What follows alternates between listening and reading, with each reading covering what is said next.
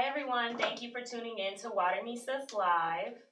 I do apologize for our tardiness, but let's blame it on the fellas, because they were not on time. We were waiting on them. So that's how we started. But I am the creator of Water Me Sis. I'm here with my sister, the co-host. Hi, my name is Julia. And our social butterfly. Hi, I'm Drea. And then we have a wonderful panel of men over here. So I'm going to let you guys introduce yourselves, tell us what we need to know, a little bit about yourselves, whoever wants to go first. Sure, I guess I'll go first.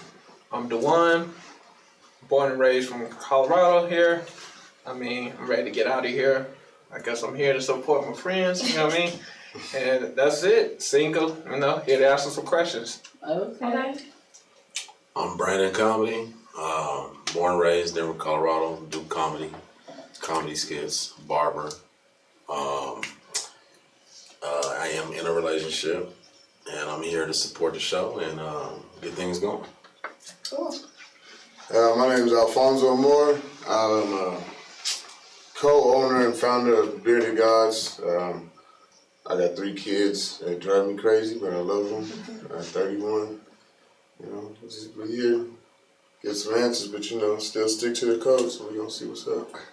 Okay, still stick to the code. Hey, he's doing there. He said What? You gonna throw that in there? Okay. Look at you. Whatever, we'll see. Can't give it away. OB, off time, part of Swain Vision, photography, video skits, probably seen a couple of them. What else? Work every day and pay these bills like everybody else do. Russell, 33, married 5 years, got 4 kids, truck drive, and just make sure everybody got food on their plates. That's good. I'm James, creator of the Players Podcast. You can check it out on Spotify, check it out on Apple, you can check it out on Instagram, check it out on Facebook, check it out wherever you be at. Yeah, check it out. Check it out. The Players Podcast, you know what I'm saying? Sponsored by Not the More, KNOTTEDAMORE. Instagram, Facebook, all that, the same thing. Yeah. But yeah, man, I'm here to get it in. And yeah, I'm married too. Make sure I put that out there. Yeah.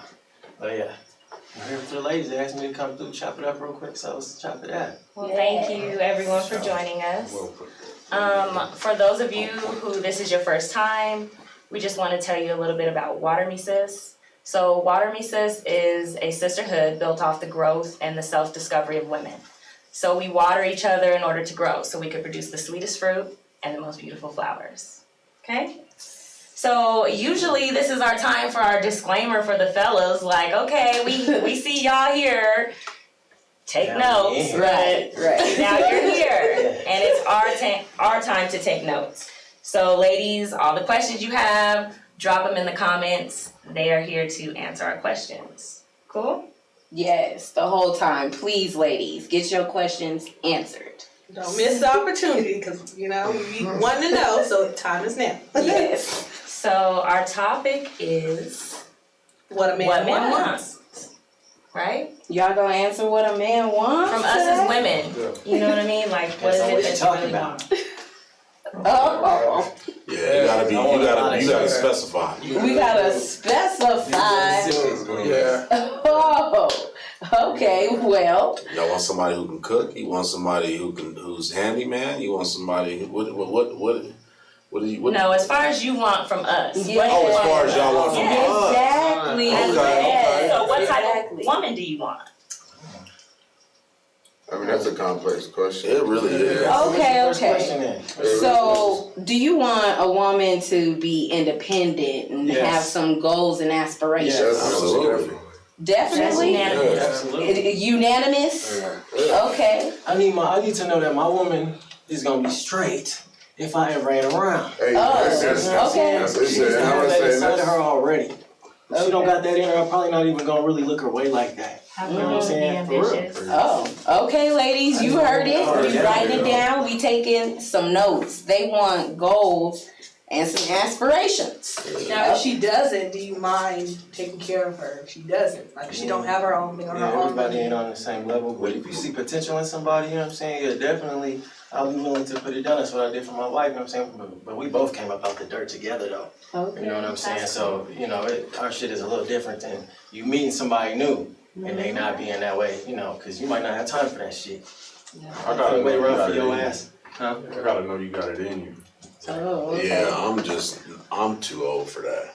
Too old for that. I ain't taking care of nobody. Okay. I'll tell you. I mean, Get come your ass on, up. yeah, get up, Let's go. get up off of it, and let's go. Man, it's 2020, man. It's like we not in 1975. You know what I mean? And women want to be able to go out there and get it on their own too. So you don't believe in gender roles, or What do you mean? like a woman cooks and cleans and does all And those take things? care or of do the you, kids like, and be at home. Yeah. I mean, we switch off and shit, you know what I'm saying? Because I cook too. Because I like to cook though. So, I mean, that's different. Some niggas just don't know how to do it. So it's like, what you gonna do in that situation? Yeah. You know what I'm saying? I see you cook, Russell. We a team and we play all parts. Yeah. I was gonna say, So you be cooking? Yeah, we gotta put That's no weight. cool. There's no 50-50, it's 100-100. Hey, Yes. but my wife cooks more I like of the that. time though. Yeah, Yeah. I ain't gonna do it. Okay. I'm sure most good. Enjoy that, Yeah. I come from a family where all the men cook, so. but. Oh, so you spoiled. Oh. In that way. Yeah, that way, like, just, sorry. Yeah. Cooking ain't my Oh, strength. That okay, ain't my thing. so- I'm just be honest with you. So what if she can't cook?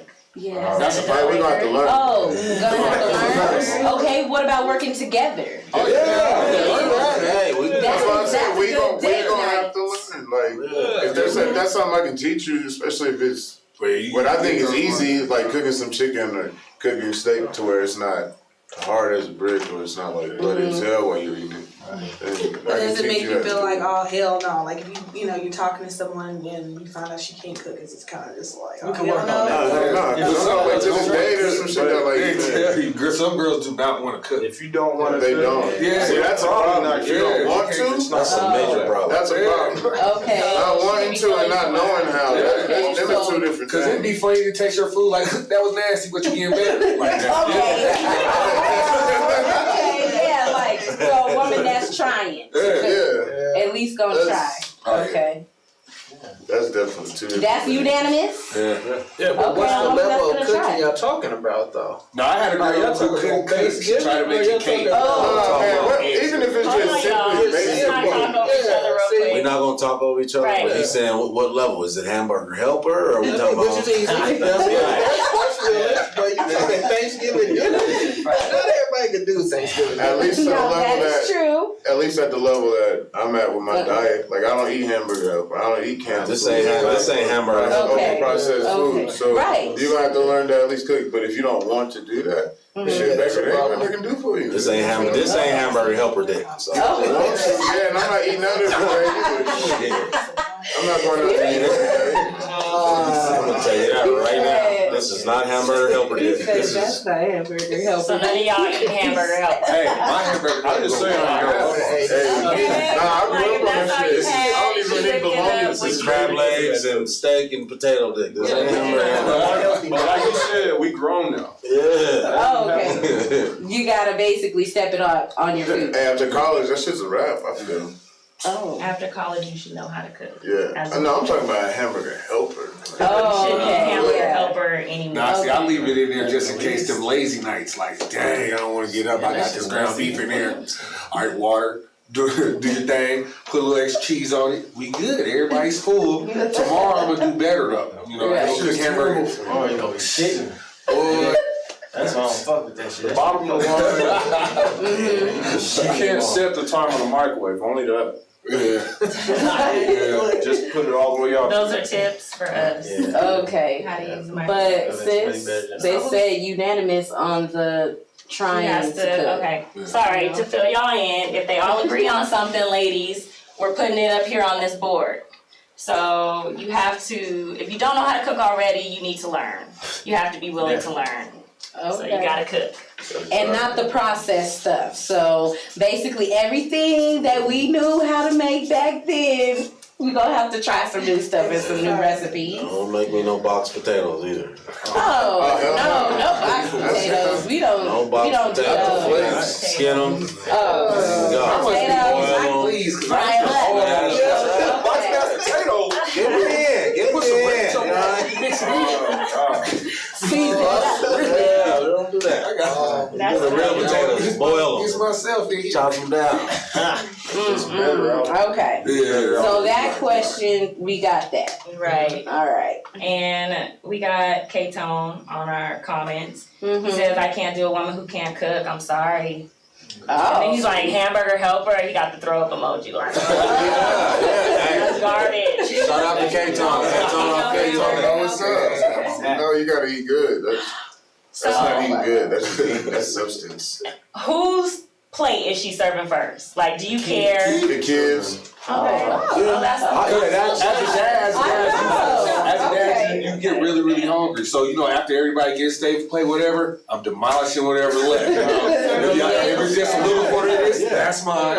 Like, Yeah. See, and you know what? People always get caught up on that. Who get the plate first? And it's stupid because any man that would get mad about getting served the plate after the kids is crazy. right. I'm saying for me, Yeah, man. Yeah. Matter of fact, if she when a woman's serving, man, she's chopping it up, putting it here, doing it. She's doing it quick, so it really don't even matter because she gonna put it all down at the same time. Right, that's what somebody just said on the comments. Misha Powell. She said, serve them at the same time. Kids and your man. Just put down the plate. I'm gonna say either way it goes, though. I'm gonna give it my plate I'm first. gonna give it to black women. Women in general, y'all multitask. Y'all do shit that we can't do it. We can't do the tell everybody to sit down, whooping, and making sure you don't burn your food, and on the phone. Like, y'all do the shit that we can't do. So, Well, thank you. Yes. We do have to. yeah, y'all shit. I'm not gonna lie. I tried it, and that shit is hard. So I commend y'all. Okay, All ladies. the women out there. Y'all hear that? Thank you. Thank you. So what about being the breadwinner? Yeah. Could you? It don't matter as long as y'all take care of. I've never had nobody make my money. I don't really care, you know what I'm saying? Whoever gets up first. I've never had on a real been with a team. woman that made more bread. Gets up first, nigga, pull me up, my neck. not that bad. We married or whatever, you know what I'm saying? Oh, let's do this shit, let's do this. Let me do my shit now too. Does anyone disagree with that? They can have a woman who makes more money than they do. Especially in Colorado. I've never experienced that. I don't know. I don't know. I haven't experienced it, but Okay. I have no issue with that whatsoever. Not at all. Okay. Not at all. So they don't have an issue with it.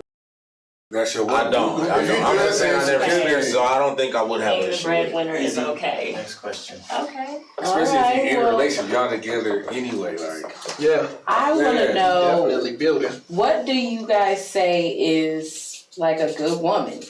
Like, what are good qualities of a good woman? That depends on the person. Okay, but it might individual. depend My man on married. person, My but man I'm married. I'm gonna let him go. So we don't talk over. I'm gonna let him do it real quick. Okay. Let him go. Well, shit, man, the good spirit, you know what I'm saying? Like, the deepest part of that person has to be like some shit you can really fuck with. You know what I mean? When you're around them when they crying and they fucked up, you know what I mean? Or even if they almost die, some shit like that. You know, when that person gets there, if you can still get down with them during that time, maybe they the one for you. You know what I'm saying? You never know. Even if they don't feel the same way back, you know, sometimes it's not them. You know what I'm saying? Mm-hmm. I'll say a good woman is loving a man through his flaws. Yeah. Whatever that may be, whatever hardship he may face, whether he high, he low, she there. I think that's what a good woman is. Right. Okay. Exactly. That's what Yeah. the To an ultimate extent. commitment's all about. Yeah. I agree with that to an extent, but if you at your low and you're doing dumb shit, she's gonna be able to correct you too. I was Yeah. just about No, to say that's the that. best. Yeah. For me, that's the best one I had. Hell yeah. Doing dumb shit. Oh yeah, if I'm out here acting stupid, You can't take going me looking crazy. stupid. And she, you know, she don't come over to my sternum, but she talks to me like she's 6'8" with 2 pistols, bro. Like, you know what I mean? That, to me, Okay. that'd be a good woman. If you're at your low and you're doing shit to deliberately hinder yourself, she gonna check you at that point. Like, man, I'm not about to be here if you're gonna keep doing that. Backbone. I think not just all right. We here. This is what we at. But I'm with you type shit. Like, yeah, I gotta have. She definitely gotta put a fire under your ass to be a good woman. So. And if you can't sit and listen to her, you just suck it, nigga. Cause she the one that see your ass outside of yourself. You know what I'm saying? Just like it ain't no mirror shit. She get all angles of your ass. You know what I'm saying? So she catching all kind of shit you finna miss, nigga. So if you can't take it, use this sucker, nigga. For real. Okay. Yeah, that shit's tough, definitely. That shit is tough to swallow sometimes to hear about yourself. That shit is hard, but. Oh, definitely. You definitely gotta be in the right mind space to hear that. Yeah. But I mean, really, you gotta be confident in yourself. So a good, confident woman, she gonna tell you about your flaws. You know what I mean? She gonna pick you up when you down. Exactly. Hey, that shit gonna hurt too. It's sex. Yeah. Right. Like, damn, so you made me feel kind of small just now. Yeah. You know what I'm saying? Like, nigga, you doing all this shit, we ain't got no money. You can't self-reflect. That's what you need. Yeah. If you can't see it yourself, that's exactly what you need in your life.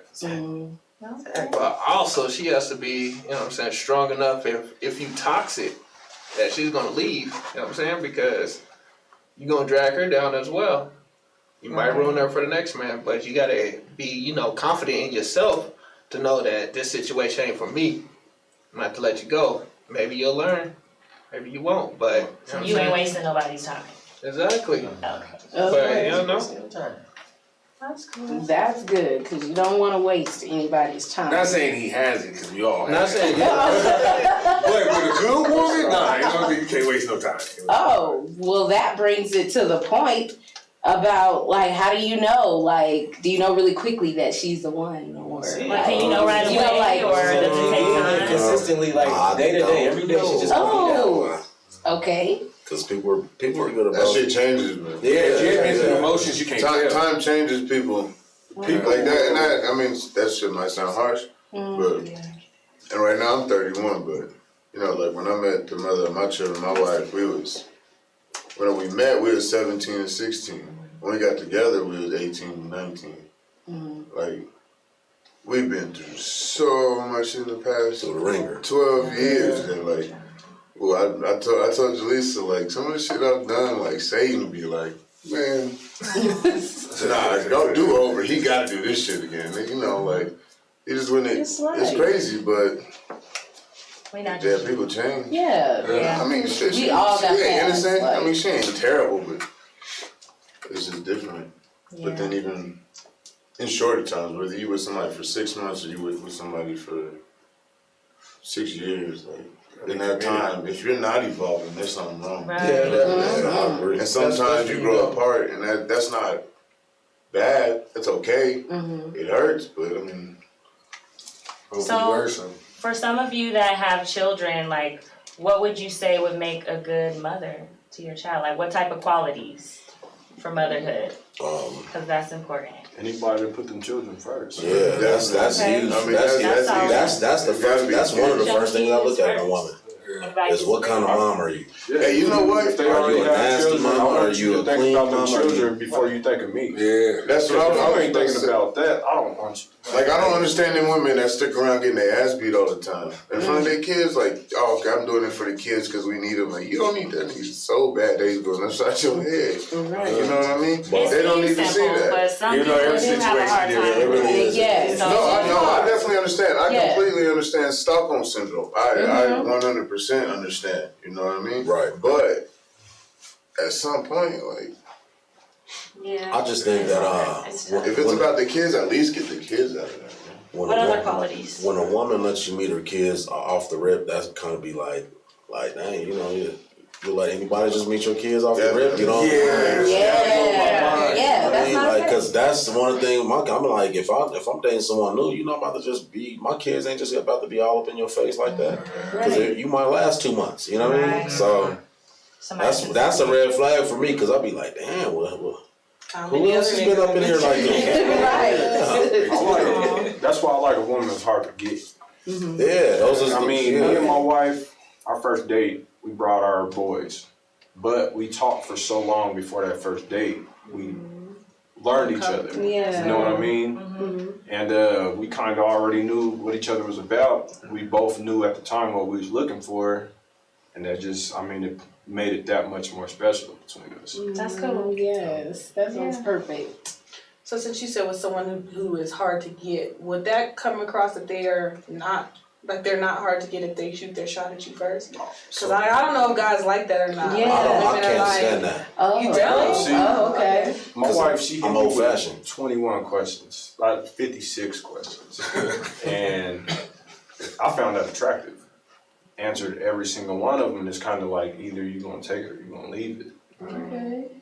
I think that it boils down to where you're from too, though, because women that are from the South, they're more aggressive than women. As hell. Really? Yeah, I don't have a woman from the South come up to me and be like, "You are chocolatey," and I like what I'm looking at and all. I'll be like, Oh. So, a woman from the Midwest or West Coast or even they not, but a woman from the South will let you know what it is. So do y'all like that or not? I don't personally. It depends on how it's done, because some girls, like, they think just because they're girls, they can come and talk to you and just be like, yeah, I'm a girl, dudes holler at whatever. like Here I am, like, hey, get off me, girl, you gonna rip my shirt. I like when you're exclusive. You know what I mean? Be exclusive. Let me show interest, but then let me chase. Okay. That's dope. Mm-hmm. Now, once you chase her and she's saying she don't want to give up the goodies, then what? I'm done. You're supposed to you're supposed to be asking for the goodies anyway. If you just met her. Man, I'm gonna be honest. We grown, right? To you. We are grown. Sex is important. It really is important. At this age, but not in the beginning. I don't feel like it is. Why not? So we just meet up. We just supposed to have sex No, first, not and then off be like, okay, we're cool. Not off the rip. Okay, let me explain. And sex is something that we all want. Let's just be real. Mm-hmm. Okay, so we're not gonna sit here and say, well, you know what? If a dude didn't ask you for the draws, that means he's really feeling you. He's feeling you, and he's trying to get a good feel for you. But primarily, he wants the draws, though. You know what I mean? Yeah. Yeah. I mean, let's be real. I mean, till marriage. huh? Yeah. You wait till you're married. If you met a good woman and no, you gotta test drive it. Y'all gotta test drive it. Test drive it. It's No, like if I know you. that ain't even in this era. With as crazy as it is in this era, I don't even think that exists. Okay. To wait till you get married, I wouldn't do it because then Run the numbers what on if that the, one. what But if, then you end up with a pillow princess. yeah. Pillow. There's a lot of shit you can Nonsense. run into. Oh gosh, no. I just think You can't even take those sticks? Nah, hell no. You screaming and shit, so I touch you. I'm over it. ain't even that. What if it just dry? What if it just Yeah. you know what I mean? Okay, I'll take that back. If a woman is dry, it means she ain't feeling you or what you doing. So I ain't gonna say if it's just chemistry is just everything. If you got good, have you ever been in a relationship? The sexual chemistry is so dope, it'd be hard to leave a person alone. You know they ain't shit. Mm-hmm. That's what I'm saying. Sex is important. Now, if the chemistry is dope off the rip, then sex is just a bonus, right? Right. You know what I'm saying? So, question then: do y'all prefer y'all's women to be shaved or hairy? A little I like my straighter, tacos designing bald-headed. it? Hey, a little design ain't never hurt nobody. I like Give it a light Caesar fade. Hey, I like my tacos bald headed. Okay. Just don't That shit don't even matter. Hey, how As much long as hair I y'all ain't- talking Yeah. about? Hey, she's wild. She's wild. How much hair y'all talking about? Oh, Well, talking okay, about so you're It better okay. not curl. So are you okay with hair? You know? It With better not the- Hair is gross. That's gross. Oh, if it's a little bit. That's No. cool. You know, you in between. You know. Oh. I don't want it. Yeah, when it be in between, it be looking like the hair on the man's face. Looking like a shadow face. It has to be a little bit. It gotta be a little bit past the prickly stage. No, but hey, sometimes when you the girl, she does hit the hairy face, just, hey, I'm not going down there or not, but I'm still gonna eat it. you can still go there. Yeah, I'm still gonna eat it. But I'm gonna say like, hey, you need to. You can go down. Oh, we going with this. You don't miss 2 weeks shaving. I'm going to eat it still, but I'm happy about this shit. I like bald-headed tacos. Oh, okay. Bald-headed tacos. Okay, ladies? Remember Is that that. unanimous? Hashtag that. Bald-headed tacos. Oh, no? Okay, no. Okay, that's If they like bush and hair, that's cool. It can't be any But I know longer than this, but that's 70 bush. Hey, man, hair holds sweat. It'll be like this though. okay. Hair holds sweat and odor.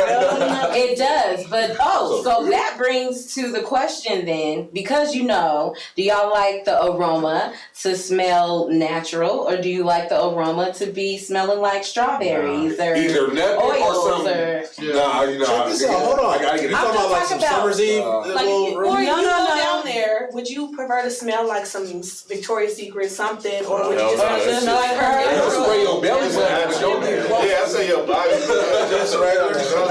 Now, what is that suave body wash y'all wash up with? They be having different scents to it. Now that's cool to smell. Suave body wash. You squeeze into the What you loofah. lick and do after you put on cologne on his neck. Do you use a loofah? Don't do that. Yeah, you squeeze it into the loofah and scrub. You can still smell the body wash. That's dope. But see, But nothing added. Nah. That's what I mean. Don't Like, hit it That's with what you like James? that. If I really like you, you know what I'm saying? I more than likely like your smell. Like my wife, for instance. Back in high school, nigga, when I used to walk into her room, The room. Had a flashback.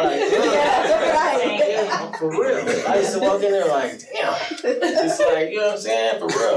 Like, it was an experience. You know what I mean? So I don't really need you to have on the spray. But some of them sprays do be smelling good, They though. really do. Just on your body, so put that shit down there though. Yeah, I already like your smell. You know, Nobody likes an odor. If you gonna smell like Amber Romance, smell like it everywhere but down there. They got a lot for real. That's funny. Okay. Where y'all at? So Because right, talk about the Amber Rose. It just don't smell like it down there. Note to self for everybody: don't they like it to smell natural? Yeah, you throw your pH off. I'm telling you. Oh, yeah. Ooh. that wasn't like exactly. So we are going to go to a break and we'll be right back with Water Meets Us Live. Yeah, too. Hi everyone, thank you for joining in to Water Meets Us Live. We're having some good discussion with our men here and we're just asking questions. Anybody in Water Meets Us have any questions? Yes, we did have some people tapping in. So Renee says, is it a problem if your girl goes and hangs out? Like go to the club? Do you have a problem with that? Yeah, how late can she stay out?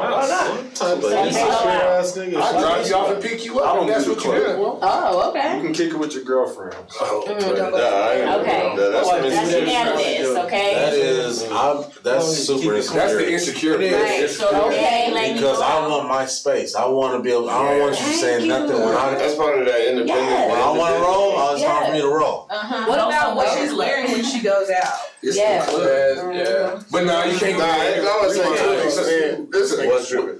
To an extent, I know it's the club, but nah. This You want to wear, nigga. I don't care, nigga. I can trust my woman. I don't You care. look good. Hey, it ain't even. No No, nigga see, take my but woman. it ain't Unless even you about. physically take her, and if you do that, you gonna have problems. See, and that's my whole thing. Period. That's the whole thing, especially if I'm not Yeah, there. to do I don't want to get that call. You know what I'm saying? Like, and I'm 20 minutes away. That this ain't gonna touch you, and because he felt like you was feeling him because you was dancing with him, and That's why if he liked your little dress, so he lifted up your dress, whatever. Like that shit.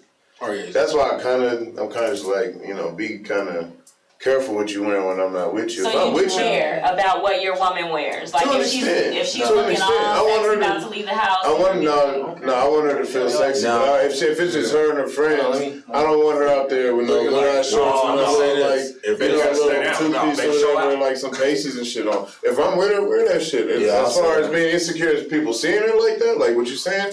That's not a problem with me at all. But if you out there with your friends and you go into a big ass club like that to me, like that human trafficking shit is too real. Not only that, but niggas is brave. You know what I mean? I've had some friends. Obviously, we don't even kick it no more. That I've seen do that type of shit because they felt like, they was drunk, so this girl was feeling it, so they got all rough and whatever. Like I'm just not. I know niggas That's do why that it's a shit. gun in my wife's car. I agree with that, niggas though. do this shit. Yeah. When you with your girls, you can wear what you with. When you with me, I feel a little bit better about that because I want you. If you got it, flaunt it. You know what I mean? You got it, flaunt it. But I'm right here making sure everything's going the way it should be going. I'll be the dude in the back with the drink, mean mugging everybody. Go ahead and spin, man.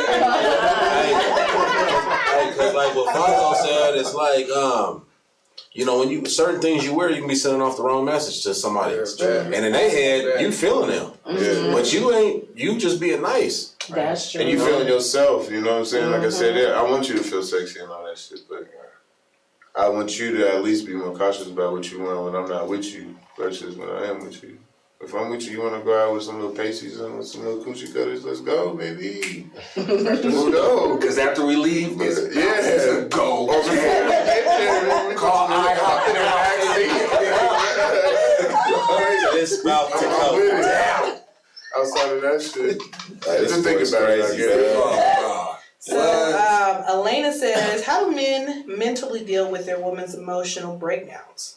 Man, y'all are crazy as hell. I got some y'all's ass. That's how we deal. I had to deal with that, like the mental breakdowns. Like sometimes you really just have to just force yourself to do something you've never done before, and that sometimes is sitting and listening to her go through this breakdown. So after you do hear your girl go through that breakdown, you have to come up with a game plan. Like, all right, this is what we're gonna try to do. Like, I understand this is what happened to you, but I'm here, so this doesn't happen no more. Sometimes girls are going through those mental breakdowns because they're not reassured in the person that they're with. So stuff seems scary or confusing to them. Yes, break down. But after you're done, I'm gonna sit here and talk to you how we can fix this so this doesn't happen again. I like how you I said couldn't say it any reassurance. better. Because girls do like reassurance. Yes. Hey, but that, honestly, that's just kind of hard. Cause I told my girl, I told her the other day, like, you're a psychopath. And I mean that shit. Crazy. But it's because, like, at one moment, it's like, she's like, everything hurts and she just wants me to love her and she just wants me to talk to her. The next minute, it's like, man, fuck you. You the biggest reason this happening. Like, stop talking to me. It's like, alright. That's when you gotta Like, look who am I dealing with here right She now? used to, Like, this is when you gotta look at the you know, like, moms and everything like that. Like, are they used to just operate? Because some girls are like, their family acts a certain way, and they believe like that's how they should act, like argue with you, yell. And I'm like, why are you doing this with me? But when you go around their family, everybody's Hey, that's that's crazy. definitely drives. That's definitely. Hey, you don't have to. I definitely suggest you. Yeah. Before you marry anybody. You're free. So to that, like, what if she does come from something like that? Like, are you willing to at least work with her? Hey, Because At least try. no, you don't want to deal. Nah, I don't like arguing. Right. To I a mean, certain extent, don't like but if you just crazy like Like that, that's you, and but just some keep girls, going, that's them. They are. and that's not me. Hey. So I'm just saying, a woman that put gasoline on the fire, that can turn into a bad situation. Yeah. That just, you know. Especially with me. They If poke you want to me be in the petty, head. I'll be petty as fuck. Don't touch me. For real. Okay, Hey, we can go any way you want to go with it as far as that goes. But I know, like I said, some women, if they feel some type of way, they'll just like throw jabs. Just until you feel the same way they do, and that don't help. Like throwing the ball I can't be back and around forth. nobody. Yeah. Like, oh, it's in your corner Yeah, now. Oh, it it's just in don't- my- I can't be around you throwing jabs. Yeah. That gets But you. it's- You like me. If you sitting there pissed off, That you're gonna be shit pissed by yourself. And I used to be an asshole. But I used to be an ass where I'd be like, it's been 30 days all day already. 30 It's already that time of the month. 28. I 28 days. used to be a dick. Right. Put it just out there like It ain't even about the 28 days. Women, y'all are just off the chain. You don't even gotta be on your period. you don't. That shit Listen. tightens it, but you don't. From my mom to my woman to my daughters to every woman that y'all all have y'all issues in some shape, form, or fashion. No offense to nobody listening, but y'all do, and y'all can admit to them, and some of them y'all won't. But right. y'all go through some stuff that we don't understand, and we don't even try to understand. I mean, I think It's it's the hard same to with know. men because It's I a mean, I growth think that process, men go through stuff and we're not gonna understand. But it's different though, because we're not really meant to be emotional like that. Right. True. You know what I'm saying? We don't. Yeah. I mean, me and That's how we was raised. I don't know if we were meant to be that way, but that's how we was True. raised. Well, no, I'm not saying that. I'm not saying that we're not meant to be emotional. Not as far as not being able to express ourselves, because those are two different things. Because just because a man's masculine and he's alpha, he shouldn't be able to express himself and say how he feels. That's not what I'm saying. I'm saying we're not meant to be the emotional, and we can't come to your level. You know what I'm saying? A man still has to be a man through all of that. So even when y'all waving like this, we still got to be right here. Y'all can wave and do this and wave and do that. We still right where we supposed to be at. So that's all I'm saying. We start doing that. We start kicking holes in walls and shit. Now it's crazy, you know what I mean? Now it's like, now we're emotional. Yeah, Kicking holes in walls, that's emotional. See, I don't kick holes in Then you gonna call your I shut down. Sat here and punched a hole in the wall. That's how I feel. Hey, I but don't it's- want to break up my own shit. Yeah, I shut down. Break I up stopped shit. talking. I stopped replying to messages. No, that's people an example. people will call you like, "Hey, where's he at?" Like, I'm too I big, I'm was not that completely. house. Yeah, I go off the grid. So Like, there's no coming back from that point? Like, What's that? no, you can come back. Not at that moment. But at you that come moment, back after moment. tearing stuff up and Oh trying to no, straighten I'm stuff not up? expression. Not It should saying not go get tear to shit that. up. I'm just saying like if a man was to get or when a man gets to that point, it's usually a really insecure dude to where he's tearing shit up Right. and putting holes in shit and knocking shit down. It's like that's him being emotional. But if you got some sense like me, you might catch me doing this, like, you know, I'm ready to rock some shit. But at that moment, just like O'Brien said, like I kind of shut down. And I either have like this really like hysteric laugh, like Oh, see, All right. that's right there. or I just kind of just walk away and I won't say nothing. I don't care if we in a restaurant, we can be in the park, we can be in the house. I'm just walk away silent because I know like inside my feelings are really hurt and I could really do some shit that I regret at this point. So I gotta process it. So you know your limit. It's time to walk away. It's time to definitely. do something else. Yeah, 'cause I get girls that pick at you like, "Oh, you quiet now, so you mad?" Like, see, and don't push me. Don't push me. Don't do it. Right. Don't do it. I just want to read a comment real quick. Kai Taylor says a woman is supposed to be your peace, but still strive to do better. Kai Strive to Taylor, better your flaws. you're a smart woman. You're a smart woman. Yeah. So she's supposed to be your peace and better Yeah, your flaws. because I say it all the time, man. It's in this world, man. It's crazy, especially in these times. So to go home to nothing that's not peace, shit. So how long are you going to be patient? You know, can you be patient? Can you teach someone It depends. to It depends learn on what that you're doing skill? while you're patient. You just can't be sitting there waiting. Now, if you're patient and you're working with this person while they trying to get it, yeah, with anybody, you're gonna hit a point while being patient. You're trying to wait for them to come to themselves. Yeah, you gotta decide if you're gonna leave or not, or you're gonna choose to still be patient. Yeah, and just sit there and wait for them. That's two different things. Like, don't be patient and just think that's just I'm gonna sit back and just wait for this person to do them. That's not the case. Be patient, but be working on what you're waiting on. Because yeah, ain't nobody gonna go get it for you. And that's where a lot of couples mess up. They look at the time behind them and think that's just deep love, and it's not. Yeah, So you're just wasting your time for like 8 years. yeah. That's called being that's called being loyalty. Can't even talk. Being loyal to someone in a relationship, and you're kind of being a prisoner of your own loyalty. So it's like you are in there in this situation. That's like somebody being together for 10 years. Well, they can say, well, we've just been together for 10 years, but neither part is happy. Ain't nobody happy. You've been miserable for 7 years. Yeah, you've been together for 10 years, but you only been happy 6 months out of that 10 years. That was the first 6 So it's like that Stockholm syndrome. That's what I was talking about earlier. That shit. So does it Really? matter married or not? Like, can you be with a woman for a long time and just be making it work for 10 years? No, I can I only be would with her never for do as that. long as I see progression. I would never do that. No, what she said? She said, say that again. Can you be with So is marriage important? Do you have to be married, or can you just be with somebody for 10 years and have it be a good relationship and just make it work for 10 years? I've seen it. Like, I've seen It works. One of my It does friends' work. parents. They just been boyfriend and girlfriend forever. No rings, no nothing, but they're still together. I've seen homeboys whose parents were together but no longer are. I'm like, why should that stamp solidify you guys being together? Granted, I can see if you want it. Yes, you want to do this. Yeah, we could do that. But if it's never an issue for either person, why should you mess up something that's So already... what if it is an issue? Because a lot of women that I know want to get married. What? Well, make her happy, Blue. Have a party. So It's really, That's where y'all got to figure that out. You need to be somebody wants to marry. I think that a lot of women are in love with being married, but they don't know what it takes to stay married. But They you don't have wanna to be married to have They're a just long in love with saying, Yeah, I feel like a lot of women don't understand that shit. yeah, they don't understand marriage. They just want to be able to say, my husband. I'm not married. I'm married. Yeah. Right. That's That whole my husband husband thing Like, don't before you touch say this every nigga. sentence? You gotta My work for husband. that. My husband. Right. You gotta Okay. work for that. I can Like answer. I told my wife this forever. I can answer that question because I was with my ex for like 12 years. We never got married. I was content. You know what I mean? And then after a while, she was telling me she wanted to get married. Stuff had, transpired.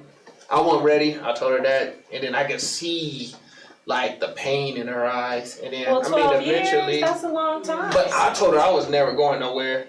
But she wanted that commitment. I didn't understand because I would say I was insecure. I was looking at other people like, all right, their marriage failed. Shit, that ain't true though. But shit, I I never didn't lied see myself that. to nobody else's shit, nigga. They losing over there, fine. I'm still working now. I know, bro. Do you have some good examples though it's gonna of take a lot people for me who to are get married, married though. that are older? Do you have That's good what they examples do. to look at? Oh yeah, Grandma died with my grandpa, you know what I'm saying?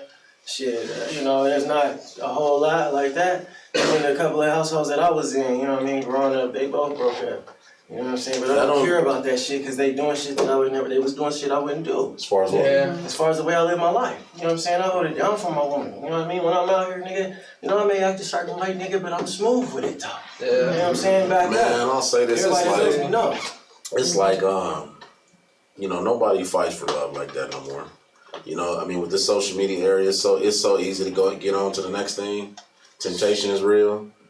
I think that marriage, people that want to get married and want to stay married, it takes time and effort. A lot of people ain't willing to put that in. Right, from both sides, yeah. So people get complacent with marriage. From my own personal perspective and opinion, like people get complacent because that's like, I don't know which one of y'all said it, somebody was together for 12 years, they never got married and it works. That's me. Okay, and it works. Because I've seen people never get married and they've been together 15, 20 years and it works. And then you see somebody get married and they be together for 5, 10 years and it's over. You know what I mean? And so what if she's pressing you to get married and you're not ready for that commitment? How long? then Don't do it. I have to convey that. I have to convey that. But spiritually and morally, that's where we're at. It's monogamy. It's about staying with one person and being committed and being married and living your life right through God.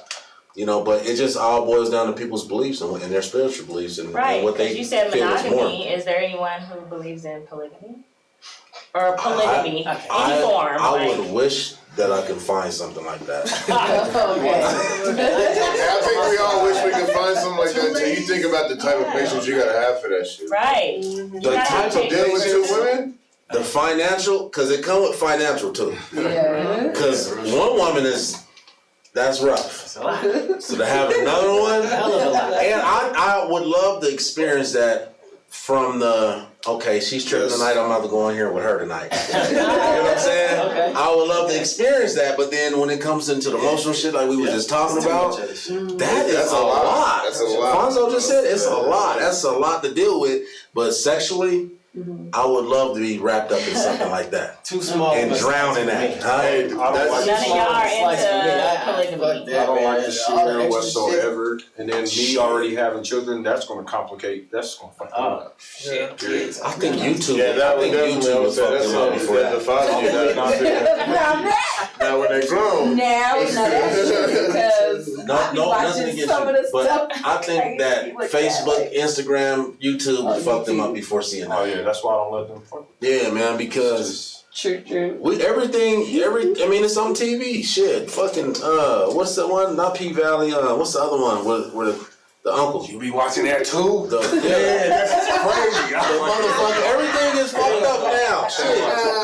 So you don't know? No. If my kids came in the room and was like, "Daddy, okay, I see mommy, but then who's she?" Yeah. I'm gonna just say, "Hey, go get your cereal. Go make some cereal. Get out of here." So let's read some comments real quick. K-Tone said men get emotional too, but we have to learn how to control them better than women. I agree. So figure that Well, out. that's what I'm saying. That's why we just said. That's We what can't go I around said. tearing shit That's why I up. said a man has always got to be here, K-Tone. So then a woman is gonna do this. There's days that a woman, y'all should, like she said, reassurance. Y'all need reassurance, security.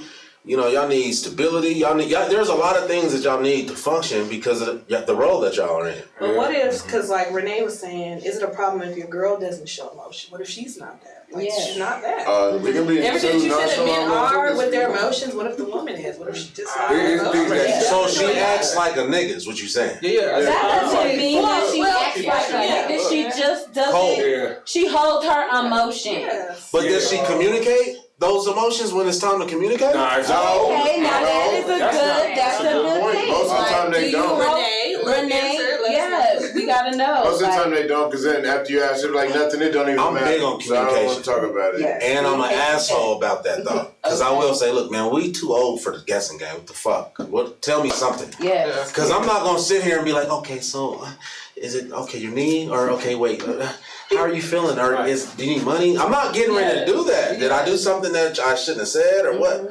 I'm not getting ready to play the guessing game. We got to communicate. I don't guess. I give it 20 minutes and you're going to find out. You're going to find out. Elaborate. How? It's going to show. Okay. I mean, I've been married 5 years. I've been with her for 7. So I just know how she is. So then your woman communicates. What he's saying is with a woman that's just, like I said, she's like, it doesn't matter. Oh, yeah, Don't we worry have about to. it. That's the only way. It might take 20 minutes, and then she's going to let you know. I kind of want to ask y'all a question on y'all show, but I would say that What is it? I would say that What situation with me is too, though, has been the same way. Like dealing with a girl who doesn't really have emotions. It's not breaking through to get her to show every emotion. It's just getting her to get comfortable with you to show certain emotions with you. Because I don't show emotion at all. I'll bottle it up, throw it in a bag, whatever. But I've been with a girl who's talked to me and like got me cool with tapping into that side where you're able to tell a story that you're not talking to other people about it. You really are able to explain why you do act a certain way because you done or able to dig into that emotion with that person. There's some homeboys that I've never ever had an emotional nigga. I'm crying like this, bro. There's some people that you don't talk to like that. Right? Yeah. If she's cut off, it's for a reason. Now, if you're able to open that to get her to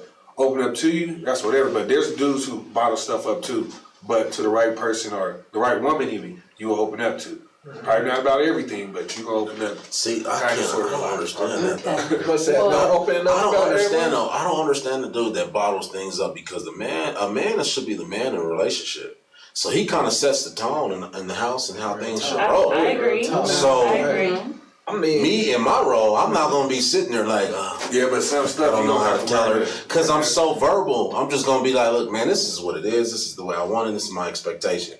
You can tell me your expectations, and if we can see or meet a common ground on that, then we can roll. But I'm not getting ready to sit here and be balled up. See, for me, I have to for a minute. I try to figure out my words. Yeah. Try to figure out how you want to spit it out there because I might just say something that's not even right, not even how I feel. So I'm gathering my words because this might be the end if I spit it. Yeah, I was gonna say, because if I speak directly from emotion, that shit's not Yeah, gonna because turn there's out been well. some situations where you do bottle things up, but then you realize sometimes, like, man, I was mad for no reason. Yeah. Like, sometimes you do just need that reflect time and, like, all right, I'm gonna hold this in and still deal with the situation. You know, even though a situation does not happen because you complain about it, does not mean the situation still does not happen or get done. I agree. You know, so I agree. But there's a difference between reflecting and there's a difference between reflecting and there's a difference between just not being able to set that tone as a man. Reflecting is something that we do on a daily basis. It requires skill every day. Everything that you do is a reflection before you say it. Yeah, so it's like, man, you got to just be able to set the tone and take control and be that man and say what you feel. So you saying right in that moment, off the rip, you can just go ahead and say exactly how you feel, exactly how you mean, right then and there? I'm like that because I don't need to look for the words. I mean, everybody else is different. It's not even because words. you don't want to say it fucked up. You don't want to say it fucked up. So I get that. But me, I'm gonna say it fucked up. But if I'm sitting there like, look here, you little bobbleheaded bitch, I'm tired of your shit.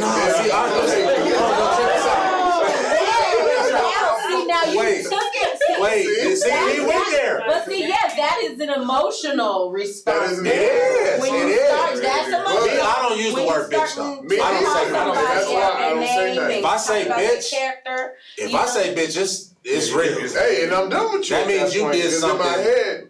But horrible. You can't tell me if I've been cussed out in my head. I'm like, man.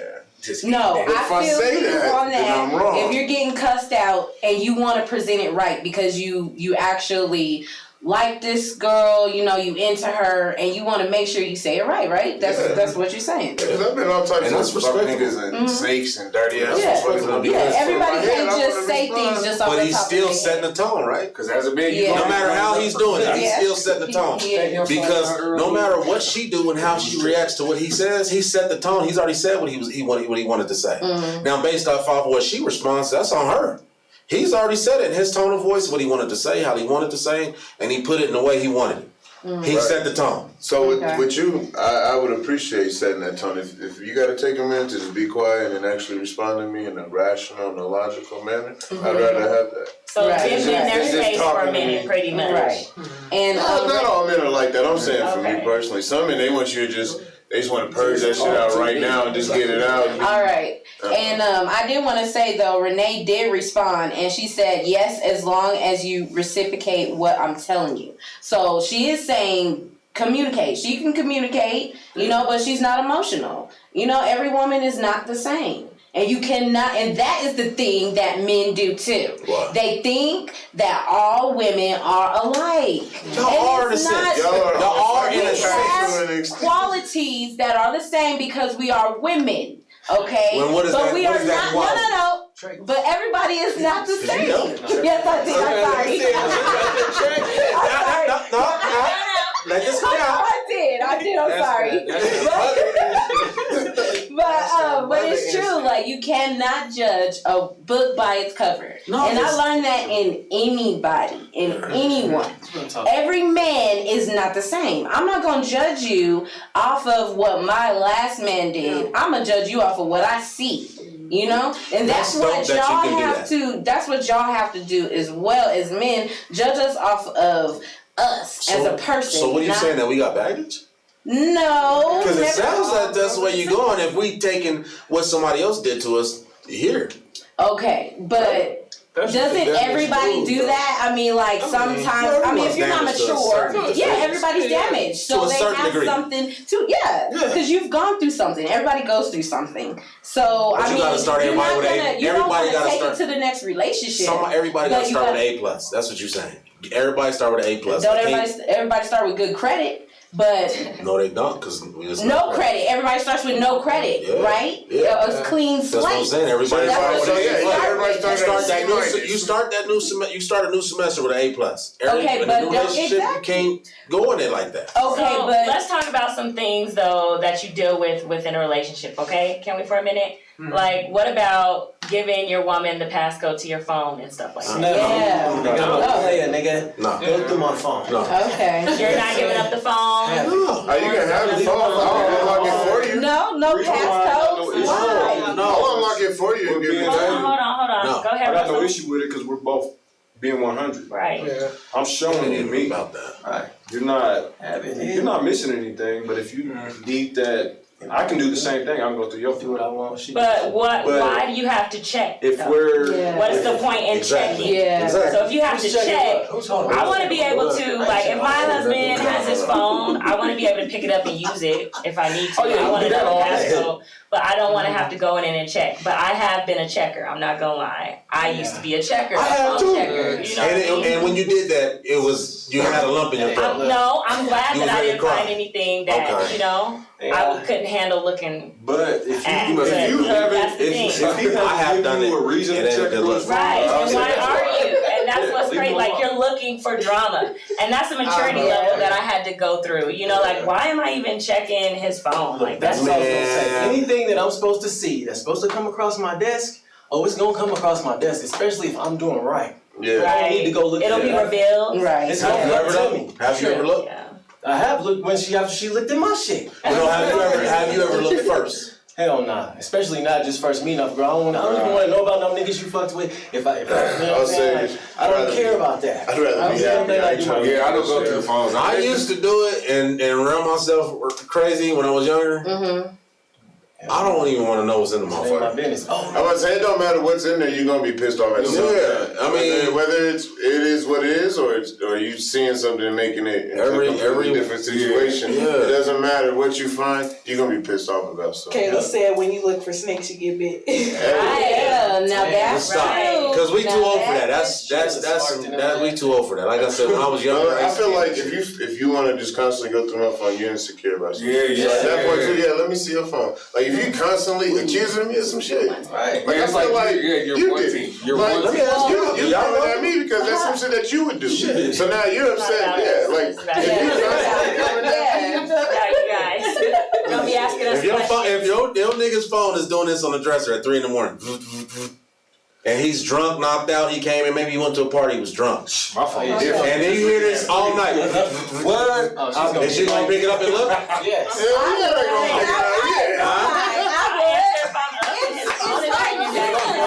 And then you feel stupid because it could be a game, like a game notification. Well, no. Like, oh. The emails do this shit all. I mean, my email do this shit at 3 a.m. Exactly, but why wouldn't you if it's like So you gotta reach all the way on the other side on the nightstand to get it. Looking at him like, No.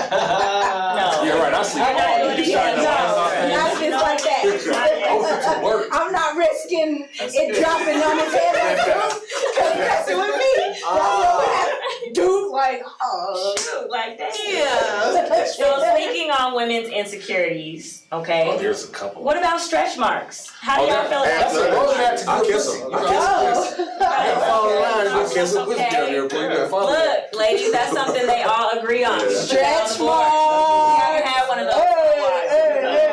yeah, I Stretch kiss him. marks are okay. So y'all I say I got to me myself to be able to. Didn't nobody say But stretch people marks was are okay, insecure about especially stretch on the marks? booty cheek. We why just is it said okay? is it Stretch marks is okay with men because in the stigma of this world, they be trying to act like you gotta look like a certain. Well, that's the Instagram chick. That's the Instagram chick. Girl, you gotta. Okay, you gotta look a certain way, be a certain size, be a certain, Just be a certain you. Hey, look, everybody, Okay, beauty be a comes in all certain- sizes, shapes, and forms. Beauty comes in all sizes. All right, we got a question. Speaking of that, Because we what's more all important? ugly to somebody. Huh? What's more important, ass or titty? Ass. If you have to, Hey, I'm telling you right now. Perfect ass. This is how important ass is. Y'all ready? Yeah. Let him know. A woman can have no face. She can be a 0 in the face. Oh. But if her ass is at a we are 10 gonna look. and she got a nice shape on her We are gonna and she can dress with the ass, it's on. Not for me, but Hey, somebody listen. Not for him. I'm just saying. I'm just so. letting y'all into a man's mind on that part. I ain't gonna give you nothing else. Hey, but no, that's real shit. If she can present herself, Yeah, I don't. she gonna catch somebody. Yeah, It don't matter. And she has a good She got personality too. somebody's ass. Oh, that personality. I mean, in comparison to a cute kid, you got a cute face, but if you flat as a brick, I And don't she- want shit to do. And she don't make hamburger helper. She make real shit. Hey, she got to. She got that ass. She know how to It's cook on. steak. She gotta get you somehow. No hamburger helper. No hammer. No Okay. hamburger. Can you write that up there too? No hammer helper. Like, period. Please. Okay, so Yeah, two you might buy a questions then. Thong, boy shorts, or no panties, period. It don't matter because in the end of the day, Hold on, wait. Hold on. This is important. Oh, coming up. Is there a T-shirt with everything you I'm just just named, saying- or is there no T-shirt? I'm just saying in general, if you had to pick, that's what your girl is wearing, you rather her. It depends on like your the girl. preference. Around the your house? preference. Yeah. Just period, or just period in general. Like, Whatever she wants. you like her to wear thongs, or do you like boy shorts? I'm not Or tired of me picking her drawers. yeah, I'm not really picking They on all those. They can what's get snatched, sexy? you What's know? don't even wear They all those. sexy. All Sexy. three. Okay, Tell her so that's you okay with that? All three. Put it on. They heard it. We don't give a fuck. But so it's okay with no panties. The same thing. That's all the same. I don't care. All three. It's going to happen. I think everybody would rather you It's see a enough girl walk around with no to fall panties. It's just if I'm gonna look at. I smell Yeah, it. if it's something to look at, definitely boy shorts. I will. Okay. Oh, you like that little yeah, lace look hanging on at the ass? Sniffing panties? Oh, I smell panties. Hey, it's weird. Like, if you, how long Hey, did you you smell feel? good? That's the question. How long did you feel? Unanimous? What's the Y'all quick? sniffing I don't know. I'm speaking for me. I will smell the panties though. I'm If different. I can smell Have you you through your ever panties, I'm smelled not a fucking woman's with you. panties? No. That's the See, I'm different. Let's see if I'm I do. different. Okay. You might have That's just not- started something. I might look at you real crazy, like yeah. Yeah, if you explain it well, you know. Man, hey. you gotta be feeling a girl to smell her panties. I don't smell them. Okay, what smell are we looking for though? Hey, that's real. No, non. Hold on, listen. Every woman has. Okay, look. Now I hope they can agree to this. Every woman has her own scent, right? Yeah. Right. Yeah. You smell a woman. I don't care how much she scrubbed right here. Her skin has a smell, a natural smell that you. That's what you're looking for. Right. Her natural smell. Okay. I do a t-shirt. You know, I sniff the hell out of a t-shirt.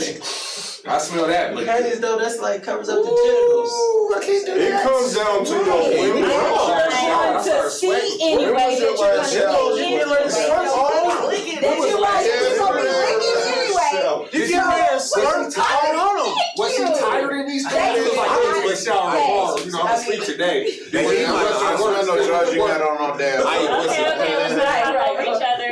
Right, hold up. All right, y'all. Well, I got another question. What if your girl want a girlfriend? I don't share. I'm not sure. Not even if she wanted another I've woman. never been in that situation. I can't answer that. Talking about, But you guys both. Hey, but every girl is y'all all got a little percentage of gay in y'all anyway. I don't care what you say. You think so? Fuck yeah. No. You know what? Check this out. Women and I don't know women. everyone's sexual preference in this room, but I will say in the natural order of way men, if a dude come out and say, "Hey man, damn it, nigga, them motherfuckers, that's fitting you good, bro. That's gay." But a woman be like, "Girl, that makes your butt look good. Girl, your butt look cute." You know what I'm saying? Y'all can do gay shit like that. That's not gay. You can. That's But not that's the thing, though. That's the percentage of gay I'm talking about. That's giving a compliment because we have had No, you can say it's okay. We've All had right, check this talk in out. water research, and all women don't find other women attractive like that. Exactly. Okay, so I can tell a dude that he look good in his skinny jeans and say that was a compliment. So it's different for men, of course, because y'all not gonna feel masculine enough to probably tell another man that his outfit. Let's normalize giving Nah, that's not compliments. true. Because if I like Black sleep, I was like, damn, what is it? No, the question was, Straight up. the girl had a girl. Straight up. Yeah, We okay, can. so I like that hat. I had a hat. on some shoes or a hat. But as far as, the way of it's course, presented. you're not gonna It's say how it's presented. as He men, can't say your it look outfit good on maybe you. it's He can't nice. say it look good on you. Right. Hey, that's horrible. What you Nah, we talk shit. Yeah, we got our compliments are like Get some ass tonight. I'm like, dude. we talk shit with I our see you, compliments. Like, man. look at them motherfuckers. You out here. Yeah, we talk Smiling shit. You trying to get some? Okay. That's how you. To me. That's how we Because get if I'm talking to a dude like, damn, man, your chest look good in that shirt. Like that shit is sweet. The fuck? I don't want to. So y'all all got a say little that to percentage. me. Like, nah. You awake, my nigga. You awake. Let's normalize giving compliments though, and that's for real. I want to take a pause and say that too, because us as Black women, we need to communicate more with each other, even when we're out and about. Okay, because we get caught off guard. Me and my sister, we'll go somewhere and we'll be like, "Hi, how you doing?" And Black women sometimes hesitate, and it shouldn't be that way. So women in Water Me Sis, at least start talking to each other. That has everything to Giving do each with other upbringing compliments. too, though. That has everything to do with upbringing. I'm gonna tell you this though. I would say I haven't really Women, dudes who y'all don't say need to what's stop hating on each other though, cause y'all do. Cause I'm gonna give you an example of I that. ain't a hater. Okay, he's gonna give us. I'm gonna give you an example of Okay. that, and y'all listen to it. Okay. A woman, like to me, I'll see a woman look finer than a motherfucker. I'd be like, damn, girl. And a girl next to me be like, she all right. She ain't that cute. I wouldn't wear them leggings with those heels up. Like y'all do shit like that. You said a y'all, don't be a y'allin'. Women. Right. I'm not saying y'all. Y'all It is a lot of. It is y'all. Because we talking about women. I'm not talking about. I can't specify it to a few 10 or 25 women that do it, but I'm just saying. But dudes, like he said, a dude will be like, man, shit, that motherfucker is hard, or them 12s is nice, or whatever. We give compliments different, but we don't have I to. can give compliments. I talk to girls who Black give compliments on girls like, damn, her ass fat. Look, like, throw the heads up type stuff. Yeah, Like this weird. I'm like, man, you got that beard in there, bro. Ain't nothing wrong with a look. If you spot it, point it out. You know? For real. Like, Did you see her butt? Like, no, push your car past, push your past. Next line. Oh, I'm with her. He said 3 hours older looking at cereal. Go look at her eyes, baby. Okay, so they like us to scout together, but we are going to take a break real quick. We'll be right back with Water Me Sis Live. Thank you for joining us, everyone, on Water Me Sis Live. We do appreciate you being here. We have a great panel of men who are giving their perspective on some things that they would prefer us women to have or do or possess, like certain traits, things that we do. No hamburger helper. We're keeping track, ladies, so just so you know. So we do have some more questions. You got something? Yeah, I'm just gonna go ahead and just get right into it. I wanna know, do y'all prefer a squirter or a creamer? Squirter. Kramer. That was the other Don't piss in my bed. Does it come out the same I mean, it is pee. Does it come out the same hole as piss? That's all I need to know. It's pee. It does not come out the same hole. It looks It's pee mixed with some fluid with creatine in it. It's you know. I like a woman that can do both. Yeah. That house is both. I want both. So you swallow that in your stool, bottle that up and Hey, she got to be versatile. Nah, I'd rather they cream and they pull back and see that shit is like dripping. Like that's what I'm saying. I want to be clean. Okay. But a creamer sometimes look like yeast infection, so I'll be like, Yeah, that's discharge. You got to I know, right? I think you smell it before you see it. I don't know. Definitely. Oh. everyone's seen a yeast infection before. Really? Yeah, that's not something I was trying to think about. Yeah, no. Beard or something like that. No, yeast infection on the person. I'm like, what? On your face. Man, when you fuck 9-10 times a day, you see some shit. I want to ask that too. Tired day. I want to ask that question too, right here. Yeah, clocking in. Man, we all been 21 years old and fuck 9-10 times a day. I'm glad you said that. That's true. Do you guys feel like you have to have sex a certain amount of times, like in a week, to be satisfied? Like, what is your range? I want to know. Like, what if she's not giving you, or if she hasn't given you any in like a week? Is that a problem? Like, how far can you guys go? Hey, for me, cause see, wifey be working a lot, you know what I'm saying? She got her own shit, so I understand that she gotta keep her shit with me, you know what I mean? Sometimes I'll be like, hey man, let's bathroom, cause you know, and then we got 4 kids. So you're okay with quickies? In the pantry real quick, let's go. I'm gonna be honest. I dig it. At this age, you know, I'll be cool with 4 days a week. 4 days a week? 4 days a week is cool. 4 days a week? Yeah. Between all the shit I do, I don't know about y'all, but all the shit that I do and moving around and Okay. It's still 4 days. 4 days a week. Anyone else? 15 hour days? Sleep. Sometimes you be like, I'm going to sleep. But I still have a sex drive, so 4-5 days a week is cool to me. It doesn't need to be theatrical, but like if you get, hey, you ready? So you okay with the side booty? That's all right? I got kids. If you can go with the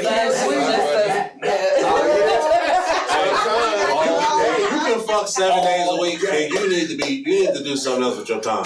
You got fuck the time 7 days a week. Every day? You ain't gonna take no sideways, man. That'll save.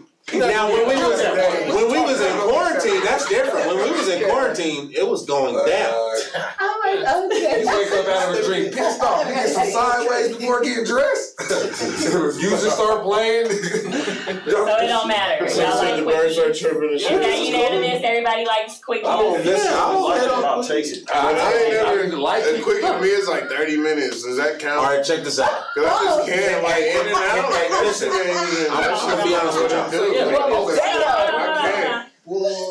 I can't. You just expect somebody, you want me to just jump in that shit and be done? Like, no. I'm not 21 years old no more. Like, it takes a little bit more. So she has to get you started, but are you okay with quickies? No, I'm saying like, I don't like to rush that shit. Okay. I don't need you to That's get me some grown started. man Like, I don't like stuff. Taking to rush your time. Man, It like really 15 is. minutes, like I'm It just really not is. getting warmed up and shit. Like if I ain't sweating, I ain't But I can't do that every time we about to do it though. Cause if we gotta I go, can, bro, because I don't know if I'm We all in our 30s in here, right? Everybody's in their 30s. Every time I get in there, I'm trying to treat that shit like I'm not about to do this shit again. A man has asked you for some ass and you was sleepy, right? Hold on. A man has asked y'all for some ass and you was sleepy, right? Yeah. And what happens? Sometimes you don't want to, but as soon as you get into it, you be like, damn, I'm glad I did, but then you go back to sleep. We don't have time to be fucking for a whole hour and a half, 2 hours every time. A lot of shit can happen in 15 minutes. You can bust 3 nuts in 15 minutes. Am I lying? Tell me I'm lying. If she's focused on Nigga, I don't see it. Y'all be busting nuts in 3 times. We be like, Oh, I ain't never you busted 3 times over in 15 there, minutes. like- I've never busted 3 nuts in 15 minutes. I'm about to say 3 and 15. You might suck because you slipping and get one. Yeah. But let's Yeah, another 15 minutes. Another 15 minutes is cool. But I think a good session is 30. You get a 30-minute session and that's good, man. Yeah, 30 The minutes. pussy is horrible. If you nigga fucking more than 30 minutes, that pussy is horrible. Hey, you practice voodoo. I want to say that. I stall it out. I'll put, you almost got it. We stall it out, but we ain't talking about stalling. We talking about straight fucking. Oh, this ain't a sprint. No, we got Okay, Yeah. well, we didn't put a limit on if it was straight Listen, fucking or not. if a nigga, I'm gonna tell y'all that if a nigga's fucking you for an hour and a half, your pussy is trash. consistently. That's not true. This is a consistent. That's trash. Taylor says for them, 15 minutes is whack. You woke me up for 15 minutes. Better wake me up for some dick. I give you some breakfast right there. Well, Taylor, I respect what you saying, and I got a gang of kids, right? But I'm telling you right now, I don't have some sessions crack off in 20 minutes. 15, 20 minutes. I'll wake her up out of sleep. We all have. Hey, if we had like a dressing room or something, okay, 20 minutes, bro. Man, check this out. You gotta be. I'm gonna give you a scenario. You gotta be working 8 o'clock. You wake up at 6:30. Between 6:30 and 6:50, you want to hurry up and get it out the way. You're just gonna to get be your late, my nigga. Yeah, that's what I'm saying. Calm down. You're gonna be late. When you got me, I'm telling her right now, if you got look, he's ready, you ready. Yeah, go ahead and tell the niggas you got a flat tire. You gonna be late. Wait, we have to read this one. We gotta read this one because I can't believe we skipped over this. Susie said, "We've established sex is important. Not every woman is a squirter. Does that mean she's not wifey material?" No. Just the attribute. There's some women that have never scored in their wifey material. So every woman don't score. Everybody don't know how to be. We were just talking about if we liked it or not. Yeah, that was Everybody don't know how to do it. That's a skill. It's a required skill for some women. Some women don't know how to do it. There's some women that only come from getting head. There's some women that only come from getting penetration. It's just different forms of women. Yeah, right. Everything I try needs something to happen. I'm down here working. my hands cramping. You better cramp. God dang it. Okay, so my question is not a sex question, but I do want to know about preference when it comes to women. Is it okay to have a woman who smokes? Smokes or what? drinks? I don't want a woman that smokes. What about cigarettes? anything. Yeah, cigarettes. No, Okay. no cigarettes. No cigarettes, that's unanimous? I prefer, if you did smoke, it would be weed. Now she always smell like cigarettes. That's Okay. different. So you can compromise on a weed smoker. Yeah, but cigarette smoke, Right. That wasn't You think it's unanimous. wrong? it wasn't unanimous. Who said no? Yeah, we actually I know was some people unanimous. who get pissed off when girls smoke I cigarettes. mean, they Like, say that on mine. yeah, They that's smoke not. cigarettes. That's the end of the conversation. No Oh. ifs, ands, or buts. I got friends who, Well, this if you Colorado, smoke a everybody cigarette, they smoke never weed. look at you, talk to you again. Oh wow. See, that type of shit, I don't care. We all got our types of vices. Yeah. I don't know, I smoke. But I try not to smell like it all the time. That's the thing, You know, not smelling chewing like it. gum or brushing your teeth, your hygiene goes into that. But yeah, sometimes Cigarette smoke. But is you gross. definitely gonna catch me walking around smelling like, straight out the dispensary. Yeah, all that. That's what I'm saying. We'll go wrong. It's kind of hard not to find a weed smoker. That's okay. Cause like, I But probably it's wouldn't okay even for know, your you know girl. what I mean? What if your girl smoke more than you? That's not gonna happen. What? That's not gonna happen That's for not your gonna girl to happen. smoke more than you? No. My girl can smoke more. Huh? You tell she's passionate about it? Yeah, like I smoke some weed. Like I I can feel tell. like I'll be like It was here. whoever is with me And don't this. have to be able to smoke some weed. Yeah, she's doing What the. if I do smoke more than you? Like That's just not gonna Yeah, I happen. can date a girl that smoke Well, more. are you gonna? But when I need to You know, you ain't gonna be tapping into his stash, right? You gonna. Yeah, that's oh no, because I'll have You'll go back to the stash and there'll be nothing. He'll be like, babe. Like, Just replace the stash. Put that on there. Replace the stash. Yeah. that unanimous? Nah, see, that's gonna make me take mine so that, cause I'll be pissed. That's why. I don't smoke. Sorry. Okay, well, If the you weed. smoke it all, smoke it all. That's We just gonna get common more. courtesy. We gonna get And more. No, but I want it right now when I get home from work. Cause I roll Oh, back. If I get home but from when you work, get home and from there work, ain't no as long as weed. you have a blunt roll for you, what does it matter? Just a blunt. Oh, you gonna take your ass to the dispensary since I'm Yeah. here now, right? If we gotta make it I got the Of kids. course, You can go get but- some more. Hey, that's fine. Just don't let me You come can't be like, home. I smoke 6, but here's 1. Can we, this part of y'all show, Did you hear that? hey, this part of y'all show, can I have 2 questions for y'all before we end it? No. That should be really easy. No. What? You can't ask us no questions. This is for y'all to answer. Just questions. before the show ends. No. Cause I just want to know, can a man have 10 kids? I mean, or never mind. Don't worry about it. Oh, okay. Now you feel bad.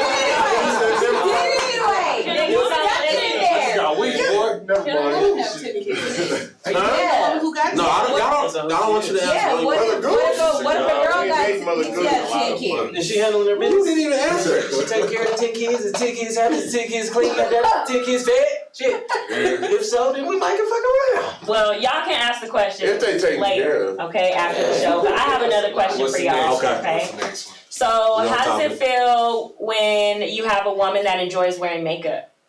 I don't like that shit. How don't like much makeup. makeup? That shit That's tears it. up What my if it's a clothes. lot? What if it changes her appearance altogether? That's what it should not do.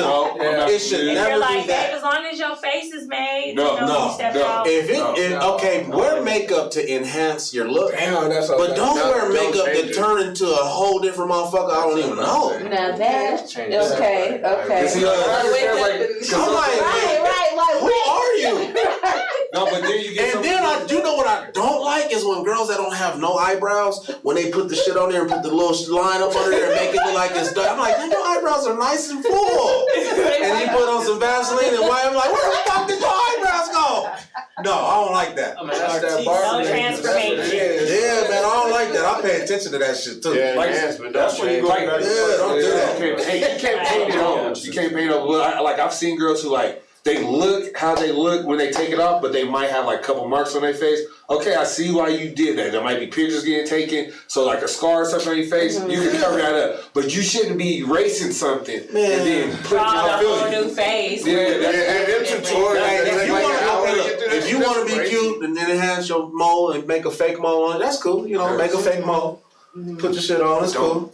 You shouldn't But don't change who you are. That's all I'm saying. Okay. That's just like just the lace fronts. I like Look, he you. like, He he's pointing at me. Hey, put it out there. So speaking of Okay. makeup, like there's been a big debate about how do y'all feel about us in our bonnets at night? Like, Oh, where? I want Yeah. Okay, all right. Take it off when you give us head though. I don't like that. Take the bonnet. When you give us head, take that boy ass shit off. I don't like that. Hey, nah, see, I'm different. Because, hey, you beautifying yourself for the morning. I'd rather you look crazy at night Man, and don't be cool give with me head. it. bonnet on, because if you wake Leave it on because I'm gonna knock that shit off anyway. So you I already just snapped it off. I grabbed it and thrown it off. yo, She don't even know it. It's gonna hey, be too so hot. either she wears the bonnet or you gotta sleep in some Oh, satin wow. Don't let it sheets change your ass. because that's gonna tear her stuff up. Nah, I'm all for protecting I'm your with hair. the bonnet. Yeah, at night, that's Protect the hair. Okay, Just take it off when you okay. give it head. We can't. So we're talking We about. can't hear. We can't He say said, don't talk like a nigga if you got your bonnet on. Right, and I said it's cool to wear and protect the hair, but just take it off when you give it head. That's all I'm And then put it saying. back on. I mean, because if you like your Nah, Wait, y'all. What? Yeah. they doing that, covering up the hair. thinking too hard. One It's minute. visual. I'm Yeah, just that's visual. true. I gotta look and see If it. you got If my head is gonna touch it, it's gonna be like, what the fuck? What? I think it's usually that silky one too. When it's That's when you sling them out. As much as y'all talk about a woman's edges, they don't want us to protect them. No, I didn't say I that. said leave it on. Put that I myself. understand what Brandon's saying, but I don't want to If look you down and ever see had Miss to wake Sealy's up with braids a while girl- I'm getting hair. So I'd rather you keep No, bro, you gotta walk over the girl. Now he's talking about a wig. Yeah. That's. But He said the plants because y'all put them in the plants. You don't want to see Them them little color purple buns, shit. I'm not trying to look Put the bonnet on. He said none of the color I'm not trying to look down and see them little buns. I don't know if it was unanimous or It not. wasn't. Hey, It wasn't. yes. So bonnet, no bonnet. It's It don't matter, preference. because if we get down, I'm knocking it off. We gonna bring back. Put it on. Draw your edges on. Who cares? If we just going to sleep with that shit on. Put that on. Draw your edges on. It's okay. You ain't never had nowhere to be in the morning. Well, it have to wait for her to get that right? No, put that on. Hey, yeah, put that shit Hold on. on, hold on, hold on. If you know we about to fuck, leave it off until afterwards. Okay. Brush your teeth. If you try to be before sexy, you yeah, get don't wear head, your too. body That's trying to be number sexy. one. Okay, so the That bonnet kills isn't sexy. No, like So that's unanimous. doing sexy that shit sex, ain't like sexy. being cute. It's cute. Nah. It's like, oh, you're taking care of yourself. But again, that's just coming off. That's like Thank you. That's Thank quickie you. sex. Okay, my Right cousin there. said his wife is sexy no matter what she got on. If That's she's wearing a bonnet, Well, shirt, she that's had what on I'm the talking lace. about. That's not true If to I'm me, looking, though. if I'm in the I don't back and have I see this fucking Supreme ones. bonnet I don't popping see right here, bro, I can't I don't see it. So that wasn't unanimous. I don't care how pretty you are. You're fucked up in the morning. I don't care. So they said they can't hear us. We have to stop talking over each other. Let's You all don't go get put some out. jam on them you know, what edges. we wanna Get the say. hell. All right. So let's talk about some more deal breakers. Okay, what are some more deal breakers? Baby daddy's still coming around. Well, what about Can't fight though. if she smashed a homie? Is that a deal breaker? Hold on, no, wait. That ain't a deal breaker for me though. For me, it is. Okay, you gonna pass up on a good woman because Back someone in she the slept with 10 day, years ago? yeah. But your homie, Right. My homeboy? somebody 10 that years It you're don't cool with. matter. Your 10 years homeboy, ago? say I was your homeboy and I said, Bo. Smash the girl that I'm with in the hell, motherfucker. No, that's ain't not. no. For me, I'm not insecure. I don't give a damn. That's not an insecurity that I have.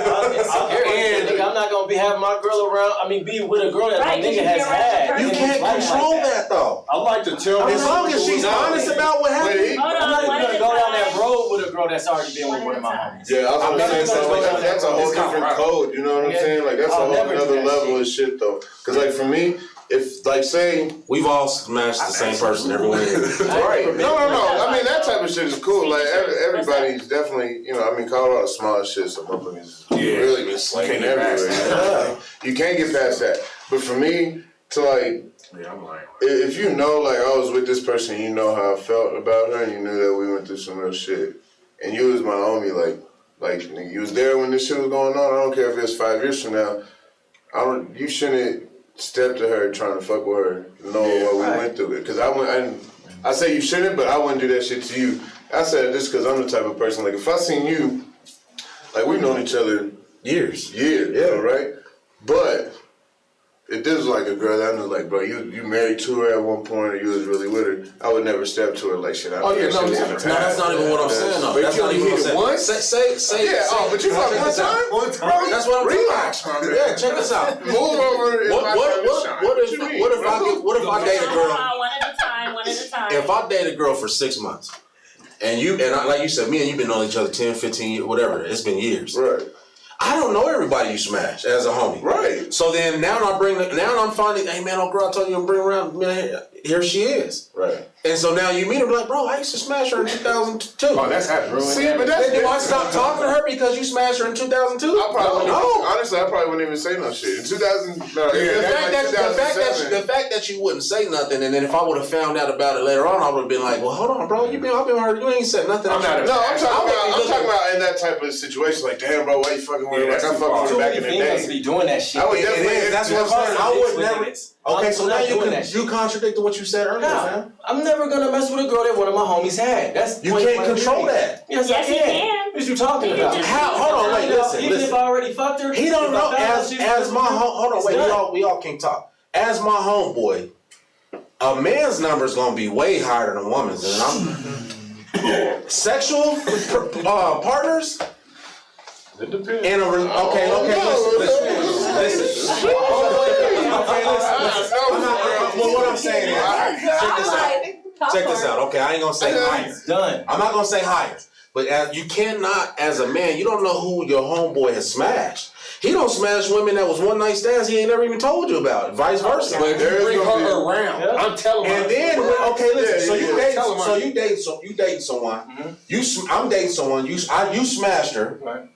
15 years ago, and then as soon as I bring it around, you're like, bro, I used to hit that. I'm gonna be like, well, I can't be with her no more. You don't say it like that, but you be like, hey, bro, before you go any further, because you gonna pass up on something. Everybody got to pass. One at a time. Everybody has one a at a pass. time. But yeah, if you can't control your pass. If your boy brings a girl around, and if my boy, I mess with her, I'm not gonna be like, hey, bro, I used to hit down, like, hey, bro, I know you with her, whatever. But back in the day, I ran into her one time. You know that's it. I ain't gonna flat like the fact that you honest, I would do this. Yeah, you grown, right. And we that's what I mean. As far as that, like, just so you know, it's something. Now it's like, hey, boy, I cracked her like a couple weeks ago.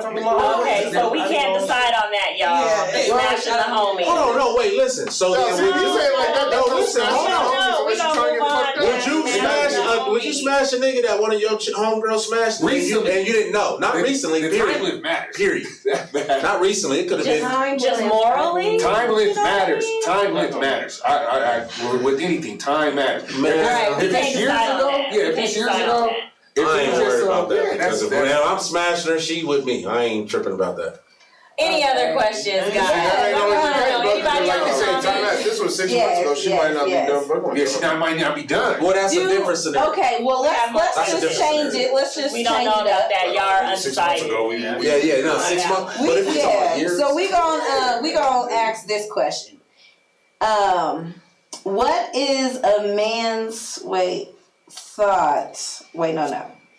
Do men have a problem spending money on women? Hell no, nigga.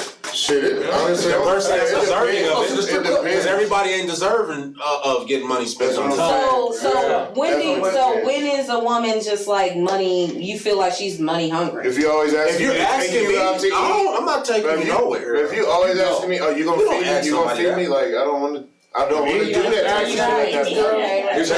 It's not about to do requires money. Yeah, like you're only here to see how far I can show you off or what I can get you along this way. Because some chicks we go walking at a party, we go do some stuff. Or if it's really not about money, sometimes hey, I want to do something, I got you this time. Because no, I'm not one of them dudes going to let my girl pay for everything every time. But if she wants to do something, she's like, hey, I got you this time. I know you're not really just looking to take me out.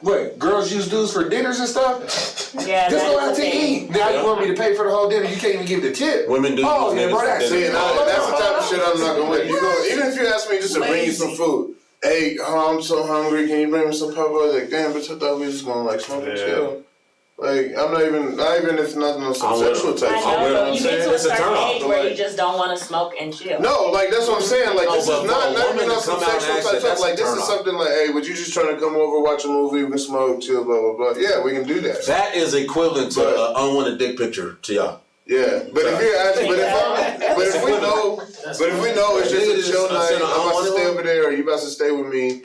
Like, don't just be like, oh well, since you're on your way, will you bring me some food? Like, or the chick. Let me chick decide if I want to do that shit. Don't invite me over to come stay tonight or to come be with you, and then just be like, oh well, will you bring some food? Or the chick that asks you to buy her a drink at the bar. You got used for a dinner. That's or that type of shit. It's a fast dinner. You go up to and be like, I know you're gonna buy me a drink. I'd rather. It happens too often where they ask you to bring that shit before you can even offer. Yeah. So like, oh, well, you trying to come over and watch movies tonight? Cool. I'd be like, oh, well, will you bring me some food? Like, damn, I can't even like, what shit did you eat? So you like women to contribute every once in a time? Show that you have interest. Don't ask. Show you're interested. Do it. Basically, we don't want to feel like we've been used. If we feel like we've been used, then we ain't gonna give it up. Because some dudes don't mind. Well, some niggas are tricks and they will give it up. Okay. There's some niggas that are like that. But a respectable dude with morals and principles, he's gonna say. Or like the females always putting in their story, like, somebody feed me today. Like, I'm not gonna spend money. Because obviously, you at work typing this shit out of you. You one of them women that call in sick. Yeah. You ain't never going into work anyway. Yeah, finish text the next. And that's exactly what it is. That's all it is. I like your comment, huh? So if you ain't like that, I'll definitely spend money on you. Like, I love giving gifts. I love showing that like I appreciate you. Yeah. You know, whether it's some flowers or if it's like a pair of shoes or if it's an appliance that I know you've been looking at or some shit like that. I have no problem doing that type of shit. I agree. Just don't feel like you're being used. If a nigga feeling you, he gonna spend money on you. Yeah. You ain't even gotta ask him. Don't make him He feel gon' like he's being used. Hey, man gonna plan the day. He'll call, hey man, I got plans. He gonna plan it. Get that cash out. And don't tell me you hungry while I'm sitting there looking at your live and shit, and you out here getting drunk with your friends, and y'all at the hookah bar, and y'all at a different restaurant every other day. But now you asking me to feed you, like, come on, dog. I'm not with that shit. Let's talk about romance. Like, of course, a lot of times women, we always say how we want men to be romantic and stuff. But is that important to you guys? Like, do y'all like that? Like, for women to be romantic? Like, No. like, do you want to walk in and there be rose petals? Hey, I To don't mind romance. That's not a problem. You just have to make sure that the guy's gonna buy into it. Because if you try to be romantic on the wrong night, sometimes you might make girls upset. Like, well, you're not appreciative of what I'm doing for you. Like, damn, like, man, my feet still hurt. Let me just take my own socks off and take a shower first before you start trying to be romantic. Like, sometimes, like, you just have to, it's a time and place for everything. She doesn't know how to be romantic or teach you to be romantic to her, everything's gonna be awkward. Everything's gonna be awkward. Sometimes chicks just want to fuck, man. That's a question I want to know for real. Do men like to cuddle after sex? Like, is that something that I don't like that shit. you don't like cuddle? Hey, I'll give you a solid It's 10 too minutes, hot. but I'm still in bed for that Maybe shit. after we clean up and shit and I'm I relaxed. ain't gonna lie, I cut my ass. You hear that, ladies? Men really don't like cuddling. It be hot. It be too hot. Hey, When it's hot, no.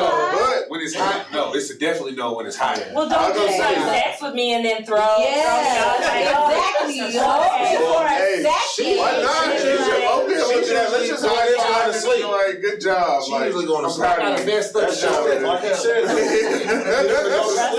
you get them go to sleep, you go straight to the shower. That's what I'm saying. Yeah. That's that. Or But hey, catch me like 2 hours later. Nothing wrong with it because your ass went to she sleep. goes straight to sleep, or she asks for a So towel. that's unanimous? No. Men No, like listen, cuddling? because then at Okay. like 4 or 5 in the morning, when it's still now it's cold outside and in the room. Why y'all don't ever go get the towel? That's what I done did But that. right after that, Baby, come here, baby. 240 pounds. Like, I don't need to That's not true. You gonna pee there like, can you bring back the towel? Like, why don't you get it? I'm peeing right now. Shit. We supply the towel. Are there any questions, comments from yes, the it says, Susie says, a few of the men on the panel are married. How serious are you about your vows? Oh shit. Hello. There we go. Ain't my I'm serious. question. I take my shit serious because my whole life leans on my shit. But, Sam? okay, I gotta finish the question because this is serious too. This is She another knows one. somebody. It says, will She's you hurt. stay with your wife if she gets sick? What if she's in a fire or her physical features change? That's the exactly what I Would you signed stay up with for. your Yeah, I gotta woman do in it. your I life? gotta do it because she done already done it for me, nigga. I got shot in the head. You know what I'm saying? I was paralyzed, fucked up, and she didn't shake or nothing. You know what I'm saying? She was there, so I gotta get You it. got you a real one. You feel me? Yeah. I gotta get it. I ain't got no fucking choice. That's why I'm so serious about my shit. Niggas be thinking I'm just playing because of the way I say shit. Nah, nigga, I'm actually doing this shit. You know what I mean? For real, bro. Oh, yeah. Gotta So, Yeah, that's Yeah. how it goes. Hey, shout out to this man's wife. That's commitment. Yeah. she's dope. Yes. Yeah. Play around about them. But not What always about like him? that. We still have another married man. That's exactly what it's about. I mean, why would you get married if you wasn't gonna do that? Like, my wife, if I get in an accident, she better wipe my ass. That's deep. I didn't even think about it like that. That's You do That's what I was saying. You got to know. So can you have that type of commitment in a 10-year relationship versus being married? Yeah. Oh, yeah. Can you expect someone who you've been in a I see relationship for 5-10 years, if you get in an accident, she'll still stick by you and wipe your ass? She ain't wiping my ass. That should be the Okay, so they're married men and they're Yeah. saying that their women are down for My them. wife's already done it. Yeah, that's because They'll that's wipe their wife. I don't ass, have a they'll, wife. you know, I got a woman. ice chips. No. I got a woman, but I don't think that nigga she in the gonna club stick don't like around and that wipe my woman. ass for the rest of her life. Yeah. Hey, she Okay, done well, I for She's think not that my might wife separate though. some- So She might she's in her be 30s. We might live to see 80 something. So she gonna spend the next 50 years wiping my ass? Yeah, I don't see that happening either. Let's Say be that to real. be honest No. with you. It might last. She might try to put on, oh yeah, family, I got it, for like the first year. And then after that, you gonna be getting dick down from on someone on the side. No, I think loyalty is everything. Yeah. Man. That's how you see it. but I that's don't think not that you how have to that's have the not a lot paper of to women. say that you're gonna be committed to Nah. someone and take If a care of them. motherfucker paralyzed, you gonna stay with him. We ain't, and none of us live to see 60. Yeah, right? we You gonna stay with him till you 60, and not get nothing from nowhere else. I mean, I'm sure we would have that conversation and be like, hey, I'm satisfied in some other areas. If you can't do that for me, let me, relieve Go get myself you a over here, side but I'm gonna nigga. still take care of you. What if You would it's go a get a woman? side nigga. What if I desire the affection of a woman? And he's okay with that. Told you I And he's should've over got here the girl paralyzed. first. I told you I know what should mean? have got the girl first. I just want to watch it. She's getting ready to leave you. Okay, so we haven't even been able to make it through all of our questions. Well, But we are out of time, okay? Oh. Yes, we are out of time. I want to thank you, gentlemen, for joining us today. I appreciate you. We'll do a part 2. Yeah, Yeah, and part we can two. finish some questions if you guys like. We'll be quiet next time. Okay. But it was Be on fun. though. time We had next fun. time. How about that? We had fun. All of y'all, man, get it Hey, I together. was here. But at the same time, let us know, ladies and Water Me Sis, if you still have more questions or you'd like to do a part 2, let us know. And did our panel of men actually do a good job answering the questions and giving us some insight on what they want as a woman? So I do want to real quick go back and read what was agreed upon so far that we have. So they want a woman who has goals and ambition. You got to be able to cook. So if you don't know now, you need to learn. When you're serving food, you can serve the kids first. That's important to them, but you can serve us all at the same time. It's okay for you to be the breadwinner. That's okay. Put your kids first. They like women who, if you already have children, care about your kids first before you put your love into another man.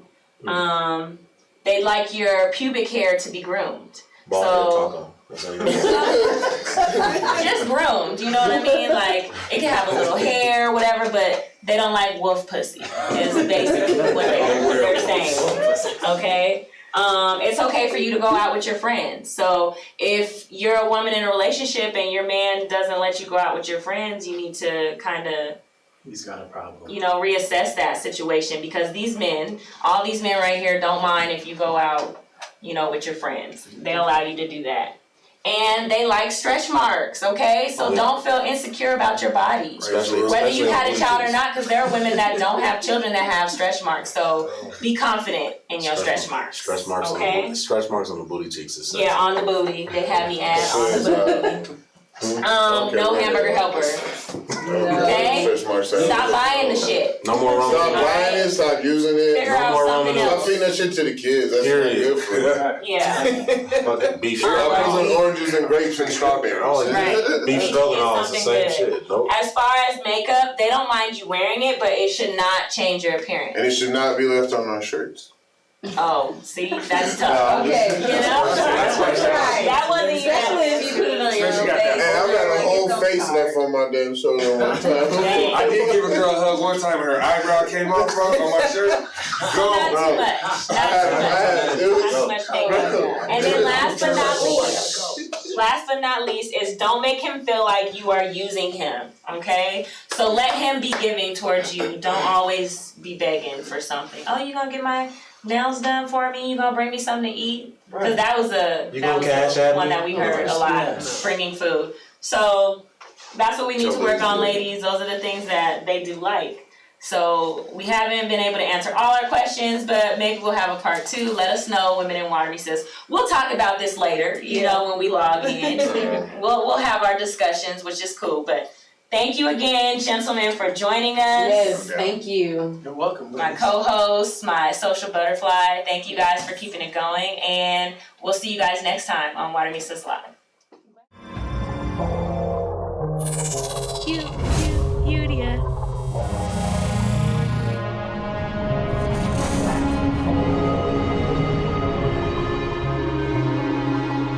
You are now watching Planet Udia.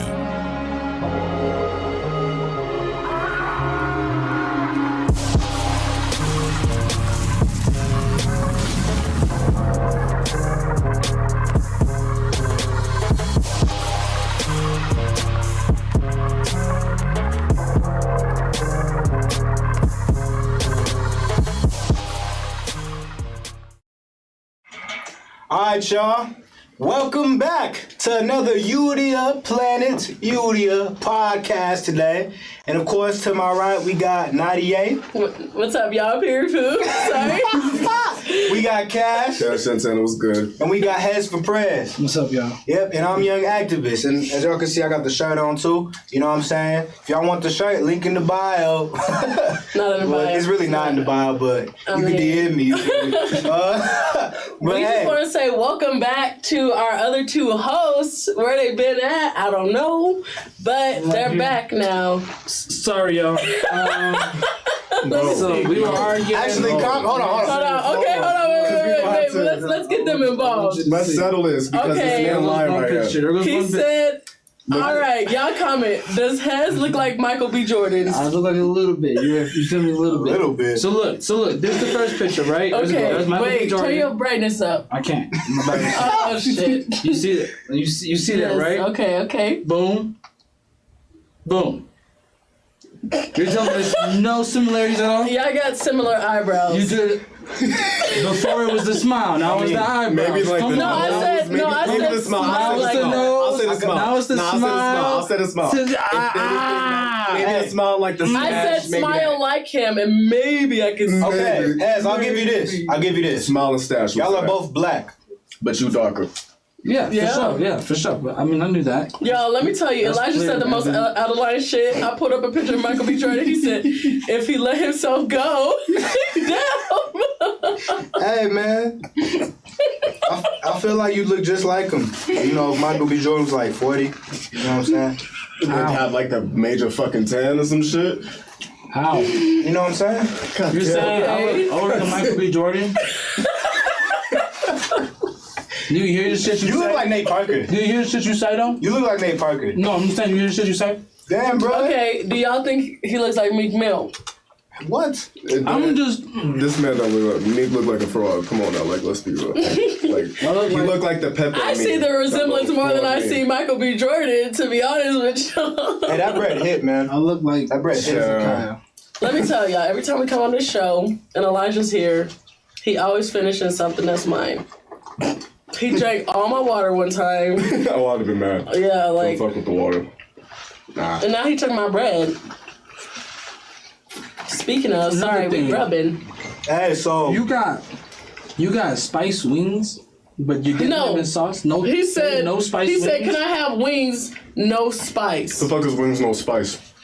It's wings that aren't spicy. What are you talking about? Nigga, wings come with no spice. spice? Yeah, no spicy. How the fuck you make no spicy wings? Like by using barbecue and different things that aren't spicy, like Hawaiian flavors. You said spice, not you spicy. make me think there's like no spices, no seasonings. He no said nothing. no Like, spice, so I went in there and I said, can I have plain wings? Well, I'm not Caucasian. Don't do them like that. And your producer said, Cash looked like Elijah in a parallel universe. I'm weak. Wow, I'm dead. Hey, if I went down the road of a rapper, if Elijah was I'm alternate, weak. this is what Elijah would look If like. Elijah was like a Pop Smoke fan or something like I that. feel that. If I was born in the East Coast. I'm Hey, B, dead. that's real. Hey, take that as a compliment, bro. I'm not that bad, I promise. Okay. I didn't say it like that. Face. Right. What you trying to imply to my nigga, man? Like, you know what I'm saying? Like, what's He looked insulted. He was like, what? Because, like, I'm me. Don't, like, I'm saying, like, yeah. My nigga Cash is Cash. Period. Period. You ain't no Elijah. Pooh. Right. Maybe no poo, but I mean, like. Hey, so first on the agenda is what, Nadia? I wanted to ask y'all about these stimulus checks. Have y'all got y'all stimulus check yet? Yeah, Baruskis. I'm not sure. What are y'all bro. gonna spend on it? I'm gonna invest in. You like jewelry? Food. You gonna invest it in what? I'm gonna invest in probably in a stock and some foreign exchange trading. Okay. I want to make my money work for me. Okay. And then I'm gonna use the rest and put it in savings, save up, and build my credit and get me a house. I feel like as an activist. Oh, that was $1,400. I was about to say, goddamn, Right. how you gonna stretch this out? Right. You was planning, really. I got good credit. Oh, okay. $1,400 is not enough to put down. Well, you got 980 as like Hold your up. credit score? 980? 2260? A little closer to a little less. It's not bad though. I promise. What you got? 870? A little less. 720? That's A little more. I was about to 721. get on your A head. little more. 722. I'm dead. 722. He got like that good. Exactly the good. Some people say it's better than white folk. Credit score? Mm-hmm. That's the credit score you get when you lose your virginity to a white girl, huh? Oh shit, goddamn it. You hear that? I mean, you did lose your virginity to a white girl. Let's talk about it. Nah. No, let's not. That plays a big part, if you ask me. The racial secretion Bro, of a white girl. The racial secretion? What is the racial secretion? All over. Talk about it. You know what I'm saying? It gave you all types of It gave me a advantages. little push. All right, He needed life that you never had before. And that's because you broke through. I don't know. I mean, you should be able to tell me. That's like me saying, hey man, since I've sold drugs before, that means I'm a criminal and a thug. First of all, I didn't know I actually don't see the correlation. I don't see that. Like, I'm saying that my credit's good because at one point I was asleep in life and I made bad decisions. No, we're saying your credit's good because at one point you had sex with a white girl. I didn't even know about credit when that happened. We don't know that. Exactly. I don't know that. Exactly. Knew about this. She knew what she was doing. I promise you. As soon as he was done, he was like, equal facts, I need to get my taxes. I need to get all my shit together ASAP. I need to get all my receipts. I need to save them. I need to do all this right now. That nigga unlocked a whole new part of the brain, bro. You know them Caucasian women in Colorado only use you for one thing. What? And what is Being a that? black man. What's that? Fetishize over your body and that's it. You saying that's most white girls in Colorado? That's white bitches everywhere in the world. I don't think that's true. But I'm talking about that's generalizing. We're generalizing. No, not every white bitch. Not every. Elijah says yes. I know you don't. Elijah says yes. Why do you say yes, Elijah? Why? What? Say yes to what? That it's every white bitch. Were you not here when we were just talking White about girl. this? No, it's not. No, like of course, realistically, no. But like from a general standpoint, the fetishization of what it comes to black men and white women is real. A lot of white women in Colorado fetishize over black men. They want to see they wipe your lips, bro. I was gonna say that, but I want to be. You know what I'm saying? Yeah. There you go. I appreciate you. I don't got no napkin. You using all the napkins over there. You shouldn't have been talking on my fucking weight and how I look. I'm sorry, Elijah, man. I really didn't want to give you this. What's too late, man? Look here. No, go ahead. Continue. Let's continue with it. But now when you look at, and you know the crazy part is statistically, black men still marry black women at the highest rate, pretty much predominantly all throughout the U.S. United States of America. Yeah, by far. We marry black women at a high rate, more than any other race in America. But because of the stigma of white women fetishizing over black men and other nations and ethnicity groups fetishizing over us, it creates this stigma that, you know what I'm saying, that we don't love our women, which isn't necessarily true. I don't think that's the only thing that creates it, though. Yeah. I mean, there's stereotypes. Constant bashing.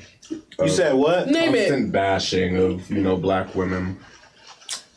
I mean, it plays completely not wanting to date black women. Well, I mean, despite them having black mothers. I mean, when you look at it though, the bashing is on both sides. Niggas ain't shit. Yes. No. Elijah, that is your favorite quote. I will agree with Elijah to an extent that there is bashing on both sides. It's on both sides, but not to what you're implying. Right. So niggas ain't shit. You never heard that? No. Definitely. Nobody. Anthems. Humans ain't shit. Period. No, but niggas ain't shit is what you hear.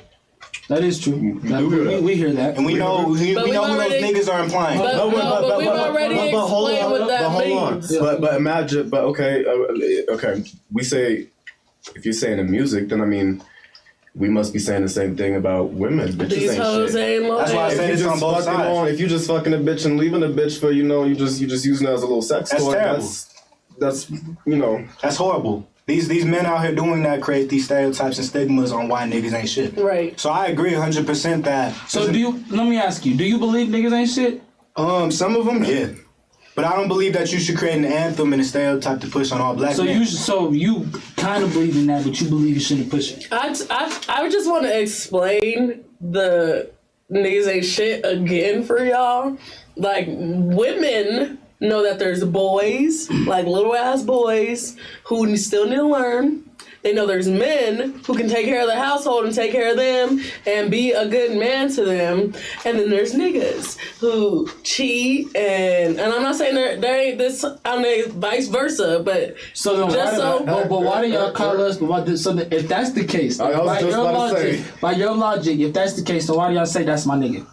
That's my nigga. That's my nigga. Like why are you texting my nigga? If nigga is using it right, if it's using a negative tone to where that means you chose a nigga intentionally, right? You know what I mean? That's more of a dominant. Like I'm I think when it comes down to that, it's not really like it would be the same way. When it's just like when two black people call each other like, "What up, nigga?" Like it's not really like when we say niggas ain't shit. We talking about a specific group of men of the male species. We're not in like sometimes. So then you can say the same way, but go with bitches for shit. Yeah, so you can say the same thing for Elijah. And it doesn't specifically identify black men. You know what I mean? And unfortunately, no. Let me tell y'all. No, you say men ain't shit. That's different from saying niggas ain't shit. Because if you say niggas ain't shit, I know it's y'all. Y'all think I'm speaking from a woman's point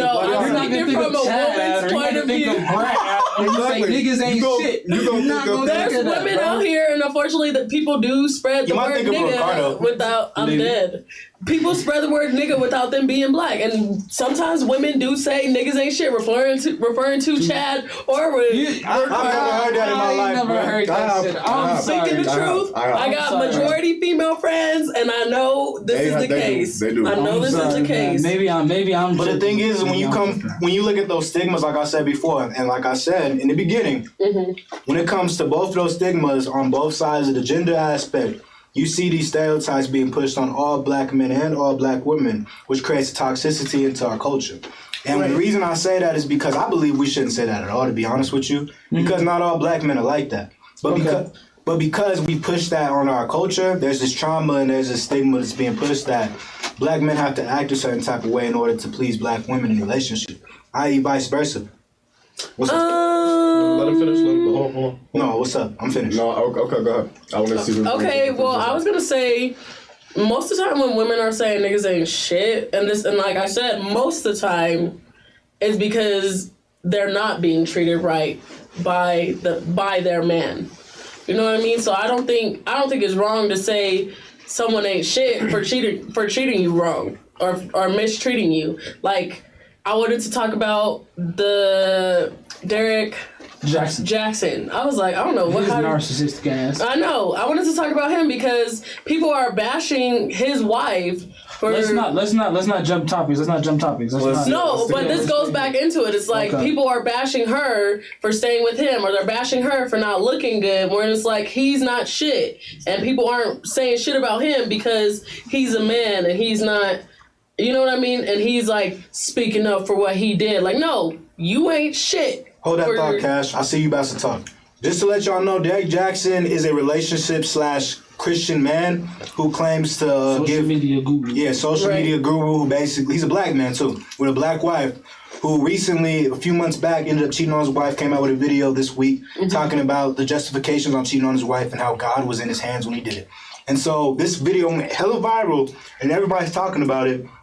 And there's two different people on each side of like the spectrum. Some people are supporting it because they're just like, well, it's their relationship, do what they got to do, handle it the way they want to handle it. And there's other people being like, yo, this is some simple ass stuff. This is some narcissism. This is some attention grabbing stuff. Like, what the hell's wrong with this man? Right. And so that's basically what we're speaking on when we're speaking on Derek Jackson is him cheating on his wife and him kind of glorifying it in a social media aspect. And people feeling insulted. Her insecurities and like, you got me fucked up if I'm gonna sit next to a cheated ass nigga and he holds my hand and tells the world why he cheated on me and tries to glorify it, tries to make it seem like it's my fault because I don't get done up and dressed up like the bitches he cheated on me with. I think she should leave him.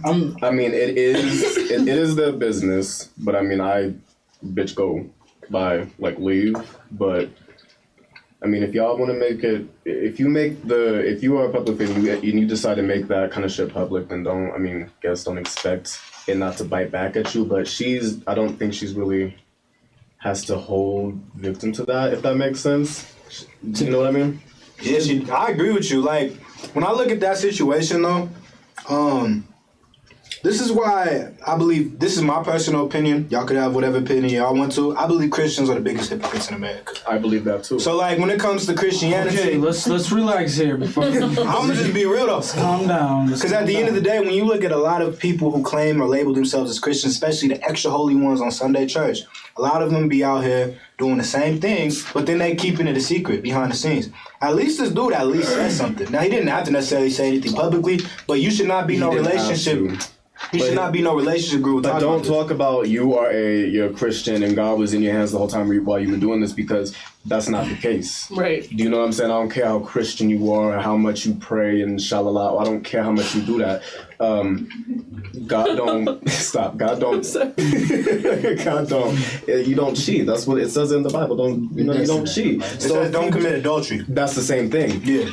So. Hey nigga, this is your alternate twin. He know this. So if I was you, I would stop. But hold on. So you can't be like, oh yeah, God was in my hand the whole time if you was doing that, because that's not the case. Right. You know what I'm saying? That's you are a walking contradiction at that point. Don't do And that. that's blasphemy. That's definitely blasphemy. That is blasphemy. Look at you. And now look at you. You're going to hell, sir. Personally, I've never liked David Jackson. I think that he built a career off of bashing black men. If you've seen any of his videos, I mean, that's all he does is talk about black men. So he's the opposite of Kevin Samuels. Yeah.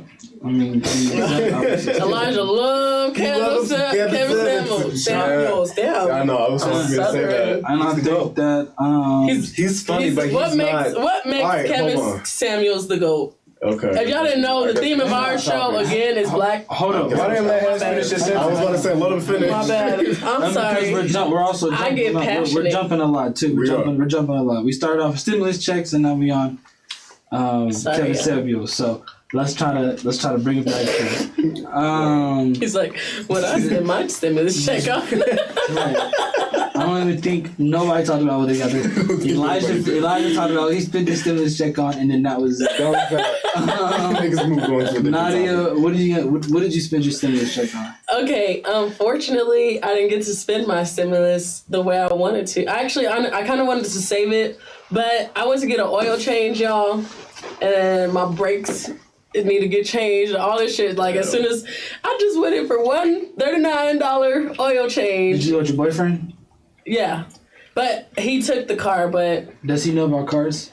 I mean, they showed me the measurements and everything, and I'm at 60,000 miles, so I'm like, or 63,000 miles, so I'm like, if they say so. If they say so. You could change your brakes on your own. I cannot. Girl, you're in the military. Your boyfriend can. I don't care if I'm in the military. They know I don't know how to do shit with cars either. That's how you get ripped off by mechanics. God, that's how you get, because you don't know. If you don't know about cars, right. You are going to. Y'all are 1,000% right. Take that whole. Am I going to go? It would take the whole. Hey, look. And won't do nothing. Hey, this. Hey, go break. And they gonna look at that shit. They be like, ooh, these are some major issues here.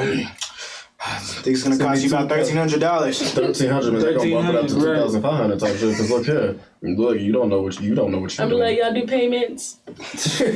I'm trying to tell you, Joe, Mr. President, we need another one. Another stimmy. Another one that I can actually spend this time. Please. Cash, what'd you spend your stimmy on?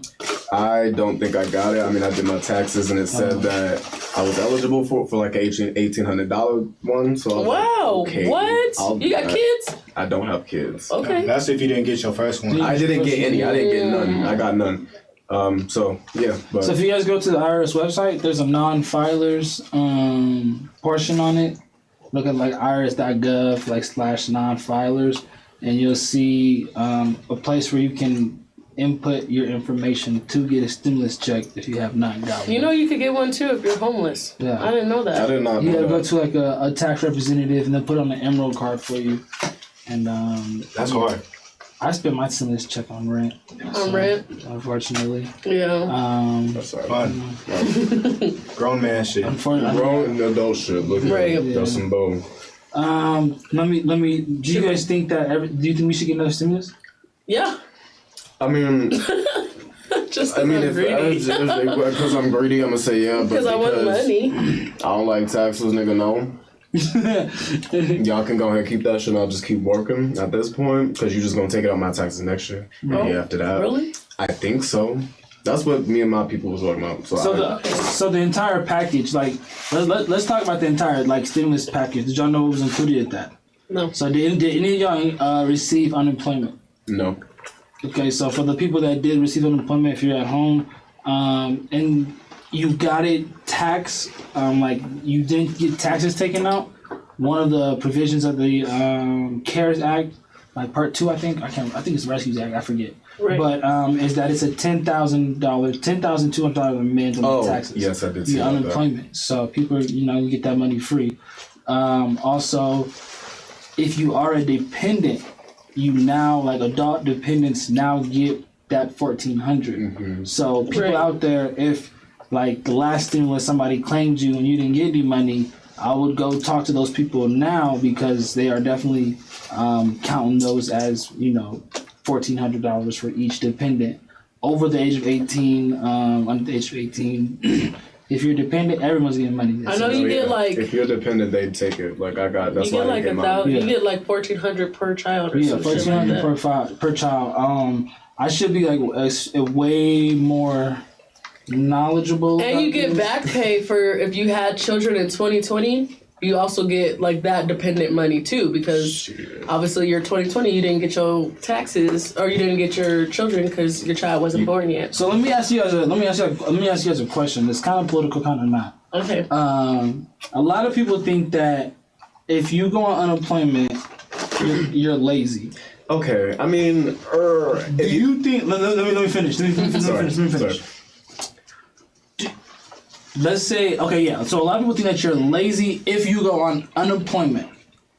Do you guys think that, do you guys think that Americans are getting lazier by collecting like unemployment checks, because of the $300 on the $300 additions that they're getting? So essentially you're making more than actually going to work sometimes. Right. Do you think Americans are getting like lazy and depending on the government? Do you think that's a bad thing, or do you think that's more of like a better thing? I don't think they're getting. I think the ones who are getting unemployment and not actively looking for a job while they're on unemployment, those are the lazy ones. The ones who are looking for a job while they're on that shit. I don't think they're lazy. They're trying to live check to check. Make ends meet.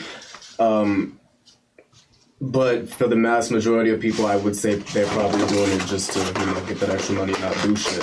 So I would say that Americans are getting lazy with it, just because nobody wants to work. So it's more dependent upon the government. Yes. So more dependent on the government to just get more money. Like we need more money. It's a pandemic. We expect it type shit. I definitely think that we should get more help from the government than we do get.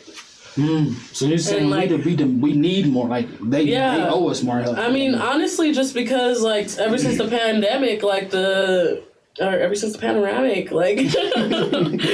government has really showed their true colors. Like the fact that what do we get a total of $2,200 in a whole year of a pandemic where the first 6 months at least. People were jobless, right?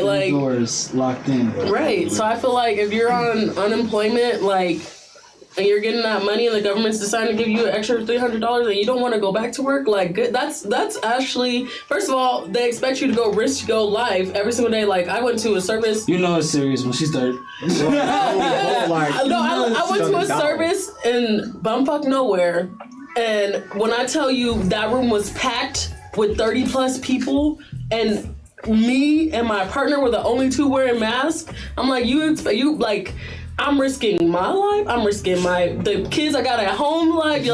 The government should be giving us more money so that we don't have to, you know what I mean? I'm still getting paid because I get paid by the government. But there's people out here who aren't. Good point. You won't get in trouble for saying any of that, right? Literally. That's my opinion. You're just making sure because you don't. I'm not speaking bad about the government. I'm saying that I feel like, and also I'm sorry, I'm gonna pull out my little hippie, but I just feel like capitalism is just so toxic. Oh, you got this man. I feel like it is. I mean, honestly, I don't see what he has to say, but I feel like it is. The first thing you get asked when you're a child, what do you want to be when you grow up? how do you want to make money for the government when you grow up? Yes, pretty sir. much.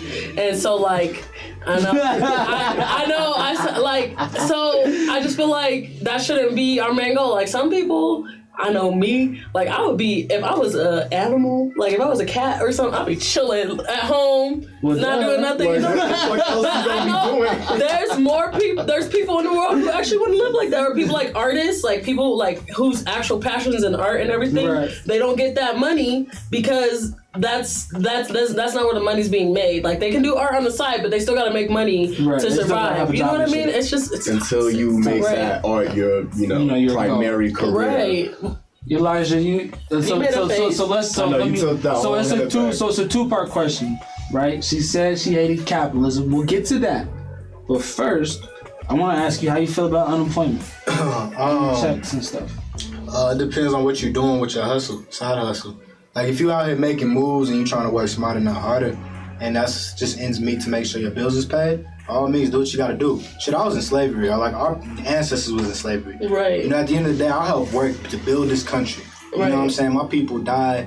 My people die on this soil every day if it's from police officers or by our own hands. Yeah. You know what I'm saying? We need the extra financial help and guidance. If I could be able to take advantage of the government by not working, shit. And most of their ancestors had me as a slave and they wasn't working. They taking advantage of us. That was their unemployment check right there. They was making millions of dollars off that. So by that logic then for everybody, I think except for you, Cash, does it matter what somebody does with the unemployment check? Because y'all are saying that it matters what you do, but then y'all are saying they owe it to us.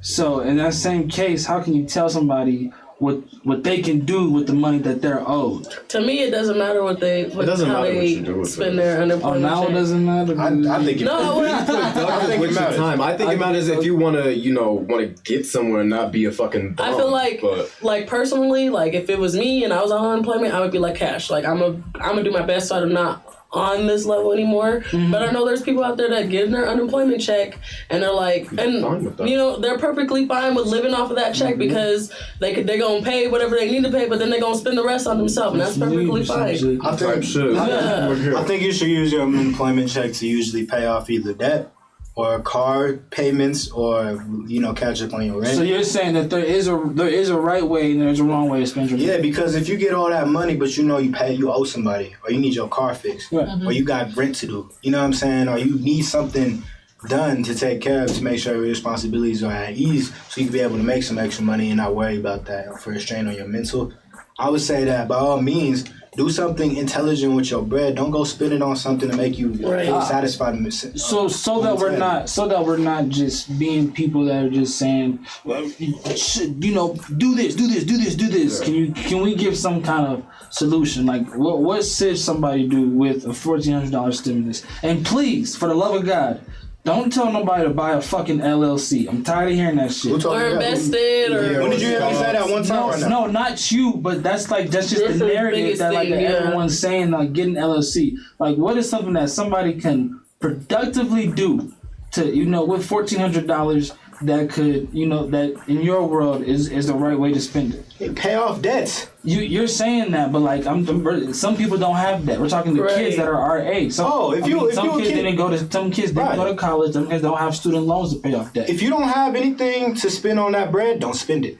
If you cannot think of something that's productive that could be able to help benefit your life right now, save that money and use it as an option later on. Use that to start your savings account. I would encourage people to do that, or use that money to buy a credit card and go to a credit union, and then end up using that credit card to start building up your credit so you can start building the future. That's better. Those are things that I would say you should do, because if you ain't got no bills and you're young as hell, at the end of the day, you don't have no reason to spend that bread. I would say get a car. Taken care of.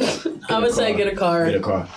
Yeah, get a car. I mean, that's even more beneficial. If I was getting, I got my first car when I was 19. If I got a stimulus check, to pay, I would have a car like that. I love that answer. You know what I mean? I love that answer because it's very practical. A lot of kids are, I used to walk to work. Yeah, they don't think about something that's tangible as a car. Something that can get you from point A to point B and point C. Yeah. That's good. And the biggest thing, I was going to say, I'm going to just add on about my car real fast. The biggest thing, people are like, cars are so expensive, blah, blah, blah, blah. I feel like you make up for those expensive, I put 60,000 on my car. You know what I mean? Like you make up for that every single day. It'll take you wherever you need to go with like, I don't know, $40 a week or $40 every 2 weeks for gas. So it's a good investment. Cash, do you got any like suggestions? I mean, I would say I would agree with Elijah. You know, save it. If you're that age and you have nothing to spend your money on, not nothing to spend it on. If you have nothing to invest, I'm talking about investing in your future. If you have nothing to invest in your future on currently, save it. Build up a, interest in a bank account. But get good credit type shit. But if you are trying to pursue something and you are on your entrepreneur moves, then definitely put that money towards what is going to invest in that specific career choice that you are going to. Because you don't want to spend this $1,400 and then look back 10 years from now and be like, damn, I could have used that to, Right. You know what I'm saying? Use it to advance yourself for future purposes. It might not happen, as fast as you want it now, but future-wise, it will come. So for example, if you wanted a business, instead of going now and using that $1,400 to get an LLC, you would get a a course. You take a course or something. You go to school or you do something like that. But all in all, we are finna go to break. Here, we'll be right back. Y'all stay tuned. See you in a second. See ya. Boom pow.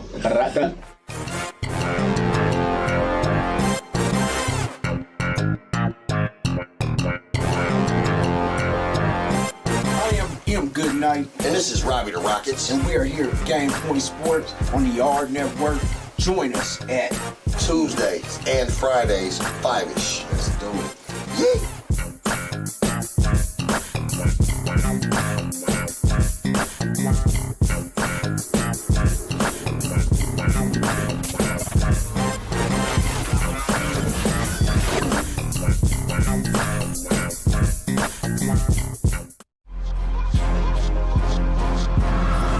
Yes, DJ K-Tone, DJ Squizzy Taylor. Make sure you check us out every Sunday. Digital Online Showcase on the AHRR Network. That's AHRR Network. Follow, share, tag somebody. You dig? Tune in. Yeah.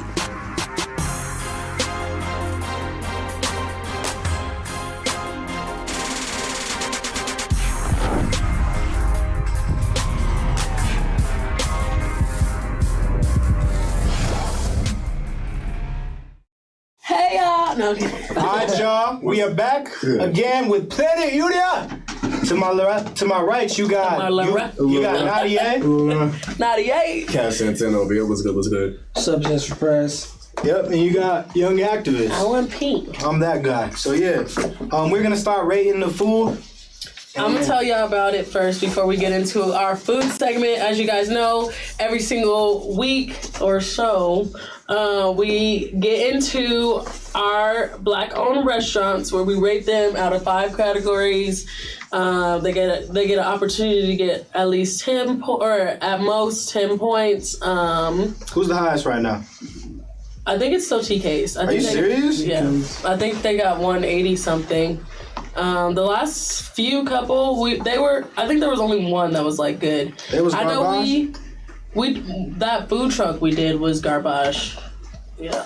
And shout out to our studio producer Tux for not telling us until we got it, because I was hungry as fuck that day. All right, so what's all 3 categories? All 5 categories. We have taste, appearance, cost, wait time, and something else. It's always the last one we forget. Always. Cost. No, I said cost. Taste, appearance, cost, wait time, and portion size. Portion size. Portion size. Okay. So this restaurant is called Stew Boys Barbecue and Catering Restaurant. Who's the owner? What's the name? I don't know. We don't know his name. I think it was Stu. I don't have my purse. Actually, she's over yonder. So yonder. Over yonder. Yes. Quite unique. Quite unique. So this restaurant, it was recently opened. I was proud of them because they opened it in February. I think this is their 5th week during the pandemic, y'all. I was proud of them. I was like, people are shutting down. Y'all open it up. But they've been caterers for about 8 years. And it's a cute husband and wife restaurant that opened up in Park Meadows. We'll get into it. But yeah, the staff was pretty nice. The husband and wife both came out and they talked to me. And the husband personally reminded me of my grandpa. And I told him that. He's like, oh, you made me feel old. So it was like timely black folk type of feel. Like Cracker Barrel? No. No. For black people? No. Oh, okay, but no. No. Cracker Barrel's kind of plantation like. Hey, I'm gonna be straightforward, and if y'all get offended, y'all, he's respectfully. He's always the Simon. I don't know why he always. He gotta be the nice. Simon. No, nah, you are. Simon. Okay, you are Simon. All right, y'all. You Simon. First category is appearance. How did y'all like the appearance of your food? Easy. Okay. I thought taste was the first one. Nope. I just named them in order. Are you ready? Yeah, what do you want? 2, 3. Hold on. Elijah's not ready. All right. 1, 2, 3. Okay. 7. A 1? Well, I mean, I could. You gave it 1? For appearance-wise, yeah. 7. You're bougie, bruh. 7. 1. The real Simon has revealed himself. All right, they got a 23 in that category. Why'd you give it a 1? Because I know how Old Grease looks. I worked with chicken. Mac and cheese could have been a little more presentable looking. Okay. Bread, it was cool. Onions were just thrown in there. Pickles was just thrown in there. You know, you could have made it look a little nicer. You're right. Yeah. I also keep in mind that it was to go. The bread was hitting, bro. Oh, the yeah. bread was the really bread was good, but they put it under the ribs, and that's what made it like soft, and it's not soggy. That's what threw it off for me. Hey, bro, sometimes that type of bread hit though. It just depends on the flavor. If you like soggy bread, first of all, that's like toasted. First of all, that's what we not doing. Moist bread. Maybe if we switch the word to moist. He said moist bread. That makes it worse. Moist bread. It's not moist. Let me get some moist bread. Right. I wish some juicy additions. A moist sandwich. Right. That sounds wonderful. A moist sandwich? I can't Give me a say. crunchy sandwich, Like, people don't leave this because we say moist too much. Seriously, let's stop saying that. Okay, portion size. What do y'all give it? I'm finished. I got you. Okay. Hold on. Let me fix it. Hold on. All right.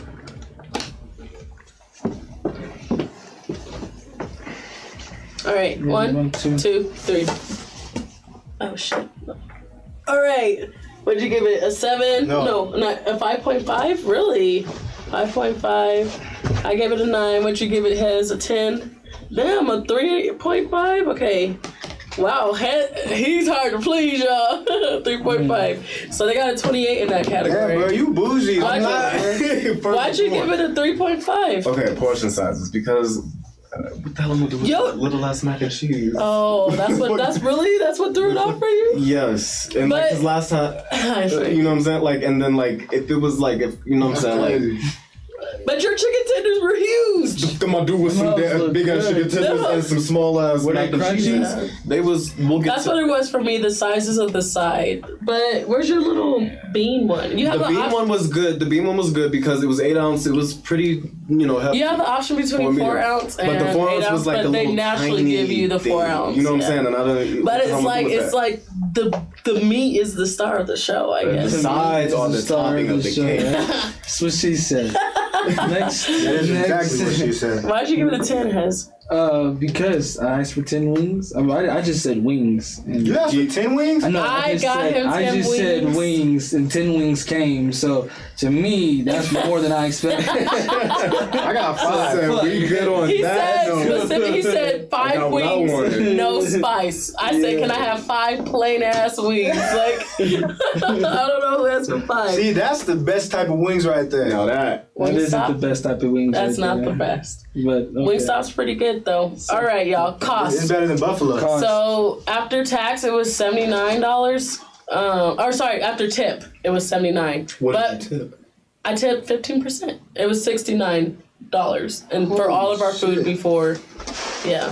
4 of us. 4 of us. 69 divided by 4. Oh, what? I pushed the wrong button. 69 divided by 4. 17.25 each. 17, 25 For all of us? Yeah, okay. My shit was like $5. Hey. First of all, let me hold on because I'm. Y'all play it. You're playing. You bit. Look here. Let me just. Hey, I'm gonna be honest about that too. Okay. Are we showing it?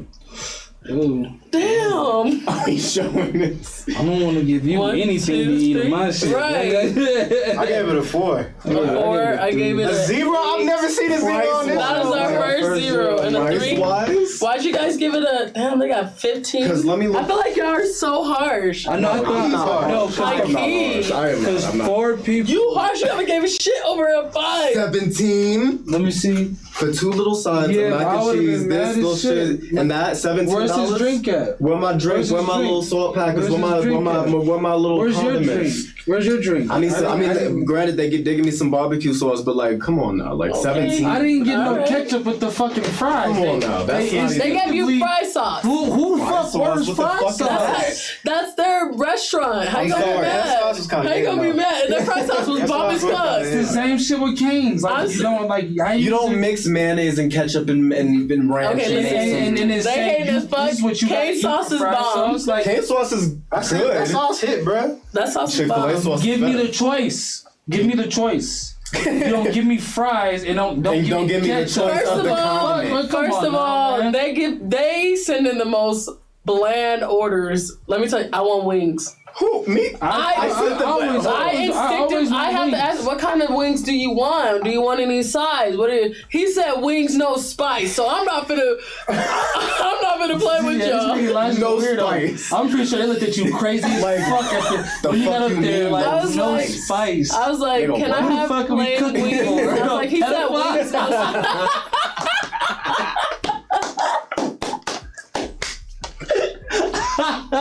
Who the fuck eat chicken with no spice? That's some weird shit, bro. I'm sorry. It don't get weird than that. Especially in the black community, nigga. Just flour and grease. Flour and grease. Just throw that bitch in the fryer and give it to me, nigga. Don't even drain it. Just hand it to me. That nigga said packaged fryer meat. That's I'm it. dead. You don't even gotta wash it off.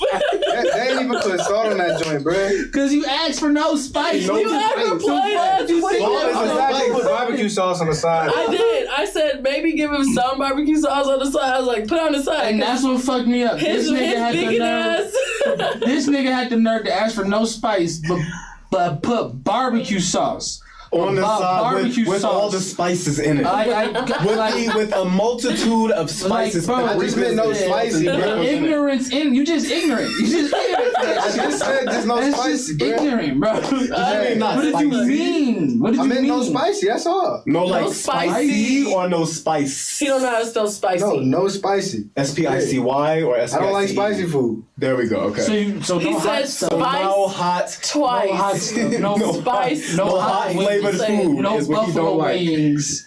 Nobody says don't I got give me it no next spices. time. I'm saying that. He said hot spice. wings. No hot wings. Next time you have kids, I'm gonna tell them that. He said next that's time. That's fucking weirdo, man. Next time he has kids. I mean, not next time. Oh, I was gonna say. I was like, Next time we have this conversation with your kids, we're gonna talk about that. We're gonna talk about this. It's gonna be a funny one. They're gonna be like, Dad, you don't like spice. Right. They won't like spicy. How you know? Okay. It's gonna be one. The wait time, it was about, I don't know, like 15 minutes. That's pretty when good. I got there. Okay. Yeah, it was pretty good. Damn, 15 minutes.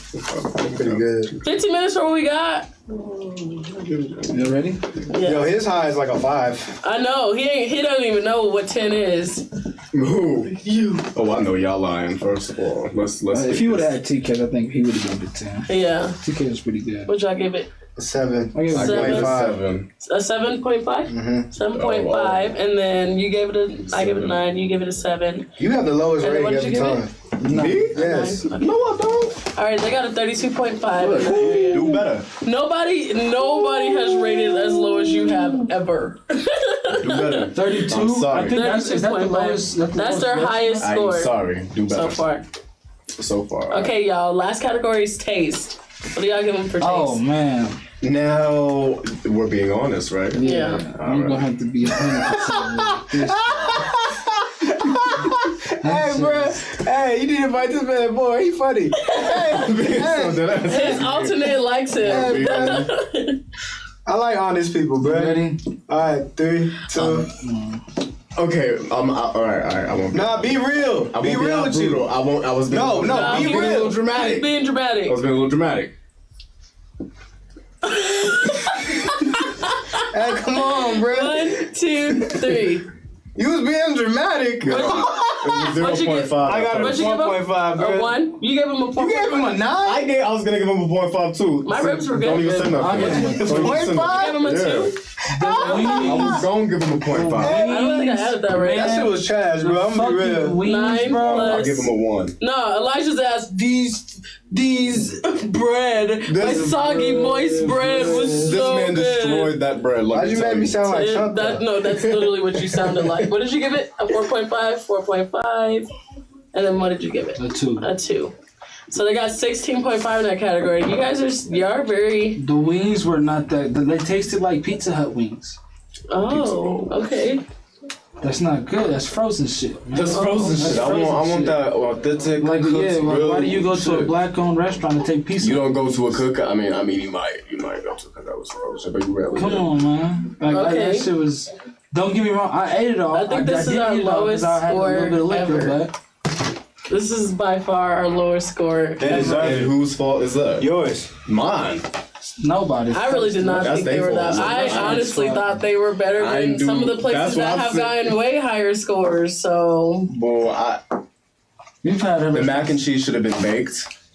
The mac and cheese, that was one of the tastings. Hold up, talk about y'all had unbaked mac. It was What? it was mac. It was like the cafeteria mac and cheese at a high school. Hell no. It wasn't the bomb, but I'm sorry. that was and but that was the only killer for me. But the other killer for me was the chicken tenders were cooked. I'm dead. Hold on, they were the little catfish. It's cooked in the same motherfucking flour that the catfish is cooked. Oh, so you could taste it? Oh. Don't like that. Fuck no. I'm weak. Well, I'm sorry. my ribs were good. They were fall off the bone. They're best ribs I've had on the show so far. I would just say that the beans. You got ribs there. The beans. I'm like Hez is a wing connoisseur. I'm a rib. I'm a burger connoisseur. So how was your first taste of meat? Mr. Vegetarian. I know, Mr. Vegan. I'm a vegetarian. Did you taste that ranch? Vegetarian. No. That ranch was thick as hell, It was bro. thick. He I said. hated that. He said, "Is that mayo?" Nah, he Y'all did. He said said it he was looked at nasty. Y'all that. said it was That shit look like nasty, sour yeah. cream. Bro, I have never that. tasted that thick of ranch in my She life. didn't ask you about the ranch though. What'd you ask? I asked you, how was your chicken? Asked about This that is chicken. Elijah's first time on our show eating meat. It was cool. It kind of sucked. I mean, it kind of sucked. He's like, I mean, Was it disappointing? I like mixed veggies better. Have you ever tasted thick meat? Before you get out of here, meat? get out of here, I lost all respect for you.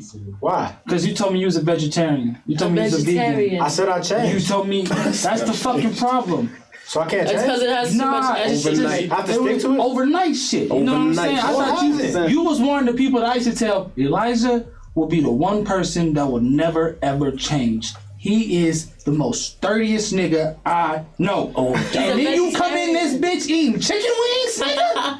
The devil's meat. Fucking chicken wings. Chicken wings aren't a sin. You was ridiculing us. You was talking the devil's meat. so much. The devil's fish. No, listen. Fuck you, nigga. No, listen. Misinterpretation. Go ahead. There's only one way When I'm you can saying take the the devil's devil's meat, meat. I'm speaking strictly on pork. First and Nigga, foremost. So was the eating cow devil's chicken, meat bro. too? Because it has split hooves. Yeah, but it's clean. It has split hooves though. Yeah, but it also So has it's not four clean. stomachs. It's not clean because it has split hooves. Don't do it. He knows It's not everything clean about because you it has split inside. hooves. This is you. Horses, This is you. look, I'm telling you, it has split hooves. It's not clean. That's Yes, what it it says in did. the Bible. It says in the Bible, do not eat anything with split hooves. No, it doesn't say that.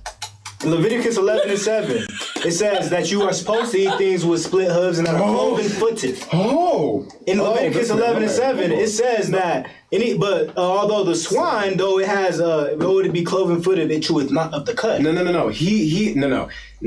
you know what cut is? I don't. You know what cut is? What is cut? Is that the thing It's that like- you? No, that's what they eat, right? Somebody look up. You got your computer in front of you. Look up cut. Okay, cut.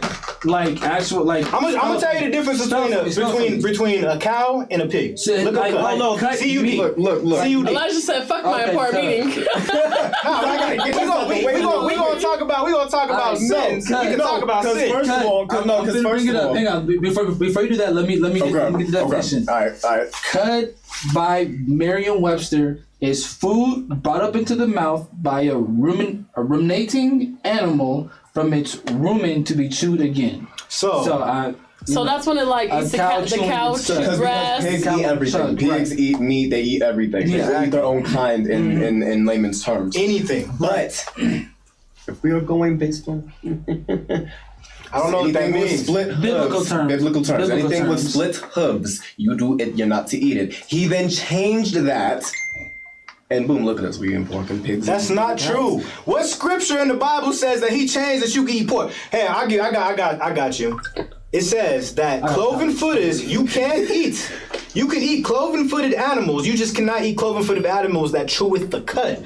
Pig is the only animal that have cloven feet that you are not supposed to eat that cheweth the cud. So you can eat horses. You can't eat horses. So what the fuck? They don't got split hooves. Yes, they do. They don't got split hooves. No, they don't. Okay, they're cloven-footed, but they don't got split hooves. Right, you do not. They don't. Horses do. But you know what does though? Sheep, cows, lamb, cows are clean. They're clean animals. Split hooved. Yes, they're split hooved. You can eat them. They're vegetarians too. They don't chew the cud. They don't eat meat. Hold on. I'm trying to tell. Hey, bro. When we talking about the Bible, we can talk about the Bible. We can talk about the Bible. We can talk about it. Before we talk about the Bible, somebody said Aubrey said Crazy B. Hell nah to your little. Hell nah. She said also somebody fact checked black men marrying black women at the highest rate because you did say right. That. And then Miss Drea Jordan said, I don't see anything wrong with people getting unemployment, which we said.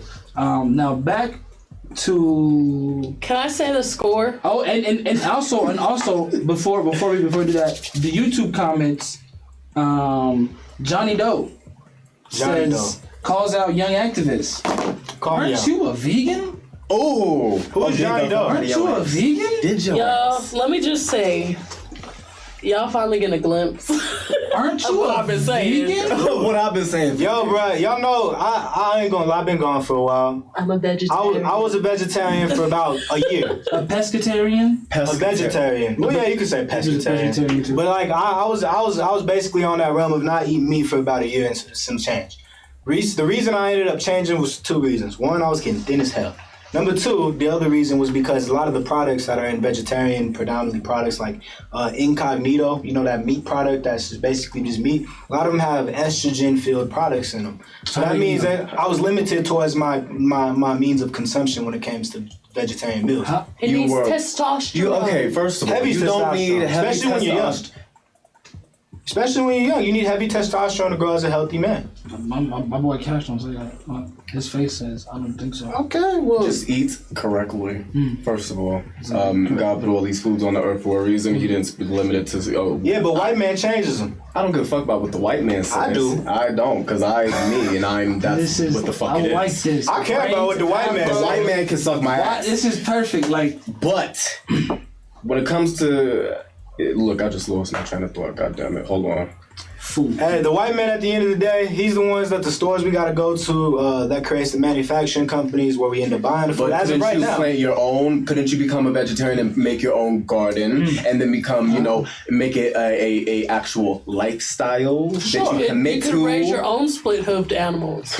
Yeah, I don't got the means to do that, but maybe one day I can. So, in the meantime, you're just going back to your old ways? Yeah, as of just eating chicken and, like, beef, yeah. But, like, I don't eat pork. You don't have the means to do it. What I don't do you eat mean? Catfish. I don't eat, like, things that are unclean biblically. Would you invest your stimulus check into getting... A garden? Get some pots and some seeds. No? So you're not... I'm probably going to build my credit and buy my house and then maybe I'll... So you're not vegetarian. You were just experimenting with the lifestyle and seeing how it would affect your... I told you, this nigga just like you, bro. Okay. So you was ain't nothing wrong with that. I wasn't over here on no wrong with that. It's just say it like that. It's just say it like that. Don't say. There's nothing wrong with making sure that you're healthy. I even told you. No, there's not. But it's a difference between saying oh, well, you know, I went and macked on this bitch and you know, oh, I just went and said hi. No, you didn't do that. You said, I'm a vegetarian. That's a lifestyle that you commit to. Do you understand what I'm saying? I mean, that's the title in which I was under for a year, yeah. Okay. So just like if I was like, I work out every day and I work out every day for a year, and during that time period, I could say I'm working to be fit. Ain't nothing wrong with that. But like, if I choose to stop in that year or the year afterwards, then no, I'm not working out every day, so I can't claim that no more. I can't claim to be fit because I ain't doing what fit people do. You know what I'm saying? Ain't nothing wrong with that. For a year straight, I was doing it. You know what I'm saying? Just like you can't say that you were in karate or a boxer or something like that. Okay, but that's like saying, but back to what you just said. If you were working out every day and then stop, that's like saying while you were working out, oh, I'm a bodybuilder. But when you stop working out, oh, I'm still a bodybuilder, but I'm not currently doing what I need to do. I never said I was a vegetarian. You did. No, I'm talking about right now. Wait a minute. I never said I was a vegetarian. No, we're talking about in that year that you were a vegetarian. Yeah, we're talking about in the year that you were a vegetarian. Vegetarian. That's how you said it. I'm a vegetarian. Right. Vegetarian. Right. We're talking about that. Go ahead. Now, again, it's not like you're not a vegetarian no more. No. Correct? Okay. I don't claim that. So again, rather than saying, oh, I'm a vegetarian and just claiming it all out, boom, straight on the table like that, why don't you say, oh, I'm experimenting with, you know, a different... I did say that. No, but I'm glad somebody commented and said... I said that I was a... You said explicitly, I'm experimenting with a new food choice that will probably... that is going to be primarily plant-based. Yes. Actually, I'll even go deeper into that. I said I ain't no tree hugger. I ain't doing it for the means of the safety of the animals. I could honestly... You're doing it for myself and for my benefit. For the benefit of my health. For me to feel good and see how I feel Yes. after this trial. Yes, of course. That's right, exactly how I would handle that situation. Okay. I ain't no tree hugger. Whenever y'all ever seen me on No, here, Elijah, I'm just gonna be the last one to say it. You did say you were a vegan because our comments said it. So the proof is in the pudding. I argued on how I wasn't a vegan, by the way. We'll get into that later. We'll get into that later on our own. The comments said it. We already said it. Nadia. So the comments are all in. Nadia. The end all. The end all, but it means you just said it. They say it YouTube.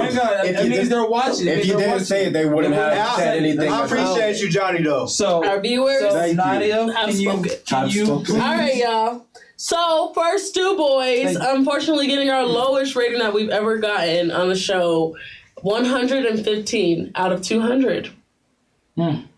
That's your fault. That ain't my fault. That's the corporation. We did. I genuinely did not think they deserved that score, but I think so. Y'all just thinking I was being too harsh? I think they did. Our hosts have I appreciate spoken. your honesty, bro. I appreciate all you guys. I was that. My food was not that bad of an experience. I definitely had food where on the show where I was like, this is bad, and I'm going somewhere else after the show. I've definitely had we've had that. Yes, and this doesn't make me feel like that, so I definitely don't think. This does make me feel like that. Really? Look, I could eat McDonald's, and if I'm saying I like McDonald's, and I would go get some McDonald's after this. Wow. Okay. I mean, the wings just weren't that good, man. I'm sorry. Sorry. Like, don't make chicken tenders and put catfish flour fry on it. Yeah, I'll be mad for him. I'll be mad. And you have to the mac and cheese. You gotta understand that. That's the mac and cheese is that was like literally boxed mac and cheese. My food was better than theirs. I guess so. The bread was good. Right. The bread was the moist, soggy bread was good. Maybe not the moist parts. Okay, but we have to let Elijah go. I didn't mean to cut you guys off. Yeah, I do gotta go. Let Elijah go. We will go on break for about 30 seconds. Then we'll get to our last part of the show, and then we'll get out of here. So we'll be right back. Appreciate y'all. Hey, make sure y'all doing what y'all need to be doing out there. Make sure What exactly is that? What, eat meat? What exactly is that? Don't claim you vegetarian, you ain't vegetarian. Bro,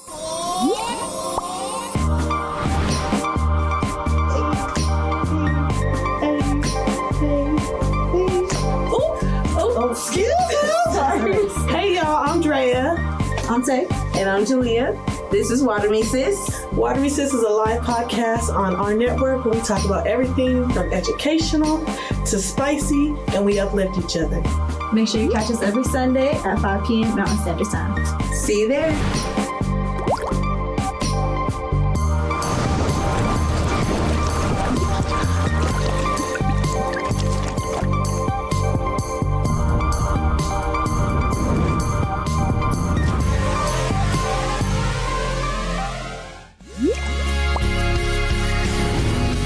Tarun. I'm John. I'm Rashad. And I'm Brandon.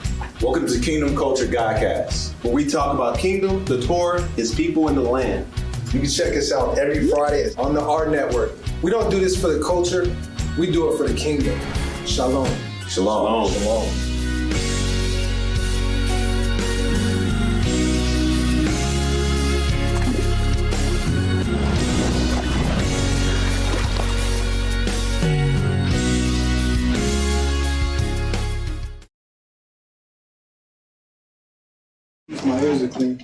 Hey y'all, it's your girl Nadia back with segment number 3. We just finished our food segment for everybody catching up. We're going into our next one, and I really wish Elijah was here, able to stay for this one, because I wanted to speak on protecting Black men and women. As y'all know, it's International Women's Month. I can't remember what it is. I thought it was Women's Day. No, there's it's National Women's Month or some shit like that. Oh, sorry, I wish I knew. I should be better about that. I'm sorry. Yes, it is International Women's Month. Okay, so we're gonna go into protecting. How do y'all see protecting Black men? How should society protect Black men? And I'll go into protecting Black women. I think the first thing that Black women, I think that society, the first thing that society can do to protect Black men is understand, first and foremost. Just understand. I mean, if you can't understand what the Black man is going through, or what they've been through, or the trauma, or if you just can't, empathize with that, then you won't be able to consciously understand, your reactions and your actions and your things that you're doing to Black people. We got a comment that says, "Cash, happy to see him on the show." Adriana Rose says that. Oh, hey. Hi, Pooh. But I feel like understanding and being empathetic towards Black men is, I feel like, one of the biggest steps that we can take as a society to further progress us, and also more. I don't know. We've been getting a lot more male leadership, so I can't even say not more of that, because we've been getting a lot of that. But just empathy.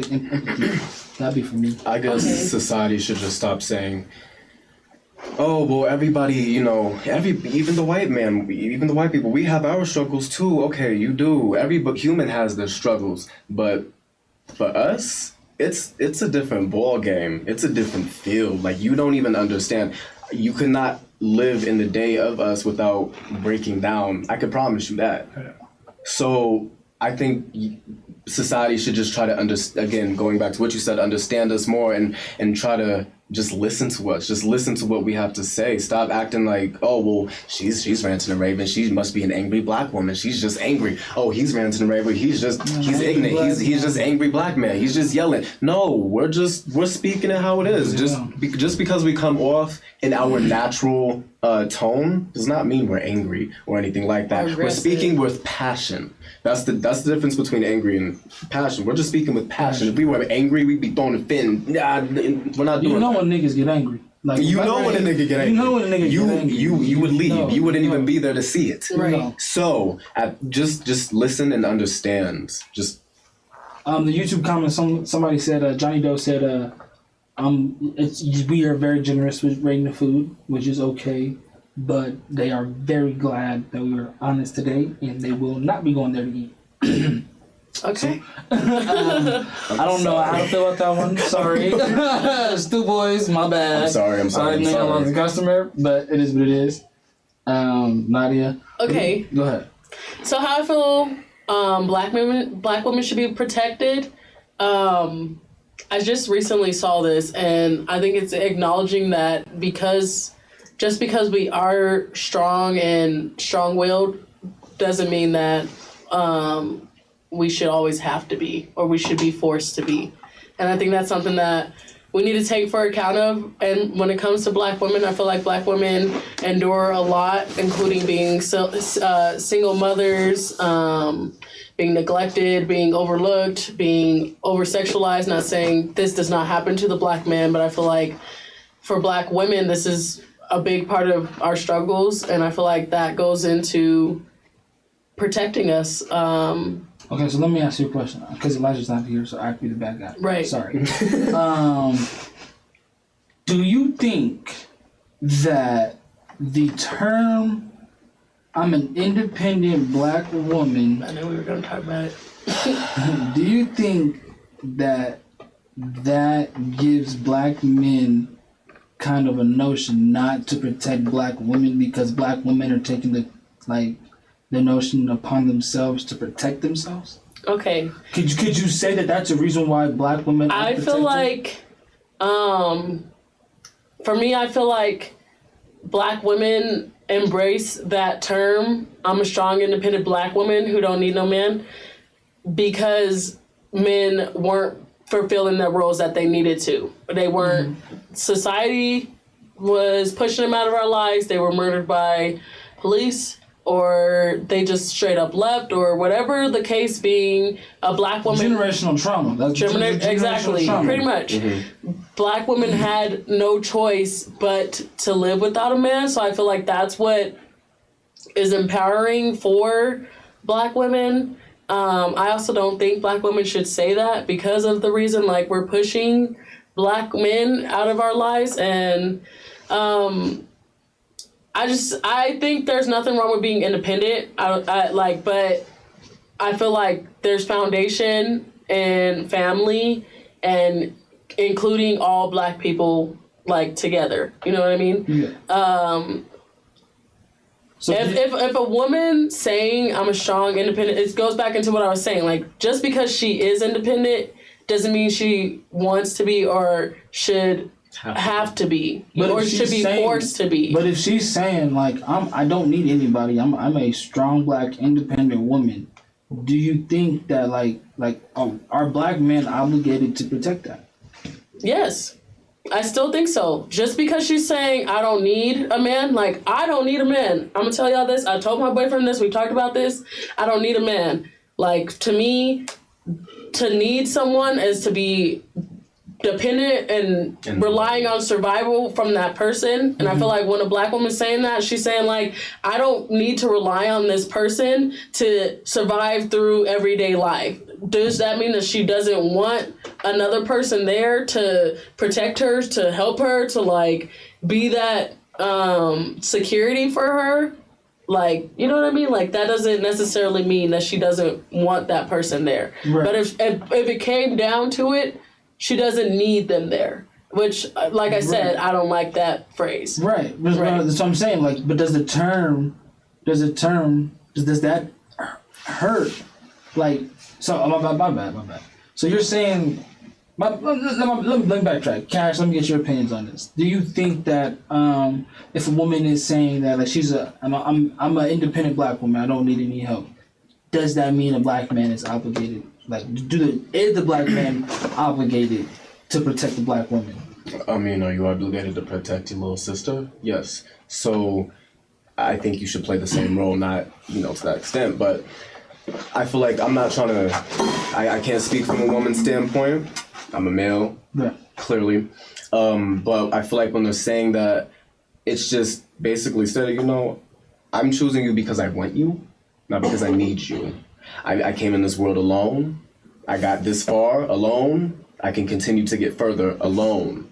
That doesn't mean neglect their feelings. Just because they're an independent black woman and they could do what they need to do on their own and make themselves feel good and all this good shit. That doesn't mean that they don't want to be loved. That doesn't mean they don't want to feel like a queen. Still treat them as such, but treat them. I feel like them saying that is having to let the world know that being a woman is not being a disabled. Right. So do you know what I mean? Like, when you think of, oh yeah, it's a female doing this. You think, oh damn, it might be like, she might be a bitch. She might be doing this wrong. Like, being a female is not a disability. So that's why I'm just letting you know, nigga, I can do this on my own. So if I'm hearing it right, I got one for saying that it's bad to say I'm independent. Like, one saying that. You could say it. Well, I don't say it's bad to say that you're independent. Like I've said. Do you think that term hurts? Do you think black people, like just men and women, right? But just level the playing field out. Men and women. Do you think having that point of independency of saying basically like I could give a fuck if I die alone? Do you think that is toxic to the black community? I do why think, and why so? I do think it is toxic to the black community. That phrase is toxic to the black community. The I'm strong, independent black woman. Why? Because I feel like it divides black men and black women. Although I think that phrase is an after effect from previous trauma from black men and their lives, right? Right. So I do think that's where it becomes toxic, is when you start saying that phrase, but I do not think being independent at all is toxic for the black community. I think that it could be beneficial for the black community. I think that naturally in the black community, women are built to be more independent and sustained than black men are. Elijah would agree to this, but he's said it before that black men are often coddled in the black community, but I think that's because past trauma, past generational curses where black men have been taken out of our lives. So I think it gets toxic because it divides us further than what we already are. But being independent doesn't. You know what I mean? If you're able to survive alone, if you're able to do on your own, it's not toxic for the community. If anything, it can uplift the community. I think maybe the phrase just like makes black men feel unwanted. Yeah. Maybe more or less. Like, oh, I don't need a man. I could do this on my own. Right. It just makes it seem like, because I mean, if a nigga said, nigga, I'm no bitch, I could do this on my fucking own. What the fuck I don't need you for? And I feel like it makes you feel unwanted. But I mean, it's not. We're taking it in that sense, but it's not necessarily all the time being said in that sense. Right. I feel like when black women say, like, I don't need no man, they're saying, like, I can do this on my own. Like, I'm strong, I'm independent, and I'm black. I can do this on my own. I don't necessarily need anyone. You know what I mean? And I feel like black men, because the phrase says, I'm a strong, independent black woman, I don't need no man. Yeah. It's taken as, like, oh, you don't need me. All right, cool. Like, what if you just think of it as, like, what if you just take being black out of it and have it being parents and kids? Oh, okay, well, I can do this as the kid. I can still do this, but I might want, I want you there to, guide me along the way, help me just in case I fuck up. That's a good way to look at it. You do know what I'm saying? Like, just think of it as that rather than, oh, it's black men, black women. Just think of it as, parent versus kid. Right. Before we move on to our next topic, there was a comment by Will Fulmer. I don't know. He was telling me to spit it out. What exactly am I trying to say? I've been beating around the bush. I have no clue. Who, you? Me. I have no clue exactly what Is that to me? No, that was to me. No, that's that was to me. I was like, I have no clue. No, I'm kidding. To that comment, like, what was I trying to say? I have no clue. I think y'all questions. I think it's when you went back and asked me about what I thought about the statement what we was just talking about. If it's toxic to the black community. Yeah, when you went back and asked me about my opinion, you were like, you started a bit and you were doing that. I guess they've never been on camera. I guess they don't, never been stuttered before. They've never been startled. Or, just had a confusion of words. But, Nadia, what are we talking about next? What are we talking about next? I wanted to talk about, there's a video going around. I seen it on TikTok. There's a video going around of a black woman. I don't think they're going to be able to play it because I wasn't able to send it through email. But there's a black woman who has her son in a closet pretty much and is just saying, like, you want to be bad? Here's your prison. You're only allowed to read books, do homework, do your schoolwork.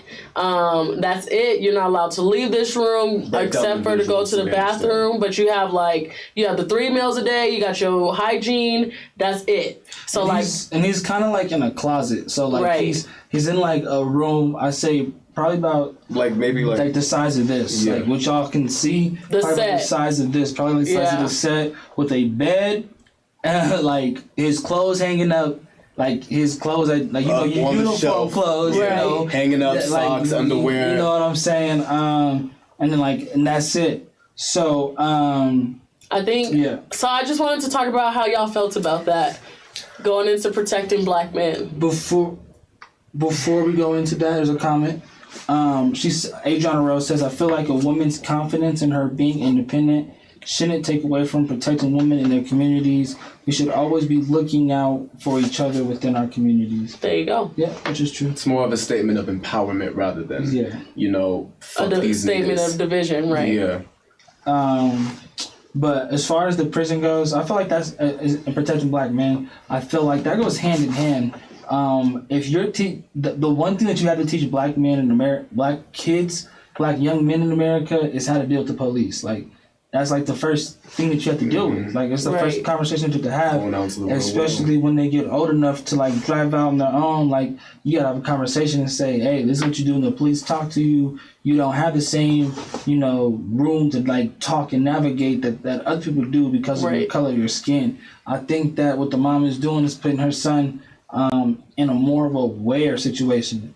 So like at a younger age, you're more of aware of your surroundings. Because at the same time, at his age, I wasn't necessarily aware of police brutality and racial injustice, or like, once Obama came into office, the only thing we knew was he's the first black president. Right. And like that was just it. Right. Shit was done after that. You know what I'm saying? We didn't know like the racial injustice behind anything. We didn't know about the 13th Amendment. We didn't know that slavery still existed within the confines of a prison cell, and all these different things about prison reform. Like it took us so long, and so I think what she's doing is like not necessarily programming her son early, but exposing her son to a lifestyle that he's not gonna want to live. So I feel like, to me, kudos. Like that's a good idea, because it's not like she's not beating him. Like, you know what I'm saying? He's not getting tortured. Like he's getting his 3 meals a day. He's eating. You know what I'm saying? He's doing his schoolwork. He's just seeing what happens if he fucks up to that extent. You know what I'm saying? But just as a kid, so that he doesn't fuck up as an adult. Right. But that's just how I view it. All right, I'm gonna talk about it from the standpoint of a badass child. So when I was, a kid, I was bad. I only went to court for all the things that I did. I never had jail time except for when I did, when I got older. That's neither here nor there. But I think it's a good thing that she did that, because if that would have happened to me when I was a kid, I don't think I would have been as bad as I was, gotten as much trouble gotten as much trouble with the law as I did. It's just like when you're a parent teaching your kid about any other necessity. For us, this is a necessity. Yeah. But especially for black boys, this is a necessity, because we're more of the roguish, So I feel like it's good. I definitely think it's something that we should not have to do, just as being human beings. But I like that she did it. I think it's better discipline than, because for me, whooping didn't work. Yeah. I'm gonna just laugh at you. So I think that, like, to having my freedom taken away, I can't go to the bathroom when I want to, eat some food, take a sip of water, watch TV. Like, I can't do none of that. Yeah, like, I feel like that's a good punishment. I don't think she took it too far. I feel like if she would have beat him, how other parents will like go to schools and beat their kid on camera, like in front of the school. I think that's doing too much. That's embarrassment, because if you do that to a kid, in this society, you do that to a kid and post that shit on the internet, that child will kill themselves. They will kill themselves because they getting bullied. That's not good for the mental in this generation, in this day and age. And it's crazy, because if you've seen the comments on the TikTok video, everybody was supporting the kid. They was like, I love this. It's way better than just free joy. Like, because it's a good idea. Like, fuck, that kids have to understand there's because if you would see kids now, you would see that they have a little bit more freedom than they have, because the parent isn't involved. That's why you have the phone more, because the parents are more younger. They have more of an attention span towards something else. So kids are just getting like more out of line. Right. And so to see something like, well, damn, this is a really effective way to punish a kid without, taking too much energy on the parent, without taking too much energy off the kid, and actually putting them into a good position. Go ahead. So, what other methods do y'all feel like would be good to help prevent? Like this helps prevent. Y'all both said this would help y'all prevent from getting into trouble that you did get into. In the right steps. I think it's a position in the right steps. Now, there's nothing. What other things would you suggest? I mean, it's a new addition to me, a new addition type of boot camp. Right. Is how I think of it. You go to boot camp, nigga, push-ups till you're sore. Right. Yelling in your face, you do this, or get the hell out of here. Like, Right. that's just that. There's no ifs, ands, or buts. So you in would- your house, you have a little more leeway because this is your mother, but she has a little more leeway because you are her child. Right. So guess what? You're going to sit your ass in here and you're going to think about what you did. And that's gonna be that. This is how it is in the real world. Then if you fuck up like it's like this in the real world, you're gonna be fucked, and it's gonna be way worse than this. I promise you. Right. You ain't gonna have no nice little installation up here. It's gonna be cold stone floor. What else would y'all suggest? I mean, personally, I like that. I mean, or you could. Like just thinking outside the box, because you know, like sometimes people cut their kid's head all fucked up, and I don't agree with that one That's either. embarrassing. But like, what else would y'all suggest? I mean, honestly, physicalness. So like, where I come from is like an athletic background. Like whenever I got in trouble, it was either like my mom made me run up and down the stairs. And that shit was a form of torture in itself because I was a football player and I was an athlete, so you know what I'm saying. It was, I don't know. I feel like it's a certain kind of way to just to run the shit out of somebody, like run that energy out. You know what I mean? Physical, like have them do push-ups. You know, do 150 push-ups. I feel like we live in a generation where if you take somebody's phone away, because it's just gonna cause more problems. Right. You know what I'm saying? If you take if you do that, I don't want to sound like I'm contradicting myself. So let me just back up. In certain like situations, because everything is per situation, but like other different ways, other than that prison cell type of explanation, it would be like physical punishments. Right. You know, run up and down the stairs, push-ups. I don't know. As far as discipline, like it's just hard to discipline somebody. Like you know what I'm saying. Like it's hard to know what really gets them in line. Listening to your guys' reasoning, it makes a lot of sense to me. At first, when I watched the video, I was really uncomfortable because I feel like black men are already painted, or like I feel like this isn't their purpose. So don't confuse my words, but I feel like black men are already born and forced by society to fit the mold of a criminal and to fit like what a criminal looks like. Like black men are naturally looked at as the bad guy all the time, looked at as a threat, a criminal all the time. So like for me, the video, like I personally want to be doing this with my child just because I feel like that forces more of the mindset of like them being a criminal onto it. Like you know what I mean? And I feel like, and like, of course, like if you're being bad, like that's the truth. Like that's the honest answer. If you're doing some fucked up shit, you're gonna end up in jail. And like, that's the harsh truth of it so all. What's But your method of punishment? Like, how I would do what you were saying. Like as a kid, I definitely got my ass beat, but like me and my younger sister are 2 years apart, and like we both got our ass beat, but I ended up going to the military and she did not. You know, like she went down a different path. So like I wouldn't necessarily say whooping ass because I feel like that's also a toxic thing. It definitely is something that it works for some people. I'm gonna be real. To say publicly whooping ass. If my son ever gets out of line and thinks he can put his hands on me, I'm gonna knock the fuck out. That part. But I think that, my son's ass. like, I think especially with this the Black Lives Matter movement that was going on last year, like a lot of parents were saying that I wish I spent more time being with my child than being angry at my child. And I feel like definitely my parents, like I love my parents to death, but I definitely felt like, damn, they're just angry. Like you're really just like you gonna beat the black off of me because I didn't clean the bathroom when I cleaned it yesterday and the day before and the day before and the day before. Like I literally can I do homework tonight? You don't take that meat out the fridge. By the time I get home, beat you because you didn't take the switch. And if you don't pick the right switch, I'm picking it for you. And so like so I feel like that's where I feel like I wouldn't whoop my kids, but like Hez said, like if they feel like they can buck up on me, then I'm gonna knock you the fuck out. Like Bernie Mac said, if you old enough to talk back, you old enough to get hit in the chest. Right, but I agree with what Hez was saying. Like I watch videos where kids will like have to hold their hands out and they're literally like holding their hands out and they're like crying and people are like, "You're torturing them." That's not like, torture. And I was like, "That's not torture. You grew your arms, you hold them up." You look here.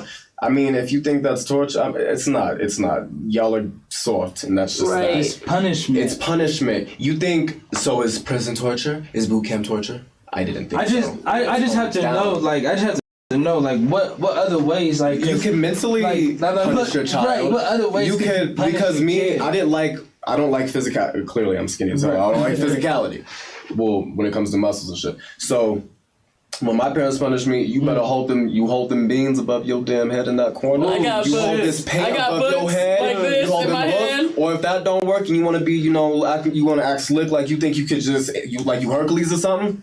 I'ma mentally fuck you up. Go in there, you gonna sit down, you gonna write a whole, you just gonna write some shit. Oh, my mom used to always get us with the book report. Don't tell me I hate that. Oh, God. You gonna write, I'm not gonna do it such and such 652 times. Or you gonna do it, or some shit. It's gonna be some mental fuck up shit. I don't wanna do this never again, I'm done. I'm done. Yeah, old school disciplines. That's different. Yeah. Besides, I'd rather take an ass whooping and let it. I don't know. And I definitely agree because I don't think these kids y'all don't understand. that. They don't know. You don't know. You don't know discipline. It's crazy because we all experienced the same thing, and that was 3 different types of punishments. Right. You got different mental, you got emotional, you got physical, yeah. you got it all. Like all on the table. I'm talking about, nigga. Boom. You did for every time you fuck up. It wasn't just and it's all. And sometimes it's a combination of all at once. Right. Oh, you want to do this, nigga? Oh, okay. I'm a boom. All right. Now give me an essay why you got your ass beat. Okay. Now. Why is that? Okay. Do you guys feel like those old tactics work on kids these days? I feel like if we did it on these kids nowadays, they would break and they'd have some sort of mental breakdown or something like that. I don't think they're built for child this. abuse, right? Because of how I don't know if this would be the word, but how conditioned the society is. Right. We're getting softer. Just so soft. Like, I understand people have feelings and you need to respect and you don't want to hurt one another's feelings. But look here, tell her how the fuck a TI is. Okay. And you're not gonna do this. This is what you're not gonna do. And if you do this, this is the punishment for it. Right. And if you do not come through with that promise, it's not a threat, it's a motherfucking promise. You do not come through with that promise of that discipline, that child is just gonna think, oh, well, they playing. Yeah. They ain't, so I'm gonna do it again. Clearly they forgot it. Some shit. It's not that bad. And that's from firsthand experience. Experience. You you do not follow through that on a punishment. You are playing all over you. You are that child's bitch at that point, and they that's will not stop. And it's nothing. It's not like all childs are evil. It's just subconsciously. It's like, damn. Like, because if you go to the store and you steal some shit, and you're like, damn, I got away with that. They didn't see that. I'm gonna do it again. Keep doing it. If it's that easy, I'm gonna just keep doing it. If you see something easy, when I was a kid, I literally stole like a leaf. I went to the store, I stole a leaf. My mother embarrassed me. She said she took me all the way. We got home. I pulled the leaf out of my pocket. She took me all the way back to the store. She called the manager of the store. Damn. And was like, my daughter stole this. And he was, why did you steal? Why are you stealing from a store? Damn. I was crying. And then I got home and my dad still beat my ass. Bet you won't do it again. It was after that.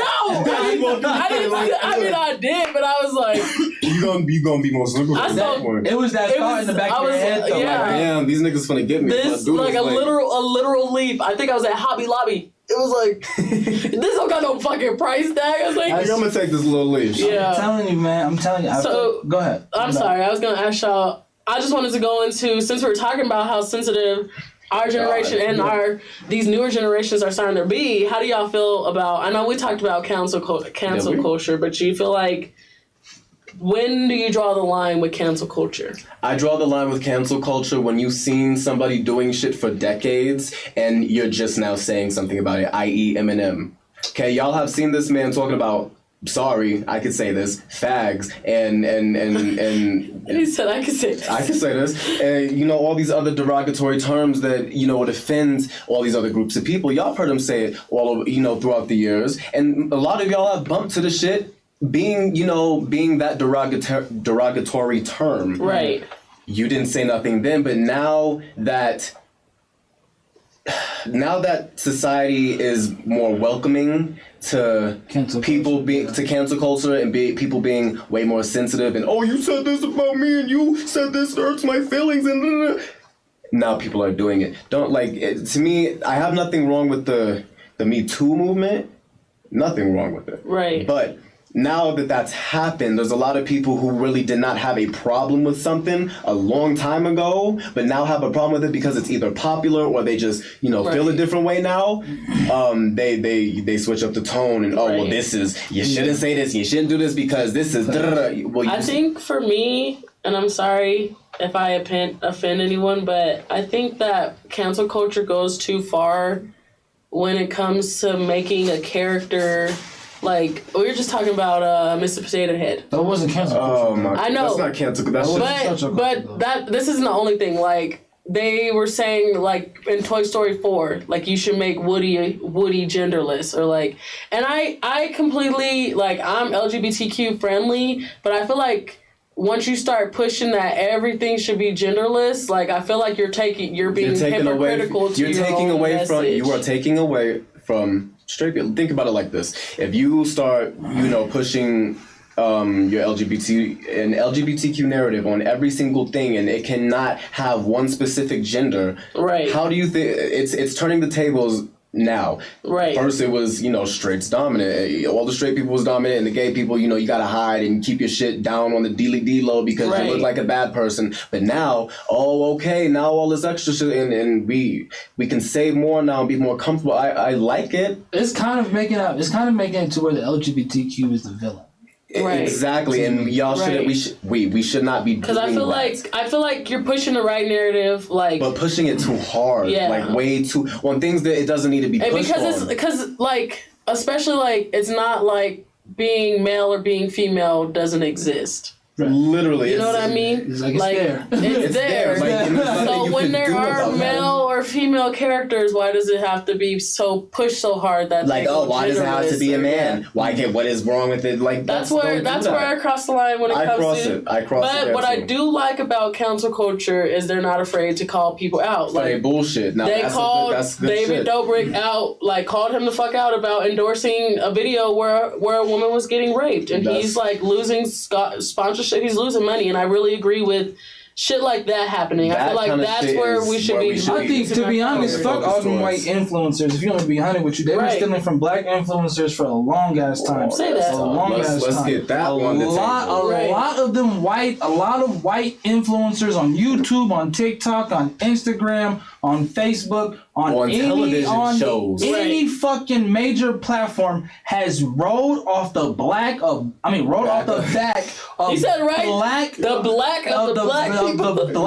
entertainment, black influencers, black YouTubers, black everything. Everything that David Dobrik did, I promise you, a black dude did it first. Right. In fact, if you go to TikTok, you can see that they're actively suppressing a bunch of black TikTokers. Yes. So to me, I don't fuck with none of them at all. They could be cool they could be cool people, but you hear people like Oli J is saying nigga and all types of shit. That off. You know what I'm saying? Okay, you know here's what the thing. Let's talk about That's another thing I like about cancel culture. Let's talk about the word nigga real quick. Now, how I understand it should not be said amongst people who are not minority, mainly black, but within this culture, with our culture being so dominant within society, we can't really expect people not to say it. Right. Do you know what I mean? I understand you should not say it. Y'all not to. You shouldn't say it, but we can't expect you to not say it just because of how dominant our culture is.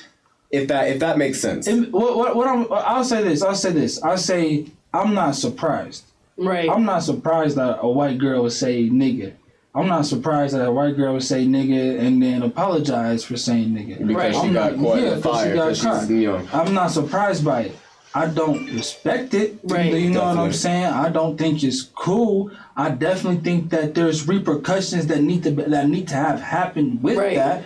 But I'm not gonna sit here and be like, damn, she said nigga. Right. Like, nah, this ain't nothing new. These white people been like they've been saying this shit that's been happening. Once someone tells you and like I feel like in this day and age, at this point, all the people that have gotten canceled for saying nigga, like y'all should know not to say it. But if you do say it, and specifically black people tell you not to say it, then you don't get to argue back.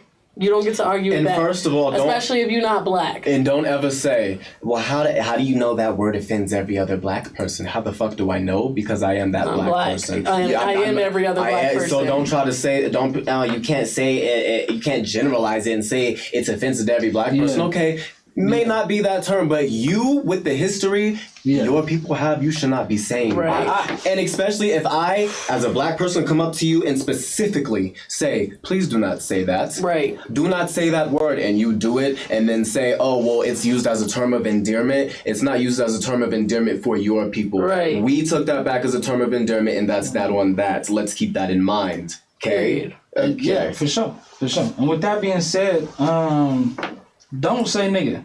That's all I'm gonna say.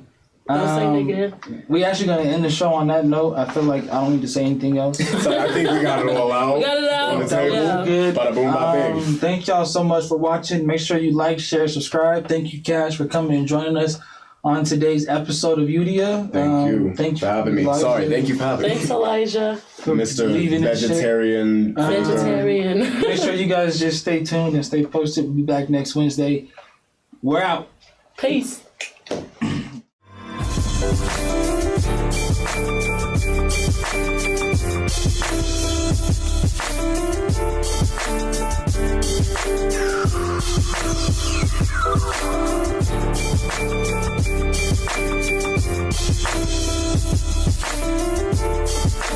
Hello. We are back. What's happening? Yeah. Welcome to DOS Season 2, Episode 247. 247? Yeah. That sound about right. Yeah, that's how I'm feeling. That sound about right. How are you? Hey, Tom. Man, I'm good. How you feeling, brother? I'm feeling good. I I'm missed feeling you. blessed. I missed you missed too, you the man. past couple weeks, I know, man. You know, I just been living life, just trying to stay positive, trying to stay safe. Yeah. You know, how are you? I'm good too. You know, keeping my mask on. I lost it. Yeah. tonight. See, I dropped it somewhere. Because I do what I'm supposed to do. I step up, Colorado. Oh, okay. You did. Either way it go, man. We appreciate y'all locking back in. Numbers already running up too, man. Yeah. Shout out to the new setup. Y'all like the new setup? Yes. We look official. Yeah. We look official. We look how we supposed to look. We're official. You know what I mean? Big shout out to our sponsors, Get Busy Living headquarters. Yes. Shout out to them. They're gonna be relaunching soon. The Gold 31st. Boys. The 31st. Yeah. Well, actually, it might get pushed back. Okay. It might get pushed back. But we'll let you know. Yeah. We're gonna keep you updated on that. Yeah. Big shout out to the Gold Boys, 303 Gold Boys Clothing. Make sure you go shop with them 5535 West Colfax Avenue or Street. Definitely. Please go shop with them, man, for all your dope clothes, your CBD products. They got a studio in there. Everything you need, man. Rock with the Go Boys. Definitely. Really good people. Shout out to AHRR Network for making all of this possible and giving us a platform to represent ourselves and express ourselves in an openly manner and have great guests like we do tonight. Definitely. And be able to come and talk about what needs to be talked about. Definitely. I'm excited. And before we get into that, make sure you also like, share, tweet, comment, follow the AHRR Network on YouTube, Facebook, all that, so you can get the updates when we drop when every for every show. Yeah. And follow them. Yeah. And we need your comments today. We need your comments. We have to have your comments your today. energy. Today? Your energy is so important to us because your opinion matters way more than ours does. And they already in here talking too. They talking already? Yeah. So we appreciate y'all. Keep that energy up right now. For sure. Well, we're gonna switch it up a little bit. And with no further ado, we would like, our guests are so important today. We don't want to waste no time. We want them to be a part of this show from beginning to end. So we are going to introduce our guests before we get into the music. Is that right? Yes. All right. So coming up first, who I want to go first? How we want to do this? How you want to do this? You go first, man. You do something. Well, ladies first. We're going to do ladies first. Okay. You Big go shout first. out. This my family. I got to think of how I want to This do my it. family. My sis. Man, she, for a lot of people don't know, man, she really put in a lot of work for the city, a lot of groundwork. Mm-hmm. She's actually worked at damn near every station in the city. Okay. You know what I'm saying? And right now, she's the program director? Program director, general manager. General manager, all at the Drop. The Drop 303. Her name is Nikki Swarm. Give it up for Nikki Swarm. Nikki.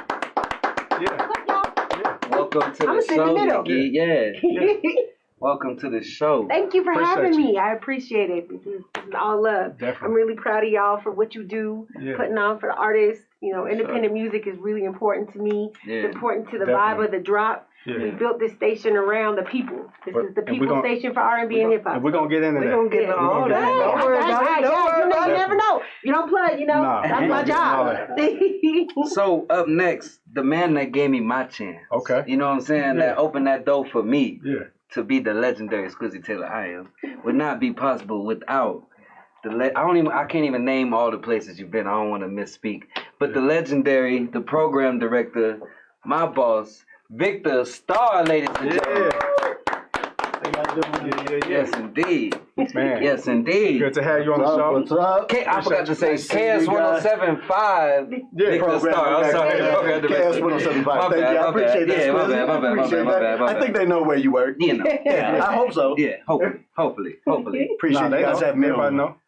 And last but not least, my brother, music director, on-air personality.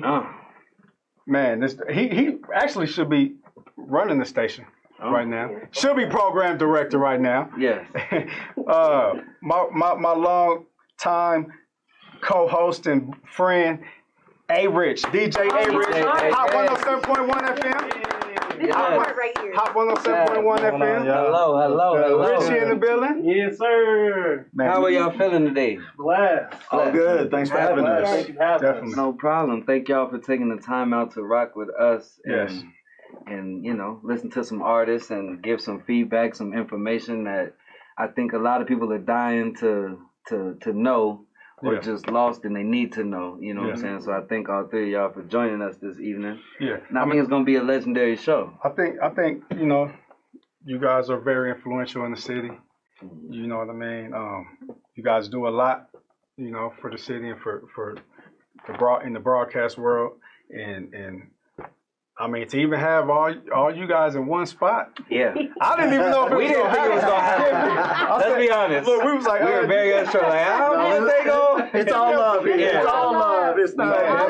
Because we all go through the same paces, so we can Definitely. relate to each other. I mean, Absolutely. A-Rich, you were, Yeah. I always say this in tongue in cheek, but he's my baby. Like, you guys don't understand this. Yeah. A-Rich started his career with us. He Nice. started with me Yeah. when I was at KS eons ago, because Definitely. that's where I got started. Exactly. I started way back then, and then Exactly. Victor came in, and I was like, oh, bro. When you came in on sale, I was like, he ain't gonna stay over in sales. There ain't no way he's gonna be over there. And he came right to where he belonged, which was in programming, Yeah. and then getting settled and understanding the ether of what KS really was. So Yeah. this is all history. But I definitely, you know, I definitely want to get into all that though, Nikki, because you put in, like, I don't even think people really even understand Nikki's role, what she really did, and what she brought to the city, even with the local love a long time ago, and bridging that gap. Don't make me sound old though. Hold on a minute. No, you're not. I know No, you was back don't crack. you was real young. You was real young when you did it. You was real young when it 7. happened. I was 7, y'all. Yeah. Still young. You know what I'm saying? So I want to get into all that. Plus, you know, I want to also talk to y'all about, you know, just politics and a lot of the things that's going on in the world today. You know what I mean? Because I know some of y'all might not really get to talk about that as much as you can. I mean, you know, on radio. But We talk about everything. Yeah. I get a fly under the radar. Yeah. Okay. Well, we're gonna get into it. But before we do that, we're gonna do what matters the most, and that is the music. So let's get the music going.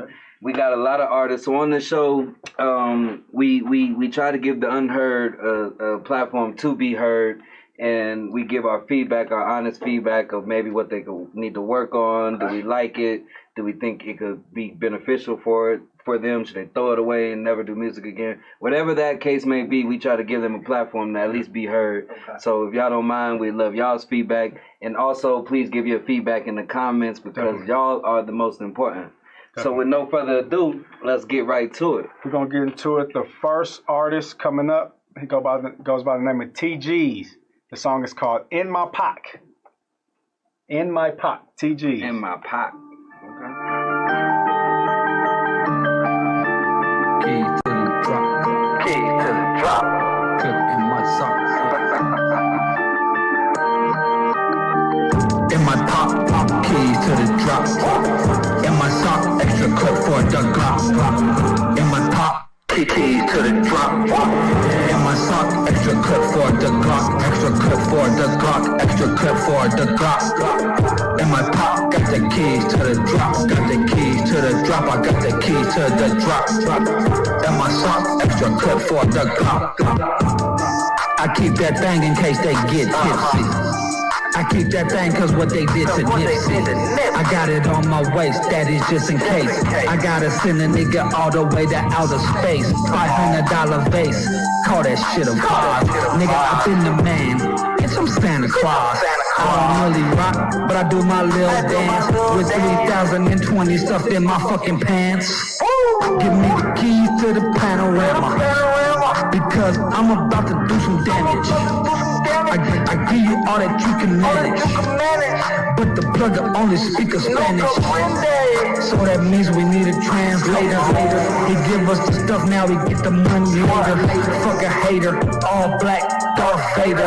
Hitting the house is the only time that I be a raider. In my pop, keys to the drop. In my sock, extra clip for the Glock. In my pop, keys to the drop. In my sock, extra clip for the Glock. Extra clip for the Glock. Extra clip for the Glock. In my pocket, I got the keys to the drop. I got the keys to the drop. I got the keys to the drop. In my sock, extra clip for the Glock. Hey. Extra cutty with a snow bunny. Still getting money, cause she a dummy. I be laid back, turned like a four-way. She got 3 friends getting it both ways. Keys to the drop, stock with a throwaway. Fuck a bitch, nigga, do what the money say. I got kids, my nigga, but I don't play. She wanna give me top. Baby, let's do that right now. I'ma need the keys to the drop. Still on the grind non-stop. She bobbing up and down while I'm out the window with the box. Real Colorado talk. We so strong, call it Colorado talk. We so strong, made the game crip walk. In my pocket, keys to the drop. In my sock, extra clip for the clock. TG's, that record is called In My Pock. TG's. Shout out to the light show. I wasn't ready for that. I was not prepared for that. Shout out to that. I thought I was in Dorchester. Shout out to that for sure. Okay, TG's In My Pock. TG's In My Pock. So we're going to rate these songs based on, we created 5 questions. The overall thought of the song, the production, the mix and the beat, the lyrics. Where does the song fit? Where could you play it, if anywhere, and what would make it better? And I want to start with DJ K-Tone, the legendary. Okay. What you think about that, brother? The overall song, I thought it was mediocre. I thought it was okay. Mm-hmm. I thought it was okay. The production wasn't bad, but I think it definitely could have been mixed better.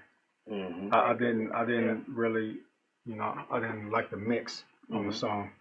The lyrics were simple. It wasn't too much to it. It wasn't like, your brain wasn't. It just didn't wow me. Mm-hmm. But for what it was, I guess it was okay.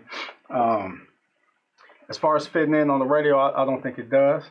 In the club, I really don't think it does either. I think it just has to have a better mix to it. Mm-hmm. I think if the mix was better, I'd probably get a better feel for the song. And what will make it better? The mix. Okay. You know what I'm saying? Yeah, in my absolutely. opinion. Okay. In my opinion. That's just what my ear. I'm going to start with, let's go A-Rich. I mean, kind of agree with Tona. You know what I mean? Like, the production probably needs some work on it. When you listen to the beat's catchy, like, all right, cool, you think it's going to be something else, but it's not all the way capturing like you should. As far as, like, radio rotation, probably not. But like you said, just going back and kind of like at the end kind of caught us when he was like kind of picking it up. Who's on the feature? Is there a feature? Is there a feature on there? He didn't give us that information. I don't know who the feature is. That last verse. Whoever did the last verse was the person who picked up the track. Because the first part, it was like, okay, and I have expectations for TG. Because we already play other records on the air. So he got some better records. So I'm kind of like, come through. I was expecting something. Yeah, I definitely want to hear more. Kind of hear more and see what else they have. Yeah, but production-wise, like, I'm going to go with y'all with production. Yeah. It's not even a mix. It was the initial recording. Because the mix, you can't fix everything in the mix. Y'all think that you can fix everything, every problem you have in a mix down? You can't. You got to go in with a plan when you're going to record. You have to don't waste your studio time by trying to plan out what you're going to do when you get there. Yes. The levels for the vocals were low. Yeah. And you had 2 different levels. So your third verse was boosted and it fit the track, right? The first 2 verses were low and they came in under, which is fine if that's the methodology of what you're trying to do with the music, but it's still got to be up and pumped enough for that so that it matches. Has to be mixed well. Yeah. Well, I think you should go to GBL Studios when you record. Definitely GBL and get quality industry standard mixing. But you got to be ready though. That's my biggest thing about independent artists is you think you're gonna mob into the studio and put down your verses like, oh, I got this. Really, it is. You should be rehearsing before you even go to the studio. Maximize your time. Yeah. It's expensive to go spend time in the studio. Absolutely. And if you in there rehearsing when you should be recording, what a waste of your energy. Absolutely, absolutely. Victor Starr, any thoughts that you think hasn't been said yet? No, I definitely think that last verse was the hardest. Okay. And the way they treated the vocals on it was the way you should have treated the vocals throughout the entire track. It seems like It was recorded like 2 different places. It was recorded 2 different places, or the guy who opened up the song, put too much reverb. Or there was something about his vocal that was not right to me. And then the mix down was completely off. Definitely not a radio record, but I understand that maybe they don't want it to be a radio record, and that's fine. Still, I think even making sure that you have a quality mic when you're recording music too is very important as well. Absolutely. And in terms of us playing, the drop plays kind of some of everything. The other thing I would say is make sure you have your radio edits. I'm going to repeat that like 700 times. Make sure you have radio edits. You know how much music we get that is not radio ready. And then you ask us to edit it. We don't have time for that. No, never. Hell no. So it's crazy. I talked to K-Tone before y'all came, like, we should make all the records be edited. And he was like, oh, there's no way they're going to have that ready. Like, you know what I'm saying? It's just not thought of that the artists are prepared enough. And we're like, we're not going to get no... But that goes to the science of what you're doing. Take your craft seriously. It's just like being an on-air personality. If you come to the show without show prep, your show is going to be fugazi all the way. And so the music is no different. Our expectations are, and especially if we want to pick up a record and move it. Like, if I want to shoot it to, hey, Victor, you should check this out, or hey, A-Rich, check this out, or sending it out of the market, you eliminate that ability for us to do it. And we're not chasing you. Just as much as you might think that, oh, radio's going to come for me, we're busy, y'all. We're 100% busy with that. So we ain't got time for that. Okay. Thank you for the feedback. We gonna keep it lit. Up next. Let's go, TGs. Listen, in the comments, tell us what you think about these records as well. Please engage with us. We gonna keep it lit. TGs, keep working. You heard the feedback. Keep pushing. Keep trying.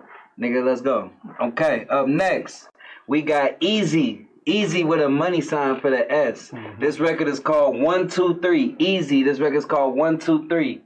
Give me the lights.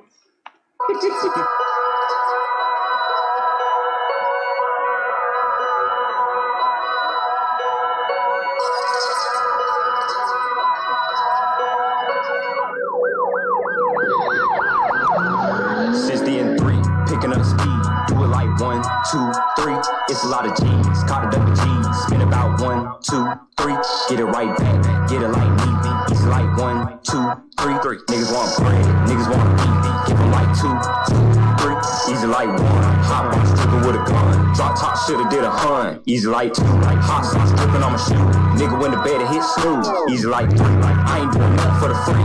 I don't give a fuck if it was me. Easy like 4. Now I gotta wipe a nigga nose. I'm about to eat it up stove. Easy like 5. Why they niggas talking online? Pussy nigga love to go live. Easy like 6. Easy like picking up sticks. Easy like hitting that lick. Easy like saying, baby goddamn, she just bought a booty, she finessing Uncle Sam. Easy like 8. I'ma be late. She got stretch marks, but the pussy is great. Easy like 9. I ain't got time for you and your kind to be calling my line. Easy like 10. Easy like you and your friend. Easy like driving that Benz. She be like, when? I be like, give me like 10. She be trying to get it right then. They be like, spin. They be trying to get it right then. They be trying to kill it right then. 60 and 3, picking up speed. Do it like 1, 2, 3. It's a lot of G's. Caught it double G's. Spin about 1, 2, 3. Get it right back. Get it like me. It's like 1, 2, 3. Niggas want bread. Niggas want meat. Get them like 2, 3. It's like 1, 2, 3. Give them like 2, 2, 3. 1, 2, 3. Easy. 1, 2, 3. Yeah. I like that. I kind of like that. It got that bounce. You know, I'm a sucker for music that has that bounce to it. You know what I'm saying? I mean, anytime you start doing any of this, you know, you like. Yeah. So I really enjoyed that one. I'm not gonna lie and say I know what he was talking about or what the song was about. I'm not gonna lie about that. But it had the bounce, so it was catchy and it caught me. I would listen again. He would get a second listen from me. But K-Tone, what do you think? I definitely think the production was good on that. Mm-hmm. I agree. I don't remember anything in the verse. I don't remember At all. I don't remember anything in the verse. I remember 1, 2, 3. Yeah. And I could probably find myself walking out of here. 1, 2, 3. Yeah. So I guess in 2020, that's what you need, though. You know, it's Corona brain is not everybody. If I was still on the radio, what I played, I'm not sure, but I could probably find it somewhere in the mix. In the mix show, like kind of what we do, you know, now. Absolutely, just virtual. I can hear that on Sirius. Yeah, I can definitely hear that on Sirius. Radio type, some XM type situation. I think push that a little bit. See what you can do with that. Yeah. Let's go the other way. Production was key for me. Sorry, go ahead. On that one. Production was key. Let's go the other way. Victor, what you think? I thought the beat was really good, and I liked how he rode the beat with his verses. Absolutely. But I thought the verses got lost because the beat was overpowering his voice. Okay. So the voice needed to pop a little bit more out of that record. But it definitely had that catchy 1, 2, 3 that, you know, is crucial. Look, if you want to hit on the radio, you have to have a solid hook that's going to stick in your head, that you're going to sing in your car, that you're going to wake up and you're going to be thinking about it. Right. Without a great hook, you're not going to have a radio hit. Yeah. Facts. That's Nikki? true. I just think that you could have overdubbed on it so that 1, 2, 3 was even bigger, and then to keep the energy pace throughout the entire song, because they're kind of rode again like it'd be like real hypey and then it would fall off. Energy through all of it, so it probably could have been a double up recording. Like, was that your first time you went out? Did you think you caught it in the first one? If you thought you caught it, do it again. That's what I would say. Rich? I would say, I mean, the production was good on it. You know, me and Nikki were talking about how the energy was. I like how in the beginning he was playing with the beat, you know what I mean, kind of messing with it, which is cool. But just having that energy kind of bring up between, like, to bring that verse, the chorus all the way out. Yeah. Because like you said, you know, having that catchy hook is definitely key. Like Tony said, you walk out saying 1, 2, 3. Yeah. That's something that's dope. Also, the time of the song, the length of it was good. Yes. It's definitely a good mix show record to get in and get out of it, especially if you're playing it. That's a great point. That's a great point. Yeah, because that was quick. How long the song was. It was so important. That makes it easy for us because every minute counts on the radio side. Like, you know, we have to budget for everything. So when you got a little bit of a shorter song, your likelihood of being spun is better because we could plug it in real quick. Right. Absolutely. Okay, well, in the comments, they were feeling that when I see some fire emojis and whatnot. Shout out to Easy. EA money sign Y 1 2 3. And he's not working. from here. I'm not sure. Oh really? Yeah. I'm not sure where he's from. I'm gonna try to find out. But shout out to him. We want to hear some more. Let's see some videos. Let's see your vibe. See what you got going on. Easy. Keep pushing. I like your sound and I like your beat selection for sure. Absolutely. So with no further ado, K-Tone, what we got next? Next artist we're gonna go to is God King. Okay. God King, I believe that's right. Yeah, God King Masai. God King Masai. Okay. The song is called Speechless. Okay. God King Masai, Speechless. Let's go. Okay. God Dogs musical mastermind. You know about his songs. Word. It's hard to explain. But all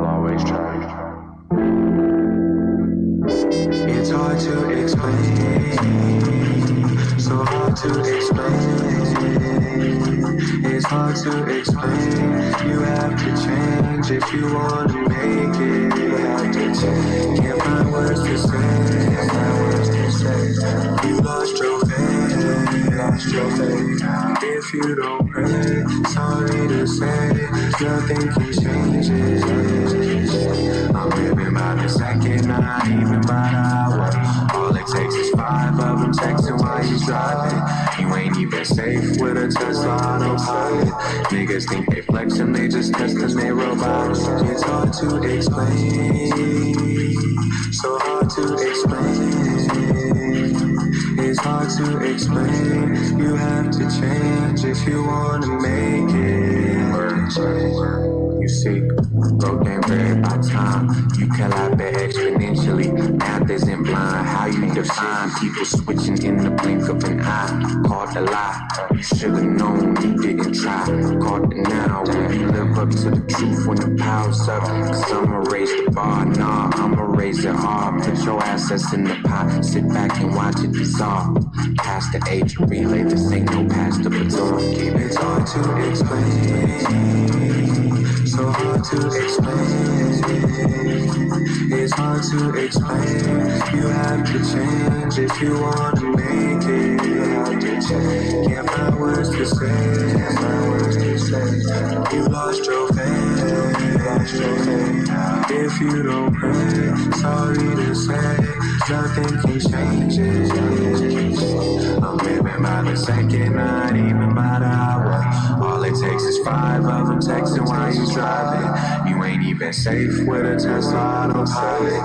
Niggas think they flexing, they just testing their robots. It's hard to explain, so hard to explain.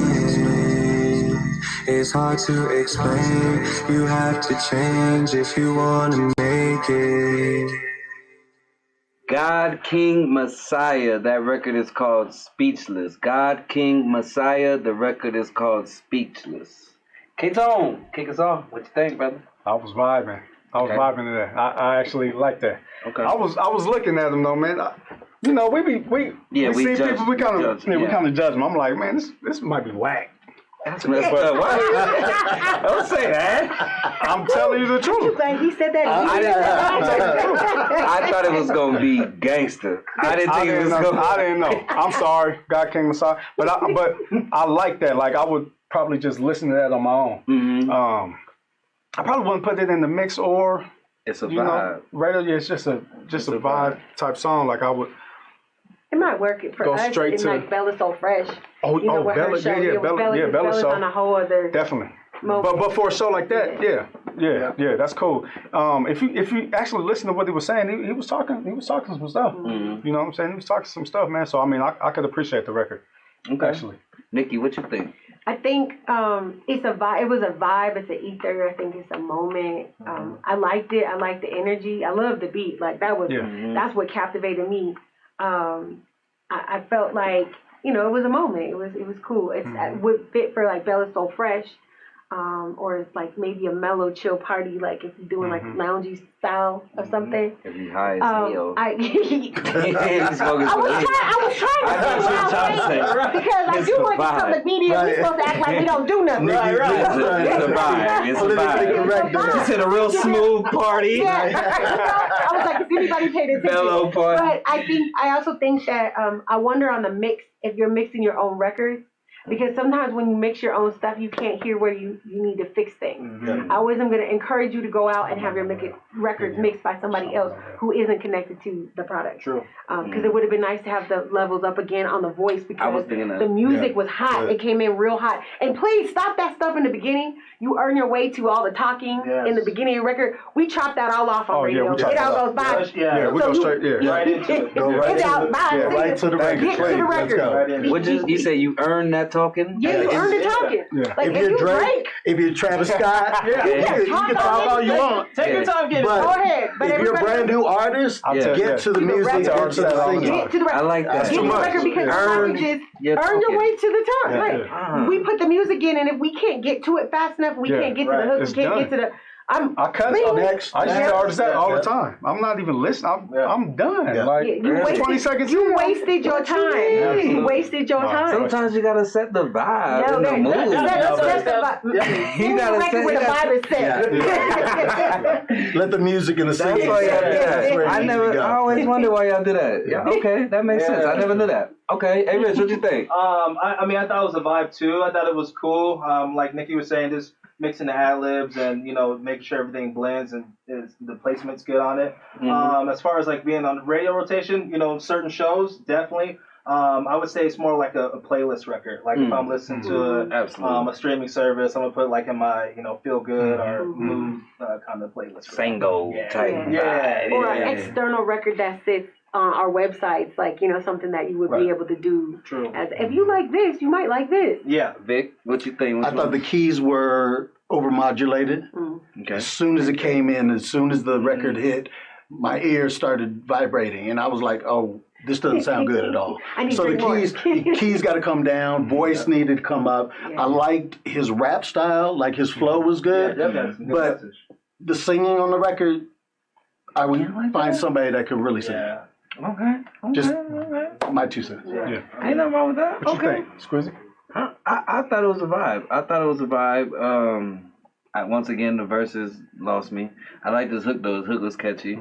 Hook was catchy as the vibe. I'm getting caught in these lights. When it was red, I felt like, okay, this is what I'm supposed to be listening to. Like it felt like what I was supposed to be listening to. It was the right right color. now. Yeah, it was the right color for the song. So it was a vibe. It was a vibe. Would have been good. That's what made me feel like a roasted chicken. Yeah. I could tell like who he's influenced by, like that R&B Drake, that Sango. Oh, you can tell. You can tell it was Drake all day. You know what I'm saying? You can tell it was Drake all day. This is my favorite, so it's like, okay, yeah. It was passion fruit. Like it was that same. Yeah, it was that same. So I did. So we got you. We understood that. Yeah, I definitely would like to hear more from him because, like K-Tone said, I did prejudge him, so it caught me off guard when the beat dropped. Immediately, like, oh, that's okay. That's what you're doing. So I want to see like what else he got in the stash. He got some potential though. I think he has potential. Definitely. If he put it together, better studio mixing, all that type of stuff, the stuff that comes with becoming a better artist, I think he has great potential. And get right into it. Yeah. Get right. What's the word to say again? Earn. Yeah, your way. those ad libs. Yeah. Earn your way to talking into a record. Yeah. Absolutely. Okay, I like that. So up next, where we at? Oh, we're gonna go to a video. We're gonna go to a video. We're gonna review it the same way, but he has the visual with it. Shama Noel. Yeah. This song is called "What's Happening Now." Shama Noel. What's happening now? We're gonna go to that live on our network right now.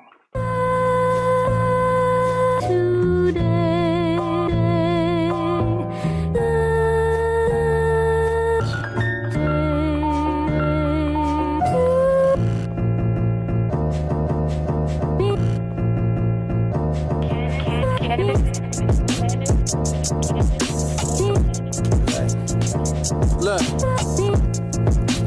I'm sorry I can't wife you. I'm sure it would be nice to, but I'm too focused on that light bulb above my head that's gonna get me inside of them nice pools before I'm dead. So how you gonna blame me for it? Universe is calling and I can't ignore it. I know life can be fun, but right now I can't enjoy it. Not until I could hire my dad, give him some employment. I swear my raps could not get any realer. You think I'm gonna put vagina above my familiar? You better get familiar. You better off surviving in a cage with 10 gorillas next to Harambe's killer. These ain't the other raps that you've been hearing lately. This that early shady. This that Kanye on production, Jay-Z. This that Big Boy and Andre 3 from the slums of Atlanta when New York was going crazy. So what do I look like settling down when there's kids in Africa loving my sound? We build it up from the ground up. Build it up from the what's happening now. She say what's happening now. Well, I'm what's happening now. Your man was jacking my style. He can't walk half a mile in my shoes. I'm too cool. I do me, you do you. Just do you. Do me, just do you. What's happening now? What's happening now? What's happening now? What's happening now? What's happening now? I'm what's happening now. Yeah. I'm what's happening now? Look, I'm sorry I can't wife you. I'm sure it would be nice to, but I'm too focused on my IQ. That's gonna get me in front of them screens like I'm Ice Cube. I'm sure you'll meet a nice dude. You told me life is short, ironically you're 5'2". And since it's short, falling in love is what I have no time to do. Be mindful, I'm trying to climb to the heights of Eiffel, times to why you so upset by the man chasing purpose. While you chasing the man, I hope it's worth it. I hope you cut the grass and see the serpents. I pray you find the truth behind that window curtain. I wish all my exes the best. I hope my success don't cause you to stress. I hope you sleeping well, you need your rest. And don't be mad if I don't reply to your text. What's happening now? She say what's happening now. Well, I'm what's happening now. Your man was jacking my style. You can't walk half a mile in my shoes. I'm too cool, I'm too cool. I do me, you do you, just do you. What's happening now? She say what's happening now. Well, I'm what's happening now. Your man was jacking my style. You can't walk half a mile in my shoes. I'm too cool, I'm too cool, I'm too cool. I do me, you do you, just do you.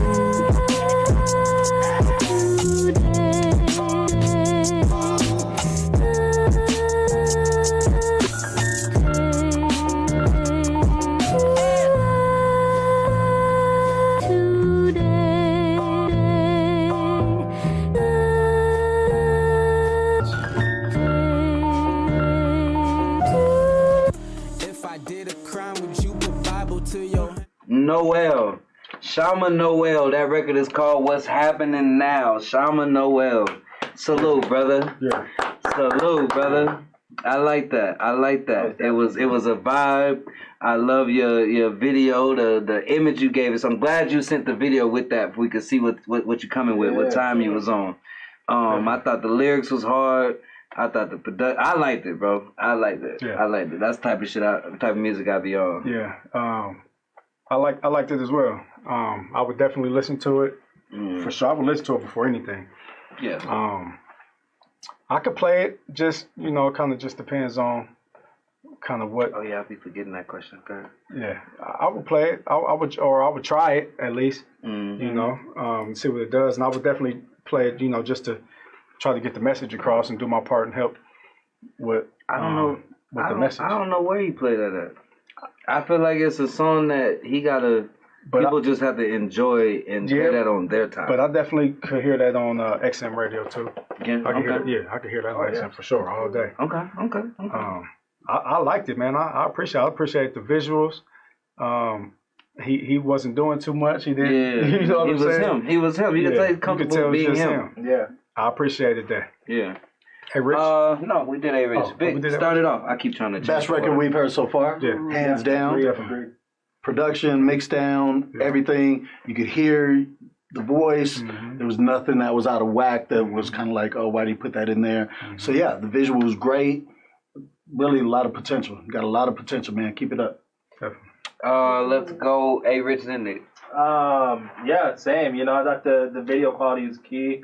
Especially making the videos, I think, just putting in that little extra step to really bring that visual to life. Mm-hmm. It definitely went with the vibe that he was doing. I think even the message behind the song was like representing him. You know what I mean? Like he was talking about his fashion. He wasn't overly dressed, a lot of jewelry, but he was just like, yo, I can still, take a girl from you, whatever. But also have that cool, like, I'm just being me, like Swizzy said, like I just feel good being me. Yeah. I definitely mess with. Is he from here? Yes, I'm on his Instagram. He's from Denver, Colorado. Yes, he is. So I was trying to look at the buildings. Like, is that here in Denver? Yeah. Okay. That's dope. Yeah, I like that one. Definitely keep he it said up. He's the greatest ghostwriter of his generation. Hey man, shout out to the ghostwriters. All right. Get your checks. It is their season. Yeah. I mean, ghostwriting is legit. I mean, it's legit. You'd be surprised. Owner publishing. Yeah, that too. I mean, you'd be surprised how many hits are made from other artists that you like. Oh, damn! I didn't know you wrote that for me. So he looks very talented. He on here playing the piano. Okay, I'm sorry. I'm just looking at Instagram. Nikki, what you think? That is a song we would play at the drop for sure, no question. I like the fact that to me, I put it in the category of a conscious record because lyrically it was just there. It was present. It was conscious, and it would be a good record to put up against the more softer kind of, and I call it bubblegum artists that are out there. So I thought the message was great. it had a good vibe to it, and we could move with that record. He can be placed anywhere, but you got to play. If you get it, make sure I got you. Yeah, for real. absolutely. Yeah, there's no question. Absolutely. Shout out to him. It is Shama Noel. Yes. I just want to say one thing. Yes. What Nikki just said, Shama, if you're watching, listening, whatever you're doing, you need to reach out to Nikki. Definitely. ASAP. She's not going to come chase you for this record. She said she would. I will play She's your gonna record. play your record. And I may even put you in the show. Right now. The only thing you should be doing is sending the clean radio edit to Nikki Swarm. Listen, I'll put this up. I don't know what artists are on right now. If you're an artist in the city and you're not on, man, you're doing yourself a disservice. I really don't even understand why you wouldn't even be watching the show. You know about the show. Do you understand how hard it is to get these people to even listen to it? That's what I'm saying. That's crazy. I don't know. We should have got 50 submissions. You know what I'm saying? But hey, it is what it is. Hey. We'll get to that. We'll get to that when we get to the conversation. It's not even important. But it don't even matter. Yeah, but that's a win record. Yes, absolutely. That's perfect. I like that. And I'm actually, I'm gonna look it up. I hope he has it on. I use Tidal, so I want to add it to my playlist. He on there, bro. Sure. By looking at his Instagram, he's making some moves. He has a write-up in the 303 magazine. I see that just happened. Artists on the lookout for October. CPR. Yeah, Colorado Public Radio. Yeah, they just gave him a write-up. So that would be, he probably gets some play from Indy 102.3, My People. We'll be over there. Yeah, so he's doing what he's supposed to do, man. Right. Shama Noel, congratulations, bro. Keep pushing. I would love, That's not, we just clapping. No, we clapping. No, that was good record. I'm not handout clapping. Yeah, exactly. You're right. But keep pushing, that was bro. Worthy. I would love to hear more of what you got going on. Keep doing what you're doing. Keep growing. Keep being great. Keep being yourself. Keep doing what you're doing. With no further ado, we're going to keep it lit. Keep it going. This is Mama Said. Mama Said by H's. Mama Said H's. Let's get to it.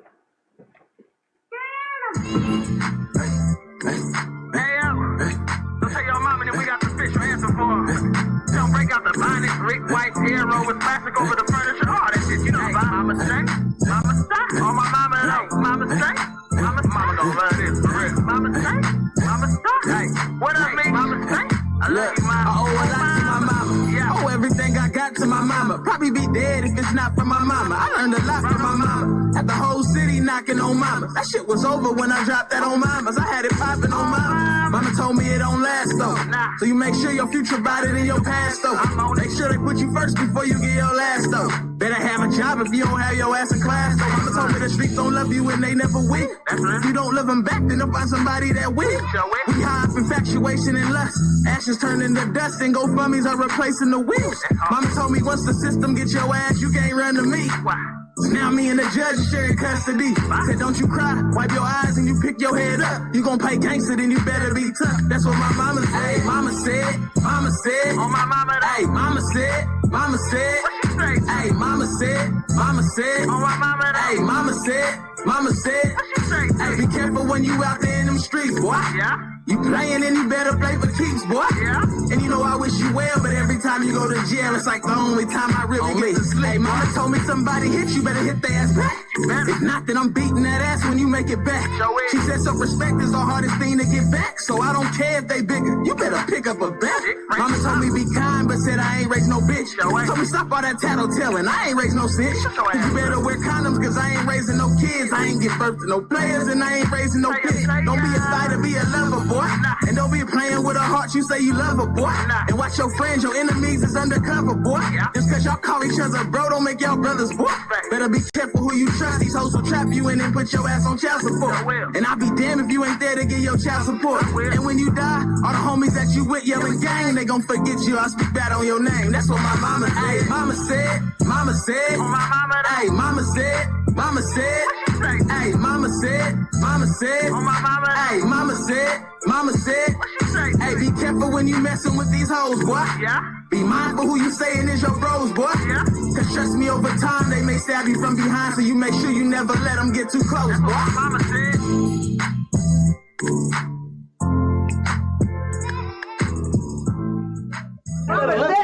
You better listen. H's. That record is called Mama Said by H's. Yeah. Where I want to start? I'll tell y'all, I like it. That's that quality gangster street. Oh, music. yes, thank you. I was like, wait, the lights came on. I was like, wait, are we doing this? Yeah. He was. I love the verses. I love the verses. Yes. It's believable. Outside of me actually knowing him, it's believable. Yep. Y'all don't know that, but you could believe him. You know what I'm saying? It sounds believable. Everything he was saying. Catchy hook. You can sing along with the hook. You know what I'm saying? If you gangster, you gonna vibe to that off rip, no matter where you from, what you know what I'm saying, what set you from. I think it was very dope. I like it. Quality street music. Yeah, I agree, man. I like everything about it. I like the beat. The beat had me bobbing off top, but what he was saying, I mean, your mama that told you that, boy. Don't be coming in and telling, get in a fight, boy. You better fight, bro. You know what I'm saying? I mean, I didn't detect one lie. Yeah, no. I didn't find a lie in it. Nope. Yeah. I appreciate the record, man. Yeah. More than anything, I appreciate the record. I'm gonna play it for my kids.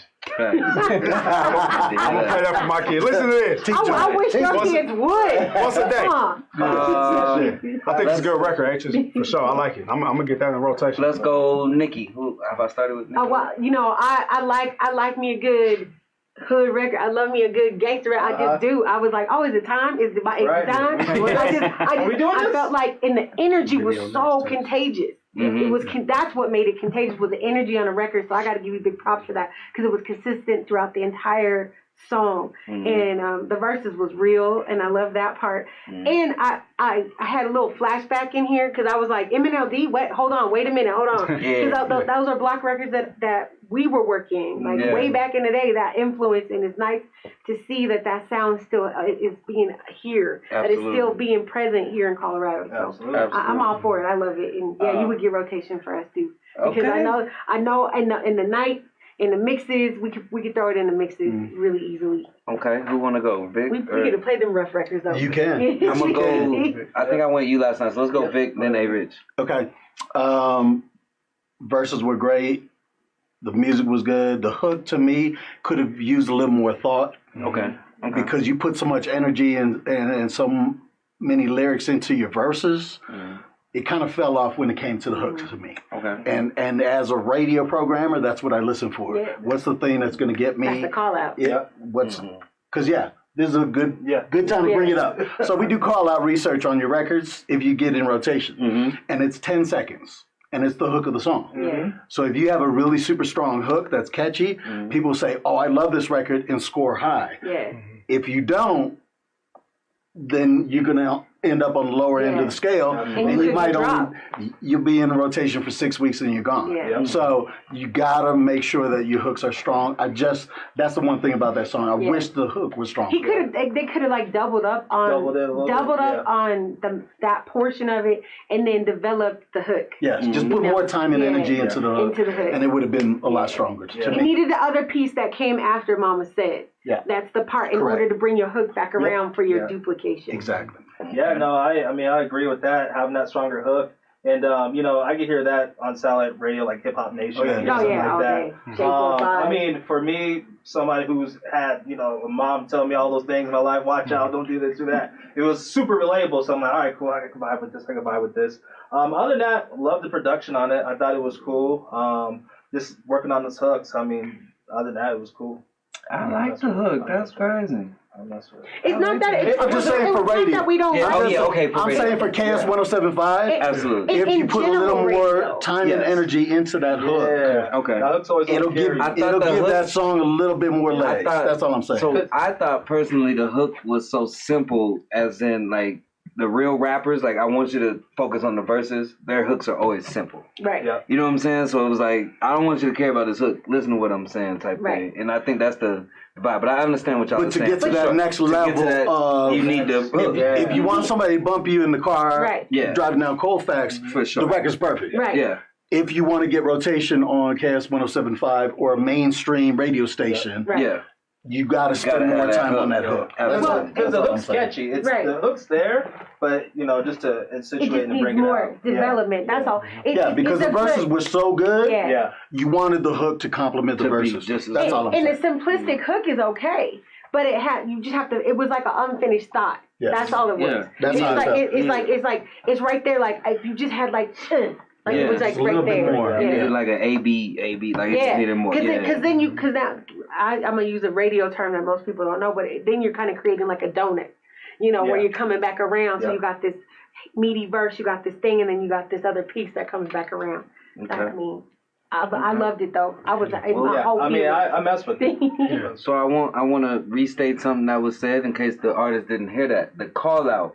They send their record out to random people, correct? Yes. Random people, and they get to listen to your song for 10 seconds and decide your future.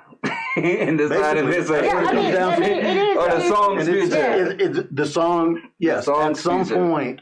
Because a lot of times when you have a local artist, and I hate using the term local artist, you're not going to Shazam.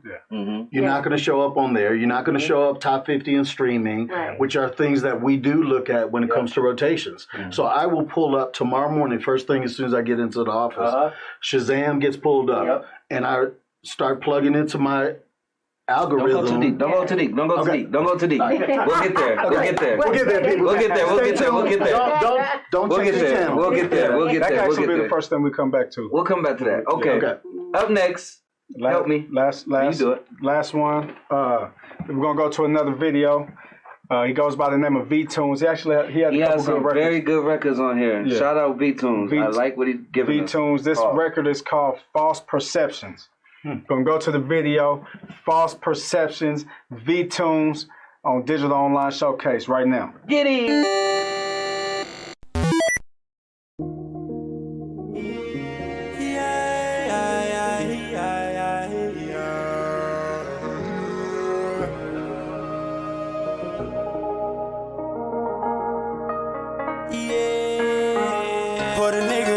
Pajamas. I'm surrounded by dealers and scammers. Mix the perk with the strawberry fan. Bitch, we booty, we going bananas. Pray I never get stuck in that slammer. Ask my bitch, could we fuck with the camera? Do a split on the dick, she a dancer. Double cup on my Fredo Santana. I'm the leader, so leave it to me. How they judge, but don't see what I see. Give a fuck about a nigga, I'm made for this shit. I got heat after heat after heat. Only real little real gonna feel me. I've been on earth before, you can't kill me. They gon' think that you sweet if you silly. Got them birds, I ain't talking no Philly.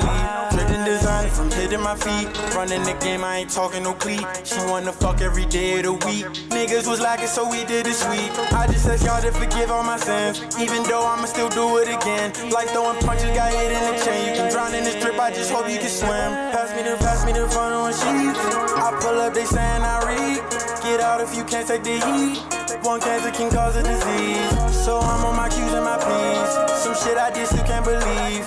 Feel peaceful when I'm around the trees. Cut your ass off to you in the breeze. In the breeze. Bless a nigga, ain't talking no sneeze. Feel the purse, can my people be free? None of these niggas fucking with me.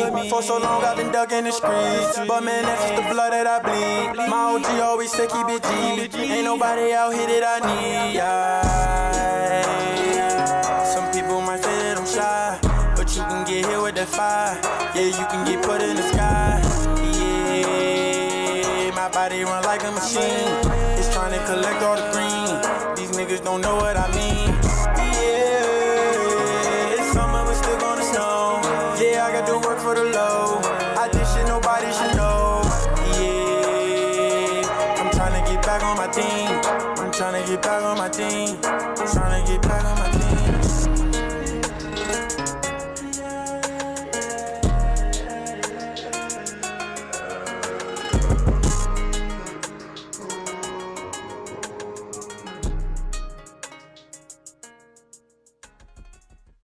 It's V-Tunes, False Perceptions, V-Tunes, False Perceptions. I'm gonna skip you, K-Tone. Hey, Rich. Yes. Wow. What do you think about that, Rich? That was a podcast.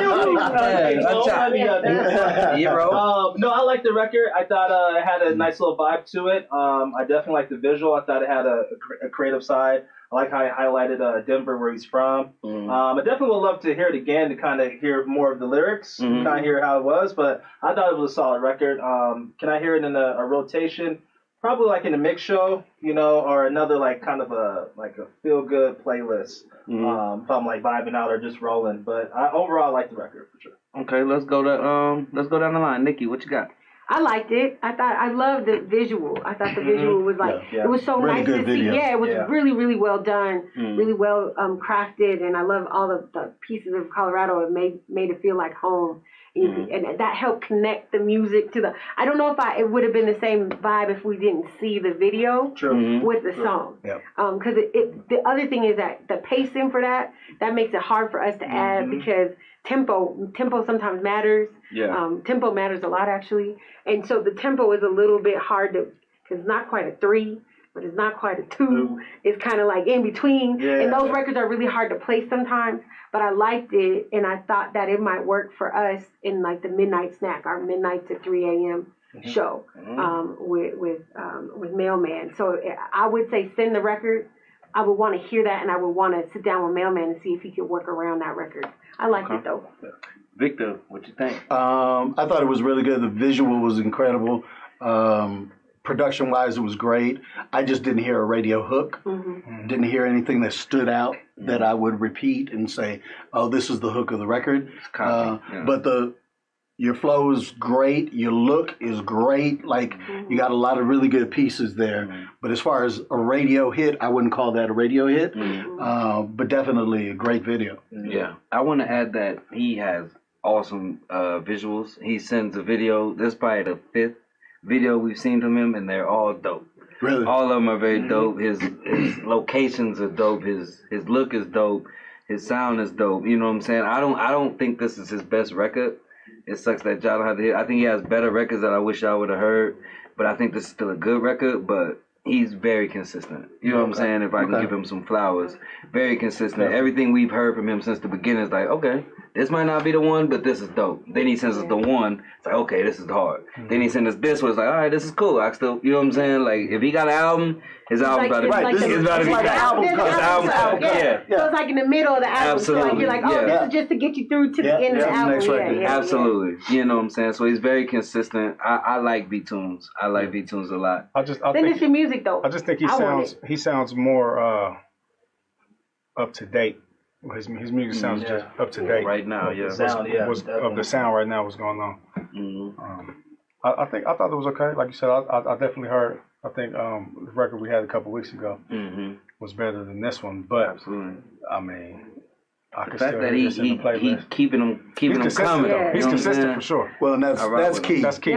For every artist. The more music you record, the better you're gonna get. It's like practicing basketball. If you shoot free throws every day, you're gonna be a really good free throw shooter. If you record music every day, you're gonna get good at it. You know, and you might, and you're not gonna have a radio hit every time you record. That's not what it's about. But I think a lot of artists try too hard because they're trying to go in there and record a hit. I'm like, man, how you feel? Don't. How you feel? What's today? Like, you know what I'm saying? How you feel today? Let's make a record about that. Record 200 songs. Exactly. And out of those, you might have 10 that are amazing. You said 10. I said 3. Well, I'm saying for an album. I'm saying for an album. I said 3. 10 for an album. I just thought I'm a studio rat, and so I'm like, you might record 200. You might get 3. You might get 7 if you're lucky. You know? I think one thing you could look at all the greatest artists of all time is the amount of time they spend in the studio. That's been from the beginning till now, to the Lil Waynes, they're in there all day. You feel what I'm saying? Like it takes that. It's habitual. It's a practice. It's like it's like a mantra. Like you have, this is part of your exercise that you're doing to feed your spirit creatively. And so you have to work through it. And that's why I always say that the better prepared you are, though, for your session, the more fire you get to come out, because you've had the chance to kind of work through the bugs and the kinks. It's a muscle. You got to exercise it. Well, that's the thing, too. I think you can't hold yourself to a certain genre as well. Like, if you start seeing how artists are now, they're branching into the pop side, they're branching into the rhythmic and urban. I think if you're going in the studio, you're writing songs, you're putting them out, think about the different stations that you could hear them on. Like, hey, can I hear this in Denver? Or can I hear this in ATL? Like, you know what I mean? Can I hear this in New York? So just kind of, when you're in studio, putting all the songs together, just try to see where you can place them. Don't just be like, all right, I'm going to put it here, I'm going to put it here. Try to see where you can also put that record in. Yeah, it's like challenging yourself. Yeah. Don't be afraid to take a risk. Because those risky records usually are the ones that crack. Yeah. Right. Is when you become like predictable, is when you lose that ether of being a really great artist, because we want to hear stuff that you surprised yourself on. Right. Right. Absolutely. Well, we thank y'all. That is the end of the music. We want to shout out our sponsors one more time. The GBL headquarters opening very soon. Go Boys. Please go shop with them. Our network. We're going to go to a very, very, very quick 60-second commercial. Please share this link. Please like this link. Yes. Please comment. Let us know how we're doing, if we're doing our job. Please let somebody tell somebody to tell somebody. And please stay tuned, because we're going to get back and we're going to talk about all the dope questions y'all have for these amazing people that we have here. And we'll be right back. We live. We are back. We are back. Digital Online Showcase. We told you it was going to be quick now. Very quick. Yeah. We appreciate everybody who's locked in with us, who stayed tuned in with us. Big shout out to the AHRR Network. If you are not following the AHRR Network, follow them. Like, share, tweet, comment, follow YouTube, Instagram, Facebook, all that. They got some very dope shows. Oh, yeah. They got some very dope shows. The AHRR Network is doing a very good job, man. They're doing it for the kids. Definitely. They got the women on here with their show, the Sports Talk Radio. Yeah. Us, of course. You know what I'm saying? It's a lot of dope things going on, so please support what they got going on. Definitely. And once again, we appreciate y'all for coming. What I want to do right now, I know we introduced you guys and brought you guys out, but I want you to tell the people, just give them your name and give them your station format and what you guys do on your particular stations. We'll start to the right, A-Rich. With me? Okay. DJ A-Rich. I work at Hot 107.1. I'm the music director, and I do a night show from 7 to midnight. And one of the cool things I do on my show is the Hot 7 at 7:47, where we take the 7 biggest songs that are trending. Some of them are brand new that make it into the countdown. So we do that. And our station format is Top 40. And we do mainstream rhythmic hip-hop there, too. So, and something that we'll talk about, too, as far as like tempo and balance. But we play a lot of the new trendy music, stuff that's already hot right now. Also, what I like about our station too is we get to kind of go into the UK and pick up songs there that are hitting charts over there, and then we're bringing them here. Okay. Very nice. Very nice. That's dope. I'm Nikki Sworn. I'm the old head, I think, around here. I've been around for a long time. Wait a minute. I am the old head. I've been around for a really long time in radio. Everybody's old here but me, okay? Oh, Harry. Hey, we're being honest. Don't even get him started, man. Somebody cut his mic. All right, please. I am the general manager and program director for The Drop, the People Station for R&B and Hip Hop. We're the brand new station in the market. And we have a pseudo big announcement coming up very soon, and I'm excited. And I think maybe we'll do that with you guys. Okay. Yeah. No, not maybe. Not maybe. We're gonna do it. That with you guys. Okay. And I've been in radio for almost 23 years. I worked for both of these stations. Got my start in smooth jazz of all things. But I'm a music head, and I love music, and I love the business of music. So that's why I talk a lot about that side of it. Yeah. At the station, I do everything, including take out the trash, because that's what you do. You start at the bottom, in order to earn your rungs on the ladder to get to that point. I didn't necessarily set out to do what I'm doing now. I'm always like thinking that they talking to the people behind me. I told that to Victor. I was like, I didn't think they were talking to me. Right. They're talking to somebody else.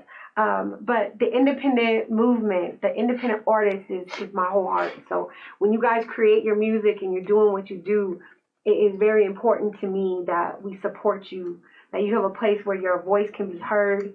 Your message is important and crucial. Just do your best. That's what we ask, is that you continue to work on your craft and don't just give up and think you got it. If you think you got it, go back in and do it one more time. Go back in and do it 5 more times. Become a perfectionist in your business. Know your craft and understand it, or else surround yourself with people who can help guide you.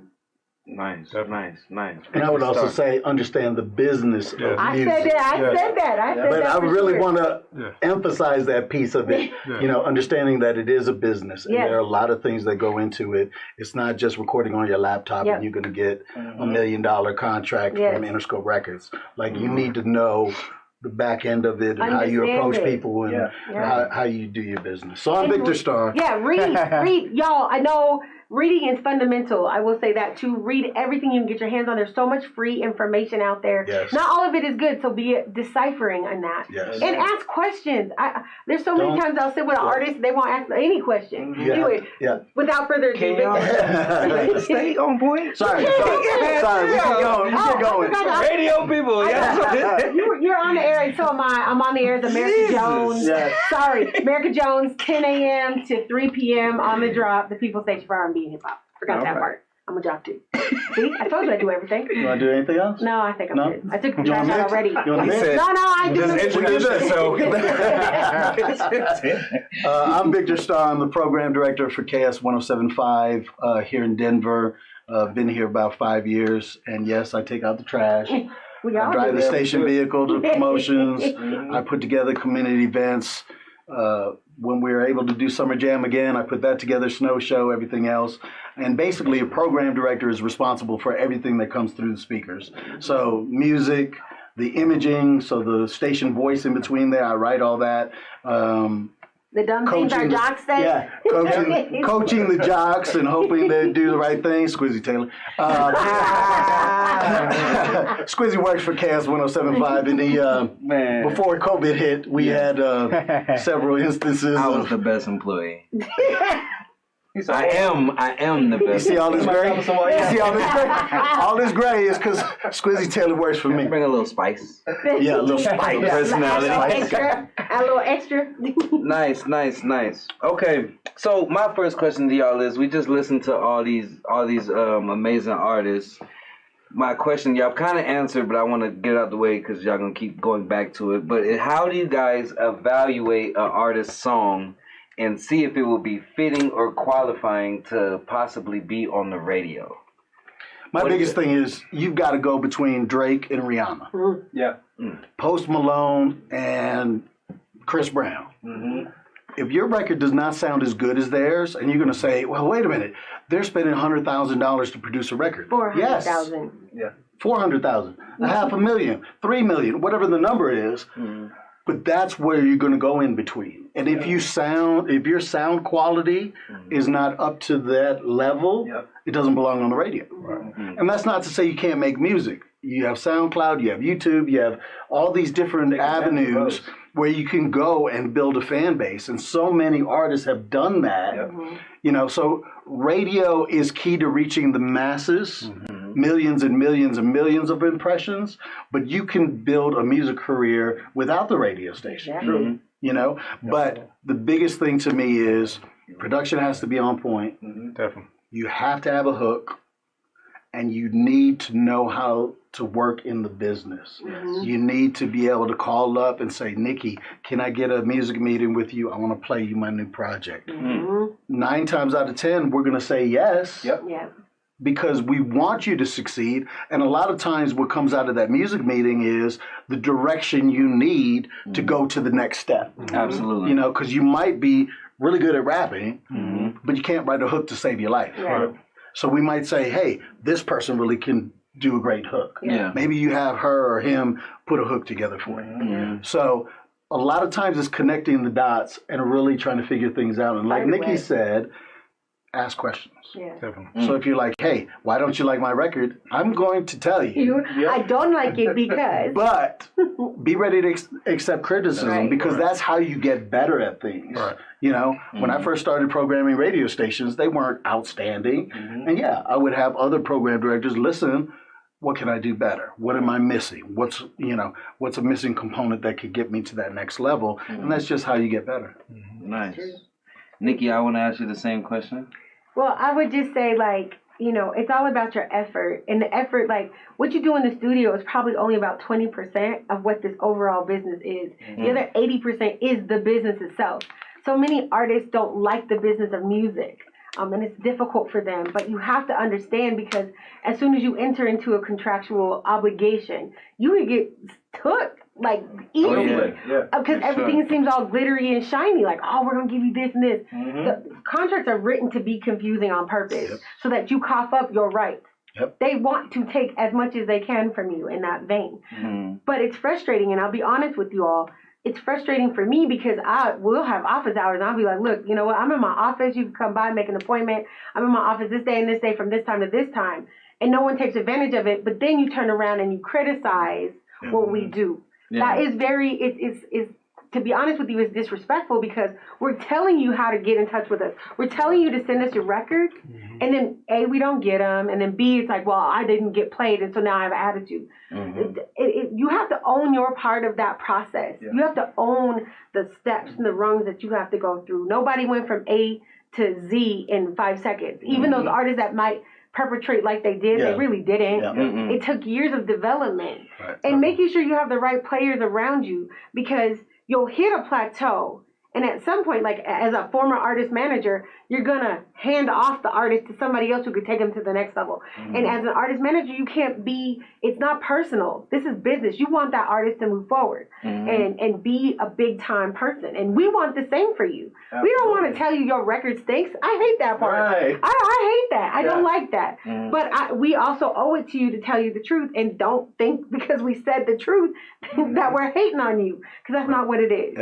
You have to be selfless and not be in that moment. Absolutely. That's good words. Amen. Hey, Rich, would you like to add anything? Yeah, I think, you know, packaging your music, how's it being brought to you? A lot of artists have labels who have somebody talking for them, saying like, hey, you know, this person's Shazamming here, their streams are here, look at their numbers. Even as an independent artist, I know a couple independent artists who have managers behind them who are like, hey, you know, how can I get my artists to be, you know, on your station? What do we have to do? And having that team behind you saying, all right, this is how we're going to package it. This is how we're going to do it. We're going to get the radio edits. Because, again. Can you say that again? Get the radio edits. One more time, just for. Get the radio edits. And also, even the mix show. You know, there's a lot of labels who are like, hey, we're just trying to get mix show spins. We want to just get this artist out here.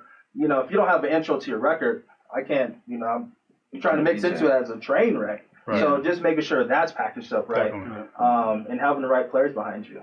Yeah. So when they say packaging, they mean a clean version, a dirty version, an intro clean version, an intro dirty version. But see, we have to explain intro because I get that question all the time. A lot of people don't really know what so like intro version 8 bar or 16, however you look at it. Usually 8. Good, yeah. The studio would say it's a 16 though. They call it, I think so, because Trevor, we get that confused. So it's 16 of the beat bouncing, and then it goes into your track. And as they said earlier, you have to earn your way into talking into your record. So whatever's at the beginning, anyway, they don't want to. That doesn't matter. So the beat, boom, 8 bars or 16, however it goes, into the record, straight into the heat of the record. You know what I'm saying? That's what they mean by intro, outro version of the record. And then, I mean, if you don't have, you know, built-in intro, send your instrumental. You know, we have people in the house who can add, you know, that instrumental. That's not a regular practice, though. That is don't count on that. That's not a regular practice. But see, A-Rich is nice though. Yeah, I'm about to say. You know what I'm saying? Yeah, but we also that's also part of it because it becomes an expectation. Like you know, there's artists out there that have sent us records that are dirty, and they're like, well, don't you guys clean the record? No. I don't have time for that. that. You know, we have a bunch of other things that have to happen, and that's part of your professionalism. You know, and everything, every step that you're taking is showing how professional you really are. Absolutely. We're not asking that you know everything, because nobody knows everything. So ask the question, like, how would you like to receive the record? What is it that is required for it? And you don't have to brag about yourself when you're sending the bio information. I'm the hottest on the plaque. I'm the right. We've heard that so many times. Decide that. Just send the music like, this is who I am. This is who I'm from. This is how I describe my style. If you need more information, or if you would like to sit down and talk to me, I would love that opportunity. In short, quick, Victor is so busy. He's so busy just keeping up with the records that are, you know, because he's a highly monitored station. Number one station in the market. Number one in the market. Number one.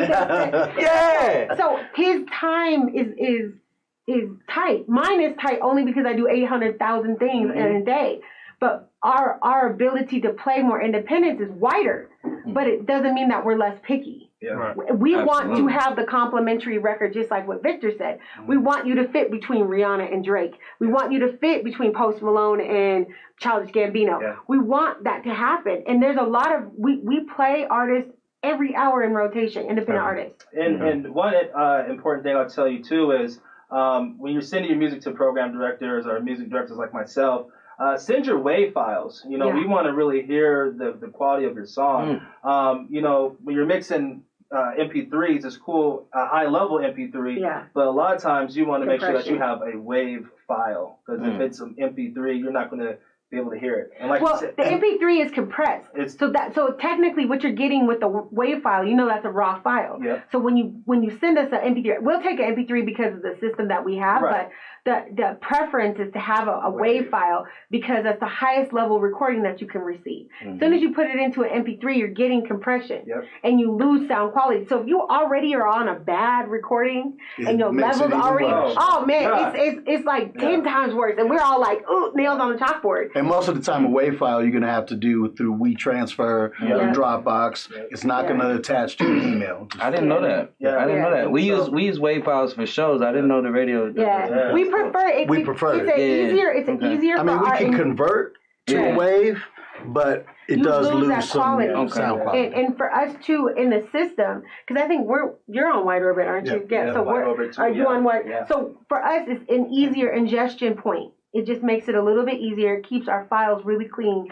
And when we need to pull something, we know that we're not going to have a weird sound break or sound quality coming from, you know, a $400,000 recording from a $400 recording. So that level, we are in charge of that and making sure everything that comes out that speakers is on the right level. Absolutely. So I have a question. You have a question, Tona? Yeah, I got a question. They're doing a great job. They don't. I mean, y'all just talked about 4 of my questions without us asking. Well, we're radio people, so we're used to talking. I love it. Make our job as easy as you can. I love it. Well, I mean, I really want to know how, in your 3 different opinions, how is radio affected or impacted by and from this pandemic right now? Because you know, it might be different for each station. I don't know, but I kind of want to know. Well, at KS, I mean, normally I'd probably have 25 people in the studio during the week. Mixers, part-timers, full-time employees. Now we're down to 3 full-time employees and myself. Because we're trying to limit the amount of contact. I guess in 5/8 comes in live, but you know, for the most part, it's just a lot fewer people coming to the studio, and you do lose the energy that a Squizzy Taylor brings at noon. When Squizzy comes in at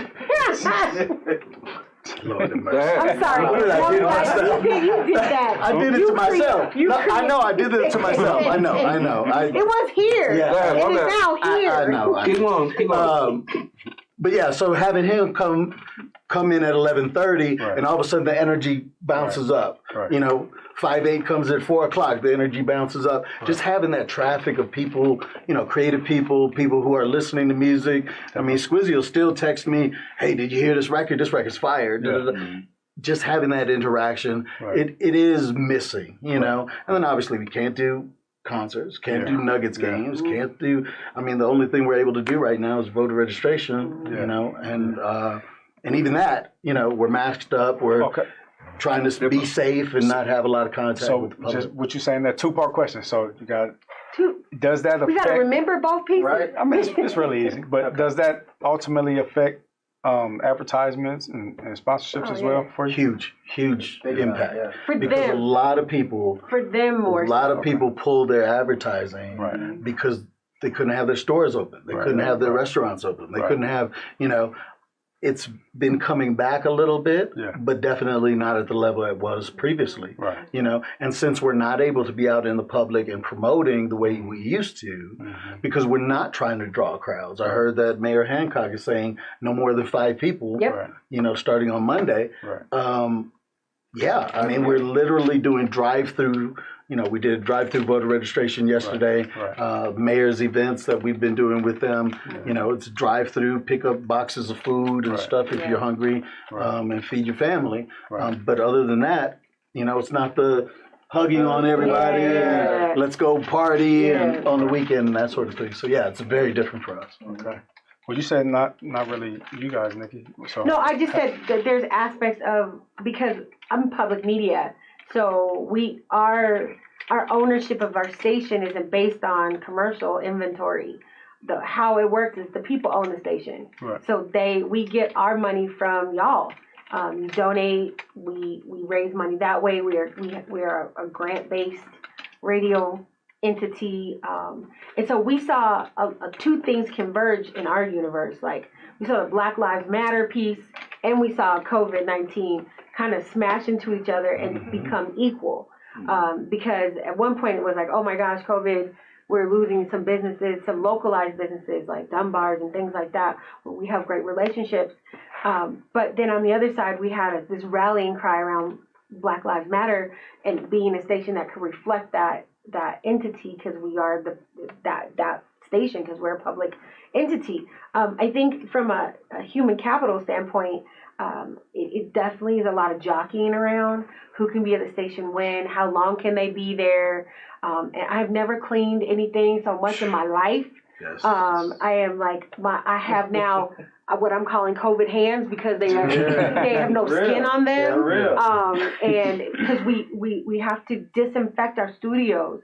We can't even do the stuff that we love to do, which is bring y'all into our spaces, like for intimate shows and appearances. Everything is Zoom, and I'm so zoomed out. Like I have met my max at Zoom and artist interviews. Like they don't come to the studio anymore. And it's a different relationship that we're forging with our audience, and doing things from this remote expectation and trying to still make it intimate enough for everybody to feel like they're engaged in something.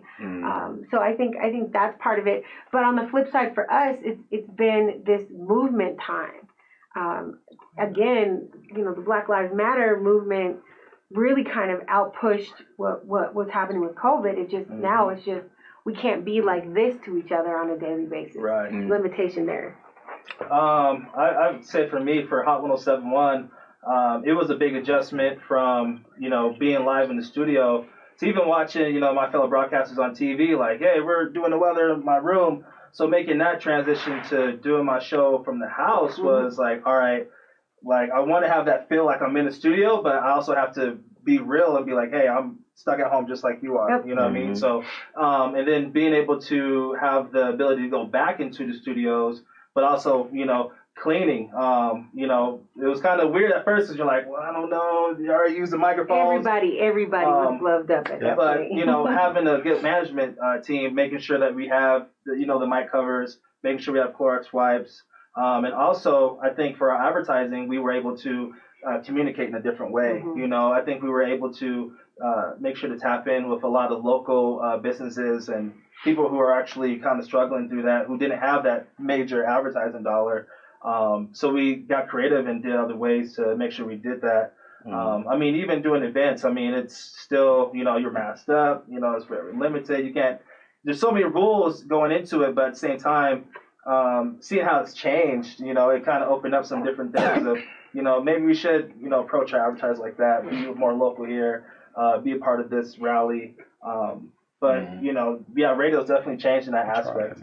And to our fellow like broadcasters, like, you know, who have lost their jobs, like it affected us in that way. Yeah. It affected records in the same way. Like all of our friends that are making music and you know, studio aspects and DJs. So all of our friends that are DJs who lost their businesses because there's no more nightclubs. I mean, even being a DJ myself, I mean, Squizzy and K-Tone can add on to that. I mean, there was gigs I was canceling, like, oh my God, like I cancel, you know, graduations, parties. All that. I mean, which is hard. It's like, yo, that's how we eat. You know, that's how we, you know, that's how we do it. So even that transitioning to online stuff and getting creative, but you know, starting to see some of that stuff come back with the clubs and doing that. It's just, you know, how you want to be safe and bring it back. Yeah, I think we all hustlers. You know what I'm saying? We're gonna figure out a way. That radio is a hustle. So you know, we pivot and we adjust and we figure it out. You know, and I think that goes for everything. We want to ask a question from one of our listeners right now. Jaleesa asks, Nikki, how is it having a career in a male-dominated environment? Oh, that's such a great question. Thank you so much for asking that. I will say this. It's Jaleesa? Jaleesa, thank you so much. I will say that I'm the first African-American woman general manager in the state of Colorado. The first one. That's incredible. And it is hard. It is very difficult. And it's hard to find balance in self. Like, you have to be really grounded and understand that the jabs that you get sometimes are not personal. Sometimes it's just out of wow, this person's really moving really quickly. I work really hard and at a great sacrifice to a lot of other things. But this is what I do, and I do it because I love it. I love the people of Colorado. I love our independent music scene. I've found a happy place.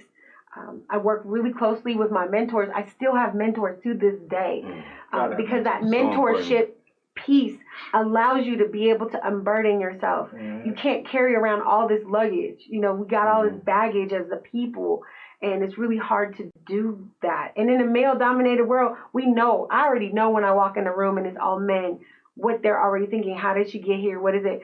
And so I did a lot on the back end of that to create a pedigree for myself so that my history and my experience could speak for itself.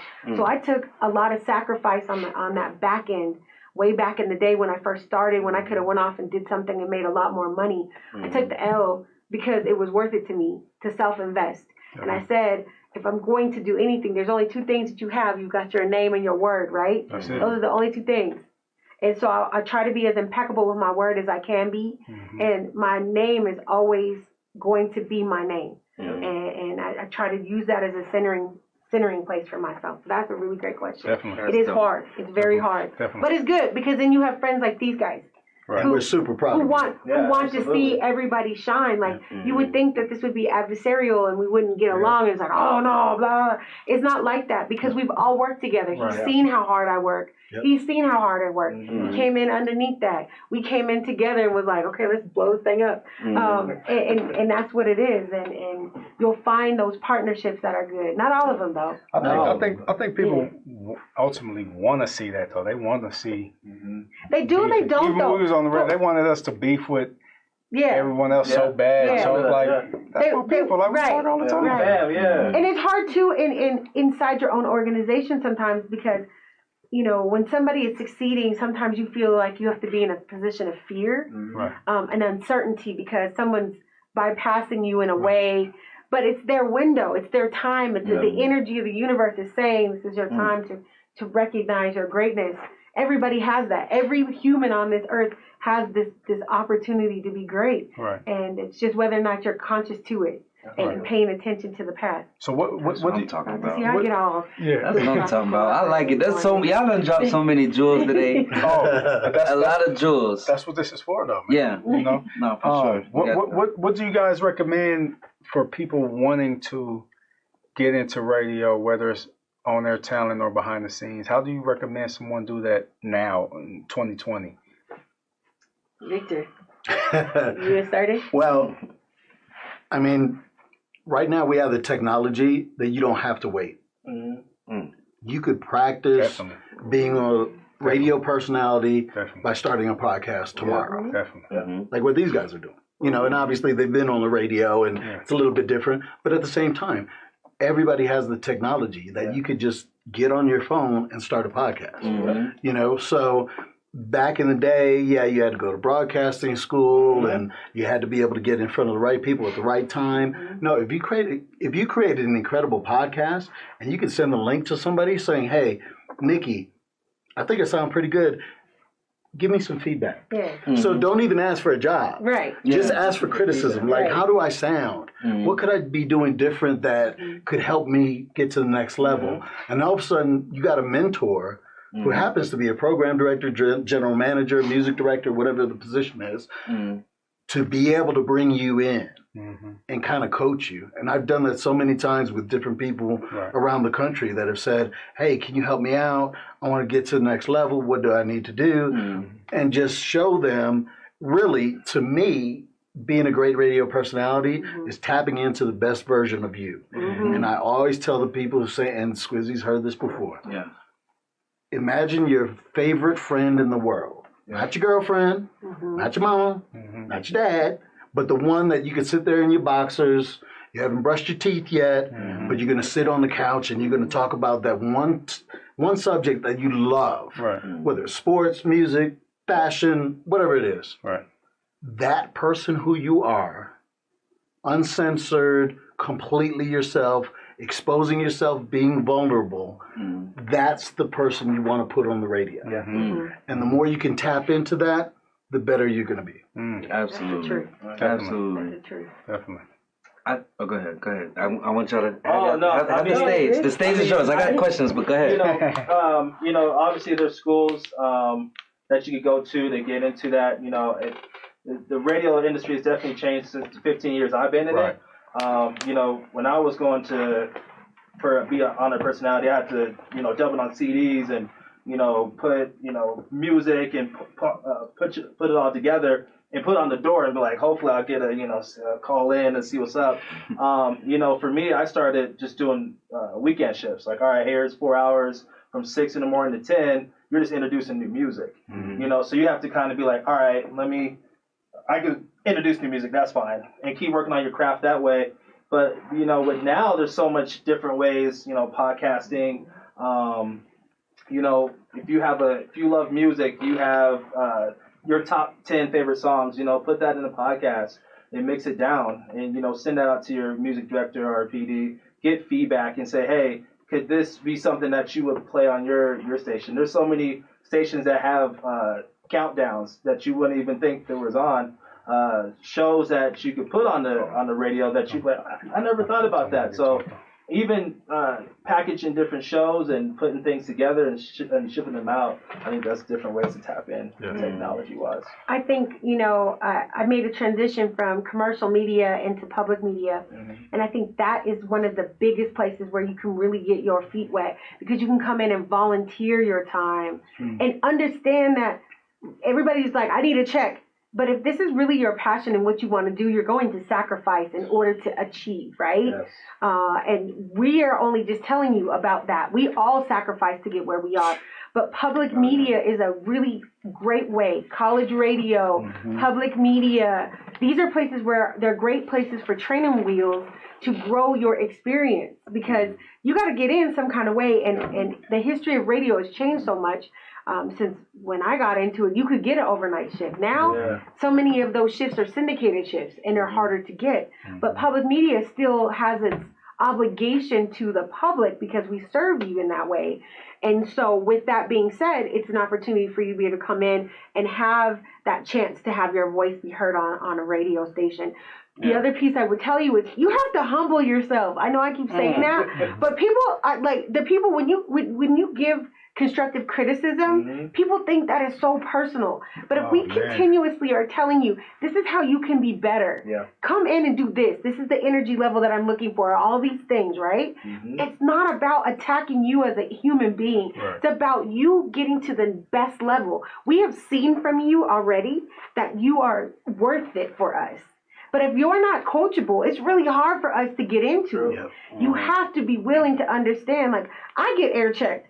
I'm the general manager for a radio station. I shouldn't have to be air checked by anybody, but I do it. Yeah. And I do it by people that are not in my format. I do it by people around the country because I want to be really great. Yeah. And I want to know that I succeeded and I did everything I could.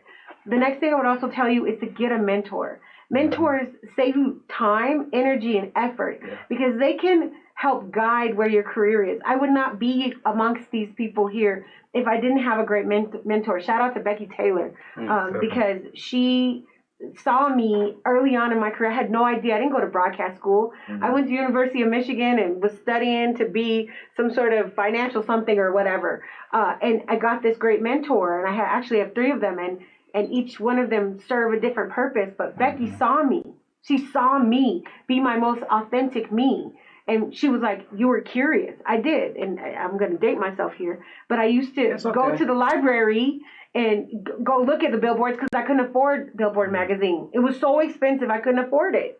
I had $100,000 in student loans and was like, I'm making pennies. I left Nordstrom and I was making $5,000 a month at Nordstrom. And then I went and I made $600 a month working in radio. My parents lost their minds. But I said, I think that this is something I can do. I think this is a place where I could be. And I just want to see. And if it doesn't work out, I promise you I'll go back and I'll go back to that job. I'll get it back. I can do that. And I just started and I got really curious about the industry. And I didn't just want to know about being an on-air personality because that's not what I was aiming for. I wanted to know how a station functioned. Why do you sell commercial spots? Why does the program director, why are they called a program director? I didn't know any of this lingo. I had to go teach myself. So I was giving myself an internship while I was actually working. And then I found that person who believed in me more than I even could believe in myself. And it allowed me that special space to be able to say, I don't understand this. Could you explain this to me? Okay, great. Now can I ask you back a question? And I would go in her office with 5 questions on my paper.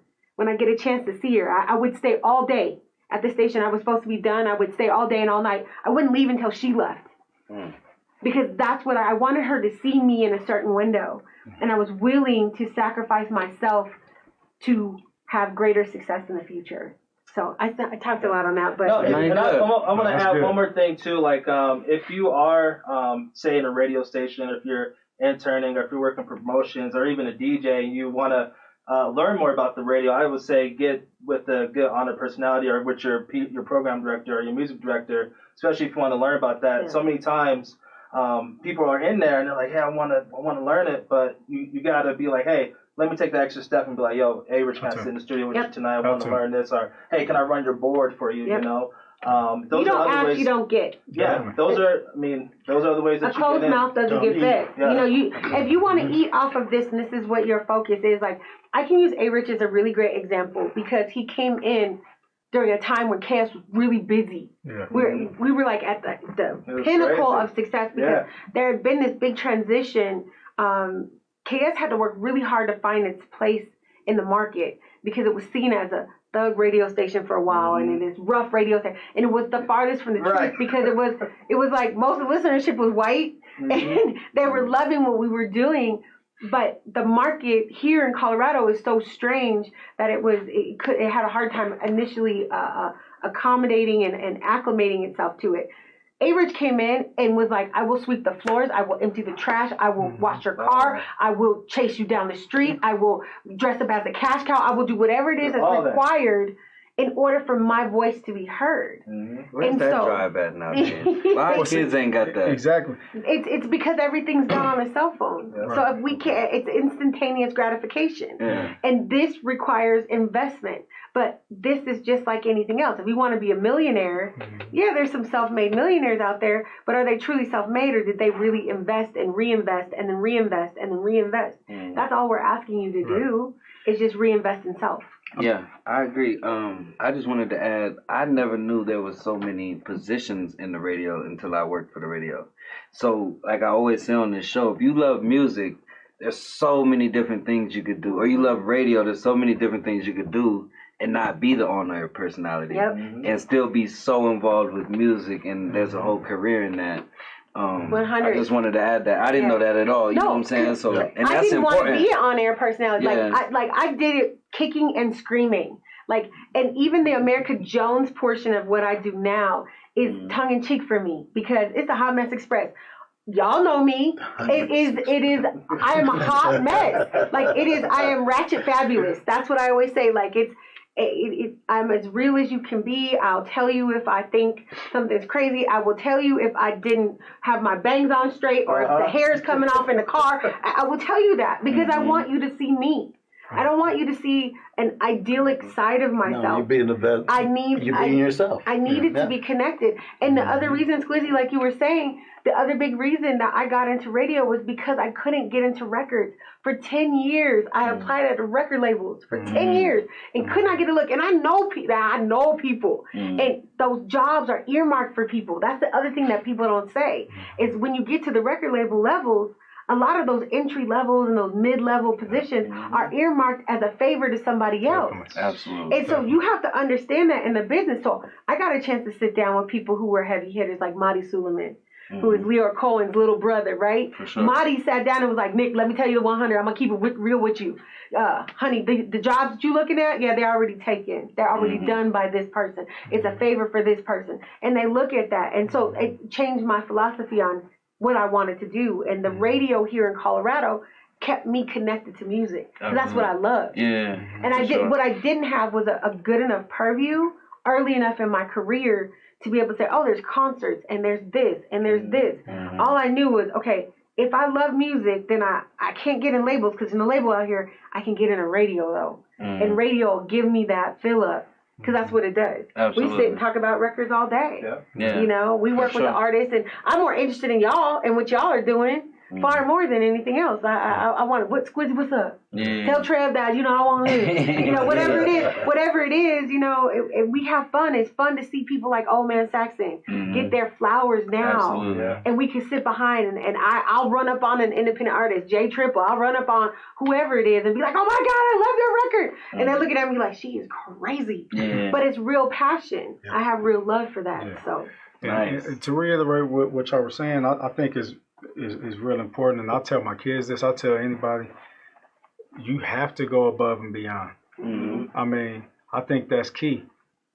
I feel like, because there's so many people doing what you're doing, trying to do what's special about you? What are you going to do extra to really get where you're trying to go? Yeah. No, for sure. And I preach that, but I do it as well. Like I'll do the extra. You know what I'm saying? You got to. You have to do the extra. I feel like that's important. Yeah, and you're not too good for that. No, you can't be too good for that. No one's too good. I still have to be too extra. Yeah, you gotta lose your ego. That's all it is. Your ego. When everybody. Wait a minute. Wait a minute. Hold on a damn minute. I deserve mine. Is this Squizzy Taylor talking right now? It's 2020 right now. Okay. I've been in the room by myself. I've been quarantining. I've been in the room by myself. But I deserve my ego. You know what I mean? Anyway, moving forward, we have a go. No, I want to get to this question because he asked about 3 times already. Oh. So big shout out to Pork Chop. He's on Facebook. He says, how can local artists get in positions to open up for shows thrown by the radio stations like Summer Jam, holiday shows, etc.? Well, for KS, it really comes down to you got to get airplay first, because we don't want to put you on and nobody knows who you are. Right. Like we have done that previously, but now we feel like there are such good artists that are here in Denver that are doing the right things, getting their production right, making songs that have potential to be radio hits, that we want you to get airplay first. So it's getting the music straight to where you could get airplay. Once you have airplay, then of course I'm going to want to see what do you look like on stage. Like, what are you just going to stand there and I can't understand a word you're saying, and you got a DJ and you're swallowing the mic and everything else? No, you've got to have some stage presence in order for me to put you on to a Summer Jam or Snow Show or any of the events that we have done in the past. Okay. And you've got 2 angles to that too. That's a two-edged thing. Victor has control over certain shows, while Live Nation AG have control over other shows. Touring also controls that aspect. A tour can come into Denver and say no independent artist on it. Yep. They can mandate that, but yet still go to California and do a show in LA and have independent artists on it because they know the caliber. Denver has to work cohesively to be able to have those great artists and understand that just because somebody's getting their flowers now and their roses now, that it's no slight to you if you're not the person receiving the roses at that time. Opening up and understanding that, hey, somebody's got to thread this needle first in order for everybody to kind of come through it. For public media, it's a little bit different because we're creating opportunities for independent artists. We pay independent artists to play. We did that this last summer. We did that just recently with Black Rain and for Miss Black Colorado, putting Shiriko and them on stage and paying them. That's a really big, important piece of what we do because that's our mantra. Public radio functions a little bit different than commercial radio, and we have a little bit more leeway. Commercial radio is very straightforward. It's going to be very honest with you, and you have to understand that. They're not trying to be difficult, but there's a protocol in place there. Public media, public radio has a little bit more leeway because we are, at the end of the day, paid for by what your tax dollars are doing for us. So we are obligated. We have an honor to do that for you. So our needs for independent artists are different. They're a nonprofit. Yeah, we're a nonprofit. Where they're counting every single dollar that comes through the door, and so. That's kind of where the difference. But I know you count. We're willing to leave a couple on the table for other people. Yeah, I can't say the same about us. So we both stand by a lot of very dope artists, and we think Denver music is on fire right now. Do y'all think that there will come a time where we get the global recognition that we feel like we deserve? Or it's already happening though. I think that we're just not. It's just not in a way that we traditionally recognize. Like what we're expecting is like it to be in Atlanta. We're expecting it to be like Houston. We're expecting it to be like LA. Our globalism isn't that way. Our shape isn't that way. But trust, when we're talking to I don't know about you, but we're talking to labels, but when I'm hearing the feedback from certain individuals, they hear us. One of the biggest things is uniformity in terms of sound and ability. We don't have there's a southern sound. There's a West Coast sound. There's an East Coast sound. And the issue with us is that we live in a fractured state, in a fractured region that is traditionally known as a rock and roll region. We were never meant to have the pop and hip hop that we do, the R&B that we have, because we're a rock oriented state. KS changed a lot of that. That presence changed because per capita we sell as many concert tickets, as you see in New York or LA. So knowing that and knowing that we are large consumers of hip hop and hip hop culture, it's just a matter of understanding that our roses may not be the same. Absolutely. And we have to recognize and look at ourselves individually. We are creating more opportunities for independent artists. We're creating more opportunities for hip hop in our market that has ever been done before. No question. 2019 into 2020, 2018, 2017. 2017 Nielsen ratings, which is the book that we use that quantifies how radio stations perform in a market, said for the very first time in 2017 that hip hop and R&B and rap music was the number one consumed music medium by far. That's the first time in history that it outpaced country and rock and roll. Okay? I hear what I'm saying with that. Number one consumed. I think it's probably been that way longer than that. No, but they don't count certain stuff. No, but by rating standpoint, just by pure ratings, looking at a book and saying KS is one quarter over quarter. Oh, it's just radio. It's a rating standpoint, and it's looking at overall consumption, streaming, record sales, radio consumption and use. It's stream, all of the downloads, all of that. They can quantify that, and they can look at that from a number standpoint. That makes Nielsen will say that, and they said it, and the return on investment in this format is unbelievable. Absolutely. So it's a currency. That's the way I look at it. It is a true currency. Y'all want to add anything, or you want me to ask my next question? I will ask my next question. Okay, no ego, Squizzy Taylor. Yeah. Which Denver artists do you hear consistently on the radio, and why do you think that is?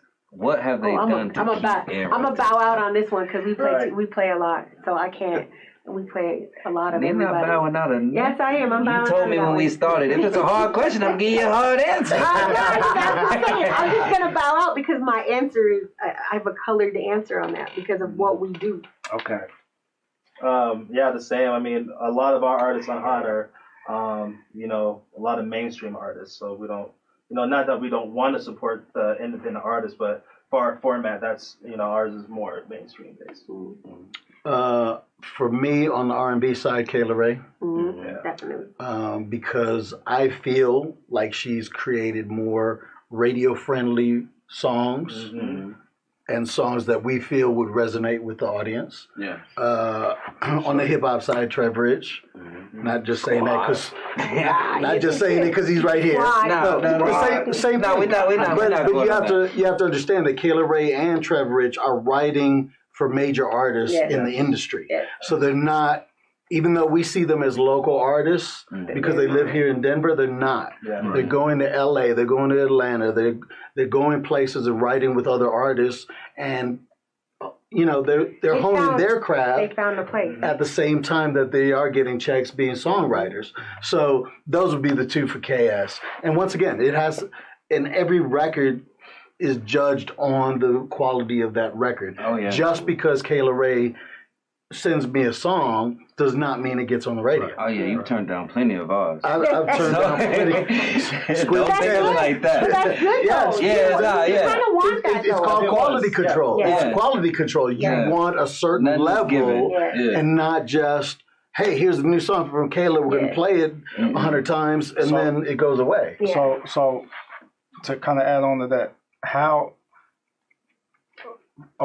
for you to say Kayla Ray, Trev Rich, were those artists that you sought or that you might have heard, or did they come and submit something? How did you say, okay, we're gonna play this on the radio. We're gonna get Trev on? How did that happen? I mean, for me, Kayla's situation, one of my on-air talent, Rosa, she told me about her. Mm-hmm. I actually went and saw her perform. The sound quality was terrible. I thought she was the nicest person in the world, but I was like, she's not ready. Why is somebody so hypey on? Yeah, I'm like, she's not ready. Yeah. But it was just the venue wasn't right, the sound quality wasn't right. There were just a lot of pieces that weren't there. And then Rosa was like, you got to go give her another shot. Mm-hmm. So go see her at this other event, and the other event was much better. Mm-hmm. And I was like, oh my gosh, she is a star. Like, I heard it because I could hear it, and so much of it is that, it's presentation, and that's when we decided, yes, we're going to get behind Kayla Ray. Yeah. Trev, I can't remember the first record we played, but it was them coming in, playing songs for us, saying, hey, we're developing his sound. Yeah. And a lot of the records were not radio friendly. Like they just didn't have the hooks. They didn't have the kind of vibe that you want. And once again, I got to play you between Drake and Rihanna. Right. Mm-hmm. So it's got to, and KS is called a rhythmic CHR. Okay, right. So basically, top 40 with bass. Yeah, we're not a top 40 like Hot 107.1 is, which plays more poppy stuff like Selena Gomez or Harry Styles or Jonas Brothers and that type of thing. And we're not super urban like a V103 in Atlanta or WGCI in Chicago that will just play, urban. We'll play the Post Malones and the G-Eazys and stuff like that. So it's kind of a balancing act as far as that's concerned. And a lot of Trev stuff was just too hard for us. But then we started getting some records that were like, okay, there's a great hook to this. There's a great sound to this. And we've played other local artists as well, but that's the challenge is, are you on that level? We want to play the best of the best because once again, we're a commercial radio station. Any song we play, somebody could change the radio. Yeah. If they change the radio, my ratings go down. Yeah. If they stay with us, the ratings go up. Right. And that's what we kind of deal with. Nice. And I'm completely the opposite of all of that mantra. Really what it is for us is, we want great records. We do. And Trev, you know, we play Trev, of course, but we could use more Trev records because we're not getting service like everybody else is getting service. And I think people forget about this station because they think, oh, you guys are just a stream. But here's the thing about it. We're not just a stream for Denver, though. We service the entire state. So that's a really big difference between what these guys do and what we do. We service the whole state. We're playing Black Pegasus out of, you know, Colorado Springs. We're working with artists in Grand Junction. We're working with artists in Pueblo because we can reach that. And that's the way we came to the table with we're Colorado. This is a chance for a station to represent everyone. Of course, we're playing Kayla Ray, but we're also playing Jay Triple. We did a feature on Jay. I love women in hip hop. I love women MCs, but I also love the fact that women MCs are saying, I just want to be an MC. So that relationship is really important to me. So, you know, and I just, her presence is incredible to me. I just like her energy. We're playing the crap out of Old Man Saxon all day, every day. That's dope. You know, he's in there. Dion Wilson, we play a lot of, I'm trying to think of Mandy Groves. And Mandy's another one of those like quadruple threats. Like she's an actress. You see her in the commercials, and you know she's writing and she's doing all this stuff, and she's singing, and her personality is global. So it's easy to sit behind her. I even go all the way back to my boys MNLD. You know, I play them, and you know those artists. I still rock with Midas. I don't think and his and Toon, you know, Toon I like him. Toon Gotti, he's got a big future. Absolutely. You know, we need new records from him. And when I say this, like, you know, like Shy Rico and you know, and Mike Coates, like this is a place that I feel really comfortable in. It's a place that I brought to KS to begin with. And I think it was 2005, Local Love was just an idea I had at home. And I wrote it all up. And at the time, the program director, he was having a really hard time with the independent artists because they were like gonna riot on him. Like, I mean, tear him out the frame. It was like so ugly. And they were like, oh, we're just gonna, you know, take him out. When he comes outside, we're gonna take him. No, y'all, don't do that. That's not the way to get what you want. But the reason why there was that frustration was because no one would explain to them exactly what was going on. So I was servicing two edges of this. I was servicing the side with the DJs because I had all the vinyl. Because I was all tight with Def Jam and I was cool with all the mix show people, you know, so they were shooting vinyl to me. So I was, hey, you need doubles? I got you, you know. So on one side I was doing this. On the other side I was talking to the independent artists and saying, y'all, here's what the reality is. Understand the motion that you're in. Once you understand it, you know how to play the game. But you got to be willing to sit down and have a conversation. You can't just be willing to take somebody out because they're not giving you the answer you're looking for. So Local Love was born out of this need. I mean, MDs and Midas and all of this. That's how I met you.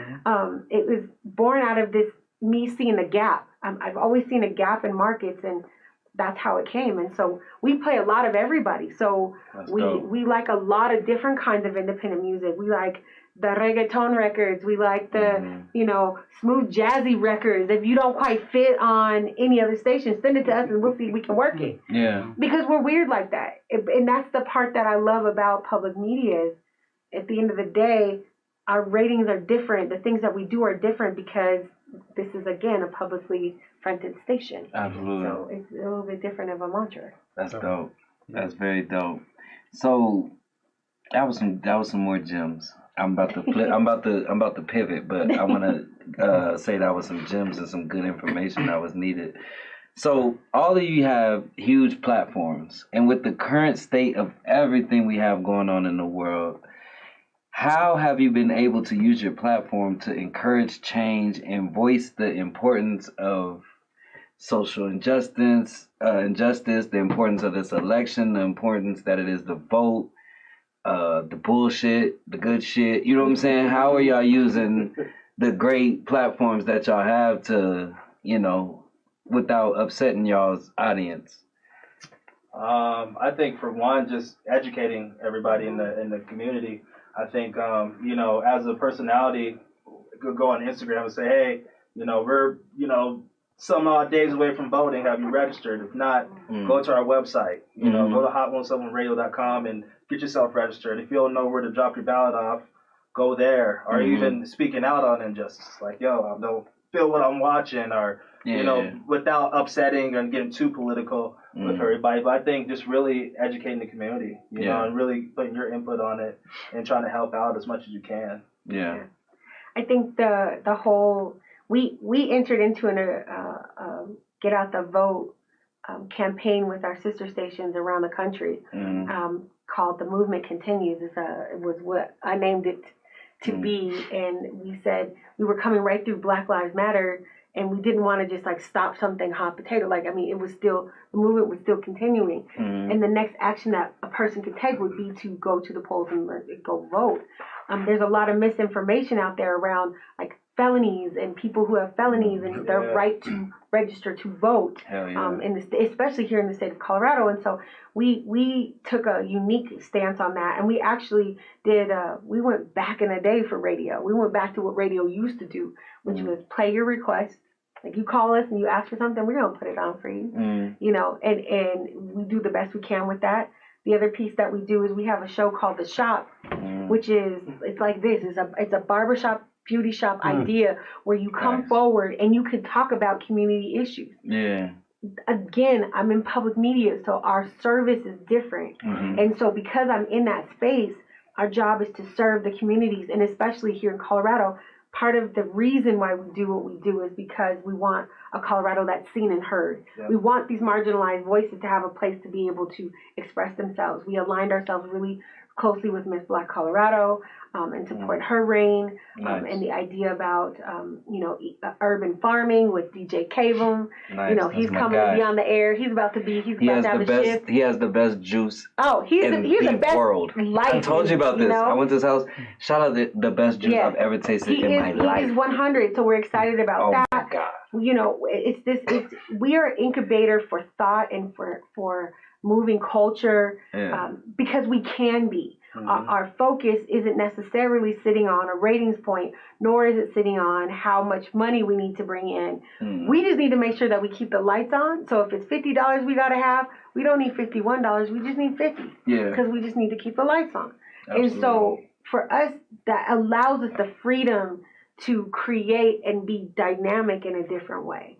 It's also an open space for the community to come in and do shows like this. Absolutely. You know, and that's the part that made me decide to make the transition. I didn't have to go into public media.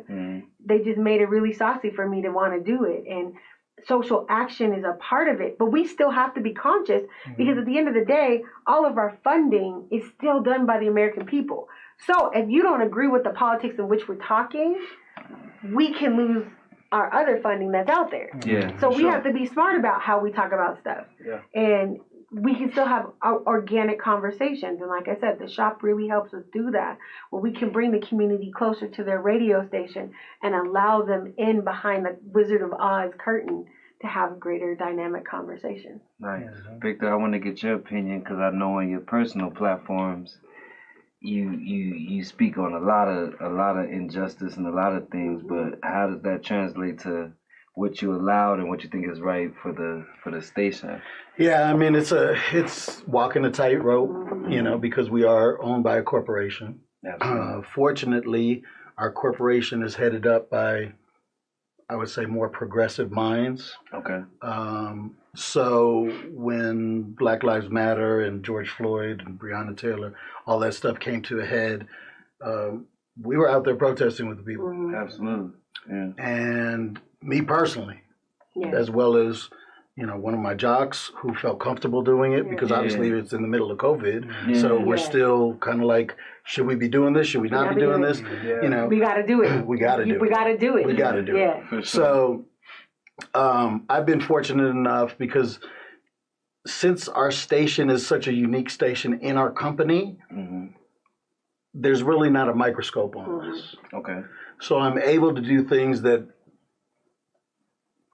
other stations I don't necessarily need to get approval on. So when I go to my bosses and I say, look, we're out here protesting. If we get arrested, do we lose our jobs? That's my first question.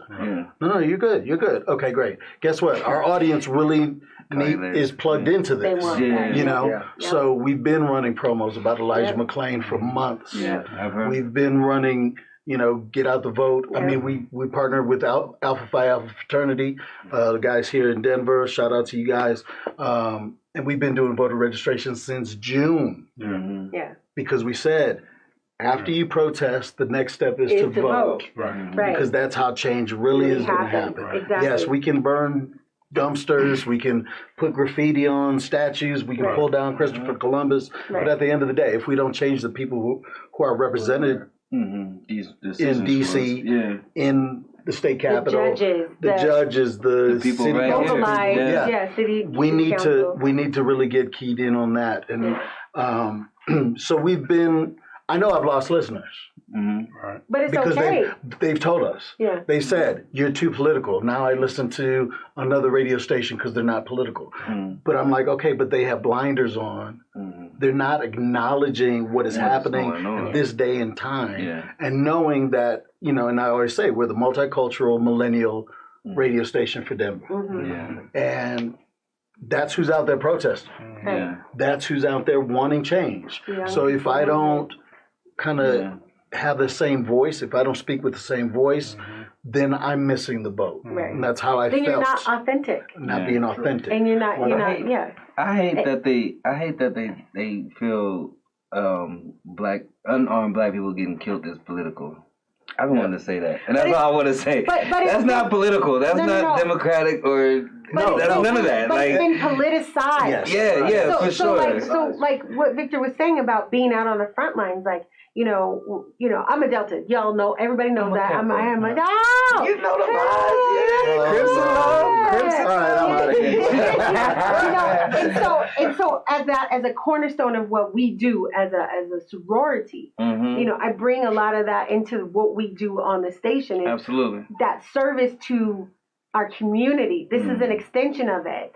And the music is kind of the catalyst. It's the currency that we use in order to push out the messages. And, you know, standing on the front lines, like, I remember Unique, when everything first kicked off in Denver, Unique was like, Nick, I'm there. I was like, okay, look, I got bail money. If you get arrested, let me know. I'm here to protect you. Nothing will happen. He was on that front line. He was one of the first people to get hit with those, the cayenne peppers. Those, when they were all had their hands up, he was in the front of that. And, you know, the viewership of that, like he was able to bring that to the listener. He was able to bring people into that. And that's a one-to-one relationship because he's like, I was there and I saw innocent people be violated for their right to protest. And it was mishandled by the city, and this is what happened. And I was a witness to that change. On the opposite end, I've got Mailman, who's our youngest on-air personality, who is at the catalyst, at the forefront with the bullhorn and everything, talking about why radio is important. That's what I think people forget. I hear this a lot. I don't know if you hear this a lot, but I hear it a lot where people are like, oh, radio is it's so in the can, it's so over. That was going to be my next question.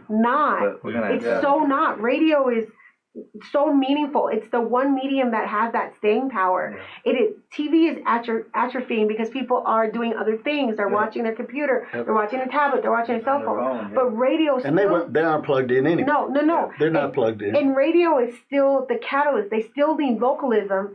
And when you do local radio correctly, it is the thoroughfare to social change and recognition of injustice and raising people's voices and being that opportunity for people to really speak lively about what they're seeing and what they're feeling. And so, like, we shift music a lot on my particular station. And so when all of these things happen, Breonna Taylor and George Floyd and all of these historical moments happen, we shifted our programmatic front in order to give people a chance to understand by having we call it movement music being played. So we were playing the Meek Mills, those heavy records. We were playing them because we could. Not everybody can do that. They may want to. KS may want to play those heavy records, but it may not work for that particular audience. It works for ours though, because we can do that.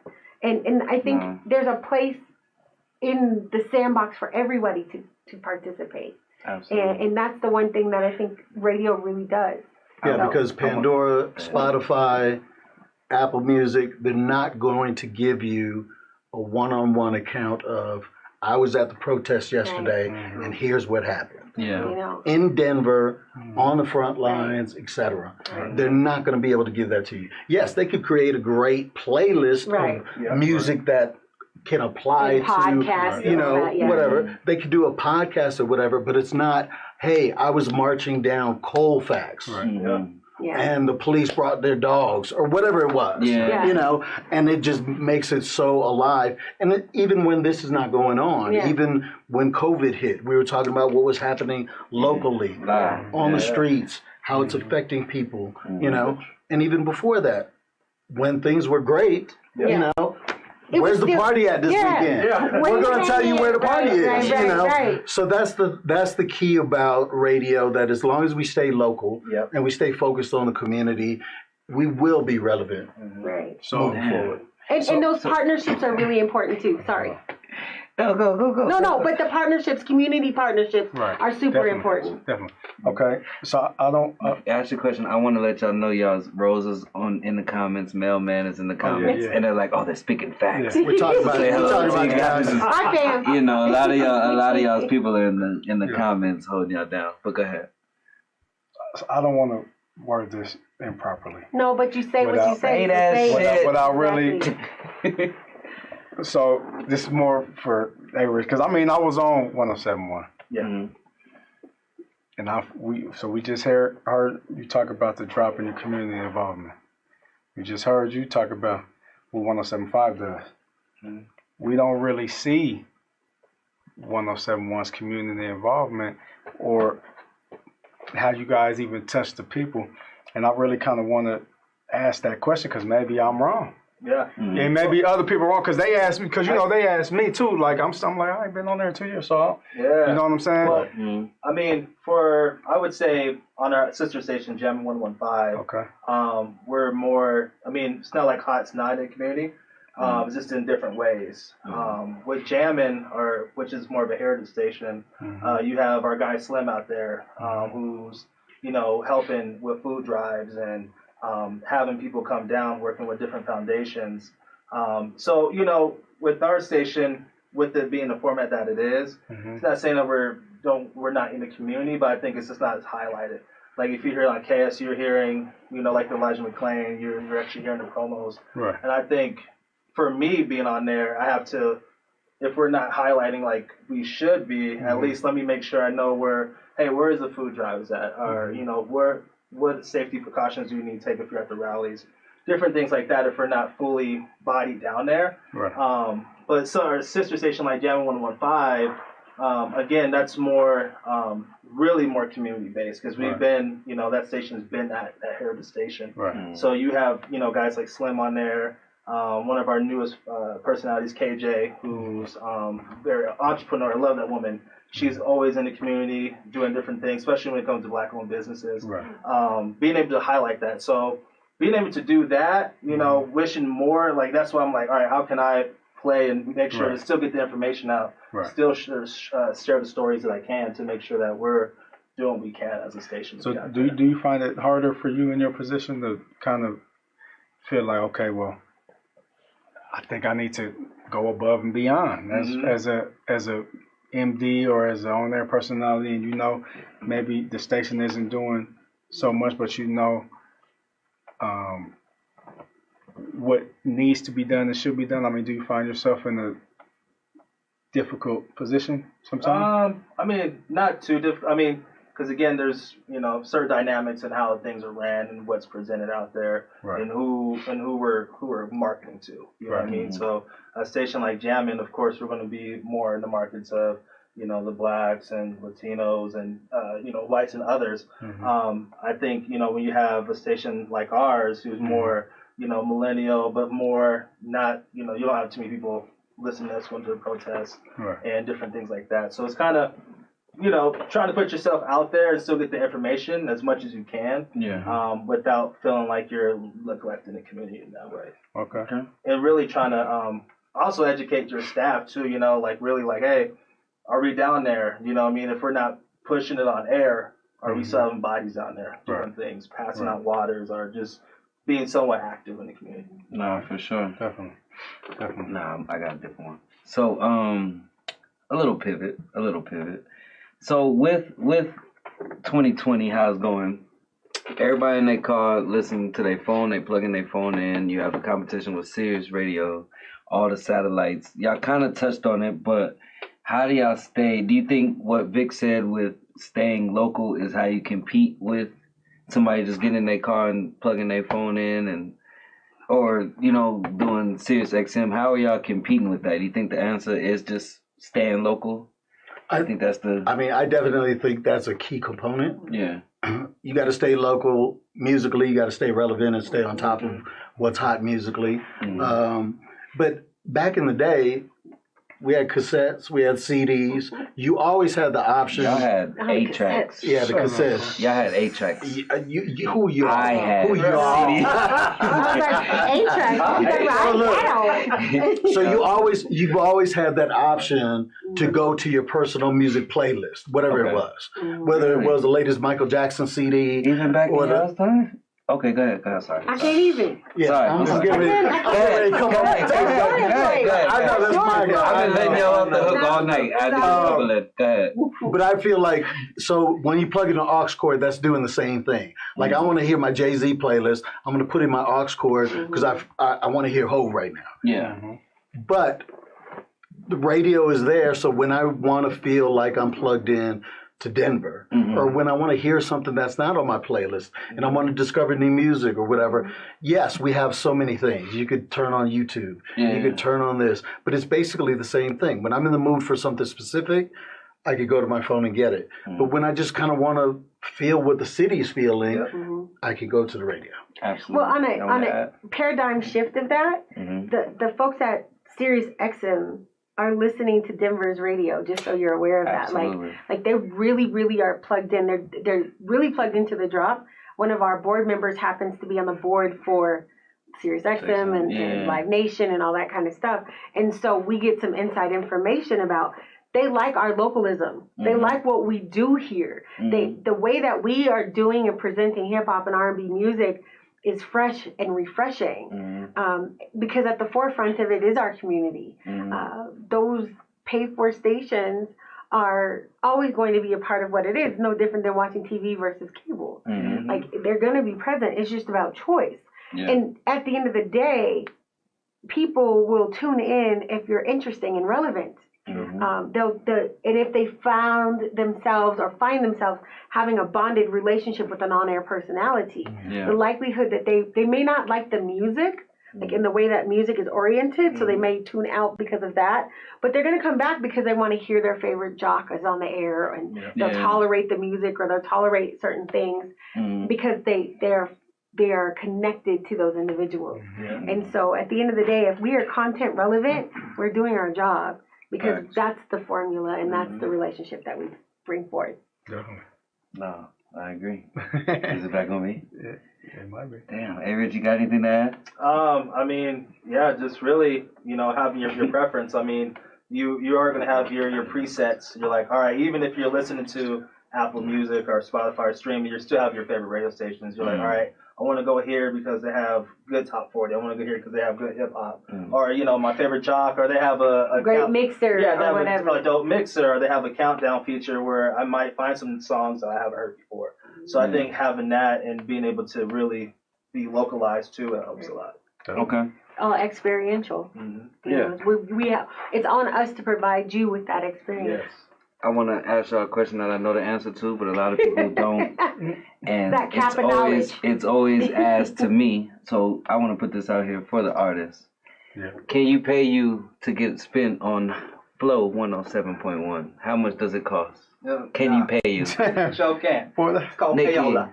Nikki, Showcase. can you be paid? Showcase. Victor Star. It's against the law. Against the law. I'm not even on my email. I'm not going to read my text back to you. No. Don't think you slick by sliding it across the table in a CD package. So I want the we will artist to not. know. We will not don't sacrifice our livelihood. You are not taking away my ability to pay my mortgage I don't think so. 2 times over. Okay. So I want artists to Okay. know that is not a way to get on the radio, at least in 2020. Or ever. Or ever. Ever. Yeah. Ever. I think it was around back in the day. Well, that's why they passed the law. I wish I lived in them times. And let me tell you, it is so stringent on us. Like, there's stuff that we all can't sign because we're in the programming department. Yep. We actually have to go find somebody who is not in programming to sign certain documentation coming from the labels because of the plugola and payola aspects.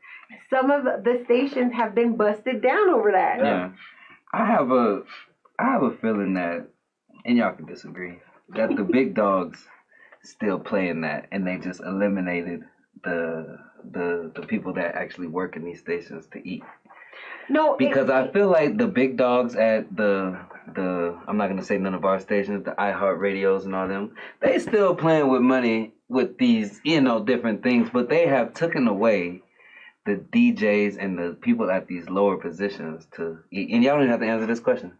That's just what I think, because I don't want to get nobody in trouble. So moving on. Go ahead. Go ahead. I could probably answer that question because ours is a little. These two, you have to be a little bit more protected than I. But I would say it's not. It's you get to a certain point. No, it's not. It's just not that way. It's.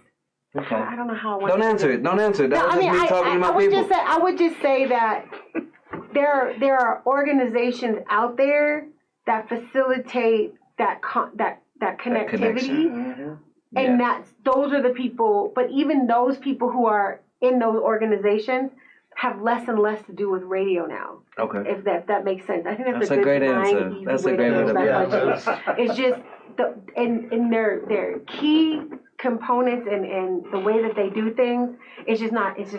It's not as common or straightforward as what you would expect. Like, okay, I just slid this money across the table. Nice. One more question. Let's start with Nikki. Who is the hottest artist in the state of Colorado currently to you? I would never answer a question. No, like come that. on, please. Why would you? I would just. You are setting us up. I wouldn't do that. I wouldn't do that. And the reason why I will say that. Who you feeling the most? Like who is like I see you right all now. All of the people but listen to this. All the people that are on the station right now are all artists that we feel kindred to and that we love. So we might be playing. We might be playing 25 artists, which we are. On a regular rotation on my station, and I love each and every one of them. That's not the. I didn't say who you love the most out of your kids. No. My favorite rapper is Jay-Z and Lil Wayne, but you asked me who's the hottest artist right now. But Lil Baby. They service different things. No, redo the question. Redo this question. Not who's the hottest artist. That's what you wrote. Are there any artists right now that you guys? Who's slapping right now? Who's slapping? Who's slapping? Slapping just changed everything. Or maybe it might be different for you, but maybe like for A. Rich and Vic or somebody that you would say, I've heard of him and I would probably definitely I will add tell him you to who the hottest single is for us right this moment. Okay. It's I Can't Breathe Again. Like that song, that is a national record. Definitely. Shiriko, Rahman, Meezy. Mike Coates on production, Will Geist. The way that record came together in the it was just that is catching lightning in a bottle. That song is the song. That song is the movement, but that's not what you asked. Okay. So I should have said what's the hottest don't song. Ask a lawyer to answer the question, right? So basically what it is that I just feel like that was it's a complete movement. And every element, the visual was good, the voice, the lyrics, the production was so. Well, Mike ain't gonna put out no Fugazi. Well, no, I know that, but compared to so you just had everything. Everything came together. I felt like the first time I heard that record, it was a national record from then. And people could get, anybody from around the country could get behind the record because it's that powerful. Absolutely. And Will Geist on it. Yeah. Come on, man. Like that, you talk about laying the vocals, because I think they laid the vocals before they put the verses in. And so So you have this great, Mike's up all night with this thing in his brain, and he's trying to get it out, and he gets it out, and then you put Geis on it, which to me, Will Geis, I love that dude. Yeah, I don't know if you guys ever really like seen Will Geis in action in the studio. I've never been in studio. I don't really know too many national R&B artists who's better than Will Geis. Yeah. Like today. Yeah. Yeah. National that get played. He is delivering on all cylinders. Yeah. He is delivering, It's and I'm all crazy. like, it's time for him to have his roses now. Absolutely. But then you layer in each artist complemented each other just in the right fashion. Right. And because compilations like that are hard when you got 4, 5, 6, 7, 8 artists on a song, it can start sounding like a train wreck. And it was just so well done and complimentary. There, I feel like that is our movement record for right now. That's the hottest song. It's the one that's moving. Because it's moving on everybody's, like it's moving across this, and then I farmed it out to my sister stations in Norfolk, and they're playing it there. Nice. We farmed it out to Vocalo in Chicago. Like we pushed it outside of this localized market and said, hey, y'all gotta hear this. That's what I was gonna ask you. If you guys see that song getting traction anywhere else on any other stations outside I think for my particular genre in public media, it has big legs. Houston is considering picking it up and playing it on a regular rotation. It just is one of those things, and we're pushing it out to other people that I know outside of that, and they have a lot of other traction. And matter of fact, I'm picking up the record and giving it to a music supervisor to see if it can be placed in television, film, and everything else. Because we have some really powerful music supervisors here in the state. For any women that are tuned into this, that love music and want to do records, you should get involved. They just opened a brand new chapter here in Colorado, Women in Music. It's a national organization. It's all about getting women behind the glass, getting them on the boards. I don't see very many people like me who do everything, like who can sit in and engineer records, sit in, do production, do whatever it is. But that organization is there to help you get into the next step. It's a big complimentary piece to the Grammys as well, because that's also a big part. And they're looking for people of color, women, LGBTQAI. It's a great opportunity. But that's what I think with that. I think that record is the one, though. Hey, Rich. Yes, sir. Either question: who is the hottest artist in your eyes, or what is the hottest record in the state of Colorado right now to you? The hottest artist right now? I mean, I'm looking at hip hop. I have to definitely. You don't have to look at hip hop. You can look at whatever you want. Okay, Put us on. Teach us something if we might not know. I mean, if you're looking at the top 40 format, I would say Dua Lipa. Dua Lipa. You have artists like Surf Mesa. You have you got artists like Kane Brown, who's like a crossover artist. He's major in country, but now starting to push over to top 40. Yeah. And then you look at, I'm gonna say in hip hop, you look at Lil Baby, who's starting to Denver. Oh, Denver. Oh, excuse me. I would say I would say as far as Denver, Kayla. I think she's phenomenal.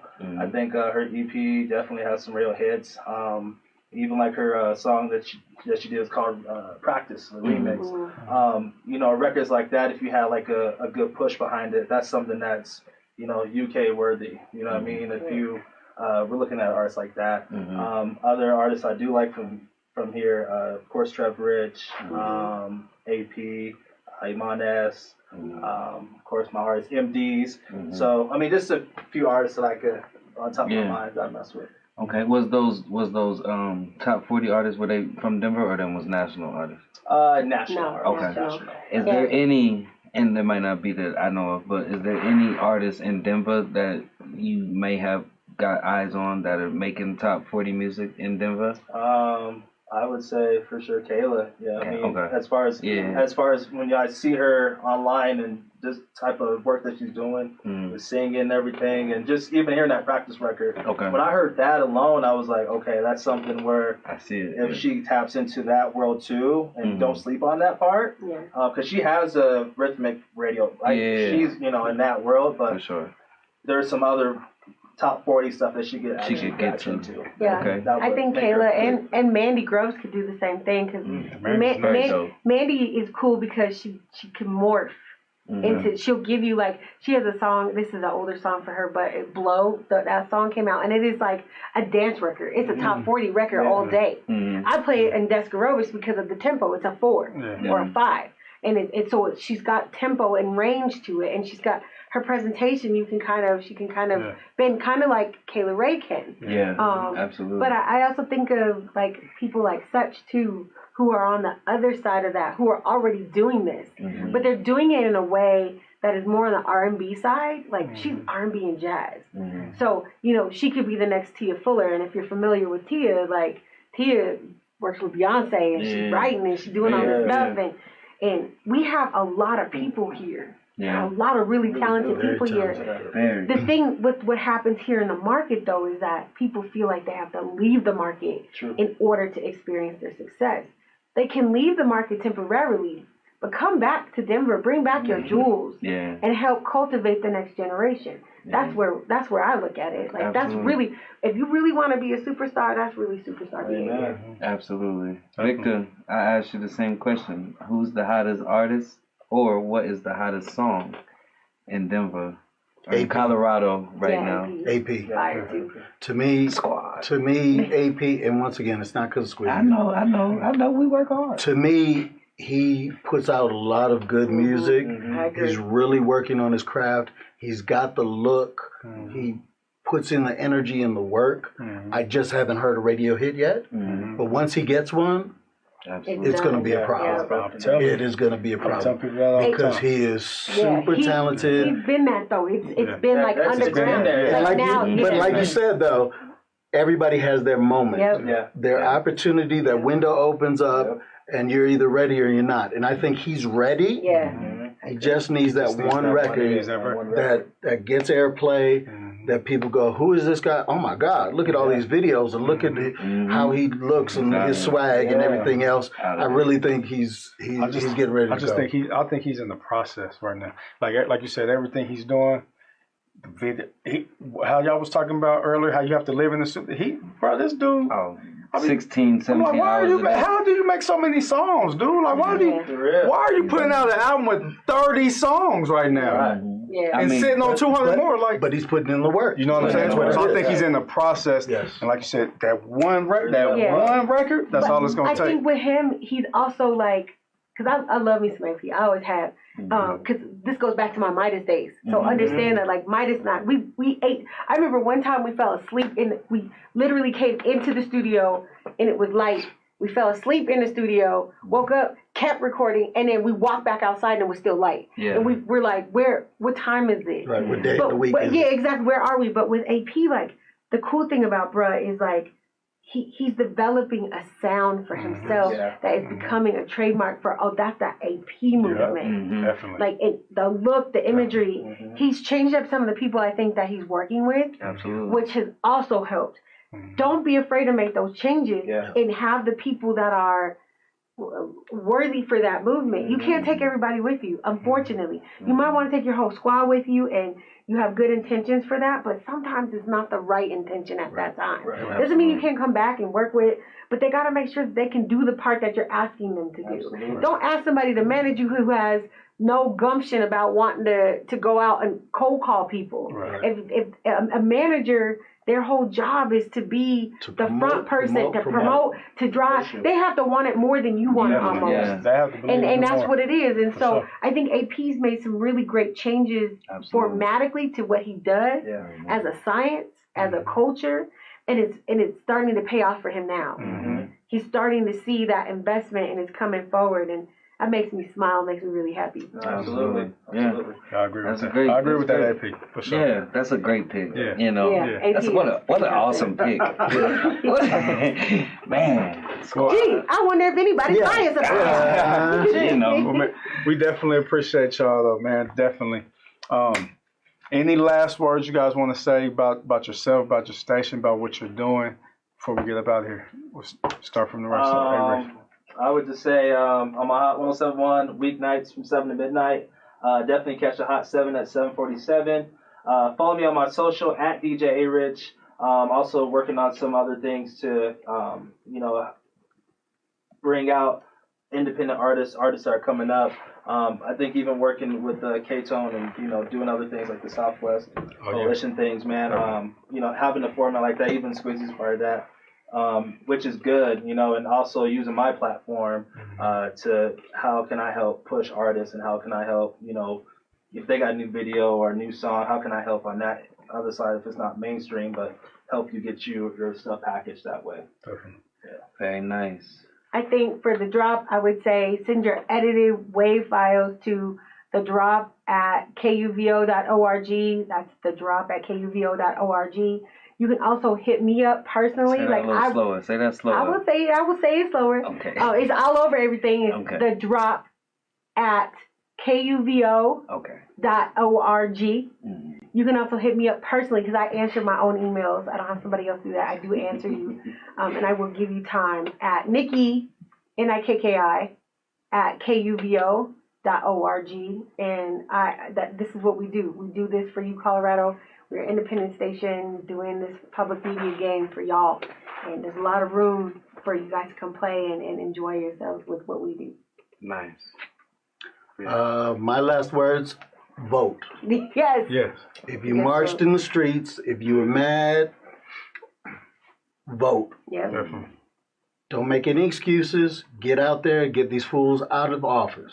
Definitely. Yeah, for sure. 100. If you haven't made the phone call to the AG, that's the Attorney General, find out about what's going on with the special investigation for Elijah McClain, do that as well. Because we had a young man that was killed in Aurora, Colorado for no goddamn reason by the police and the EMTs.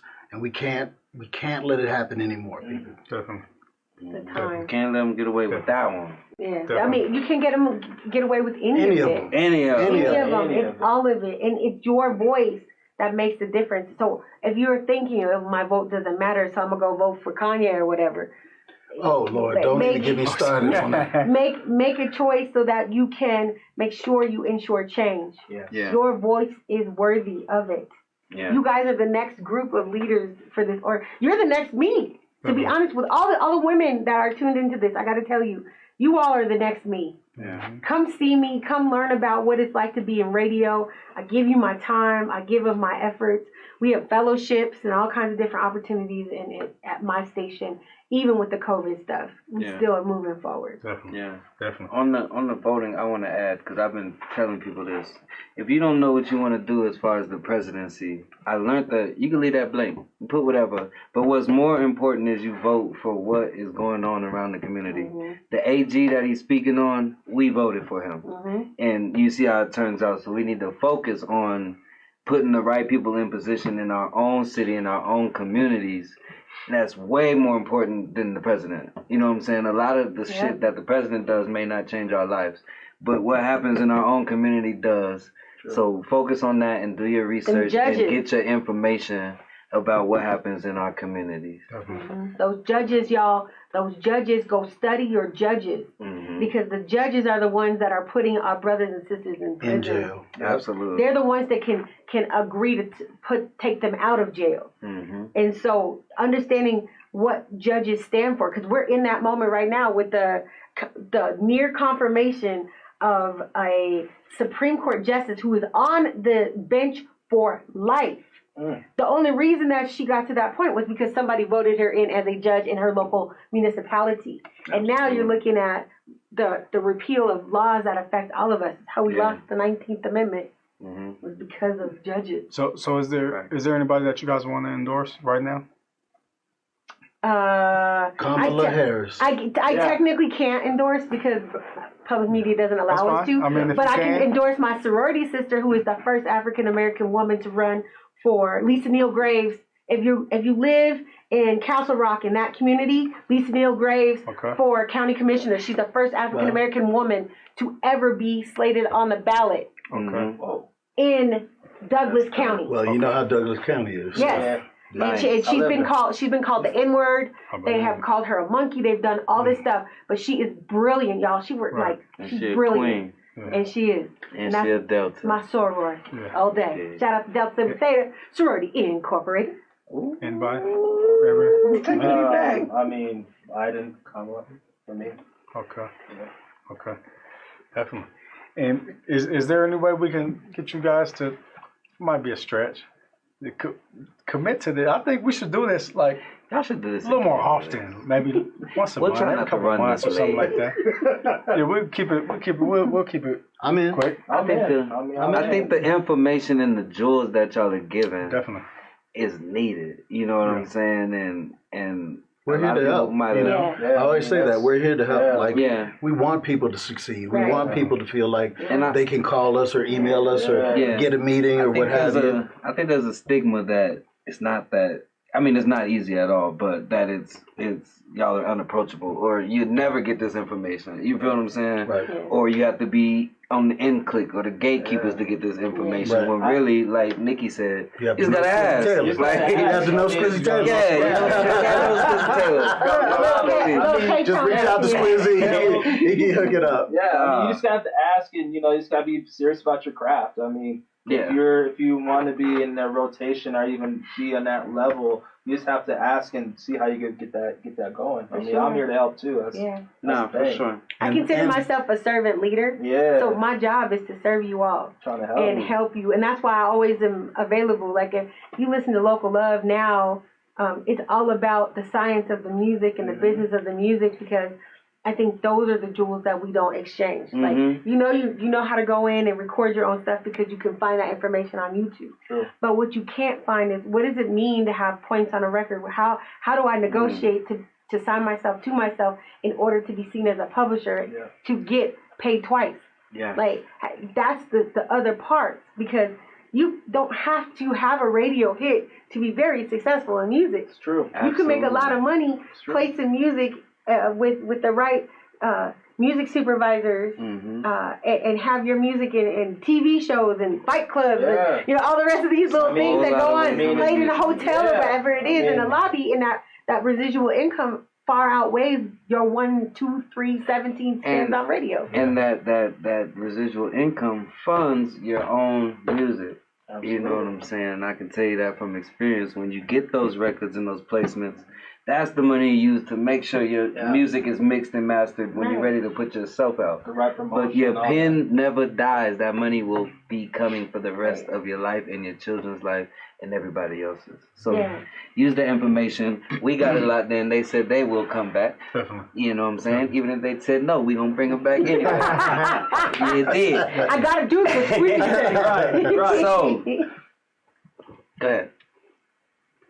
Go. Go what? Close it. Finish. We done.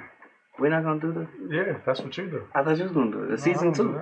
Yeah, so do it. Okay, so season 1. Y'all don't even know about this. You started this. So season 1, we had over 100 episodes in season 1. I won this competition probably 96, I'll say 94% of the time, 94 times out of 100. Where we do this thing at the end of the show where we decide who has the best sneakers on, because I'm very into sneakers. You know what I'm saying? And K-Tone he's getting there. He's trying. You know what I'm saying? So this is the first episode of season 2. So I just want to put the Clyde Pumas that I have just on display for the people to see. And as K-Tone releases what he has on, and you guys are more than welcome to join. I just want the people that are listening to vote who wore the best shoes to season 1, episode 247 of the DOS. Classic Air Max. Look at the colors. In the comments, please put Squizzy Taylor or K-Tone. And I will ask you're begging for No, I said Squizzy Taylor or K-Tone in the comments. No, you said please a politician. No, I said please put Squizzy Taylor or K-Tone in the comments. So I would ask you guys. We're going to add this to season 2. We're going to let our guests vote. Okay. That's fine. Make sure y'all make a good decision here, okay? Don't let him... I'm not going to say anything. So do y'all like the 1 out of 100 Clyde Pumas? Wow, that extra. With the red toe. Or do y'all like the Air Max 95s? Yeah, classic. Don't worry about the couple of scuffs. I got a little scuff on mine. I should have took off the other shoe. But look at the color. Look at the colors in that right there. Yeah. So I want to ask you guys, who do you think wore the best shoes to the DOS this evening? K-Tone. Thank you. Oh man. Thank you. Not even close. That's not nowhere close. Not even close, because he matched up the hat. And That's not see you act No, that's not even happening. No, it comes. No, you said who wore it better? Who wore it better? It comes with K-Tone. K-Tone. I mean, Knockout. First round. Ooh. Uppercut. He gets sad when he don't get picked. Every time, man. I'm not used to this. Yeah, I mean, I'll probably give K-Tone on this one because he did rock with the colors. See, y'all adding his outfit, bro. It's about the No, but it's how you wore it. He wore it with other clothes on, obviously. I had. Yeah, you got on the lumberjack. I mean, that's right there go with the. Y'all said enough. No, what the comments say? We need your opinion, You can have guys. it. You can listen. See, listen. He sounds like a sore loser, guy. No, it's okay. Like he hates this. Don't do no new peers. So much. Don't do no new No, I'm just peers. saying. Listen, community service. I haven't done none. You have. You won. You won. You won. You won. Congratulations. It's the least I could do is let you have this. I won so much. I forgot it was Sunday. I know y'all wasn't gonna know the significance about the Clyde Pumas. No, I commented on the Pumas when I came out to the. Y'all can have it. They're dope. Look on the screen. What? You got it. You got it. In the comments, they all love you, so I was expecting y'all to be on my side.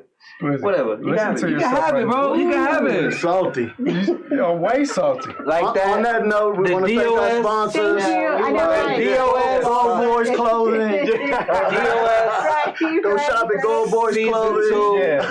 Season 2 DOS. This is episode 1. Please go like, share, subscribe on YouTube, share the link on Facebook, subscribe to our network. They do a lot of dope, incredible shows with the youth, with the women, with the fellas on here. There's a lot of great shows. Please tap into them. They give us a platform to express ourselves, and it is very needed in the community. Shout out to the Gold Boys, 5535 West Colfax. Please go shop with them. They got dope clothes. They got dope CBD products, hemp, all that, and a dope studio. Shout out GBL Get Busy Living headquarters. Grand opening coming soon. They have moved to the 5 Points. It looks amazing. I've had the pleasure of seeing it. Be on the lookout for the grand opening with that. And like that, we out of here. We gone. Check you next week. Yiddy. You are now watching Game Point Sports Talk with an Edge.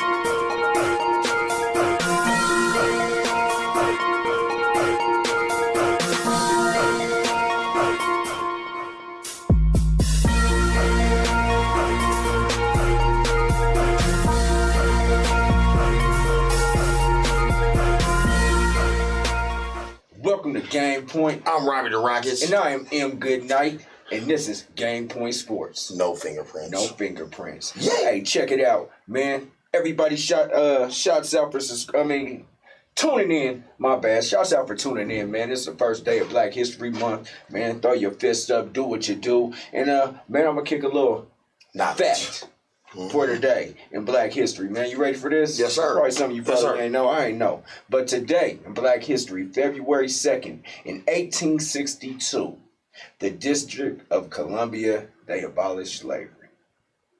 Wow. So that was a big day for them brothers out there. You know, that's Chocolate City, man. That's Chocolate City, and they out there doing their thing. So, hey, that's a good thing, man. It's Black History Month, man. We got a lot of black pioneers. We're gonna talk a lot of black sports, man. But let's go ahead and get right into it, man. You got a little baseball news? Go ahead and skip to it, man. Nolan Arenado, man. Big trade out here. This is a sad, local sports. Sad day for you Rockies. You Colorado Rockies. Y'all get rid of the best players y'all ever get. Y'all trade them to teams, semi-good, may not be. But Arenado, y'all could have built with him. Y'all got rid of him for nothing.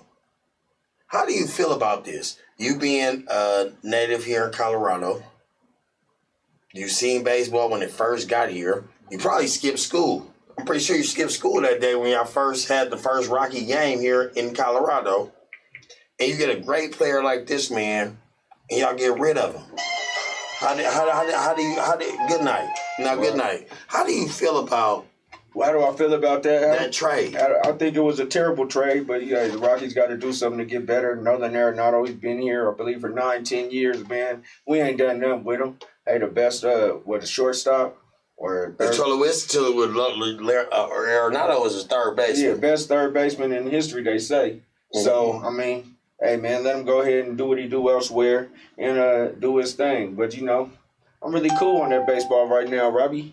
You know, we talking local sports? We talking we can talk a little bit local, man. We gonna talk. Let's go local, man. On this, man. We talk about baseball. We gonna talk about Denver Nuggets real quick. When we talk about the Denver Nuggets, we talk about Nikola Jokic, man, the two-time NBA Player of the Week, man. The first Nugget to do that since Carmelo Anthony, I believe, in 2006. So, you know.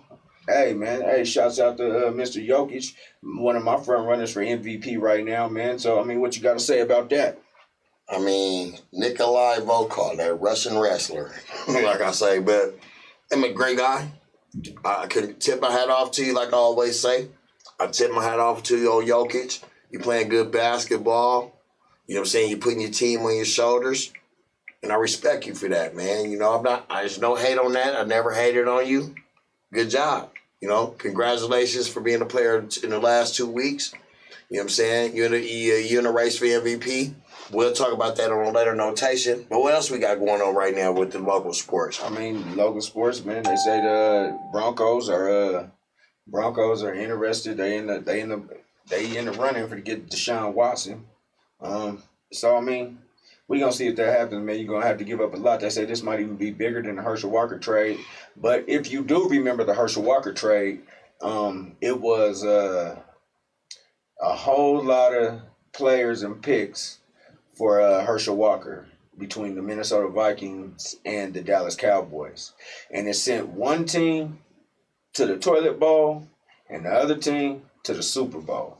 And they were contenders, not pretenders, for a while. So, do you think as a team right now will want to mortgage all of that, knowing that if this type of trade happens, that you could end up in the dumps if it don't work out right? Well, with the market and everything going on, it ain't guaranteed that's gonna work. You get what I'm saying? So it's like right now, I wouldn't invest in, I ain't gonna say damaged goods, but I'm gonna just say. Well, hold on. I mean, what? I mean, where damaged goods? This is a quarterback of the future. This is a quarterback that you can have for the next 10, 12 years. This is a franchise quarterback. There's nothing damaged about him. All I'm gonna say is there's nothing damaged about this guy. The boy out of Chicago had a better record than him. Oh, he has a better record, man. You can go on. All right, the boy he had a worser team than I don't excuse my Ebonics. They talk Ebonics. He had a worser team than he had.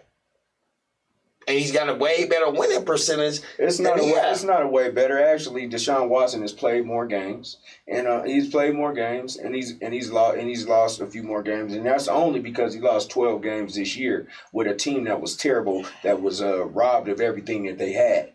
But you want to talk about Deshaun Watson. You talk about Deshaun Watson, a player who in his 4 years has the highest completions percentage of anybody in NFL history. Top five. He's in the 5. No. He's in the 5%. He's not number one. Number one in history of completion percentage of any quarterback that has ever played this game. But you got it when you're behind. If you speak facts, we're taking facts. When you're behind, you got to throw the ball. Regardless, I didn't say when you're behind, you okay, throw the ball. I can have the best completion percentage when I'm behind. Robbie, if you throw the ball 50 times a game. The more you throw the ball, the more chances you have for incompletions. But like I said, we're not going to go into it because you're just a Deshaun Watson hater, and we get into that a little bit later, man. Yes, sir. And that's fine, man. That's fair. We'll keep it moving on to the NBA right now. Last night, we had some NBA games. You had the Hornets beating the Magic 108. No, the Magic beating the Hornets 108-117. Oh, hold on, let me get my shit right. No. Hornets beating the Magic 129-121. The Lakers beating the Hawks 107-99. The Kings beating the Pelicans 118-109. The Rockets beating the Thunder 136-106. The Bulls beating the Knicks 110-102. And the Bucks beating the Blazers 134-106. The Cavs also beat the T-Wolves 100-94. The Suns beat the Mavericks 109-108. And Grizzlies beat the Spurs 103-102. And the Nuggets game was postponed to today. Nuggets and Pistons, I believe, due to COVID issues. But you got some games today. Big ones coming up. But you got the Raptors at the Magic. The big game of the day, Clippers at the Nets. Grizzlies at the Pacers. Trailblazers at the Wizards. Celtics at the Warriors. And Pistons at Jazz. Let's talk about this Clippers and Nets game. Let's talk about and it's at halftime, 58-57 Nets. Clippers. It's close. Let's talk about could this be a final preview? Clippers Nets? Potential final preview. You got one of the greatest players, well, two of the greatest players playing right now. Both of them has proven themselves. I can't say one has proven himself. Both of them has proven themselves. One of them put himself and his team on his back. The other one had a little bit of help. And then, when you look at edges, you look at careers, you look at everything, this can be the finals preview. You know what I'm saying? With Kawhi Leonard and KD, everybody tired of LeBron. LeBron been there every year, but 7-1 in the last, 10 years he been there. But you got to beat them. And that's up to the Clippers to beat them in the Western Conference. Well, they built the Clippers to beat the Lakers, don't you think? We're gonna see. That's what they brought those guys there for. They got rid of Doc Rivers. They got rid of all the players that were against whatever Kawhi Leonard and Paul George. They feel that they had unfair advantages or superstar treatment. They got rid of all those guys who were bickering and got a new coach in there, Lou.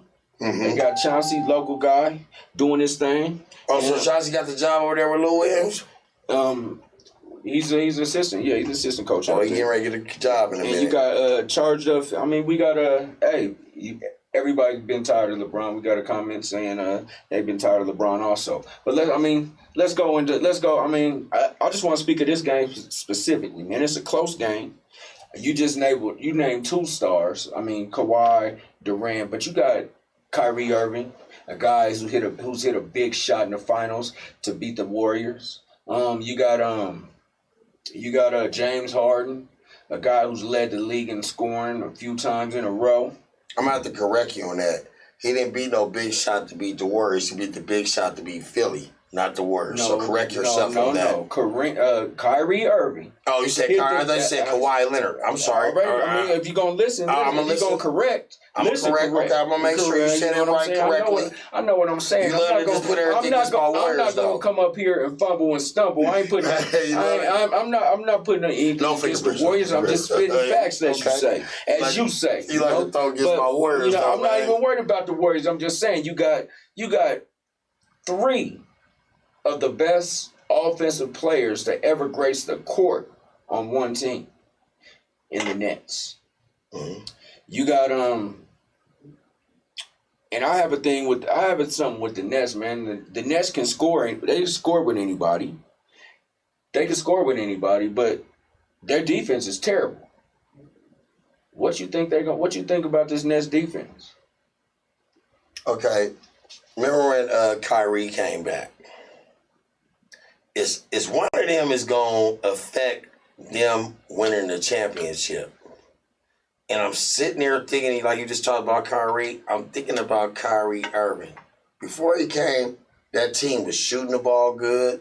They was passing the ball good. They was playing team ball. Now you got them on, excuse my French, you got a person coming in, demand 35 points a game. But you got two people that demand 40 points a game, but nobody play defense. Like I said, I looked at some of you, good night. It was the timeout. They were just sitting in the huddle. It was just them three. That's not going to work. If I ain't got two other players and I got my team surrounding me going over a play, it's like you do what you want to do. But the good thing about them is any of them can take over the game at any time. So we got to see. Will this offense, will each individual person take over the game, or will they lose due to lack of defense? And you're going to need some defense in the crunch time. You know, when the playoffs come, it's all about matchups. And it's all about coaching. You get a good coach under your wing. KD's been beat before with a good team. We beat him. Who's we? My Warriors. All right, man. When he was in Thunder. Okay. No. Okay. We're talking facts, right? Am I lying though? No. I'm just saying. I'm just thinking logically. I'm thinking now. We're not thinking in the past. I'm thinking now. You got your little. He had Playboy over there too. They were young. I don't give a dang what you say. Okay. They old now. Okay, they were young. They old now. They're not old. They primed and ready to go. How many years have they been leaving? More than 10 years, right? That's old. They all started when they 10 years. were 19. Yeah, 10 years old in the NBA. You got miles on you. Okay. I'm not gonna go there with you, man. I'm not gonna go there with you. I mean, you feel that way, you know what I'm saying? But we're gonna go with our quarter season awards that we going right now in the NBA. So let me hear who your quarter season MVP is. My quarter season MVP right now, can I do A and B? Can I do 1A and 1B? Who's your quarter season MVP? Well, I didn't want to say this, but I gotta go with your boy Jokic. Oh shit! I didn't want to say this, y'all. Pigs flying around this mug. I gotta go with Jokic. I think I just seen a pig flying. Or is that he do everything for his team. He does everything. What up, Johnny Dog? He does everything for his team. I got to say Jokic. And I'm not, I gotta. Okay. I gotta be Jokic. I gotta be fair. No. Ain't nothing against that. You say Jokic. I say Jokic. 26.8, 26 points a game. He lead the league in assists as a fucking center. You gotta go with him. Okay. He distributes the ball. He makes his player better. I'm going with Jokic. And just say to start the season, Jokic. I think the Nuggets have played, 19 games, has had a double-double in every single game. It has the longest streak for a long time. So, man, that's a hell of a streak. Shouts out to Jokic in the MVP.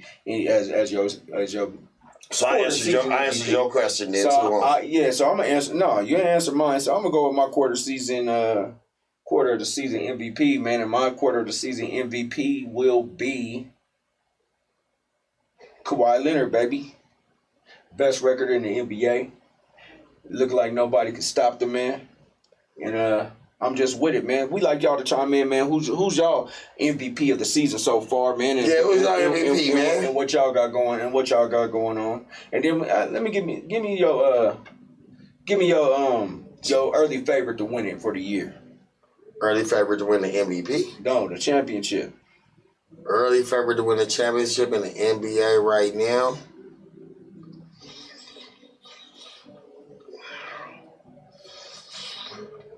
That's a lot of thinking. I'm going to go with the Clippers.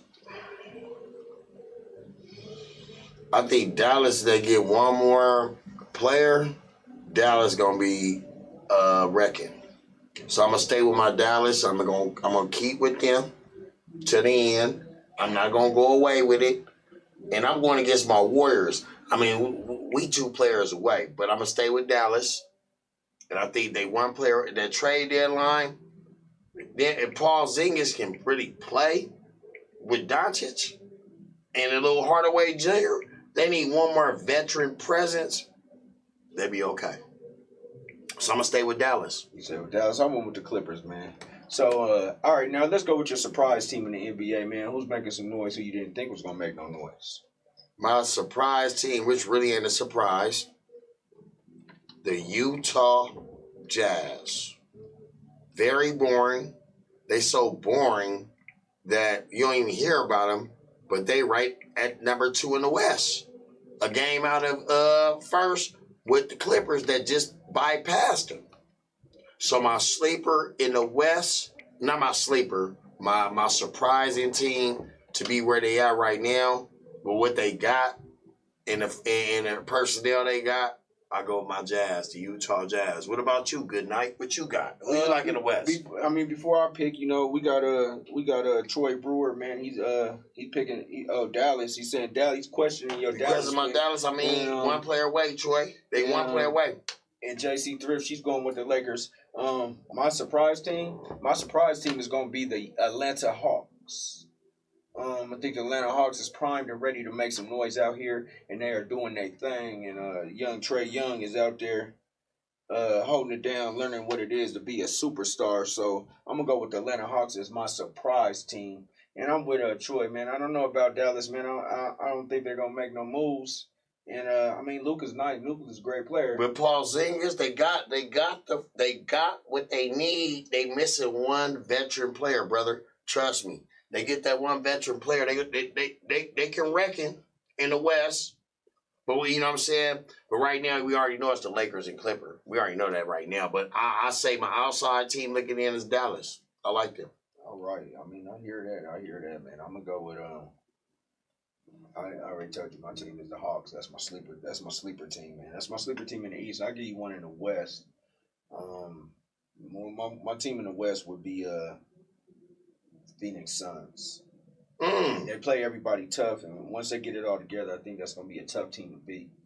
Once Ayton gets a little bit better, I think Phoenix is going to be hard to beat. Chris Paul is a bona fide leader. He holds it down. He does his thing, and I'm going to go with them right now. My team out the East, my Pacers. You know what I'm saying? Indiana, baby. I'm going with Indiana. Indiana got the best out the trade. The East is not that strong. You know that. The East is not that strong. You got to Indiana trade deadline. Y'all get like a Bradley. No. Carl Anthony Town. No. A Bradley Beal. If Pacers get Bradley Beal, we a contender. Yes or no? You hear what I just said? Quote me on this, you and you. You're doing a lot of ifs. We're going with what's constructed. Well, because we get Bradley Beal, we're a contender. My Pacers. My East. That's my sleeper. That's my sleeper. You said we have a sleeper team. Okay, but that's not your Pacers. I don't know. All right. No. But let's go into the comments. You know what I'm saying? Troy says, don't be scared to say Denver. Bitch, coming together now. If Porter get going, Denver is a tough out, and we know that. And I definitely do know that, Troy. I just don't want to be that known as that Denver homer, because every time I say something about Denver, this guy got something to say, but Denver definitely going to be a tough out. And if Porter turns into the guy that we all think and believe that he can be, Denver's going to be rough and tough to get out. But I'm going to say this. It's always a team in sunny Southern California. Now there's two teams in sunny Southern California that got Bronco repellent. Can't beat both of them teams. You got last year, you was in that little piece of bubble. Now we talk about play for keeps now. You can't beat Bron. Your nemesis is, you get through the Lakers, we have this conversation. Till then, don't even bring Denver chicken McNuggets in any conversation. Period. It's nothing to be said. We talking facts on my show. Hold on. You talking about first you say they have an MVP candidate. If a team has an MVP, if a team has an MVP candidate, they have a legitimate shot at winning the championship. But they got a Denver Bronco. Not Denver Broncos. My friends. Denver Nuggets. That's all y'all talk about out here is Broncos. So Denver Nuggets. That's all you talk about. No, that's all y'all talk about on your radio station. But we're going to say this. You got a Denver chicken McNugget, can't beat Bron. Who better than Bron on the Nuggets? You don't have to be our team. No, like I said, our team is better. Since we've been starting from day one, brother, the best person on the court wins the game. Until y'all can find somebody that's better than that best person, you would never beat that team. Y'all like 12 against a team in the playoffs? Y'all ain't beat them in the playoffs. They sweep y'all. Every time you go, get the broom. Put the house on the Lakers and they got to play the Nuggets in the playoffs. I'm not going. And that's facts. We're talking facts. Now we're talking numbers. We're talking facts, numbers. Right? Nuggets are definitely a legitimate contender. Like I said, you can't beat Bron. Till you can beat Bron, we don't even have this conversation about some Nuggets. That shouldn't even be on the show anymore. That shouldn't be a factor in the equation. See, Troy. That's why. Troy. Troy, I'm talking facts, Troy. And JC Thrift also says there's nobody on the Nuggets better than LeBron, but we have a better team, and that's all that really. Hey, Troy, tell him, Troy. Am I lying though, Troy? Tell y'all could be Bron. We shouldn't even be having this conversation right now. Y'all. Okay, how can you stop somebody if you're not shooting on the same court? That's all I'm going. Let me rephrase. Let y'all hear that again. How can y'all stop somebody if y'all ain't in the same league as that person? We can't. We won't have this conversation of work. We are in the same league. Mm-hmm. We are in the same league. Y'all in the same league? Definitely in the same league. Definitely. Okay. You know, today we going 2 halves, man. We got some special guests coming on a little bit later, but let's talk about just let's talk about a little bit about this. Who your rookie of the year is, brother? My rookie of the year so far. I didn't even tell me about that. My rookie of the year at this quarter so far in the quarter of the season, I would have to go with y'all boy. Why? Do you see potential? Like you see, he could be. Do he impress you? Like, does he really impress you? Does he really impress you? Huh? Does he impress you? Like, what do he do? Oh, that's your boy. Does he impress me? Yeah, he impresses me, man. He's a rookie. He's a rookie. He's doing his thing. Yeah, I see. He's under Draymond Green. He's under a good coaching staff. I see him. But mine is LaMelo Ball. I like that LaMelo Balls. He may not show you what Wiseman do. He's not on a good team like Wiseman. He's not getting coached like Wiseman. But for what is worth, that man can play basketball. He's better than all the brothers, and we all can say that. You know what I'm saying? And then let's get on the college before we go into the last quarter.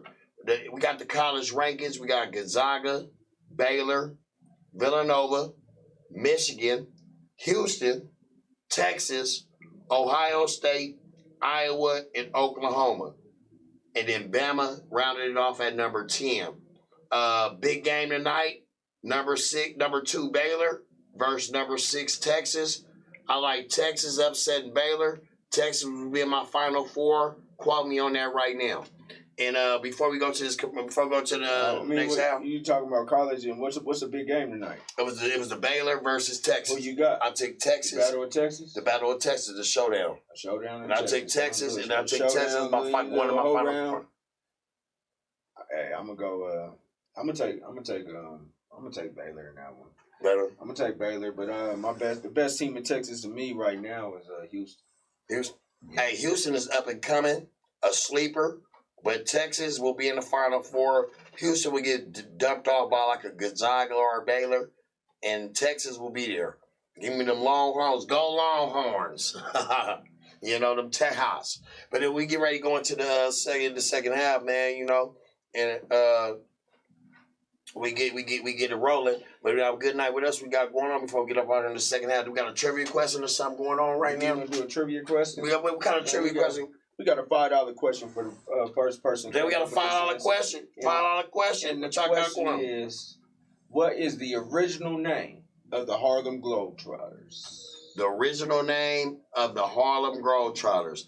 First one to get it, send me your cash out. We got you. $5. Y'all, we ain't rich, we ain't poor, but we at the same time going to take care of y'all here on Game Point. And what's going on? We out here on the second quarter. What we got going? Out here in the second half. We're doing half today, brother. We going the second half. We got some special guests. We do got some. Go ahead. We got some special. We got some special guests coming in. Surprise for y'all. Something a little different, a little flavor, different flavor. Some of y'all may watch. So you women out there, you queens out there, you kings out there, come watch what we got going on. It's going to be special for y'all. Something, you know, y'all might want to ask questions. Please ask questions. Because when they come on, y'all going to love what we got to answer. I want to hear y'all questions, y'all comments, and share on the AHRR Network. And this is Robbie the Rocket. Hold on. And then before we go, man, I'm going to give y'all one more factoid of Black History Month and something else that happened today.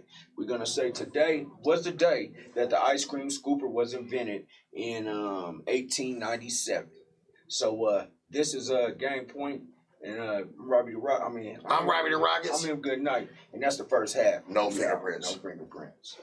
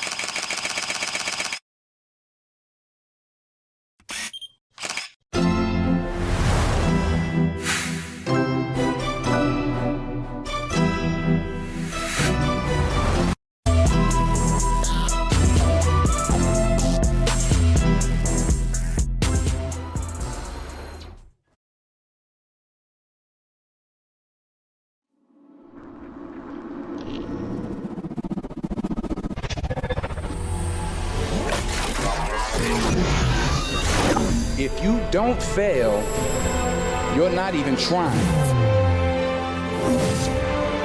I'll say it again. If you don't fail, you're not even trying. To get something you never had, you have to do something you never did.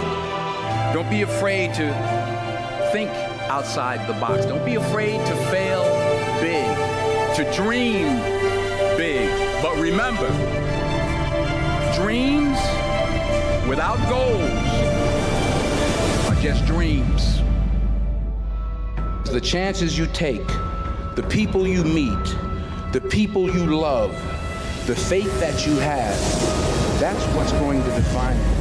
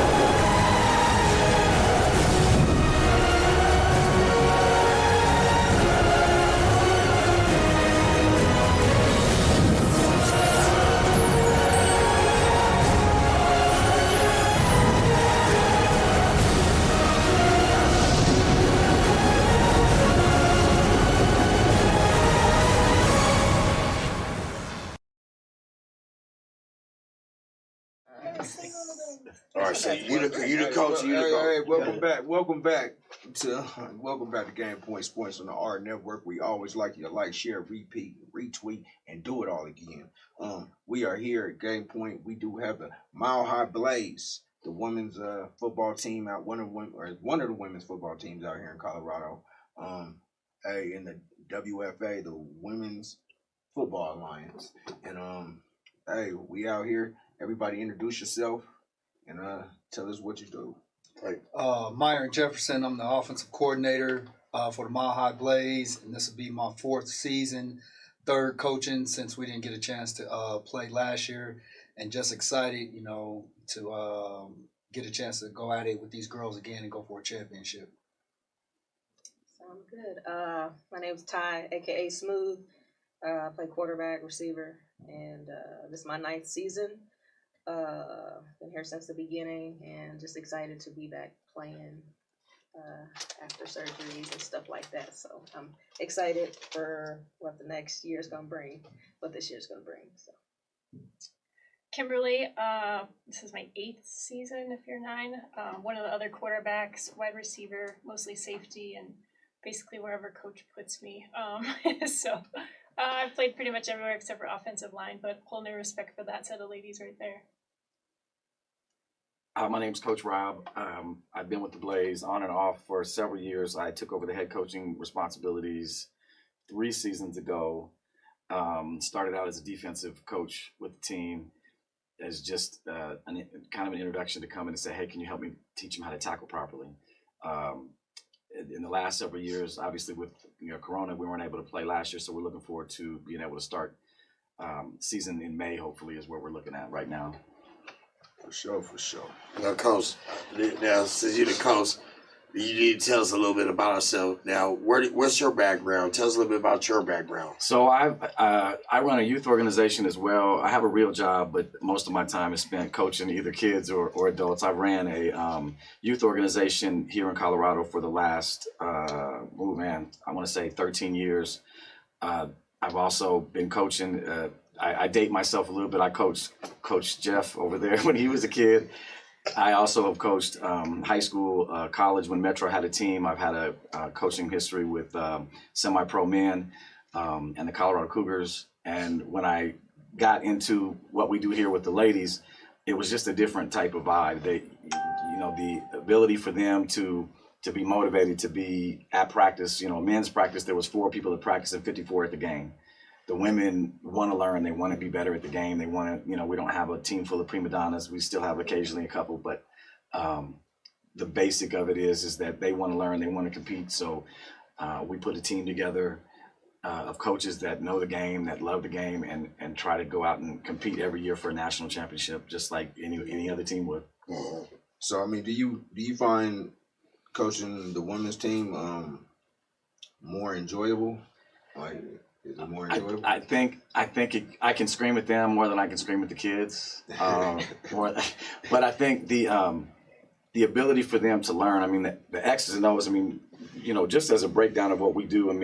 We practice 3 nights a week. We're on film study once or twice a week. So when we're in season, it's a full-time job for these ladies. So the ability for them to be able to, us to install a game plan, work it through fruition, get through the game. It's awesome. It is an enjoyable piece. And then the feedback that we get from them is it kind of clicks in some cases. Some of them are like Smooth was a D1 athlete coming out of college, in basketball. So we see these women that don't really have an avenue to compete as they get out of college. So this gives them an opportunity to try to find some competition and test them skills. What's your history, Coach? Like Coach Rob said, he coached me when I was younger, and I went to Overland out here in Aurora, and then spent some time down in Arkansas Pine Bluff in the SWAC, playing guys against the late Tavares Jackson, and then did a little arena ball for a couple of years, and then just got into coaching from youth to high school. And Coach Rob brought me along a couple of years ago when he got the head job, and was able to keep me. I don't know how, but he's kept me along. And like like he said, the X's and O's don't change, you know what I'm saying? But what does change is you have to find creative ways to be a coach to relate to the women, you know what I'm saying? And it's just, they're more detailed and they need stuff like written out, you know what I'm saying? And as coaches, sometimes you force a learning style on players, and with women, you understand that you might have to break it down certain ways for them to understand it, and it makes you a better coach on the back end. I'm familiar with Arkansas, Pine Bluff. Okay. I played against them. Yeah. I went to Langston. Okay, yeah, my sister went to Langston. Barry Swisher. When Barry Swisher's son was a quarterback, I played against Barry Swisher's son at Arkansas. I know about Pine Bluff. Mm-hmm. Yeah, yes. Sir. What about you? What about you? Well, like, what's your name? Smooth. Miss Smooth. Miss Smooth. Tell us a little bit about yourself, Miss Smooth. We're gonna talk about more, but just tell us a little bit about yourself, Miss Smooth. Well, I actually coached too. I've coached with Rob for 4 or 5 years, with the Cougars as well. And that's how I met Coach Rob, and then I met Coach Little through Coach Rob. So, yeah, just I love coaching. I think I love it more than playing. So, because my knees ain't holding up anymore. But yeah, I love playing as much as I can. I try to be the best athlete out there as much as I can. So football has become the love of my life. So I just love learning it, love teaching it, love learning new stuff. There's always something new to learn. Other than that, I'm pretty chill. I try to stay out of trouble and just, yeah. What's your history in I grew up actually in a baseball household, so football is a little bit different for everybody. My dad was a semi-pro pitcher for quite some time. I traveled a bunch as a little kid, so I mean, I knew dirt before I knew the turf. But I played throughout high school. I ran track in college up until I got hurt in the back, so sometimes that's still lingering injury, but I mean, I've always played some type of sport, so football was just something I can jump into and learn from all the coaches and, of course, my teammates. I mean, so I got a question for both of y'all. Since you guys are like 8-9 year vets on the team, like, what kind of advice do you give the younger ladies, or would you give a younger lady who wants to get involved in football? Like, don't be scared.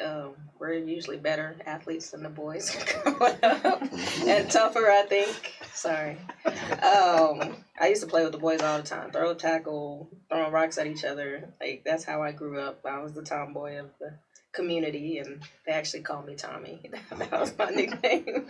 Wow, that's one I didn't know. I'm absolutely. But yeah, just if you want to do something, go do it. Don't let anybody tell you can't. Definitely have an open mind. I think where some of us struggle is we haven't played this sport since we were 5-6 years old, where some of the men's teams have. So we come in lacking that knowledge that we wish we had. So we spend so much time trying to back work from everything, whereas our coaches are here to re-explain everything to where we can catch up and we understand what it is they're screaming at us for, when we're just kind of standing there like, I don't know what that means. But I mean, you get there. So it's just kind of, don't be so hard on yourself when you first start trying. For sure.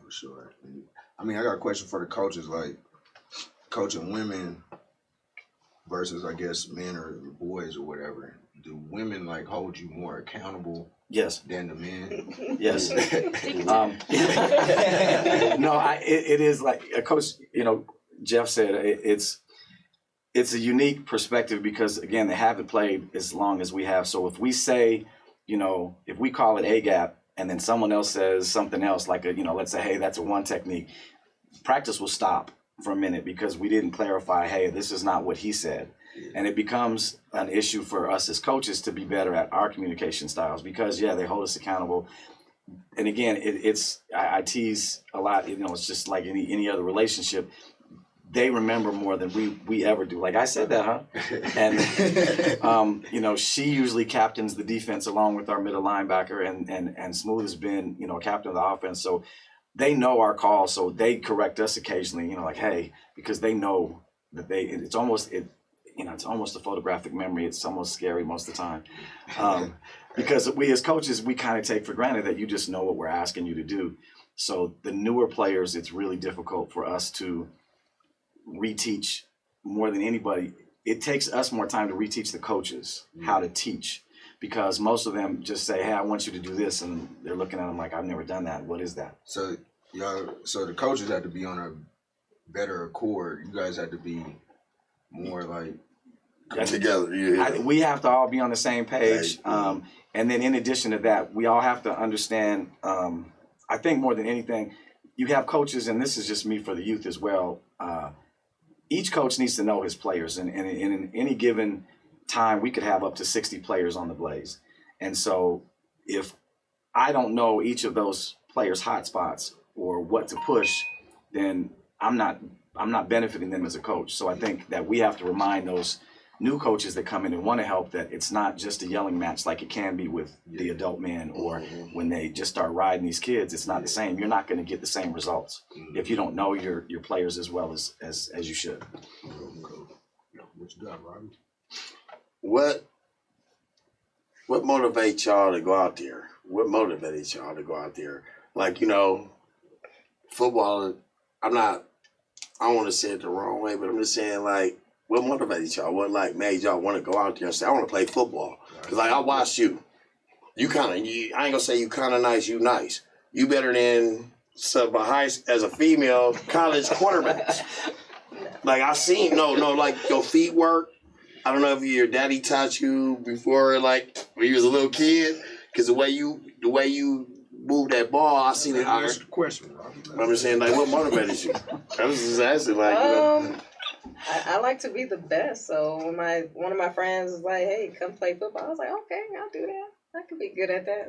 Let's do it." So I just like to be the best and be the best at anything I do. So I'm perfected. And so I'm hard on myself, and Coach is hard on me too. But I'm mostly harder on myself than he is. What relationship isn't like that, right? Quarterback and offensive coordinator.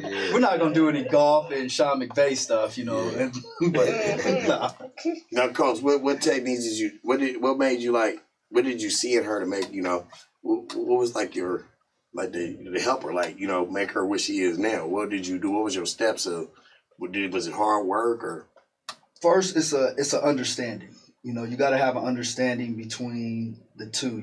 Understanding what makes her go, what doesn't make her go, what pisses her off, and she has to understand me as well. And once we had that understanding, it was just trying to get her to understand the game. And certain things, reading pockets and check downs, and okay, if that's not there, setting your feet, and just overall how I see the game and how she plays the game. There's times when we're on two different pages, but you come together to make it, the success of the team. Sure, for sure. And understand, he's you can hear him from the press box. Yeah. I don't even look up there. I just be like. The one thing, just like I said, Kim helps call the defense and understands everything. So one of the biggest pieces with all of it is making sure that we as a coaching staff plays to their strengths as well. Because a lot of coaches, again, they went through other coaches that just instituted, this is what we do. Well, hell, that's never going to be successful. If we can't figure out what you guys are good at, then we're not doing our job. Definitely. To the ladies, you guys are you guys aware that there's a young woman who she's the first female player to get a skilled player to get a 4-year scholarship to a college. Are you guys aware? Is that the D3 girl? Yeah, Tony Harris. Oh, yeah. She played D-back. Something like that. I mean that's a good thing. That's a big thing. That's never heard of, like, other than a kicker or something like that. Yeah. So she's in a skilled position, whether it's D3, D1, whatever. She playing and holding it down, obviously. So what do y'all think about that? I think it's awesome. It's great to have somebody in a position that can hit, because I feel like that's most of the men that find out we play tackle football, they're like, oh, you guys can't hit very hard. And there's quite a few girls that I'm glad are on my team when I watch them take out people, because, they can lay some big blocks and big hurt. So I think that's one of them. Sometimes. I feel like that's probably the best because they take everybody as dainty when they see them as kickers. Oh, you only kick. Sure, but that's a high pressure position as well. Yeah, so seeing somebody else in a skilled spot that actually knows how to develop in all those different positions, it's amazing. You just cool with it. Yeah, second that. All right, and both of y'all. So, coach says that you call the defense, so you must be like a coach on the field. Quarterback obviously got to be the same type of person. So you've seen all these rise of women that are rising to the ranks of coaching, like in pro sports and college sports. Is that something that you would try to get into eventually or look into? Yeah, most definitely. Again, I love coaching, so if I can get with the Broncos or whoever full time, I'll take it. But it's gotta be legit though. She knows the game. I ain't going on no. We're gonna try you out. Nah. I mean, and the good thing is that there's a lot of the coach that's with the Bucks is coming, and we have a relationship with her. These ladies know, and her name just escaped me. Katie, Katie Sowers, who was within the league. We played against her.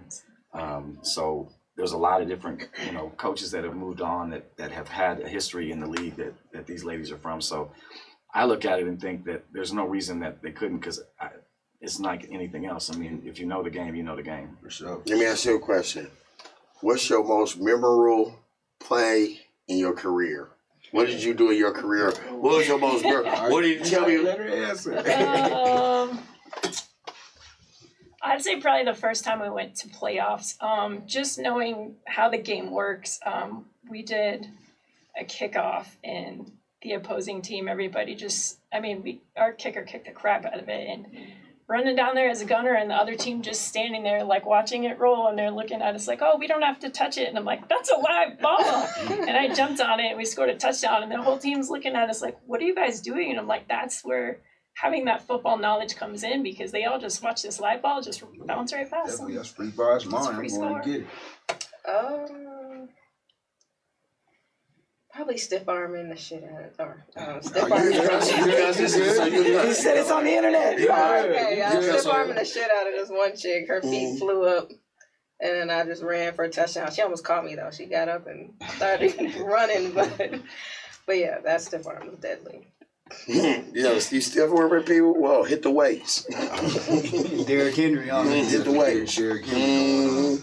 So I mean, y'all in the WFA, you said there's over 60 teams. And I don't know, there's always some. At one point there was 72 teams, and you guys might correct me, but I think it's somewhere maybe 68 now, between 66 and 68 teams.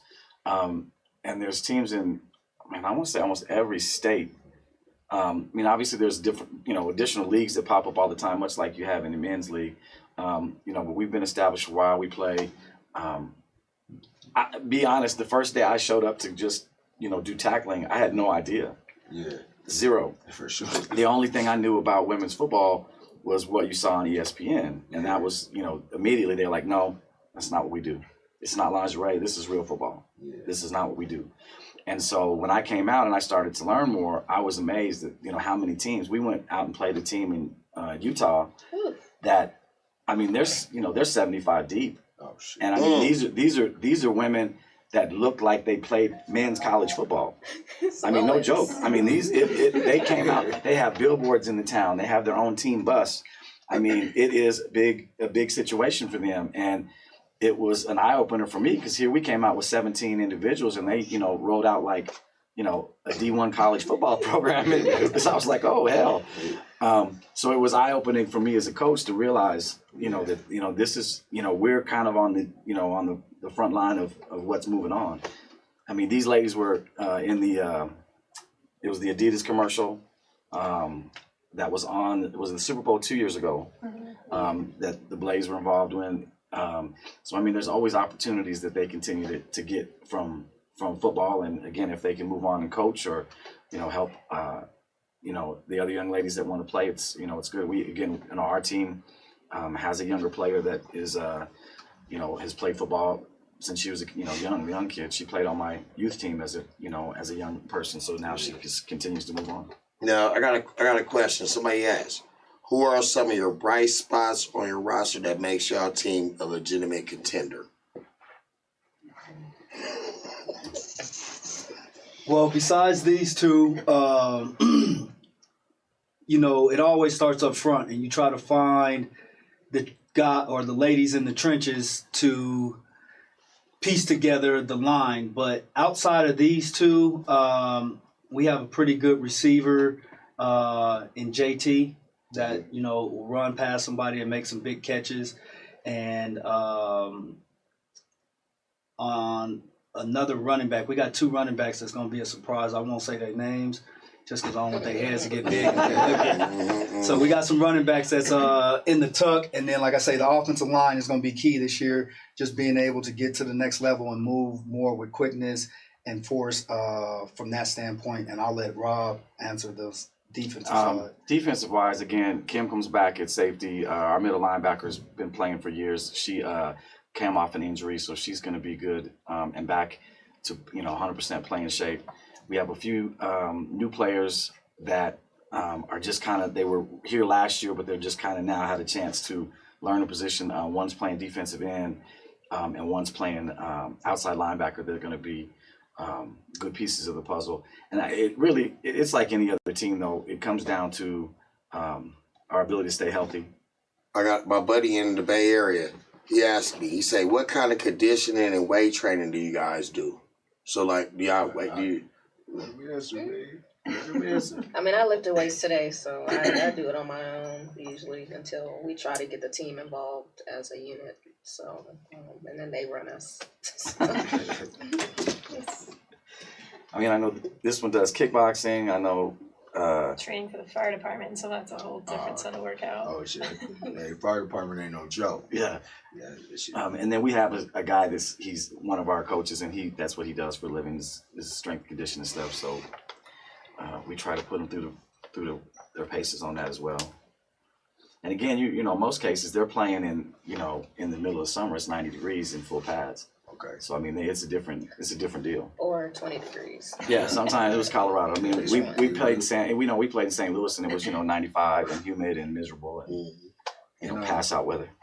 I mean, this is for the coaches or the players, man. You guys recruit. Oh, absolutely. I mean, we're always looking for new talent.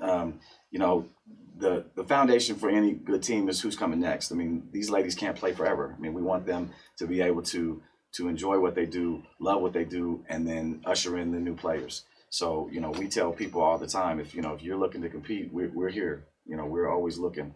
Our season starts in May. We're still actively looking for participants. For sure. And what type of trash talk goes on the field out there? I normally don't talk trash. I just play. I'm not a trash talker. Do y'all have any rivals?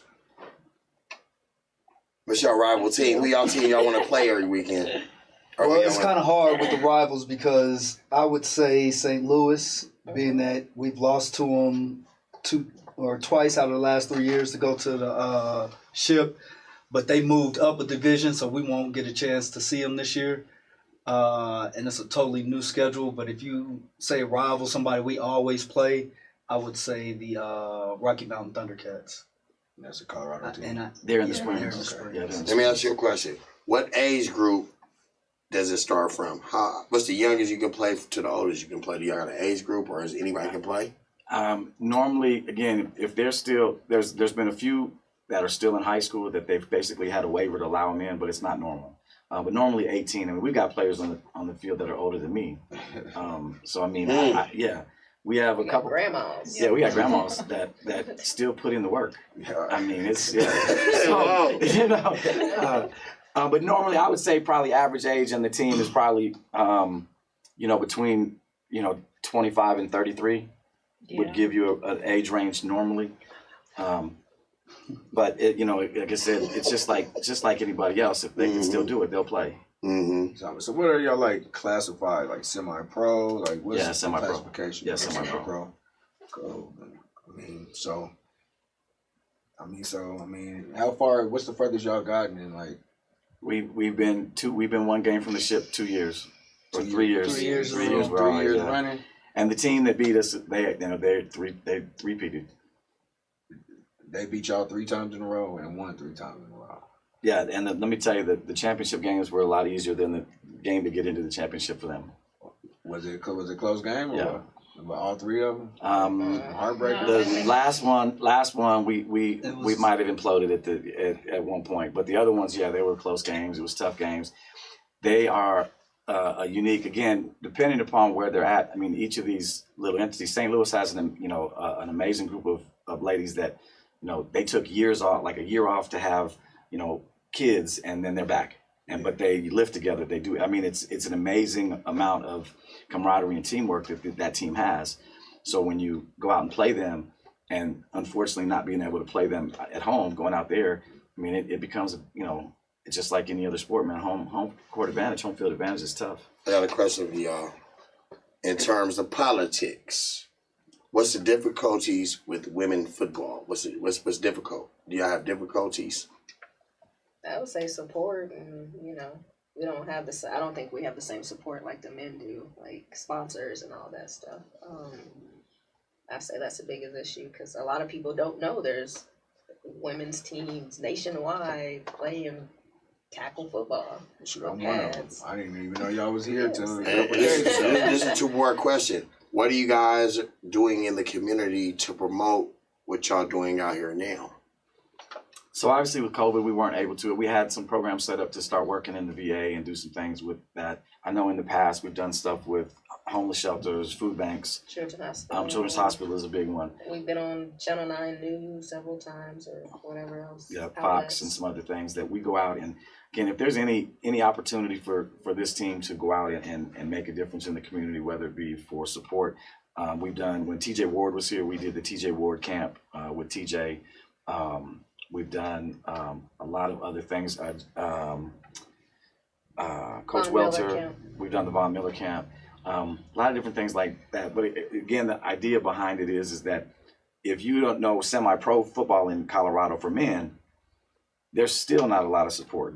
And so then to move it into the women's realm, it becomes a difference. So you almost have like this cult following of people that get involved with the women's teams and support. But yeah, when it comes to the politics of, if I'm looking at you as a sponsor and they're going, oh, women's team, wait a minute. And we have to overcome that occasionally. Once they come to the game and realize, oh, hell, these guys, they can play, then it kind of evaporates. There's been times that we've showed video to people and they didn't know there was women playing. We're like, that's our women's team, man. They're like, oh, no, I thought that was men. I'm like, that's because they're good. Yeah, that's why we do what we do. Let me ask you, as a quarterback, do you set personal goals when you go out there and during the season? Try not to have any interceptions per game. Move the ball. And don't kill ourselves. So you don't have like a set record, I want to throw 25 touchdowns? Season, it's hard to do that because I play both, but I don't know what I'm going to play this year. So I probably need to set a personal goal, but again, it's hard to do that if I don't know where I'm playing consistently. But I'll stay with the no turnovers is always my goal, and do what's best for the team. It usually varies on who we're playing, but I do like to try to at least break a few passes and force a fumble and get a pick. Do you ever sack the quarterback? Hell yeah. How many sacks you ever got in one game? Probably just one, but it was a surprise attack even for me. Coach called my name, and I was like, "Wait, that's me." Okay. And then, How many pick sixes you got? Ooh, not very many. I mean, I share the wealth and kind of give them to my teammates. So. I know she's had at least 2 in the last few years. I know if I can think of. Kimmy had a great defensive stop in a playoff game. Yeah, the last time we played. So yeah, we were playing a team from Houston. We were playing the Houston, and yeah, it was basically the last was real play of the game. And she made the stop, recovered the fumble, that basically sealed the game, so we could move on in the playoffs. So, would you guys consider yourself the best team in Colorado, or the? Yes. I mean, and how many like semi-pro women teams are there in Colorado? 3. Right now that are actually playing. There's another team that's working to play, but I mean, I wouldn't be a competitive person if I didn't say we're the best. Yeah. Definitely. I guess I did kind of figure that, but they know where to find us if they feel different. If they want it, they can come get it. I hear that for sure. No, I mean, there's, for me, the idea of the different teams that are in Colorado, we're all trying to do the same thing. We want to compete. We want to get the best team on the field, and we want to promote women's sports. So, there's a rivalry, of course, but I think that the main piece of that puzzle is just that, we all understand, that we're trying to put the best foot forward because, in 5 years, where could this be? We don't know. Yeah, I was going to ask you, can it grow? And how can we support it as us to help it grow? I mean, I think obviously money talks with anything. I mean, so, Adidas sponsors one of the other leagues. Under Armour sponsors our leagues. I mean, there's beginning to become some corporate sponsorship and interest in that. So I think the bigger piece of that is just to continue to, come out and support when the games, because if you've been to a men's semi-pro game, it's their mom, their sister, maybe their girlfriend, some other things. So to be able to go out and be able to promote and have a good football experience that night, on a game in the summer, it's a nice time. And, we try as an organization to, put together pieces. We always have, events, we have vendors, we have, all these things to make the game itself, not just the game. We have as many things. I mean, I know on Mothers, the mothers, we do dedication to moms. We do a lot of different things as an organization that, are different than other places. And again, I can't take credit for that. Coach and I, we coach those days, and Wynn is the owner, and she maintains that and helps us to make sure that we're all on point when it comes to that. Because again, we as coaches on game day, I just want to get the girls ready and play. For sure. I mean, I got one question that's not involved in the women's league. I seen that you're doing the All-Star team for the youth out here, man. How's that going, and what's that looking like? It looks good. Obviously trying to put together all those kids from different age groups in different teams is a crazy endeavor. Brandon, who's heading it up, Brandon Beasley is heading it up, and he's done a great job of kind of making sure that all the coaches understand that it's not about the kids that come from their team. It's just about all these kids. And I think all the coaches that have been involved with that have really kind of jumped on that and are really excited. I mean, I'm involved in the 8U team primarily, and we're going out to, it was El Paso at the end of the month to play against Texas, Nevada, Arizona. I think it's a 4-state deal. And so it'll be a lot of fun. I think it looks good. I still think that we as a state still lack some of the, cohesiveness that other states do, that, we've all talked about making sure that we have this all-star team running normally, so we don't have to put it together each year, that we know who's on that team. We know that these coaches and parents can have some consistency so they understand. And then it'll draw some people from other leagues. We have coaches and teams from every league I can think of, but obviously some of those parents that don't know about it are going to be hesitant because it's not, based on their league. I think that, Brandon's doing a good job of getting the word out, and, hopefully we go out there and show well. Colorado, my team that I took out of state for years, his little brother played on that team, smooth coach for that team. That ring right there, I mean, they won four national championships when we were out of state. So, I mean, to us, taking those kids out of state was big. So us being able to take these young kids out of state, it's not necessarily win or lose, but the experience that they have to go out and say, hey, I competed against these kids. I competed against another state. So I'm prepared when I go into the high school realm or the college realm. Because my thing is always this with the youth. I'm not coaching you to be an NFL player. I'm coaching you to be a good person. So as we move up, if you happen to be an exceptional athlete, fantastic. But I've taught you everything you need to know in order to take the next level. The young man that coaches with me all the time, he's the head coach at DSST Byers for basketball. He said, all of you won't go to college to play sports, but all of you should grow up and be good young men and women. And that's what we all try to push. I got a question for y'all. I got two questions. Do y'all got to pay out of pocket for this league, your pads and everything, or do you guys fundraise? That's one question. Out of pocket, mostly, if you don't find a sponsor. I don't think she's ever paid out of pocket. She's a fundraising monster. Yeah. So you just go find your helmet and find your shoulder pads, is that correct? Mm-hmm. Yeah, a lot of times we'll take advice from coaches, or there's actually a guy that we work with up north. He kind of gives a team a discount, or he'll kind of let us do payment options. we try to help the girls as best we can and pass down some of our equipment because we like to upgrade. So it makes it a little bit less expensive. It's definitely that first year that's the most expensive. And then after that, it's finding the sponsors. We do have fundraising events, so that does pay for part of the players' fees. So it's something that's definitely manageable if you put in that extra effort. And to you coaches, is it somebody out here y'all want to recruit on air right now that's watching? Because, I mean, y'all got the open door to recruit them right now. I mean, I know y'all got some up-and-comings that y'all look at, y'all see. I mean, is there anybody y'all? I don't know that I can think of a name right off the top of my head that I would say. It's hard to say people. We just find girls in the gym. We'll be like, hey, Yeah, you want to play football? it's not the same as the men's that you've seen them somewhere else. It's a little different. So unless we've seen them somewhere, it's hard to say, you know. And I came from a history, again, with the youth sports and then with my men's team. If you switch teams, high five, more power to you. You know, I'll see you, we'll play you, no big deal.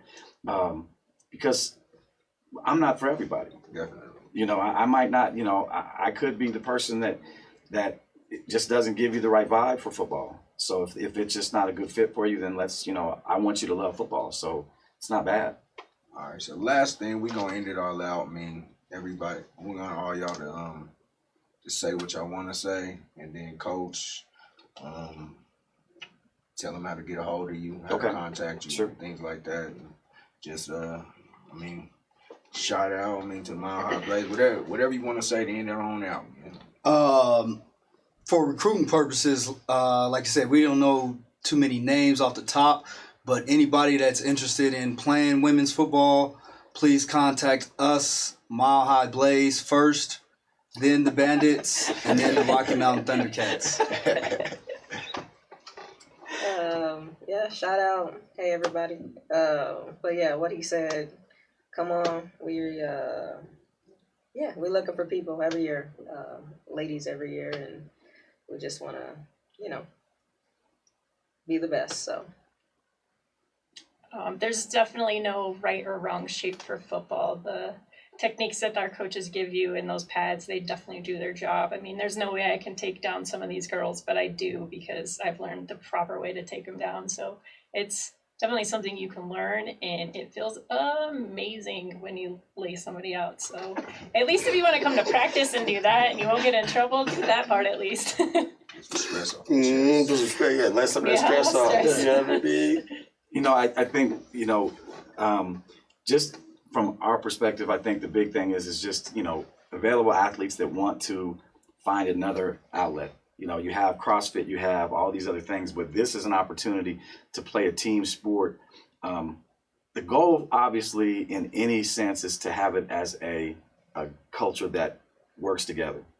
The best results for a team are always going to be when we're tighter as a team. So we always are pushing for different ideas and different ways for us to be a family, to us to do things differently from that perspective. So if you have someone that's interested, that's athletic, that and when I say athletic, like Kim just said, it doesn't necessarily mean that they're the fastest person, but someone that has the ability to, hey, I want to do this.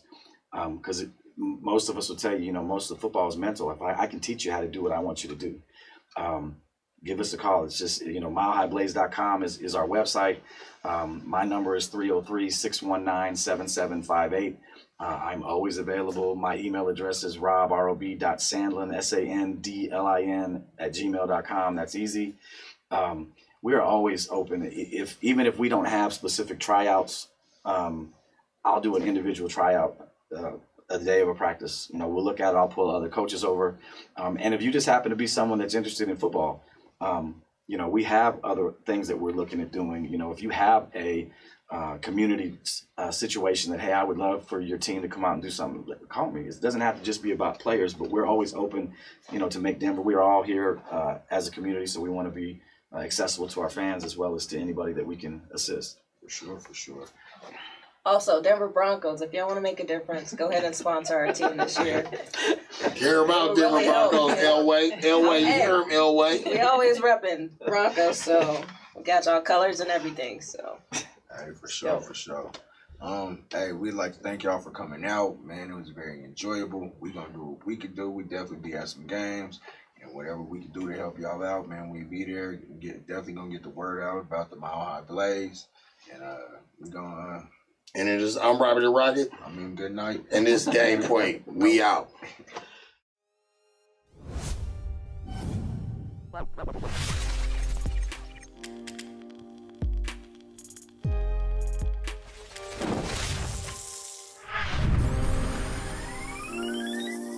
This is our network.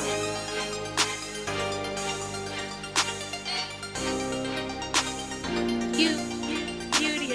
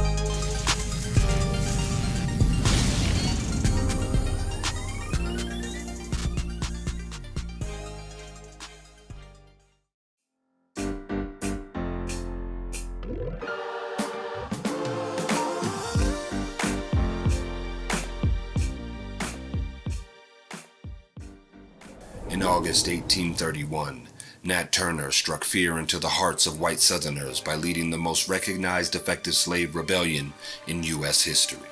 Born on a small plantation in Southampton County, Virginia, Turner inherited a passionate hatred of slavery from his African-born mother and came to see himself as anointed by God to lead his people out of bondage.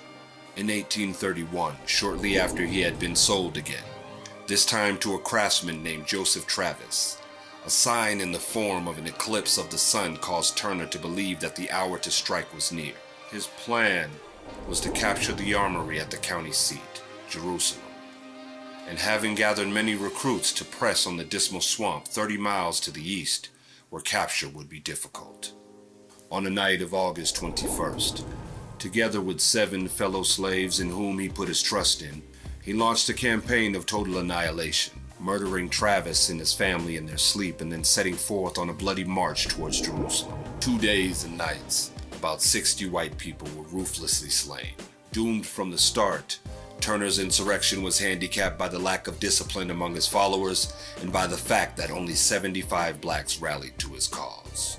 Armed resistance from the local whites and the arrival of state militia, and a total force of approximately 3,000 men, provided the final crushing blow. Only a few miles from the county seat, the insurgents were dispersed and either killed or captured, and many innocent slaves were massacred in the hysteria that followed. Turner eluded the pursuers for 6 weeks, but was finally captured, tried, and hanged. Nat Turner's rebellion put an end to the white Southern myth that slaves were either contented with their lot or too servile to mount an armed revolt. In Southampton County, black people came to measure time from Nat's Fray or Old Nat's War. For many years in black churches throughout the country, the name Jerusalem referred not only to the Bible, but also covertly to the place where the rebel slave had met his death.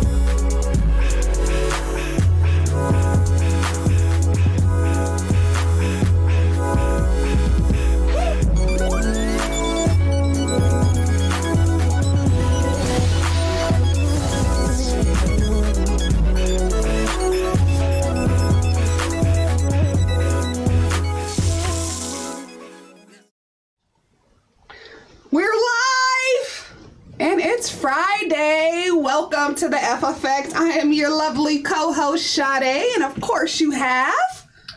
Hillary, hey. So what's up, y'all?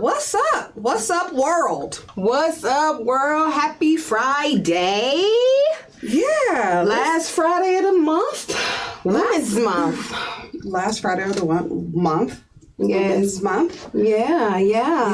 It's a lot going on. And so I want to say, before we get into football, it just dawned on me that, I want to give a shout out and prayers going out to our Boulder community. We are here in Colorado, and earlier this week there was a mass shooting where 10 individuals lost their life. Due to just recklessness. Of course, there needs to be gun violence, gun control, and so we just wanted to take a minute and send our condolences to the families, friends, and to the Boulder community who were affected by such a malicious and crime. Yeah, so, horrific. I'm over it. I'm overseeing killings by guns, and so we just want to go ahead and just take a minute and just send our condolences to the families and to the community that was affected by such a horrific crime. So absolutely.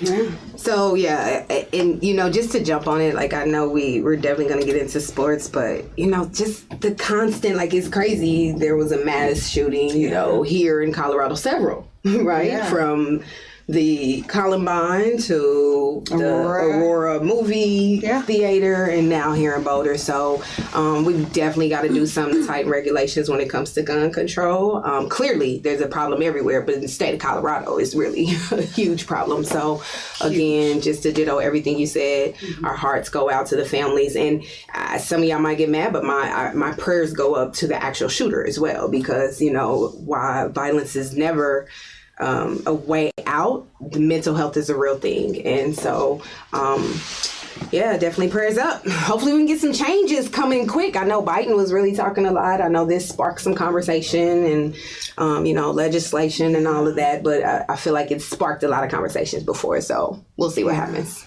We'll see. Nobody wants to give up their guns. Nobody. But I think it's the type of weapon that people have an issue with. Is they are rifles that are, you get hit by an AR rifle, chances of living are slim. And so I know they were talking about expanding universal background checks. This gentleman who did the shooting, he passed the background check. I saw that. He was being investigated by the FBI. Mm-hmm. And so that is what's crazy, like him and somebody else were being investigated. And so if you got a hunch, 21, right? The guy was young. Mm-hmm. So if something doesn't look right, y'all just got to turn people in. Trust your gut. And it shouldn't be about the money, because I'm sure, I do know that the seller said that, yes, he passed everything, but you had a little feeling that something was off, then don't sell the gun. And so, it's unfortunate, but we really, really, again, prayers, love, all out to the Boulder community. It's tough and it sucks, guys. Yuck. And then it's like your experience, because that was in a King Super, right? Which is just a normal walk-in grocery store, something that we do all the time. Just make a quick run to the grocery store. So I'm traumatized. Hell, you I don't even know you talking about, and you just talking about the grocery store. Can we take it back to the shooter who was driving around in the car in the 90s, black guy? Oh, don't bring that back. The DC sniper? DC sniper. That was a brother, right? Yeah, was a brother. And I think at that time, I'm like, it ain't a black person. It's not black. It's not. And then when he came out to be black, I was like, what? We were shocked. Black? We were shocked. But it does remind me, like, we ain't safe to go anywhere. Nowhere. Like, I can't go to a store. I can't go to a movie. I mean, what? School. You can't go to school. Yeah, and you go on a walk, you're getting sniped. What the hell? Gas station, you getting shot. Kill your own self before you know. If you gotta think about wanting to take somebody else's life, go ahead and take yours. I don't even want to say do it, but if you gotta pull the trigger, pull it on yourself. Don't take out innocent people. I'm sick of it. I blame a lot of things. Mental health is one, but like for this young man, I'm not gonna say it. I also blame video games. In COVID, you sitting at home playing Call of Duties and all these games. Yeah, I feel like you have to think if that is what people are locking themselves in and doing, then you get the urge to want to go out and truly try it. Now, I'm not saying going back to DC Sniper, but I do think there's a lot of things that we have to look at differently when it comes to how people and why people are, resulting to gun violence. So, yeah. Well, enough of that. Ugh, guns. We just keep them away. I'm gonna get me one though. We keep a couple on deck, but I'm saying, I don't want to ever have to use it. But the way things are going, you're right. You gotta have a gun because people got guns. You gotta be able to offset that. But reminds me, I know we going somewhere else. Have you seen the movie Unhinged? It sounds familiar. Oh Unhinged. my gosh! Is it about guns? No, it's about road rage and why you might need to keep a gun. Road rage is a real story. I was talking to a homeboy, and he said there was a guy who was road raging with him this week, and he said he jumped out, got out of his car, walked up to the guy's truck with his hand behind his back, and my friend luckily had a gun, and he said I couldn't pull that gun up and cock it so quick to be like, listen, you come any step to this car, it's gonna be a problem. He said, and at that time, that guy put his hands up and backed up. That happened here in Denver.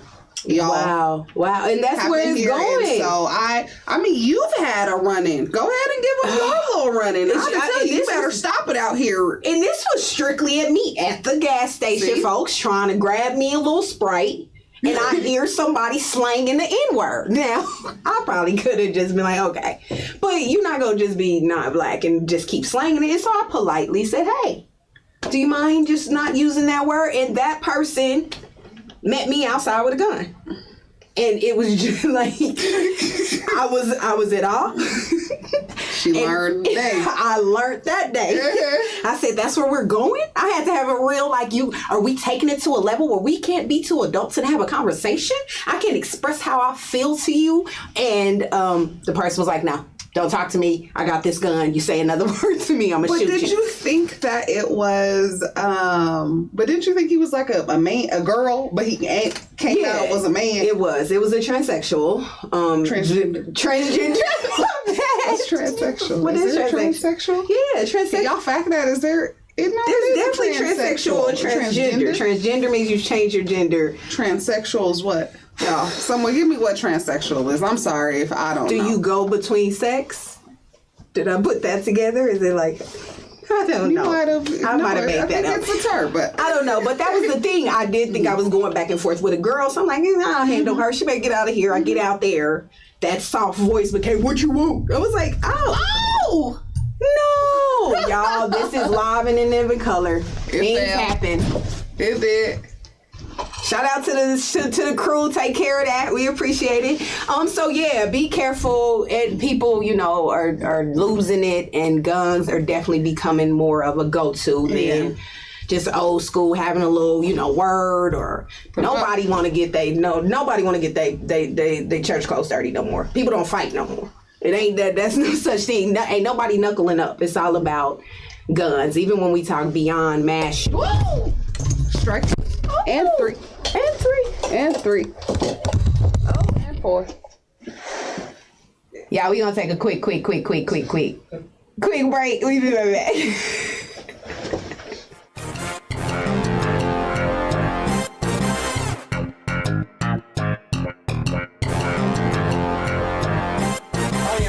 Good night. And this is Robbie the Rockets. And we are here at Game Point Sports on the AHRR Network. Join us at Tuesdays and Fridays, 5-ish. Let's do it.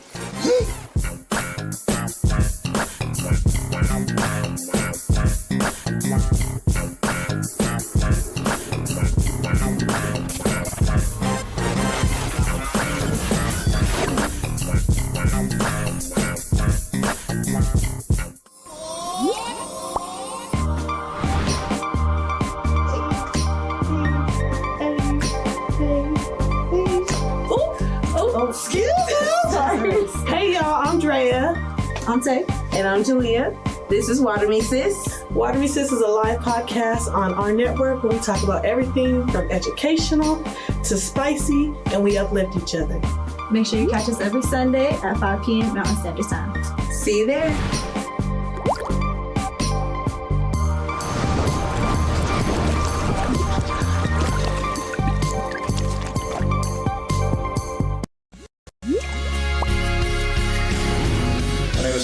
I'm John. I'm Rashad. And I'm Brandon. Welcome to Kingdom Culture Godcast, where we talk about kingdom, the Torah, his people, and the land. You can check us out every Friday on the AHRR Network. We don't do this for the culture, we do it for the kingdom. Shalom. Shalom. Shalom.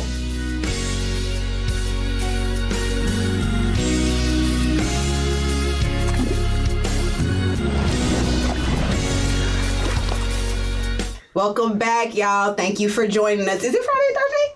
It ain't Friday the 13th. Okay. You know, things get a little spooky around here. We get some little extra stuff. But listen, some extraterrestrial was moving cameras. But this is live and in living color, and so we appreciate y'all joining us back. So let's get right back into it. Can I say we were testing our faith? We said faith. Move that. Move that light. In that light move. That's just how faith works, y'all. That's how it works. But yeah, let's get back into it. I know we just kind of got off the, gun control. Shall we talk some? Yeah, I want to go into it. Hillary, you came up to it talking about, we are wrapping up Women's Month before we even go into football. Okay. I just want to talk about, so a few weeks ago, Dwayne Wade's son, who recently, he's transgender. Oh, this is where we going. He's transgender. Okay. And so she had the luxury to interview Michelle Obama, right? For Women's Month. For Women's Month. And so, as though some thought it was like, yeah, this is great. Others was like, wait a minute. Let me tell y'all something. There was a comment that said, science is science, man. Where are you going? Your natural makeup is your natural makeup, however you want to call it. And so there was a person that said, regardless of it, he was born a boy, regardless if he thinks he's a girl, that's your belief. Okay. But where I'm going with it at is, could there have been any other little girl out there that could have been worthy to do that interview for Michelle Obama? And have we just looked past things to where we just allow even black privilege? We don't talk about black privilege. There's definitely black privilege. To put this little boy, girl, in the place to do this interview. And I just think of, I see where you're coming from, but then I don't. We celebrate Transgender Month. There is a whole month, Gay Pride Month, that we allow that to happen. And so right now, I just feel like we're intermingling. We're intermingling, and I know it's a touchy situation. I'm definitely not judging, but I see where both sides were coming from, and you can't be mad, and it's people's opinion. It's people's opinion. Listen, if that's what we're saying, and this is my opinion, it's my opinion, y'all. Y'all can't get mad at me. I'm not with it. He should not have been doing the interview. I'm sorry. She should not. It should not have been doing the interview, because I am totally with you. As we celebrate women, I'm not saying that he can't live his life as a woman now and he can't make that decision. But for me, when we're talking, like you said, the science, I do believe there are tons of other young ladies. Where's my girl from Blackish? The young lady that just did the poem during the inauguration. Like, again, it is a privilege thing, but it is also like, we gotta stop. Here's my thing. Black History Month is Black History Month. Women's Month is Women's Month.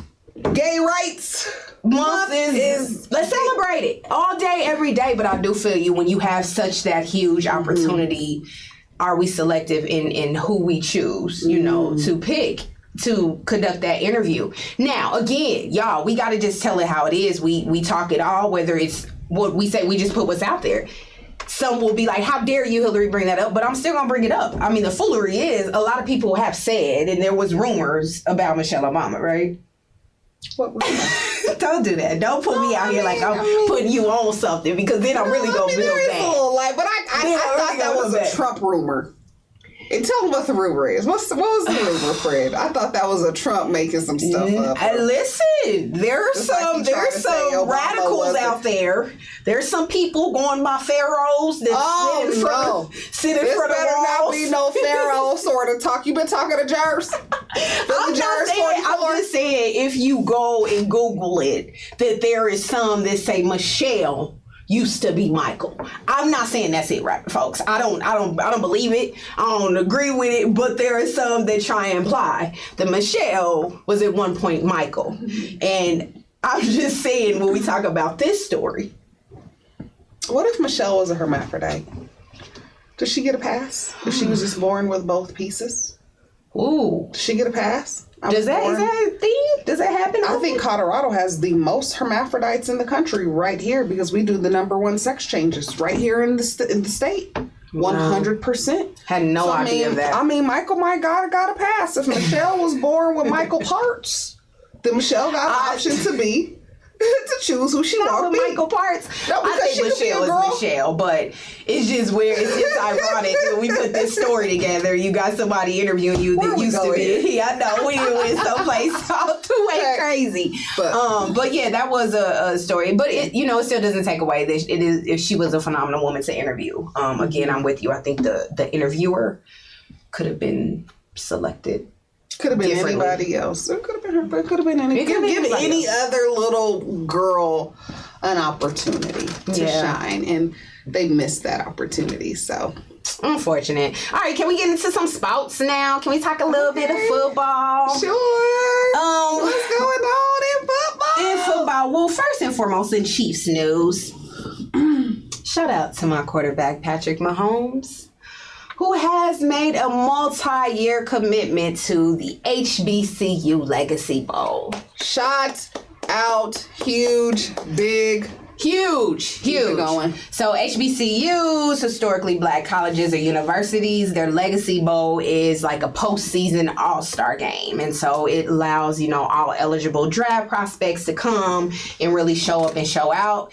He has committed to, like I said, multi-year commitment to this Legacy Bowl to ensuring that it stays on. So, I think it's just huge to show when we see players pouring in and supporting HBCUs because they do need all the support. So, big ups to Patrick Mahomes. He's just a stellar ass guy, ain't he? He's just stellar. He's just a stand up, overall good guy, and not just because he's a Chiefs quarterback, but he really is. Mm-hmm. So yeah, that was a huge thing in Chiefs news. But I just want to say that's just been a wave of players that have been supporting HBCUs, and about time because a lot of money goes to these D1 schools and not HBCUs. So keep it going. Yep. We're seeing a lot of top college recruits from basketball that are just starting to say HBCUs. I think we have the recent one, Mikey Williams, top. Yep. He was a top. He's made it very clear he's considering looking at 5 HBCUs. So, keep paving the way. I think it's great. That's when I give Patrick some love on that one. Only there.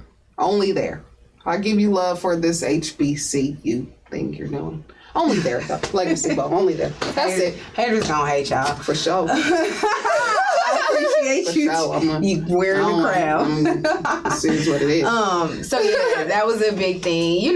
There's not too much happening with Chiefs. We're still, rebuilding, doing some trade moves.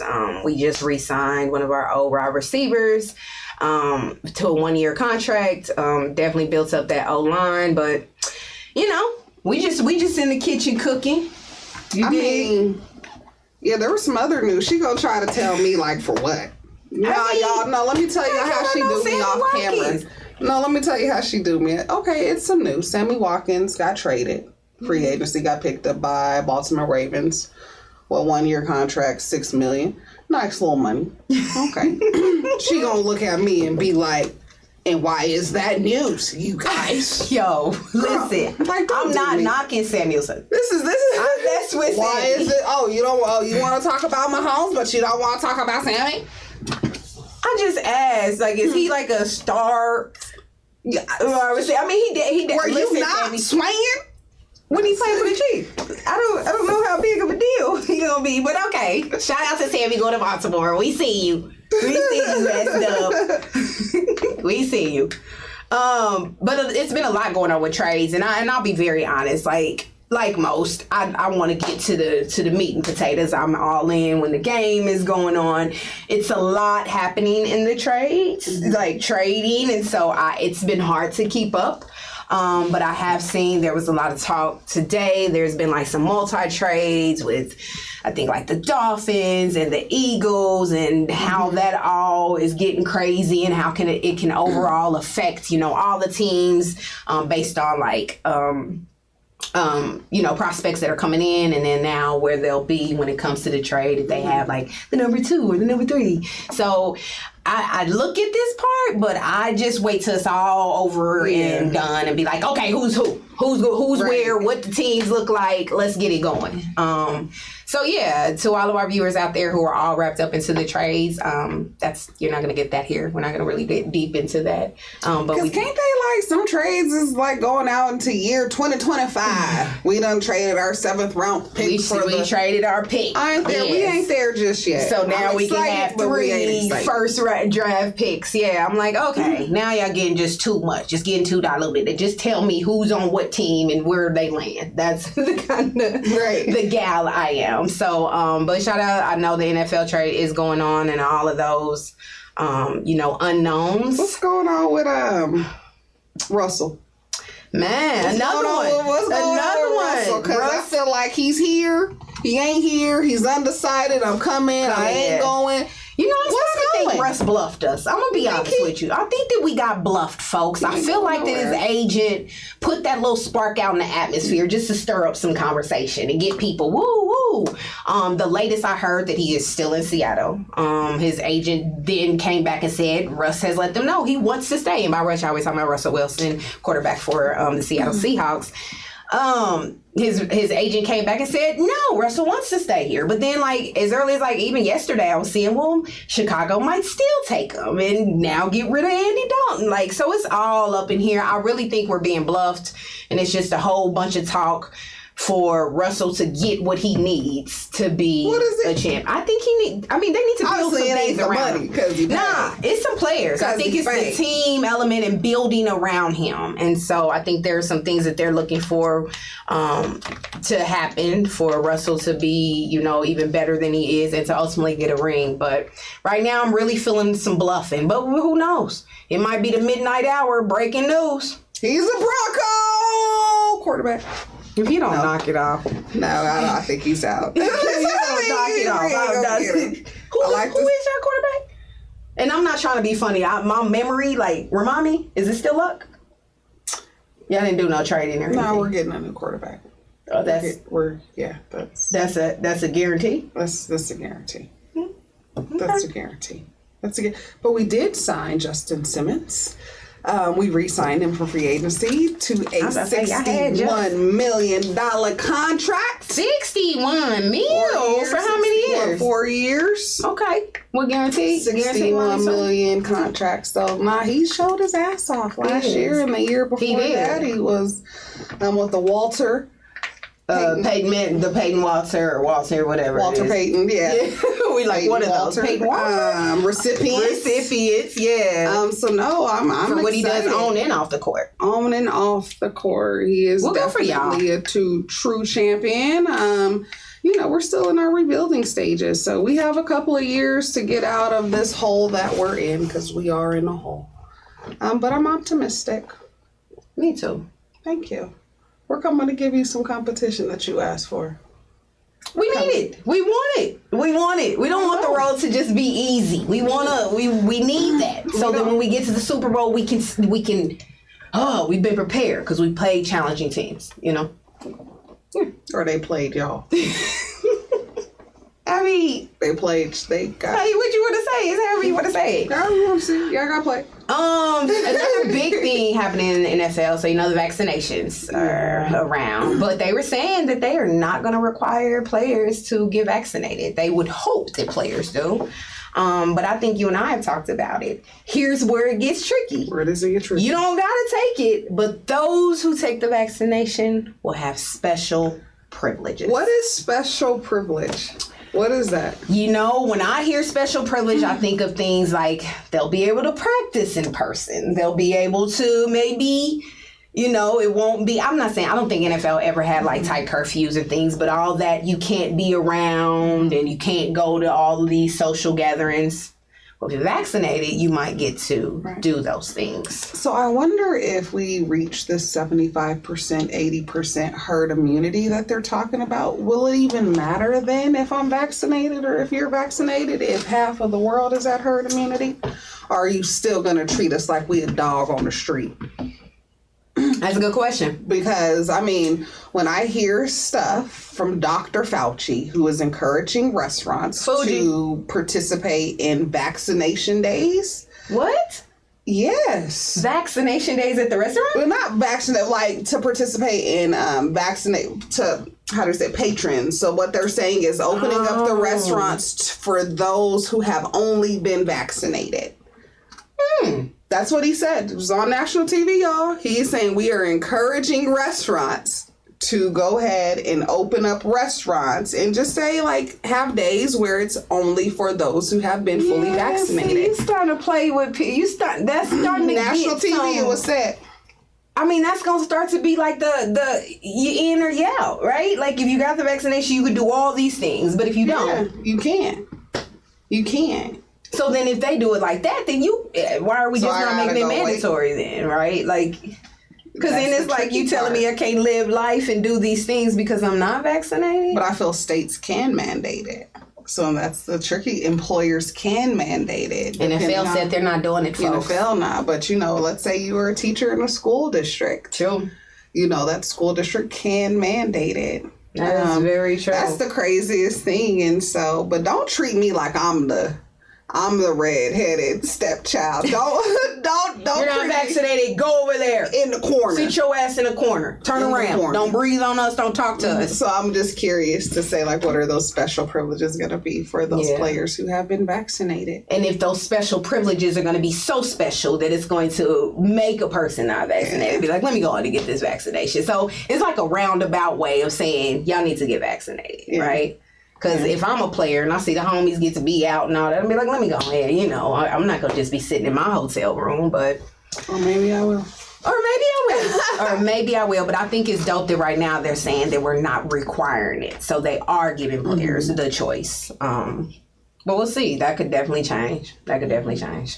And y'all, it ain't just a black person thing, like where we're not getting vaccinated. It's also a Republican thing.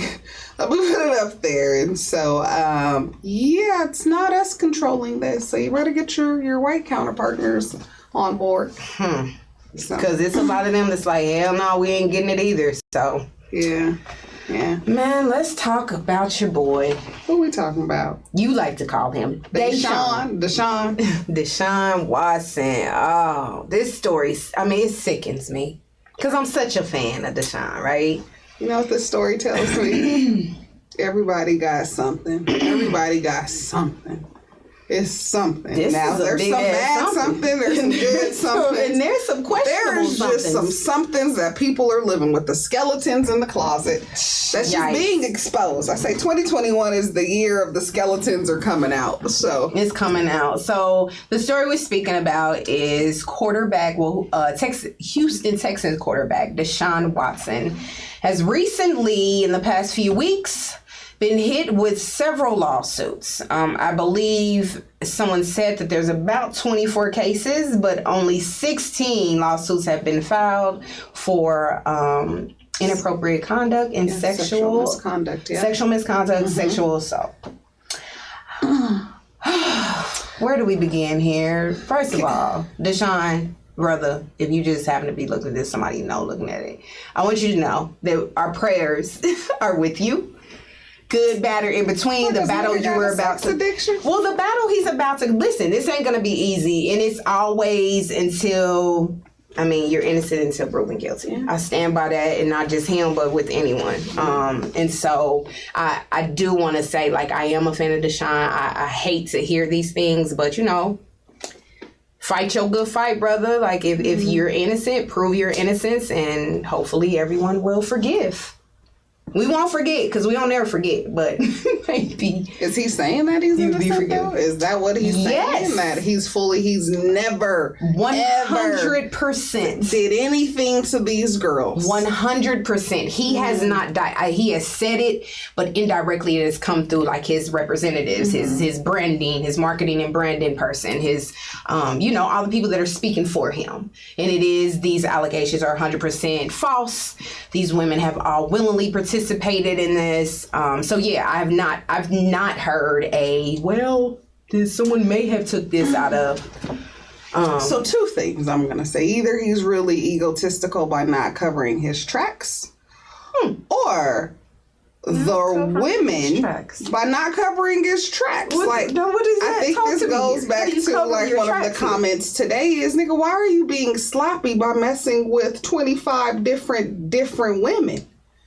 Right? Well, if it's true and has this narcissistic thought, we know. Egotistical. Yeah, we know. You ain't even smart enough to cover your sociopaths. tracks. They have this thing of controlling and multiple women, and that's why I'm saying, like, in the same breath that I'm like, shout out to you, Deshaun. There is, you always, when you look at numbers, like large numbers and large amounts, you really start to be like, now is all of them lying? Because I felt like that with Bill Cosby. Let me tell y'all, man. Come on, friend. We know. We got 16 women who have come forward. 16 different women, different states, different scenarios, different times. Let's be clear now. Different times. So we would think that all 16... Let's get some facts here. All 16... Well, 25 or more. 20-something. Are telling a lie? I doubt it. There's some truth somewhere. There's some truth in there, There's some truth y'all. to the point that I believe that he gets happy endings with his during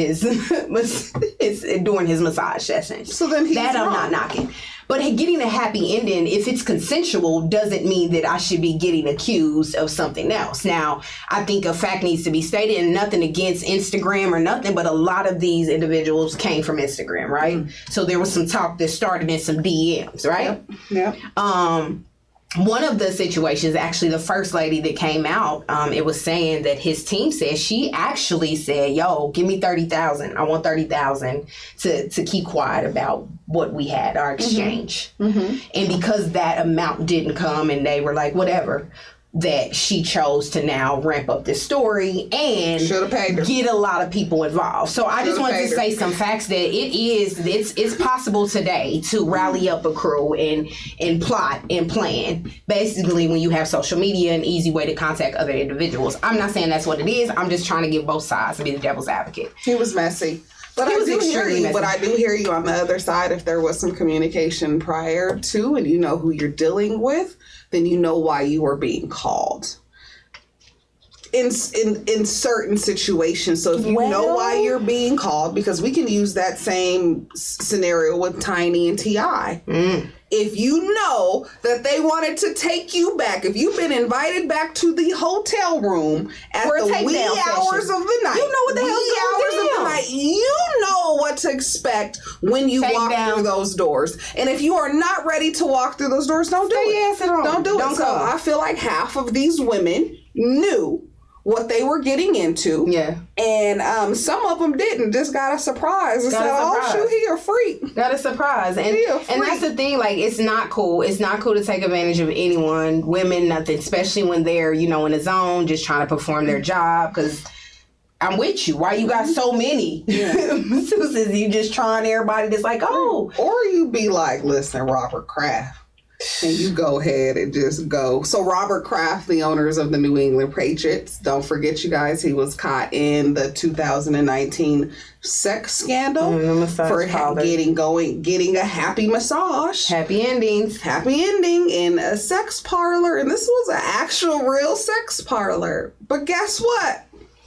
Robert Kraft got off, y'all. What happened? Where'd everything? This shit just disappeared, right? And he did. He went through it. He said, my money. He said, my money talk. My money talk. What charges? Because his money talked, he walked, folks. I'm the owner of the New England Patriots. What? You want to do what? Huh? They didn't disappear. Where did she go? But guess what? Deshaun Watson, they said they about to pull over for roughly 1,500 text messages. So here's another thing. Y'all call me. Deshaun, why ain't you... Why ain't you using, what is it, Instagram? What's the call and feature on Instagram? Instacall or Facebook. Which I'm sure could still be traceable. So you can record my conversation? I mean, you can. People will. That's what I'm saying. You can. You're and right. that's You what ain't this safe happens. any kind of way. This You is ain't what safe happens. anywhere. As a celebrity, you have to know who you are. You got to know your power. You got to know that people are scheming. People scheme on regular, everyday folks. So let alone a millionaire. Like, he wasn't smart. And that's why there's a part of me that's like, he was so reckless about this that maybe he is just There's some nasty narcissistic, Negroes out here. like Egotistical, controlling, narcissistic, where he can't help it. He can't help it. He can't help it. Because I think she said, like, you know, she was going in to the massage and it was all good. She stepped away, and when she came back, he turned over. And then when he turned over, he, you know, had a woody and forced her to give him oral sex. You can't force me to do nothing. You get bit down there. I hear you. Force me to do anything. I hear you. So I guess we will continue to listen and watch and see this story unfold. I just hate because, you know, it's at a time where this man was trying to get traded.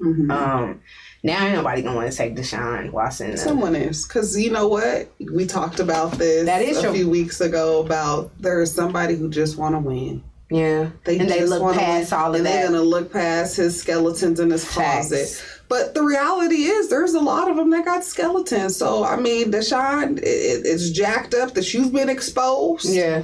Because there's a lot of other people out there that's doing a lot. Like you said, coaches, owners, all of that. I mean, again, as we talk about Women's Month, I think one reason we celebrate women and we give a month is because often women are pushed down and they are misused and abused. And a lot of men do think women are just throwaway items, and I can treat her how I want to treat her. I can talk to her how I want to talk to her.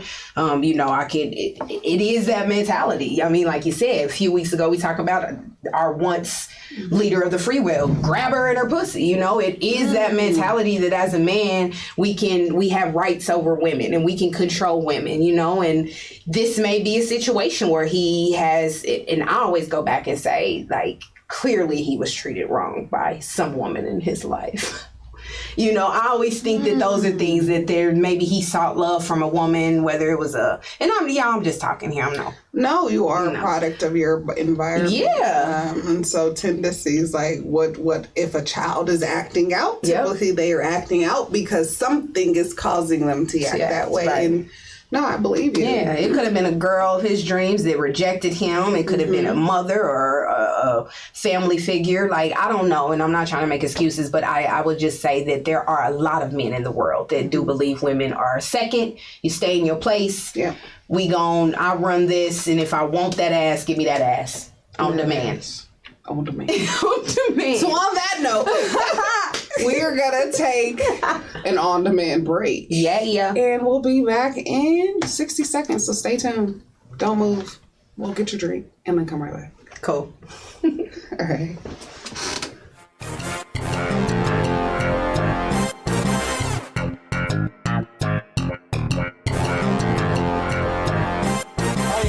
Good night. And this is Robbie the Rockets. And we are here at Game Point Sports on the AHRR Network. Join us at Tuesdays and Fridays, 5-ish. Let's do it. Yeah.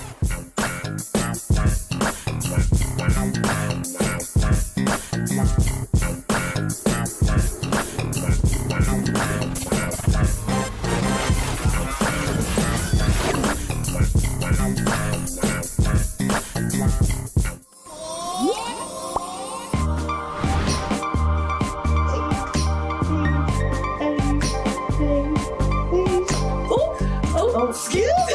Sorry. Hey y'all, I'm Drea. I'm Tay. And I'm Julia. This is Water Me Sis. Water Me Sis is a live podcast on our network where we talk about everything from educational to spicy, and we uplift each other. Make sure you catch us every Sunday at 5 p.m. Mountain Standard Time. See you there.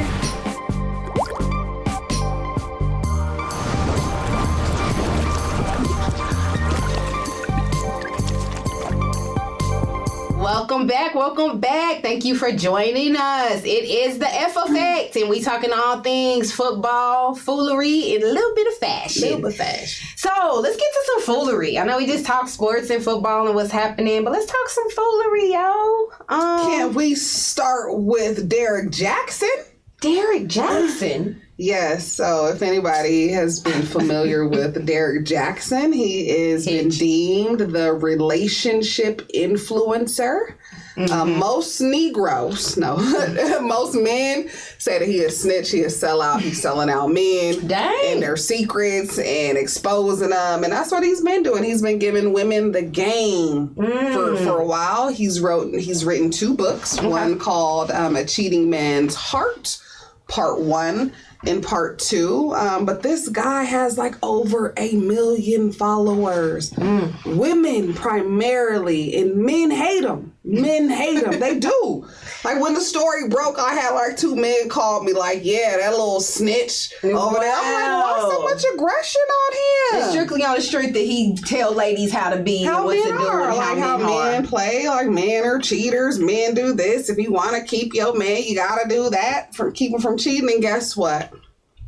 Derek Jackson got caught cheating. And so we get it. Like people have I get it. But when you out in that realm and you are talking and dealing with women and men regarding relationships, you might not want to cheat there. You might not want to cheat in your finances somewhere. Yeah, don't do that either. I mean, it's a major contradiction, right? It's huge. Women are hurt. Because they've been following him. They've been really listening to him. And I think if you take it back to like cult leaders, right? Like they get people so involved and make them feel. And I felt that's what he did. He created this environment for these women to come in and feel and give them the game. And guess what? He's been the gamer. Wow. So, and his wife, because he's married, right? Yeah, I think I heard the story. His wife. And even she used to go on and she used to say, like, don't be no side girl. And she used to bash individuals. So this story has been something that is unfolded. And I remember I talked to you said he was like the Hitch, right? Yeah, he's like the Hitch. Yeah, from both men and women, but mainly like how women to deal with. How to best deal with your guy. So what, I mean, is he issued an apology? Like, is it, because from what I hear, he cheated and she might be pregnant too or something? Like, dang, you got all of it. I feel like I did a little when did some Googling. Like, I think he did issue an apology that was lame, half-assed. I think he was, he's saying he's working through some things as a man. Spiritually, he's going through some things, so we need to give him grace. Okay. Because he is. Okay, seriously. I guess for me, though, y'all, like at the point of cheating, why not just walk away? Or why not say, hey, and baby, I need a pass. $100,000. Or baby, I don't want to cheat. Maybe as a woman, you might not want your man to come and say, I'm about to step out. But I would probably want you to tell me I'm about to step out. Yeah. Stepping out. 100%. Cheating is not cool. But in this situation, don't write no fucking books about cheating. Like, if you're going to be a cheater, be mindful of what you do and what you put out in the world. This is just a major, like, I think that's why so many people are upset, because you come with the like, psychopath. He's very, very exact. This is what you don't like. And you paint this picture perfect relationship and idea of men don't cheat. I'm one. I'm an example. And then you cheat. Yeah. Like, what does this remind you of? Give me the song. Give me the song. You know about coming out of the closet? Yeah. Did he say, who else is that? Age ain't nothing but a number. I think that was R. Kelly himself. No, age people is will something, let you y'all. in. They will give Age you is a something. little peek of who they are. And he wrote, he wrote the books, right? He wrote about a cheating man's heart because you out here cheating. Yeah, how you know how to write from the cheating man's heart? Right. I hope it's just one girl you done cheated with. There better not be 25 girl coming out like Trace. Not Trey Songz, like Deshaun Watson. Yes, that's unfortunate, folks. I think that, it just goes to me to show, like, man, people bluff so much. Everybody is not who they say they are. Your favorite stars, your favorite athletes, your favorite authors and inspirational speakers, everybody everybody got some shit that's in their us. You got an us character. It's that shadow person. You know, us was about who are you? Like outside of the person that we see, who are you deep down? And everybody has a shadow, as they want to say, person. I'm going to say alter ego. You know who you are. Yeah. So. Yeah. And don't just don't believe the hype all the time. Like sometimes the hype is official, right? But there's a lot of times that we got to know people have motives, right? So what you're so excited about, oh, he's giving all of this information. Why? Why is he giving it? Could it be possibly because he wants those panties thrown at him when you see him out and about? Could he be doing that and telling you all of this? He's so nice because he has shortcomings other places. That could be it too. That's what I'm saying. There's always, to me, like I like to find and believe that there's good in people, and there is generally good in most people. But just know everything and everybody is not who they cracked up to be, especially on Instagram and social media. Like people can make up whoever they want to be there. Right. Who's the guy that we were talking about earlier this week who's breaking women down? Is it Kevin Samuels? Is it Kevin Samuels? You can't stand. We got to talk about Kevin Samuels since we talking about the new school hitch that then got exposed. But he is a little borderline disrespectful, but okay. Yeah. Egotistical as well. Yes. I'm going to say he might be a little narcissistic a little bit. I think Kevin Samuels gets a kick out of reading women. So on the opposite, there is a guru, and I think his name is Kevin Samuels. Who feels like he can read women. Read them, break them down. And breaks them down. Again, in a disrespectful way sometimes. He will definitely be like he will take a girl and be like, now stop. Did you think about it? Like he talks so harshly. But he made me think, Fred. He was talking to a chick and was like, wait a minute. So you're telling me there are some times that you make a guy wait 1 week and then there's sometimes you make a guy wait 90 days? And for what? Why, women? Why? Yep. And she couldn't say nothing. I would have rather her said, listen, the vibe was right on 1 week versus it took a minute for the vibe to get right in 90 days, but he broke her down. She didn't know what she wanted. She looked confused out there. Yeah. And he will tell you straight up. He'll tell you, no, sister, that ain't it. You're going to be single. That's why you don't got a man. Like, girl. And this is the realest thing. The girl tried to say, like, I'm 1 in a million. And he said, really? Are you? What makes you? He said it's just like you. He goes, what is it? You got $1 million? Oh, okay. You okay? Humble your ass. He humbled me. And I wasn't even. He was listen. He goes, your body all right? Oh, okay. And no, be clear. He didn't say your body all right. He like, I mean, your body's not bang. It ain't the best. It's better bodies than that. I was like, what's that? He goes, put it like what he say, nigga like me, I got options. I don't gotta just take that one or that one or that one. Basically telling her she an option. So don't count yourself as 1 in a million.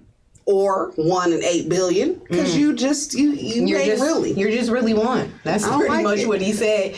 It hurts. It does, but he has some truth to some women out here. There's some truth to what he was saying, so I couldn't be like, okay. Yeah, folks, check him out. That's at Kevin Samuels, IG. I'm not sure what any of his other social media is, but he is like a guru, and he constantly is telling women, again, humbling women, in my opinion, because some of them girls walk out like, okay, bye. I wouldn't make it. I wouldn't either, because my mouth's gonna be like the way my mouth set up. Kevin, where your bitch? Show me her. Like, not like that, but no, like that. I'm over there, you little Yeah, but it also just makes me think. Everybody think they got the answers. Like, should women be listening to men when it comes to relationship, and should men be listening to women when it comes to relationship? Like, it's always a show. I'm hearing a show coming. I'm hearing on our next, like really having the battle of, not the battle of the sexes, but really getting down to like the nitty gritty with men and women. The nitty gritty. Because some of the stuff Kevin talks, I'm like, yeah. And then there's a part of me like, he talking to a girl. He's sitting getting some stuff, some insights from a girl. All of that you can't know. You ain't a woman. Like, you could have many experiences, but you're not a woman. You haven't walked in a woman's shoes. But, I'm just always curious. Like, should we even be listening to men taking advice? I think it's good to get an opinion, but You're not us. You know, it's hard for me to listen. You gotta talk to your brothers. Go motivate them. Go give them some lessons of life, because I feel like it's just hard. And so even with those women, with the situation with the guy getting cheated or cheating, I know a lot of them women are feeling like they have been bamboozled. They really are, because he had a large amount of followers. He had women that was retweeting and reposting things he would say. So yeah, you got bamboozled, ladies. Don't seek advice from him. Seek advice from your sister circle. You did. You like, yeah, that's the best way to go. Right. Man, what else is happening, foolery? There's a lot. Well, I mean, I don't know if it's foolery or we want to talk about, what's going on over there in Georgia. That shit is straight foolery. It is foolery. I don't know if it was news or foolery. To, revoke somebody's voting right. I think it is. And that's just crazy. And so for those that do not or might not be aware, Georgia passed new legislation around voting laws. And so I'm going to give you guys just one example of what that means to put it in perspective. For instance, Georgia is requiring that identification for absentee ballots be sent in. So that means this election, 1.3 million individuals voted by absentee. So if you are saying that you are now going to require me to issue or show my ID, that's a problem. And this is why it's a problem, because out of those 1.3 million Georgians who voted, 200,000 of them don't have access to IDs. Yep. Let me break it down a little bit more. How many votes did Trump lose Georgia by? I think it was only roughly 11,700 votes. So if we're talking about just 200,000 individuals don't have IDs, that means the state flips back to red. That's just one thing. Wake up. Before the bill even got here, they were even talking about excluding the right to go and vote early on Sundays. On Sundays, y'all. They was trying to take the right to vote on Sundays. Which is the day that most people have off, right? Is the weekend. Black people vote. Churches rally and say, hey, y'all, go cast your ballot, leave after the church. We're going to go together. Go here. Yep. And so Biden came out and basically said, this is an attack on our democracy. This is crazy. And hopefully we'll see Biden make some moves. But even the little shit, you can't give them water while voters are now that's the best part of that's inhumane while they're waiting in line, regardless of how long that line is. No one can give them water. How is that even a topic of discussion? Why is that even in there? Moving drop boxes into a facility to where you have to go into a facility during business hours instead of them being outside for 24 hours. That is crazy.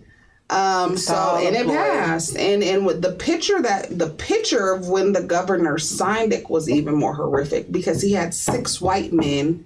There was not a person of color when he signed it. Nope. There was a House representative who was knocking on the door. I don't know if you heard about that. Really? At the time of when a black woman, it was 3 House representatives who were knocking on the door saying, why is he trying to do this behind closed door? Do you know that cop said you knock again, your ass is going down? And guess what? She knocked and they handcuffed her. She is facing 2 felony charges. Stop. 2 felony charges for knocking on the door because this governor was trying to do something very sneaky. Very sneaky. And now we got a black woman of the age of 60 plus sitting behind bars facing 2 felony charges. It's ridiculous. Don't do it. This boils my blood to the extreme. How much more do we have to deal with? How further are they going to go? What more can they do to put us down and to eliminate our voice and our vote? It's like you said, it's inhumane. It just, I'm speechless because I couldn't believe. I thought this was not a real story. I was like, no way. Then I get to flicking. I'm seeing it everywhere. I'm like, really? How, Sway? How can something like this be passed? And like you said, in such a sneaky way. Nobody else has to sign off, or there's not nobody else lays eyes on this before it is passed through. It's crazy. And it makes me think that what we've already talked about. Trump is going to run again. And all these things are being put in place is to prepare for not only for him to run, but to run and to win. But let me tell you, we just gonna have to strategize a little bit harder. You put a barrier in place, we'll get over that barrier. But it's jacked up that the country is allowing this to happen. The people are allowing this to happen, right? The same people who said we want to get Biden out, but we want that $1,400 stimulus check is allowing this to happen. And that's crazy. It's crazy. It's crazy. Like, it's just unreal. And folks, when you have a chance, please educate yourself. Go check out, find out more information on what is going on over there in Georgia. What was signed, look at the details, and just to be educated. And I'm not saying that it's coming to a city or state near you, but I am saying it's coming to a city or state near Stay woke. Listen. She's saying it's coming to a city or state. No, I mean, it's I think across almost every state they have some kind of voter restriction laws that they're trying to put into play. And, you know, they're saying this is like the new Jim Crow 2.0. That's what they're deeming it as. But like you said, we're resilient. You stop us, you block the door, we coming through the window. You shut the window down, we going on top of the roof. We coming through the chimney. So it ain't tripping. Like, we always find a way to show up and show out. We can't go on Sundays. We're going to go during Wednesday night prayer meeting. Like, we're going to figure it out. Like, I think people will still find a way to show up. And I think this even more pushes us and shows us why it's so important. If y'all going through all of these extremes to stop our vote, our votes matter, y'all. Like, this is just a prime example. Like, push us more. We're just going to have to get creative, and we're going to have to stay ahead of the game. So it's unfortunate, but guess it's going to keep us on our toes. Can't stop, won't stop. Yeah. Can't stop, won't stop. What else is happening? Let me just say this one little thing, because I thought it was funny if you guys... Well, it's not even funny. The Suez Canal is blocked. This is the canal that is near the Egypt border. Is blocked. There is a huge transporter ship who is stuck because of the sand at the bottom. Now, why is this important? You're like, why is this? Because 15% of the world's supplies moves through this canal. And so every ship that has to go around it adds 11 days on to their travel, and it costs boats $800,000 more to move around in 11 days. The fuel that is in this canal that it used for the world, we're about to see again our fuel prices go up. The ship is so big, there is not cranes that can move it. And so they are working desperately hard to get this ship out. So 15%. Look at it. So with 15% of the world's supplies moves through this canal. That's huge. And can't nothing get through it. So it's the 11-day around. It looks crazy. You would think that, like, that's no way that this boat is stuck there. It's stuck. And just like how Texas has affected Americans when it comes to our gas supplies, does everybody notice gas prices are up? It's going, and it's strictly on the mayhem that went in Texas. Yep. And so now we're about to see other products, car products this affects majority of. So I just thought that this was a crazy little story. And so now people are paying attention and saying, we got to get this ship. Yeah, got to get it moving. World news. World news is important, folks. Stay on the ins and outs. That matters. Well, here's some kind of good news or ending in. It's not really foolery, but I guess it is when you think about it. So New England Patriots, Aaron Held has been called a hero. So he is a reserve player for the Patriots. 3 years, I believe he was drafted in 2019. He's been training in Arizona, and while he was out training, he was doing his thing at a park, and he happened to look over and see a young man assaulting an older woman. Comes to find out, he and another great person ran over, and he knocked the boy off of the woman and pretty much told him, you sit there and you wait until the police come. And that's what that young man did. As they continued, when the police got there, they found out that the woman was actually being sexually assaulted. 71-year-old woman by a 30-year-old boy. And so they're now rating him as a hero. So the sheriff, and they gave him a trophy and acknowledged him. So I just thought that was dope, you know, because often we hear about all the bad stuff that players are doing and all the off-field. You never get to see, like, you know, this man, he don't got no duty. He don't got no civic duty to protect no one. And he said he's a football player, so he's 310 pounds. He said, you know, I'm big, so I have to be careful how aggressive I can get. But when I saw that, I didn't even think. I just acted. So his superpower is him being big. Well, that's kind of pretty much what he said. Like, yeah. And so I have a way I can already put fear in people. So, you know, even to make the little boy, because they didn't say it like he said on him or nothing. He just told him, you sit there and wait on the cops. And that's what happened. So shout out to you, Heron Held, for being a real life hero. They said that he was able to meet up with the 71-year-old woman, and she's definitely experienced trauma, as you can imagine. Craziest thing is this was broad daylight, 11 a.m. in the afternoon at a park. I think he quoted, it wasn't a cloud in the sky, it was just clear. So just people don't losing it. F's they no more. Losing like, it, y'all. And I'm like, a 30-year-old attacking a 71-year-old. Age ain't nothing but number, like you just said. But like, so just shout out from him from being, first of all, being at the right place at the right time, but then just being brave enough to, like, you know, stop a potential assault. Like, yeah. I wonder if the Patriots will do something nice for him, you know, representing them to the fullest. So that brings me, you know, as I said, his superpower is being big. And I know, like, Women's Month. I'm curious, what's your superpower? What is my superpower? Just as a woman? It is so random. What would you say I am? And I want to know from all of our women watching and our men, like, if you got a superpower, what is it? I don't know, Sade. Share me yours. You like, I did that reverse. Like, you know what?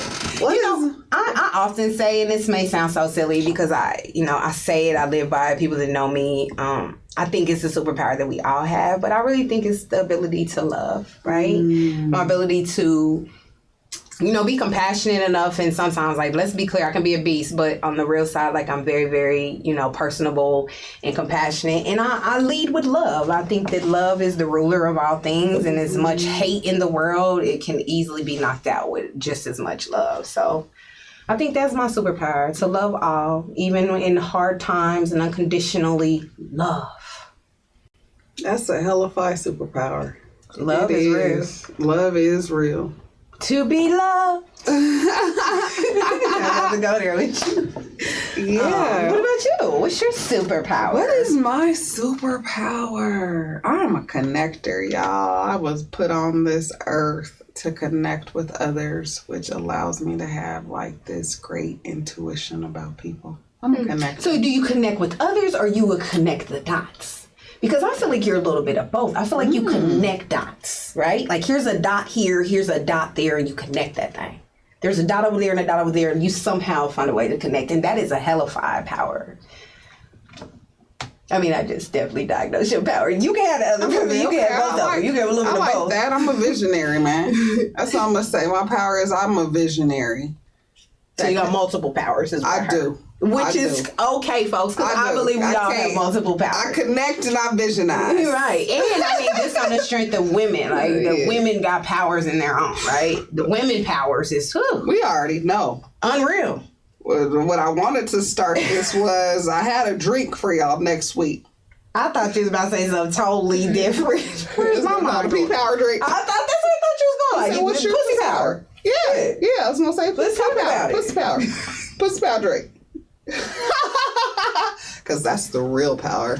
Women's superpower. Power in the P. We hold the number one spot. I wish, argue me down. Say it ain't so. I'm ready. That is our magical power. That is a power we hold. Gives life.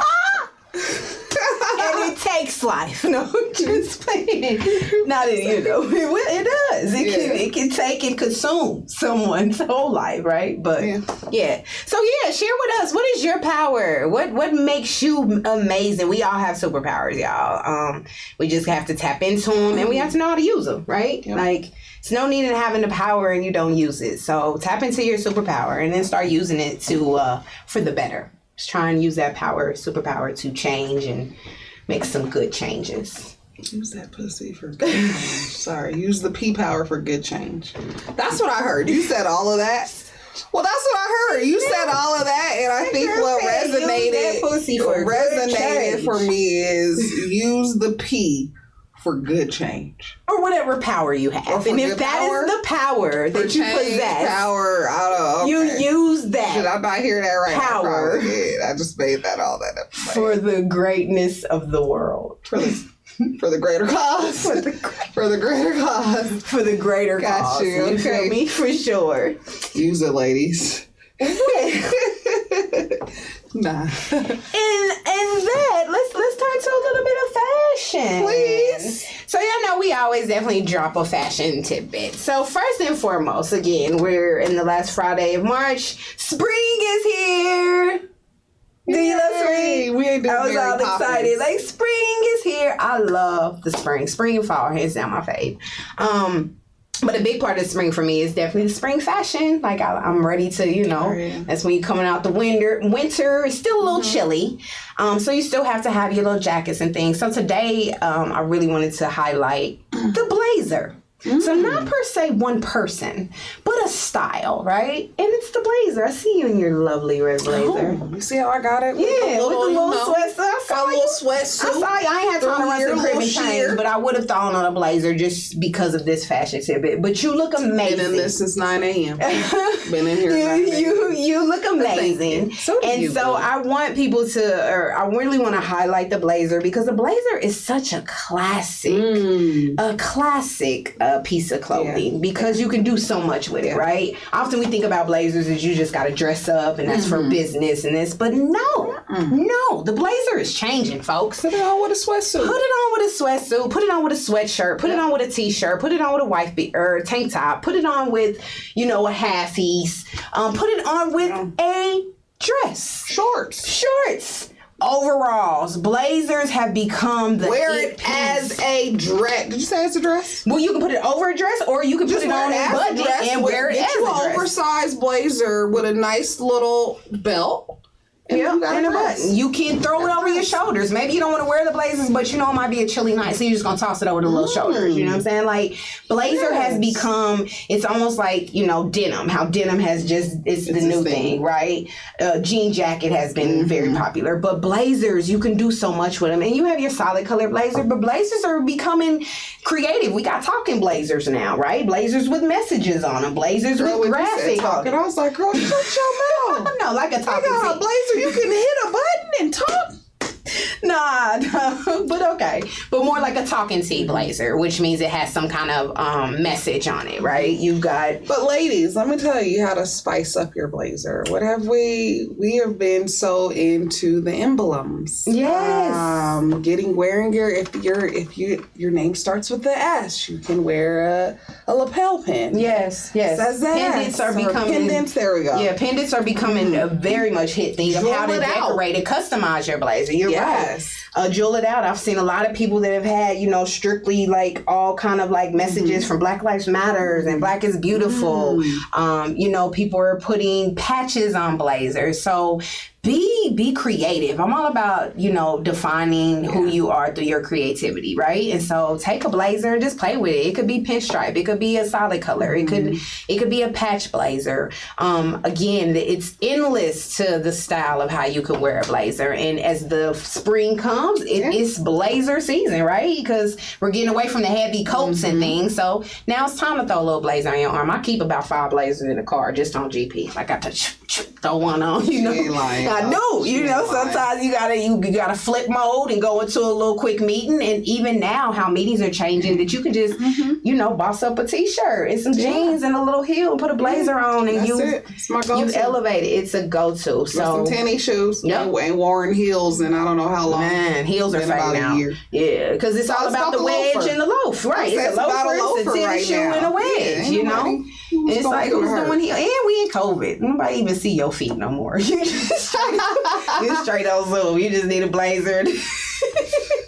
and a nightshirt and you good to go. But shout out to the blazer. Again, it is something that is a timeless piece. Make sure y'all got a couple blazers. They don't have to be expensive. You can go to the Goodwill and clean up and find some cold blazers. Definitely make sure you take them home and wash them thoroughly. But definitely make sure that you have a couple blazers in your closet. So that is our fashion tidbit of the day. Hey, That is it. You can find your blazer. I love a little red one. Cute. Yes. Cute. Blue. No. Well, I think that's it, y'all. There's man. another one.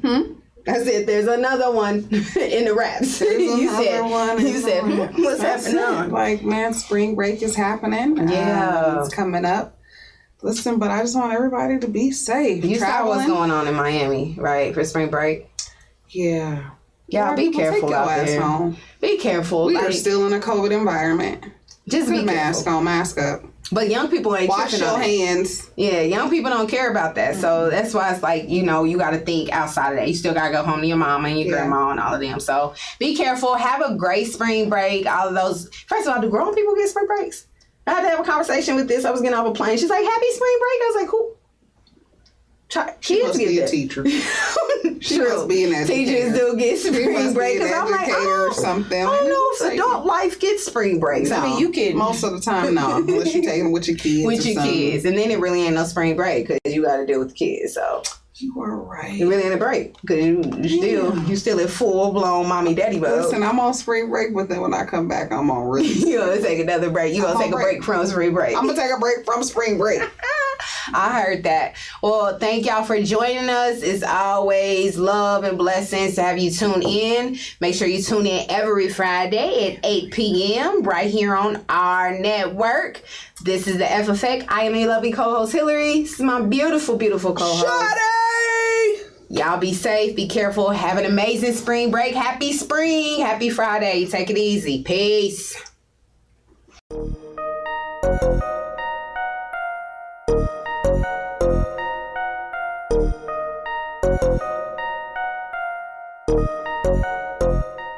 Welcome to Top of the Box. I am your host, Nike Nitty. And today we're going to be showcasing some of the freshest videos from the dopest artists from the Mile High City. And to get your video on Top of the Box, send it to topofthebox@gmail.com. Our first video for today is my boy Paperboy P. Keep it honest. Check it out on Top of the Box.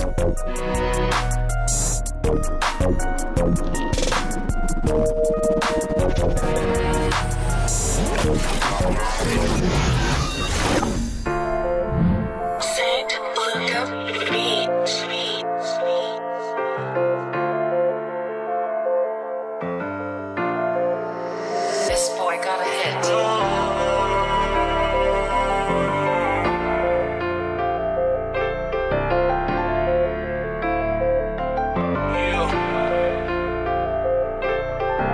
I done my runs, I dig my dirt, but let's be honest, baby. You stuck with me, in love with me, hold it down regardless, baby. Yeah, hold it down regardless, baby. You said you never lie to me, let's keep it honest, baby. Let's keep it honest, baby. Let's keep it honest, baby. Let's keep it honest, baby. You said you never lie to me, let's keep it honest, baby. Remember when I met you, I swear I treat you special.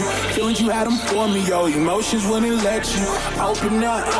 But now it's time to open up, cause I've been in my feelings, cause these niggas think I own some. I'm back in my feelings, I'm stuck in my ways, cause I give out more than I receive nowadays. And now I feel like I'm all alone, please pass me the styrofoam. I'ma sip this pain away, cause a lot of niggas done me wrong. I done my wrongs, I did my dirt, but let's be honest, baby.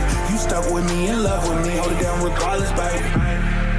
Yeah, hold it down regardless, baby.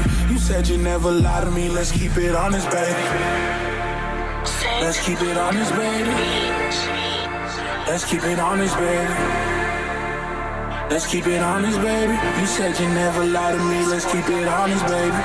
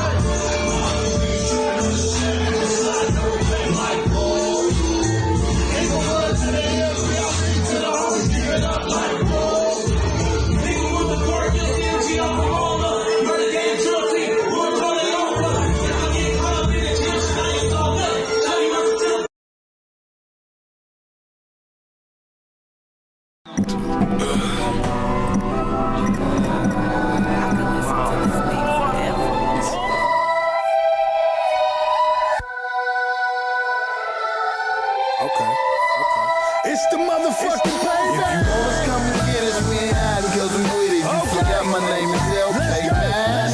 Let's be riding in the Stoli and I'm only with my brody. Got the pistol cocked for the payback.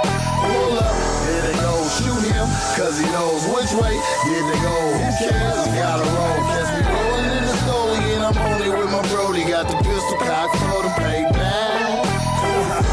Payback is a must, yeah, it's one of mine. When I catch that ass slipping, boy, that ass is mine. I'm on the grind all the time, I ain't hard to find. You didn't get what I said, just press rewind. I ain't really got no friends, only fuck with bros. But I really got some fans, so I fuck with those. And we really got some bands, so we open doors. Keep a cannon for you pussies, I let it go. I pull right up to your house, just to let you know. Use a pussy, you'll get fucked, so we call them hoes. Put the pistol in his face, snatch him out the dope. Make sure he ain't breathing, blood, we gotta go. All us come and get us, we ain't hiding cause we with it. You forgot my name is LK, man. Catch me riding in the Stoli and I'm only with my brody. Got the pistol cocked for the payback. Pull up, here they go, shoot him, cause he knows which way. Here they go, who cares? We gotta roll. Catch me rolling in the Stoli and I'm only with my brody. Got the pistol cocked for the payback. Yeah. My name K-Mac, my name Macado. I might crack your bitch if you didn't know. I ain't never changed, I remain the same. You can catch me in the range with that 40 thing.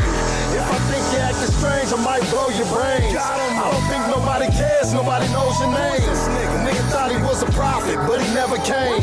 H. Capone said stop it, just take the pain. PH it to the death, let a gang bang.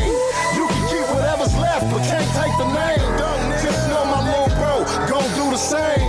Payback is a must, I put it on the game. All us come and get us, we ain't hiding cause we with it. You forgot my name is LK, man.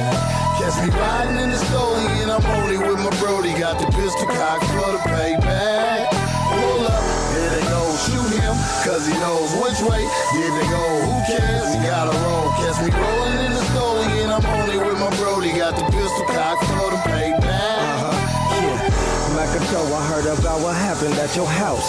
A red flag on and brought the G homies out. Man, what's this shit about? Let's get to the bottom line. They claim one of mine. I had the YGs push a line and push them back to the crevice how they came from. A payback to these faggot niggas ain't nothing. Niggas been putting in work, it come with the game. To pull that thing, cock it back and let it Kurt Cobain. With brain splatter and matter all over the dashboard. I don't give a fuck about them bitch niggas they ask for it. If they want it, they got it, then we gon' give it to them. Ski mask with no tags, they ain't even know we did it to them.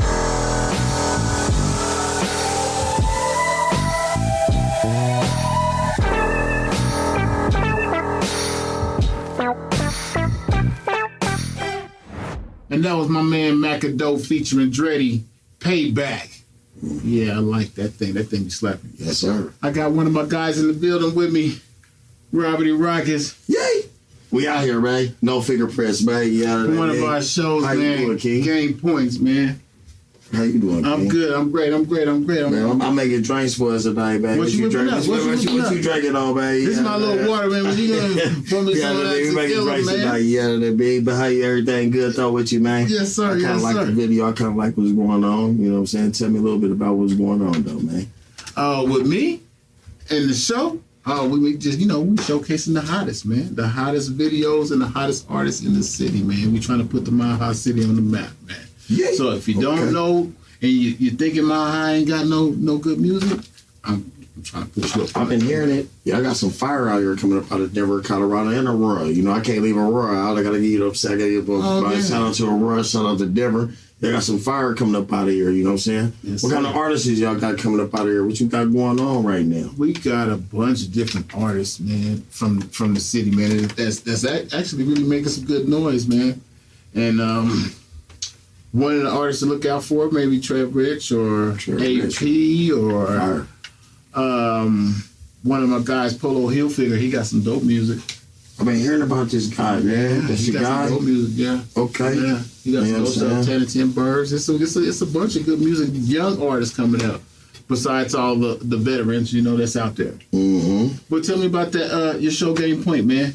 Man, Game Point, man, we on fire right now, man. We trying to make it right, man. We dotting all the I's and crossing all our T's right now. You know what I'm saying? We got some new people up and coming. Some great people you may know. Some great. As far as artists? As far as NFL stars, baseball stars, even rap artists. You know what I'm saying? That you can network with too at the same time. So we got a couple of them coming up too. It is not just a sports show. We're going to try to, expand it and open up, to the community as well as artists as well. Okay. And who's your co-host on that show? Oh, Good Night, man. Back at Doses, man. Good Night, man. My partner, man. No fingerprints, man. That's what we do, man. Yes, sir. Yes, sir. You be fooling with the DraftKings and FanDuel and all that? Under the FanDuel, you know what I'm saying? I've been, I went with Earl Roberts, man, and, they let me down, but at the same time, man, shout out to Earl Roberts, man, they did their thing. I won a couple dollars off of Earl Roberts, though. Me too. I did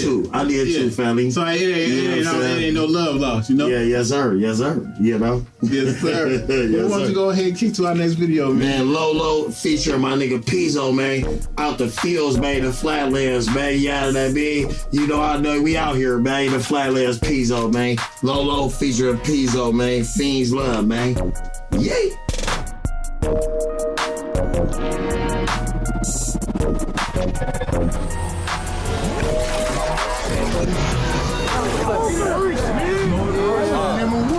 Number one, it was. Yeah. Jury, everything. I had everything. Yeah. I fell in love with a smoker. Take a smile in my face, I don't trust nothing, nigga. I pulled up with Pimpy Duke when that old gun was real. My big brother was crazy, got sent to go nuts. I'm just like him on my mama. I don't give no fuck. I went to trap like OJ with no gloves. Nobody came to visit me, trick, I know it ain't no love. I'm alone. I stepped in the jail hard with a mean mug. I don't really rock with your homie, I don't even bring good. I put my khakis under the mat, now they creased up. You were talking out the side of your neck, got pieced up. Gave my nigga 48, I ain't tryna eat now. Stuck off in the county all day, just playing peanuts. I hit the block with the pack, make the cheese done. Put this A1 up on your bike, make the knees buckle. I'm from the trenches, nigga, you ain't never seen struggle. These niggas ballin', just sit back and watch they team struggle. Got that thing, you better run when the T's rush you. Trick niggas keep the best work to make the fiends love you. I start bustin' it, walk off like I ain't seen nothing. Back in KC, I got them shit for 300. The fiends love me, I keep them happy. Cash rules everything around me. Kick them down with that sack, cause the cash be calling all day, it be after me. The fiends love me, I keep them happy. Cash rules everything around me. Kick them down with that sack, cause the cash be calling all day, it be after me. Gotta make the fiends love you. Surfing with that gas every time like you supposed to. Right, make them come back for more. For sure, always got the fire. You know where to always go. Hit me up on the wire. Unless you ain't trying to spin. Coming in with your hands out. Frequency right there, that ain't gon' pan out. That ain't part of winning by no means with none of the clan. Unless it's about making some cheddar, we ain't giving a damn. I'm in it with both feet and both hands. I'm all in. Ain't here for settling. No time for meddling. So, veteran, my dope is better than anything you simmering. Just now beginning to win. I've been doing this many moons back when. Serving the streets before FUBU was poppin'. It ain't no stopping the movement ahead, full steam. Follow that cab, we chasing the cream. The fiends love me, I keep them happy. Cash rules everything around me. Kick them down with that sack, cause the cash be calling all day, it be after me. The fiends love me, I keep them happy. Cash rules everything around me. Kick them down with that sack, cause the cash be calling all day, it be after me. I pulled up to the hood, hopped out and walked through. Guess your bitch still mad at me, locked, I'ma talk to her. I was slapping sheep on me, broke the ledge on that block moving. Car full of bitches pulled up on me, they all choosing. Give me the back, I'm gonna do that shit quick like Carl Lewis. Like back in the gap when the teacher said we was all losers. I'm in the trap, these smokers bitch and they all toothless. Counting some stacks with these killers, nigga. They all ruthless. Smoking the black and 14 the first time I saw her right. Bitch that said she love me, she lying, nigga. I saw through it. Twit just let me know I can make the play, baby. I'ma do it. So BM hit the pipe and blew up her face. Nigga, pause the music. Give me my money, motherfucker. Fuck you, bitch. I need my money, nigga. Fuck you. No, fuck you. No, fuck you. Neighborhood. Give me my money.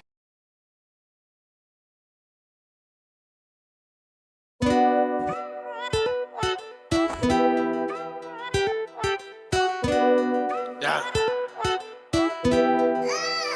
18. Mill.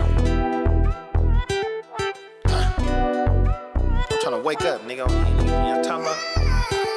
These niggas, watch they man starve. We flip the brick till our hands scar. I'm from the bottom, a hood landmark. We flipping shit, nigga, like hand car. Nigga, don't want no money, they looking broke. Niggas don't want me on, they wanna see me broke. Use you some money and keep the chopper with the scope. We selling dope, being broke, I can't cope. I'm on the block till it's money busting out my coat. I'm trying to wake up and ball, they wanna see me broke. I hit a nigga in the throat, the body can't float. Let's go. I'm trying to wake up and ball, they wanna see me broke. Niggas don't wanna see me on, they wanna see me broke. That's why I rob it, one up top, one up in her throat. I'm in this bitch till it's money busting out my coat. 18 million, them diamonds, they white like scope. I'm trying to wake up and ball, like AI. Fuck about a beezy, nigga. They see why. Big guitars with the switch, I'm letting things fly. They hating on me, my nigga. I see it in the eyes. 22 point, for the whole pie. Swear to God, on my mama, I'ma feed my big choppers, 8 blocker, flip them 3 times. That nigga, I'ma get it out of behind. If it ain't about no money, you know I see blind. We 10 toes, tryna make my whole team grind. We want some money, my nigga, we let them things fly. And I can't trust shit, nigga. You see why? Nigga, don't want no money, they looking broke. Niggas don't want me on, they wanna see me broke. Use you some money and keep the chopper with the scope. We selling dope, being broke, I can't cope. I'm on the block till it's money busting out my coat. I'm trying to wake up and ball, they wanna see me broke. I hit a nigga in the throat, the body can't float. I'm trying to wake up and ball, they wanna see me broke. And I don't give a fuck about a rap, nigga. I need to check what's on my neck. Diamonds, don't disrespect. It get hectic round here, niggas don't clear around here. It get tough, they shoot they peers round here. Ayy, make niggas mamas cry tears for years. I love the streets, but they're a motherfucker. I can't trust the bitch whole time, she fucking suckers. Is you gon' ride about that name, you been full of destruction. Is you gon' bust the sack down, no discussion. Niggas in the kitchen, flipping dust. Gangsta niggas getting money, thought I wasn't. And I don't really do the clubbing, I'm in the rumbling. These niggas don't wanna see me ball, like Tim Duncan. I drop 30 on your head and keep it pushing. Eastern Conference 18 million, I don't do the fussing.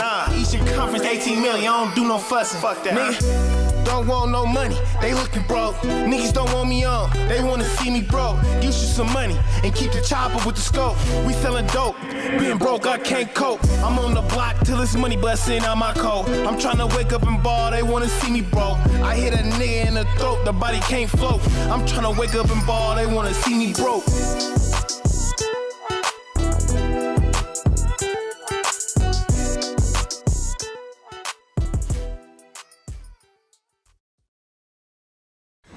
And that was my man 18 Millie with Wake Up and Ball. Another young artist on the scene, man. Shit kind of slap. I got my guy in the house, Lolo for show. What's happening with it? You already know what it is. Right on for pulling up on me, man. Yeah, all day, man. You know I gotta pull up on the real ones. Yeah. So tell them what part of the box you repping, man. Well, shit, I rep the A all day. You feel me? But all shit, day. Denver, affiliated. Denver. You know, Denver's my city. You know, I represent the whole Colorado. All the real ones out here. Everybody in jail. All the homies dead. I represent for everybody who can't speak for themselves. You know what I'm saying? And who can't rap too. Speak for them too. For the niggas who can't rap, he speaks for y'all. Get y'all right. Y'all know what it is. Y'all can't say it right. Yeah. Get it out for you. No doubt, man. How long you been doing your thing, man? Shit, I've been rapping since I was young. You feel what I'm saying? Like probably about 11. You know what I'm saying? Listening to East Coast shit like AZ and, you know, The Firm and Jay-Z and just also, you know, a lot of Cali shit mixed with that as well. Just freestyling, did it for fun all my life, pretty much like therapeutic. just it got real sounds like serious about it. you kind of musically cultured. Yeah. A little bit of everything. Yeah. E40, Sprinkle Me, all that old school shit. You know, Red Man, you feel me? Method Man, you know, Wu-Tang, all that just influenced me as a youngster. Mary J.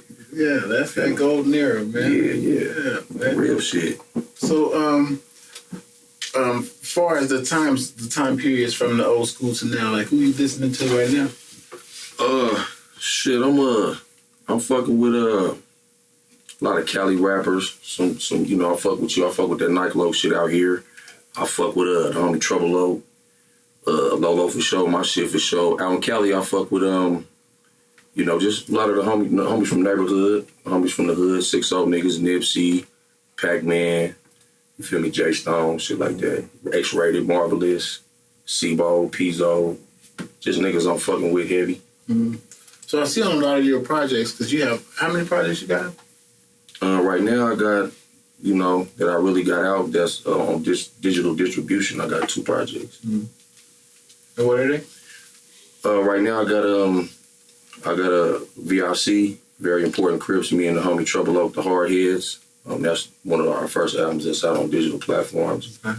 And then I got my new album, Dangerous Minds. Uh-huh. You know what I'm saying? On all platforms, Lolo for sure. Working on the Night Nitty Presents. You feel me? That shit's coming real soon to you niggas. Yeah, it's slow motion, but it's work in progress. Yeah, so I see, like, you got a lot of different artists. How did you build those relationships with those different artists, like in different cities and all that shit? How did that come about?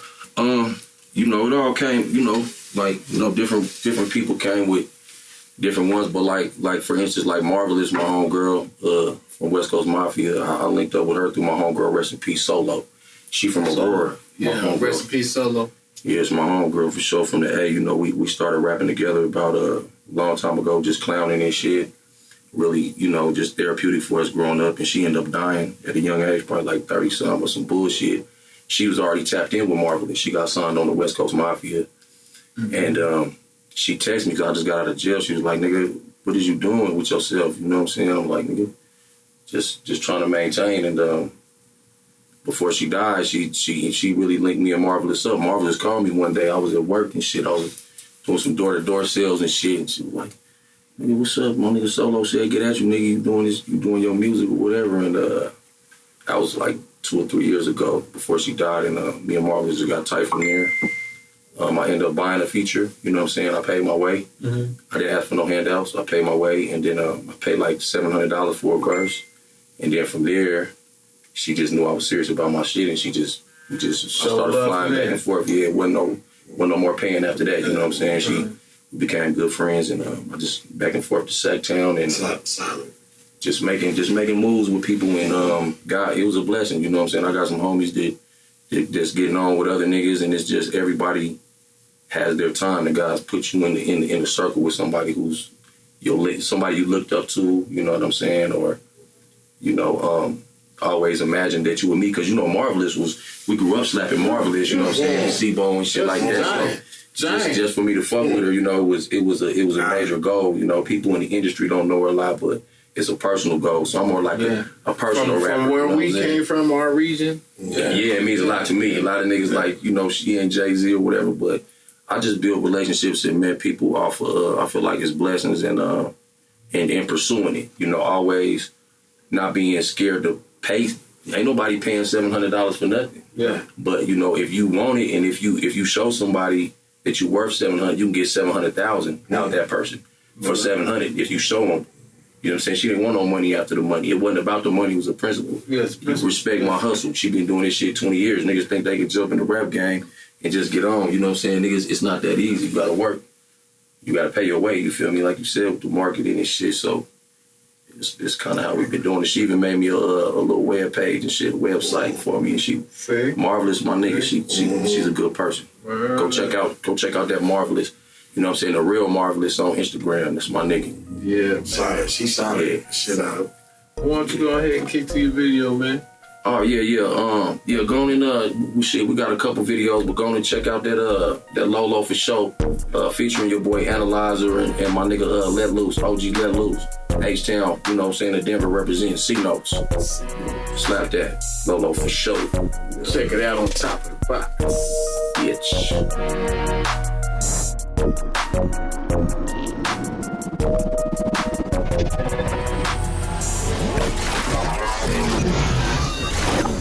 Hey world, hey Denver, we're on East Colfax Avenue. The cold facts about East Colfax Avenue. Peace out. Yo.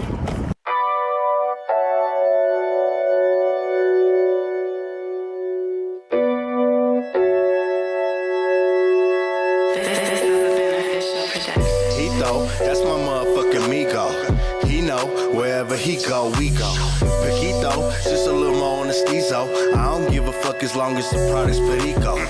We low, but we still in the Rigo. They tryna do away with us like they did the Titos. My ego, I make my motherfucking heat blow. Shit could get red as a creamery burrito. Chico, man, he cooler than a free throw. We be switching phones cause we tryna dodge the Rico. My people got me peeking through my peephole. Black lives matter, but Mexicans are equal. She-ho, you won't catch her on the streets though. We be trying to make the shit not look so illegal. C-notes, I'ma stack them for my mijo. Before they try to get me up out of here like a veto. We close, that's my motherfucking Migo. He know, wherever he go, we go. We on, bang my line, I got 3 phones. She know, when I pull up, I need them C-notes.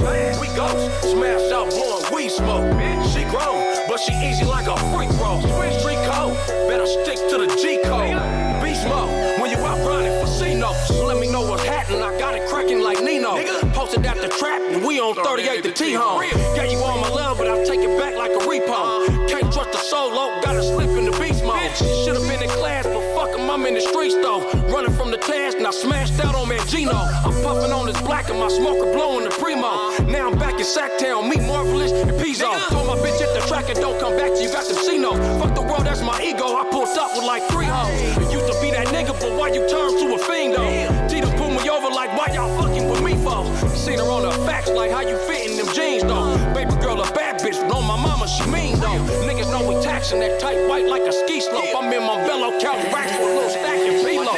We close, that's my motherfucking Migo. He know, wherever he go, we go. We on, bang my line, I got 3 phones. She know, when I pull up, I need them C-notes. We go, smash out, blowing weed smoke. She grown, but she easy like a freak throw. Street code, better stick to the G code. Beast mode, when you out grinding for C-notes. I'm in love with blue faces, but a nigga gotta stick to the basics. How the hell you gonna survive if you can't fish? Donald Trump got us living in the Matrix. I keep my money under the mattress, fuck your credit card. And fucking on the wrong bitch, you might discharge.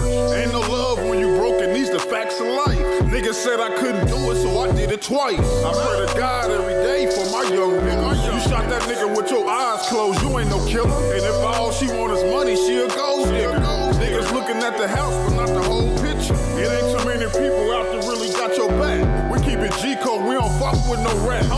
Real talk, cause a nigga like me cutthroat. Riding around with a pocket full of C-notes.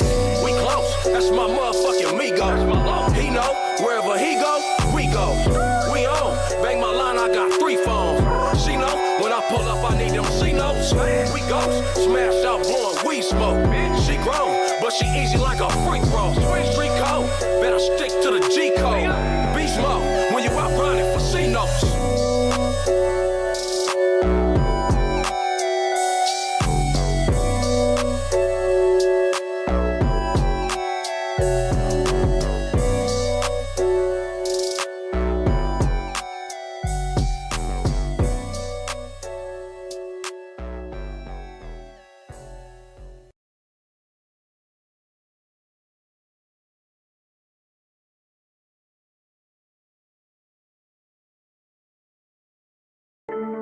Yeah. All I do is hustle.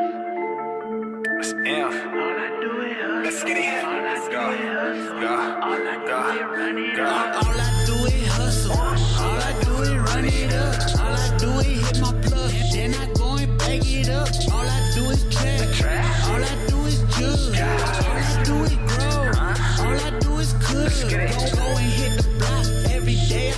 bag home. Try to leave the streets alone when money call, you can't say no. They calling back the bag, make sure you keep the good dough. They calling back the bag when you keep the ill smoke. All I do is chase the race, like JP Morgan in my outfit, call it giddy up. That's Ralph Lauren. If you ain't getting to a bag, the fuck you doing? About to wake the city up. I hear I'm snowing, and your bitch say that she fuck with us. You other dudes be boring. I've been stacking up this paper, think I might go cop a foreign. The hottest out the fort, my shit be really doing numbers. Flip a pack and do a feature. I ain't worried about you plus okay. All we do is get it, cause the whole team need to eat. Supply the older man, keep that work, so what you need? Really out here trapping, ain't just rapping to the beat. The way that I was raised, you had to get it out the street. Came up out the mud and I ain't talking Texas tea, but I got it, half a stack of pine, you should shop with me. I ain't never had a flex, really live the life I lead. Nocturnal in this bitch, and we never get no sleep. All I do is hustle, all I do is run it up. All I do is hit my plug, then I go and bag it up. All I do is trap, all I do is judge. All I do is grow, all I do is cook. Go and hit the block, every day I bring a bag home. Try to leave the streets alone when money call, you can't say no. They calling back the bag when you keep the good dough. They calling back the bag when you keep the good smoke. I'm from the east, but we don't call it that. It's like the south, call it dirty east. You ain't know that we grow. Back at CO moving pounds for the 33. Herb get burned to the 3rd degree. Ass bottom, you ain't heard of me. Know it's all about time, and then you ain't grinding if you ain't nervous, G. My brother passed the rock, and I got a middleman. You hit with a service fee. All these bitches rhyme trying to buy something. No, you can't purchase me. These dudes don't shine like sun. That's how I know that I'm next. I remember I was 12 watching Pop cook coke in that Pyrex. In the gutter hustling baggies for they come and grab me money, run up gladly, fuck it, dumb the ratty. Serious Santino, never hear someone say a sucker had me. You ain't never grind in the trenches. Spend most of your time on the benches. Nowadays, we all trying to triple up. Yup, that's fine, I'ma stretch it. We up, I try not to mention. Coming down, they dying to test it. I ain't saying nothing to the boys. Take a charge, a lot of detectives. Making plays, we not driving on reckless. Peep the games as a youngin'. Blowing my phone up, asking where I'm at. I'ma keep saying I'm coming. All I do is hustle. All I do is run it up. All I do is hit my plug, then I go and bag it up. All I do is trap. All I do is judge. All I do is grow. All I do is cook. Go and hit the block. Every day I bring a bag home. Try to leave the streets alone when money call, you can't say no. They calling back the bag when you keep the good dough. They calling back the bag when you keep the good smoke. AM to the PM, keep some guala on my mind. Real me goes hard to find. Stay solo on my grind. The fake expose they self, it just take a little time. Plug just raised the price and all these people started dying. It's real up in these streets, you could die for real. Been solid all my life, I deserve a couple mil. Drought after drought, gotta find a way to get it. Coronavirus hit, they finessing in the trap. Loss after loss, I'ma finally make it back. Did it for the money and my people in the trap. Struggle till you make it, ball until you fall. Split it with your people, I'm living by that law. All I do is trap, all I do is judge. All I do is grow, all I do is cook. Go and hit the block, every day I bring a bag home. Try to leave the streets alone when money call, you can't say no.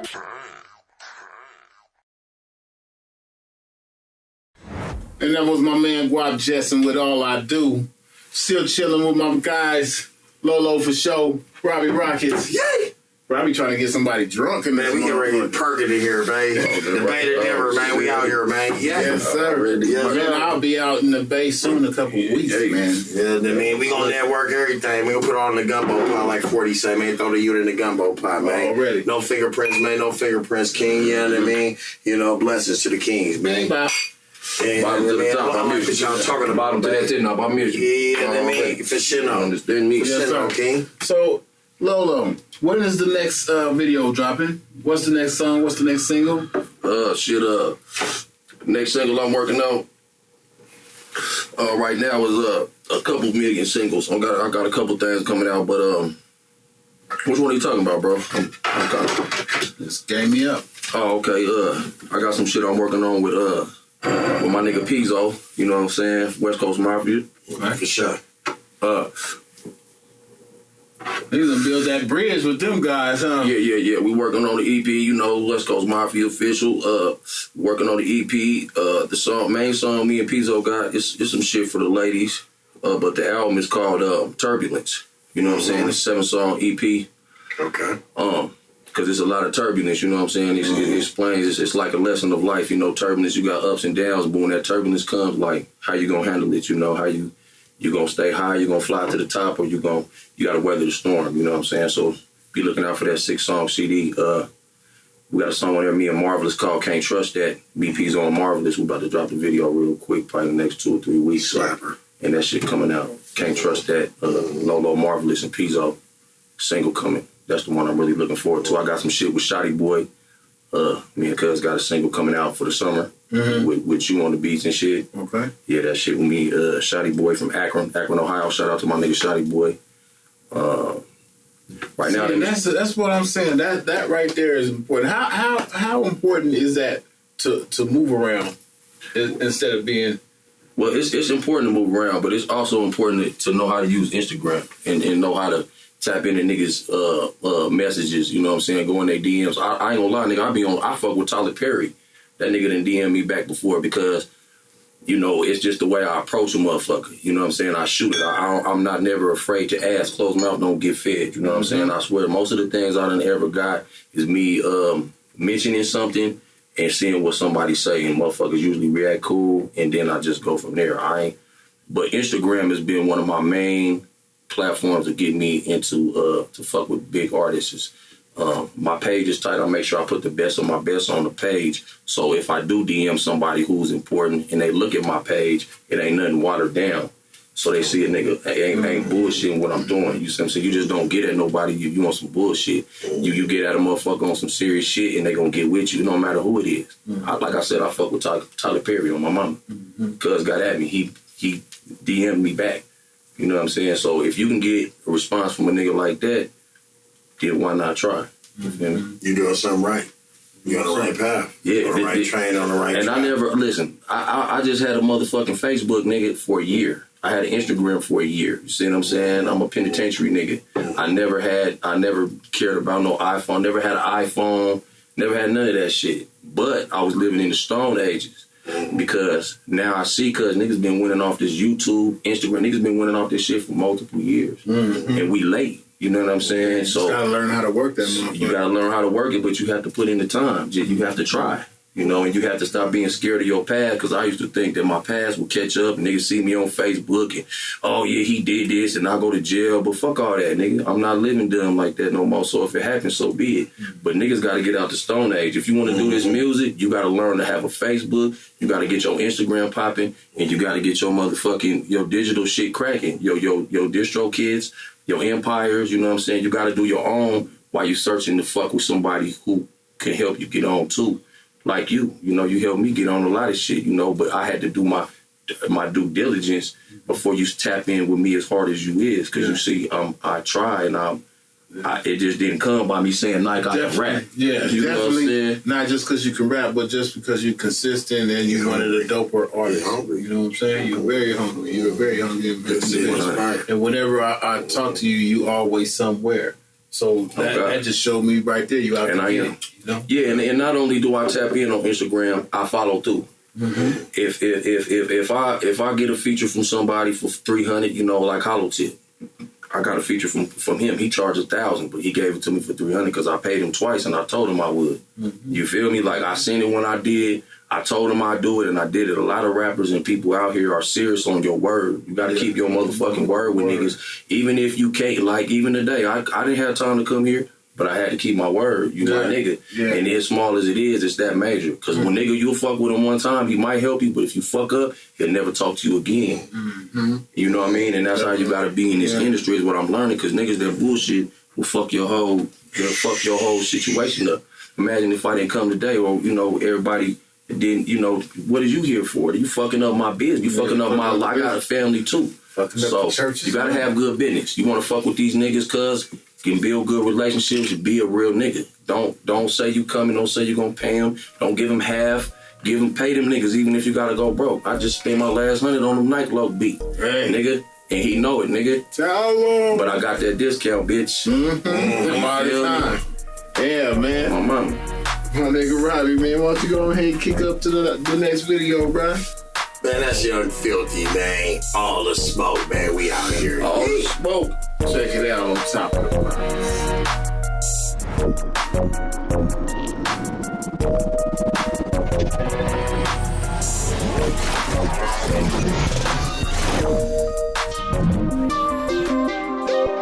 Easy on the track.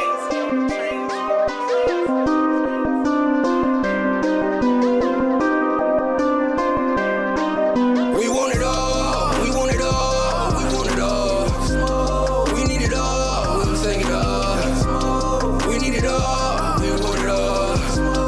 We want it all, we need it all. I might gotta blow it, I don't show the blower. If I show this blower, then the show is over. Show up to your show and cue your show promoter. Let them hold 100 just to hold them over. Ain't no one-on-ones, you get that roller coaster. 7.62s in my chop could blow a motor. You belting bad vibes if you don't control them. I can change your motherfucking channel with this smoke controller, yeah. Fofo Bulldog, I can sink it on a polar bear. Real nigga party, keep that fake shit over there. Only bad hoes get to party with the clique. Snuck my little Brody in the party with the real litty bitch, little bitty bitch. Got some head from a fake ass, little titty bitch. Silly bitch, really with the shit. I want all the funk, fuck your nigga, you should call him home. We want all the smoke, we want it all, we want it all, we want it all. We need it all, we'll take it all. We need it all, we want it all. We want it all, we need it all. I ain't going back and forth with no nigga. Say your nigga with this shit, bitch, go get him. Tell him when he pull up, he better have it with him with some extra ammunition. He ain't really with that business. He gon' lie, he on the web. We on his head, we want him dead. Don't even reply, cause soon as he die, we going fed. We want his head, as soon as we catch him, we throw a leg. Nigga, you scared, stand on what you said. You just acting wild, calm that cap and down. Get your cap, lay you down, that's a cap and gown. Nigga, you way too loud, nigga, let's match a pound. 40 cow, turn them down, what's your caption now? Who in the town plugging? We need a pound of it. We ride around thugging, doing pickups, trying to down something. Brand new burners, we can't wait to try them out. We want the phone, who got the smoke? Tell them we'll buy them out. We want it all, we want it all, we want it all. We need it all, we'll take it all. We need it all, we want it all. We want it all, we need it all. Say your nigga with this shit, bitch, go get him. Say your nigga with this shit, bitch, go get him.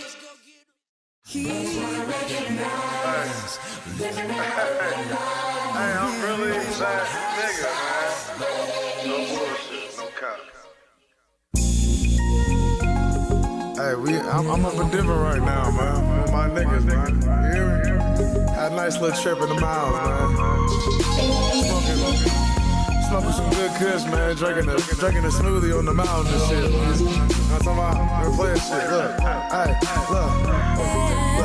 Say, bitch, fuck what you heard about it, nigga. Yeah, I fucked your home girl, but shit, Alicia was your sister. She was on a nigga dick last time a nigga seen her twerking outside, drunk as hell with that bitch Christina. I just made a play for 10 bands, eating them mugs up. Hiding from the cameras, cause them crackers been on one. Taking risks to go to finish line for some white one. Because a nigga trapping, that's the reason I keep a gun. Big racks on me just because I can, nigga. New York round trip, I'ma spend about 10, nigga. Fuck wrong with niggas talking about they eating. Why you think you started trapping? I'm the goddamn reason. Why you think you started rapping? I'm the goddamn reason. That's why the only time I drop is for a goddamn reason. And bitch, I'm wearing polo shorts cause it's just changed season. Now for real, little nigga, I make this shit look easy. It's nasty, nigga.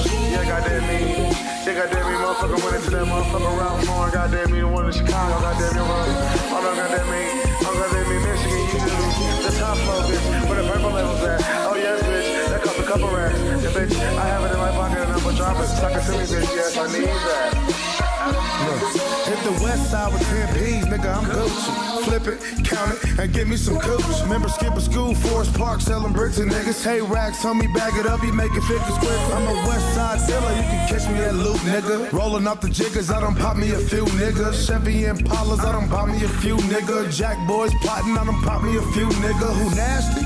Little bitch, I'm having. Fucking on your main bitch, and then I make a skedaddle. Heard about the mother niggas, we not even comparable. Keep it in the streets of pussy, that's where I bury you. Love at first sight with the game, I'm married to it. AB got me up my dick forever, I'm loyal to it. And my nigga bottles need me that purple fluid. Cups, the ice, the jollies, and that'll do it.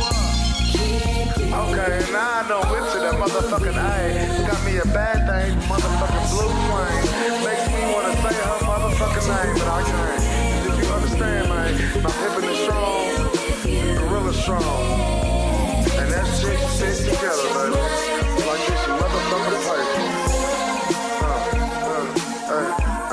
Hey, bitch, we on the wiggle, ayy, on the wiggle, ayy. Bitch, we on the wiggle, ayy, on the wiggle, ayy. Hey, free my niggas, man. Free my niggas at the motherfucking chain game. You understand?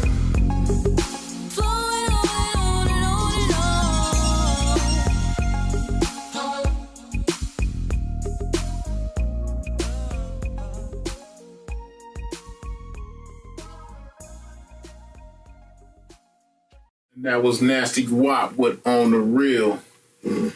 Still chilling with my guys. Lolo for sure, man. What's that, man? Besides music, man, what's your other passions, bro? Got a little bit of edges, don't be baby. Oh, man. Oh, yeah, shit, my passion just take care of my kids and just staying sucker free, man, and just living.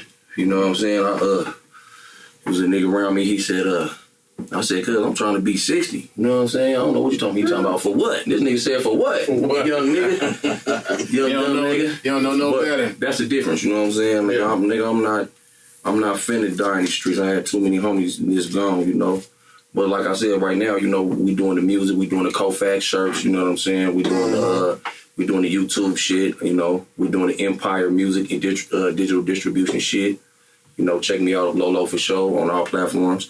Also, you can catch a nigga fucking with these stocks and shit, you know what I'm saying, on this TD Ameritrade. I'm trying to put all my niggas on that because all these young black men who got some street savvy, you know, savvy yourself to that TD Ameritrade app. You see what I'm saying? Go ahead and invest some of that bread in stocks, you know, start paying yourself. You see, I'm doing your little rap on the side, but we getting money other ways. You see what I'm saying? We do rap for fun. We get money doing that a little here and there, but that's not what we focused on. We focused on making our own businesses, building black-owned businesses. We not trying to work for nobody. We trying to, and then we starting from nothing. You see what I'm saying? Everybody here starting from nothing. So, you know, what we doing is it's entrepreneur. You feel me? So it can be done. You know, I done made damn near 10 bands in 3 weeks. I'm a street nigga. Mm-hmm. Stocks. Mm-hmm. Trust me. Hop on the stocks. Tell them how important it is to learn something other than what you know about. What's already available to you. How to think outside the box. How to tell them how important it is, man. Well, like to me, you know, it's life or death. That's how important it is, really, truthfully, because, like I said, I'm in school. You feel me? I go to CCD online. You feel me? I had to change. Like, this nigga never seen me in red. This is my big bro, because I'm a grown ass man. I'm a Crip for sure. I got blue all in my shit. But it don't matter. It's not your motherfucking business. I'm a grown man. Red, nigga, make sure you got some blue in that. Yeah. I'm gonna make sure I got some blue in it because it's real. But I can wear what the fuck I want to. You know, no doubt. And I'm an entrepreneur. I'm not a follower. You see what I'm saying? I'm a leader. So everything that we doing, my nigga, is I had to switch it up. I just got out the pen. I just beat 200 years twice. 015 I went to trial, and 013 I went to trial back to back. Did my time from 05 to 011. Just got out the pen. So, nigga, it ain't like a nigga trying to go backwards and moonwalk. You feel what I'm saying? I done did that. I just look young. I'm gonna let these little niggas do all that shit. But if y'all want that, go and get that. But you nigga, once you done that, cause you don't want that no more. So yeah, I had to start learning for stocks and all that. But how I did it was I listened. You see what I'm saying? I watched. I paid attention. While y'all niggas was running your mouth trying to impress a bitch, I was sitting there listening to the nigga that was talking.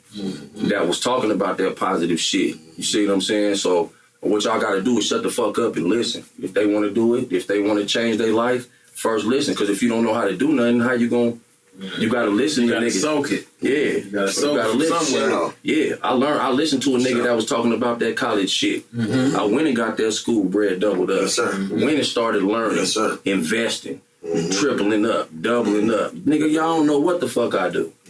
Nigga, y'all ain't gonna see me on no street corner though. Yeah. Unless I just parked, I parked and hopped out. Yeah, it's on my mama. Partner something. You feel my mama.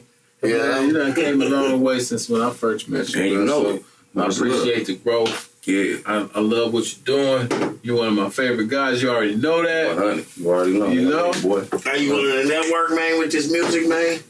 Say it again. I say you willing to network with this music, expand it, nigga, to the expand it moon. to different cities, do shows. Shit, and that's all what I that, do, my man. nigga. I just live Vegas. I'm always in Vegas. I'm always in Cali, H-Town, my nigga. I just gotta make my way back east. Reno's. I'm gonna start tapping that. Like my nigga said, Atlanta. I want to start taking this shit toward Tampa. Some niggas with some money, nigga, so they can, put a nigga song on the DJ spinner. You know what I'm saying? For nigga can hear that shit.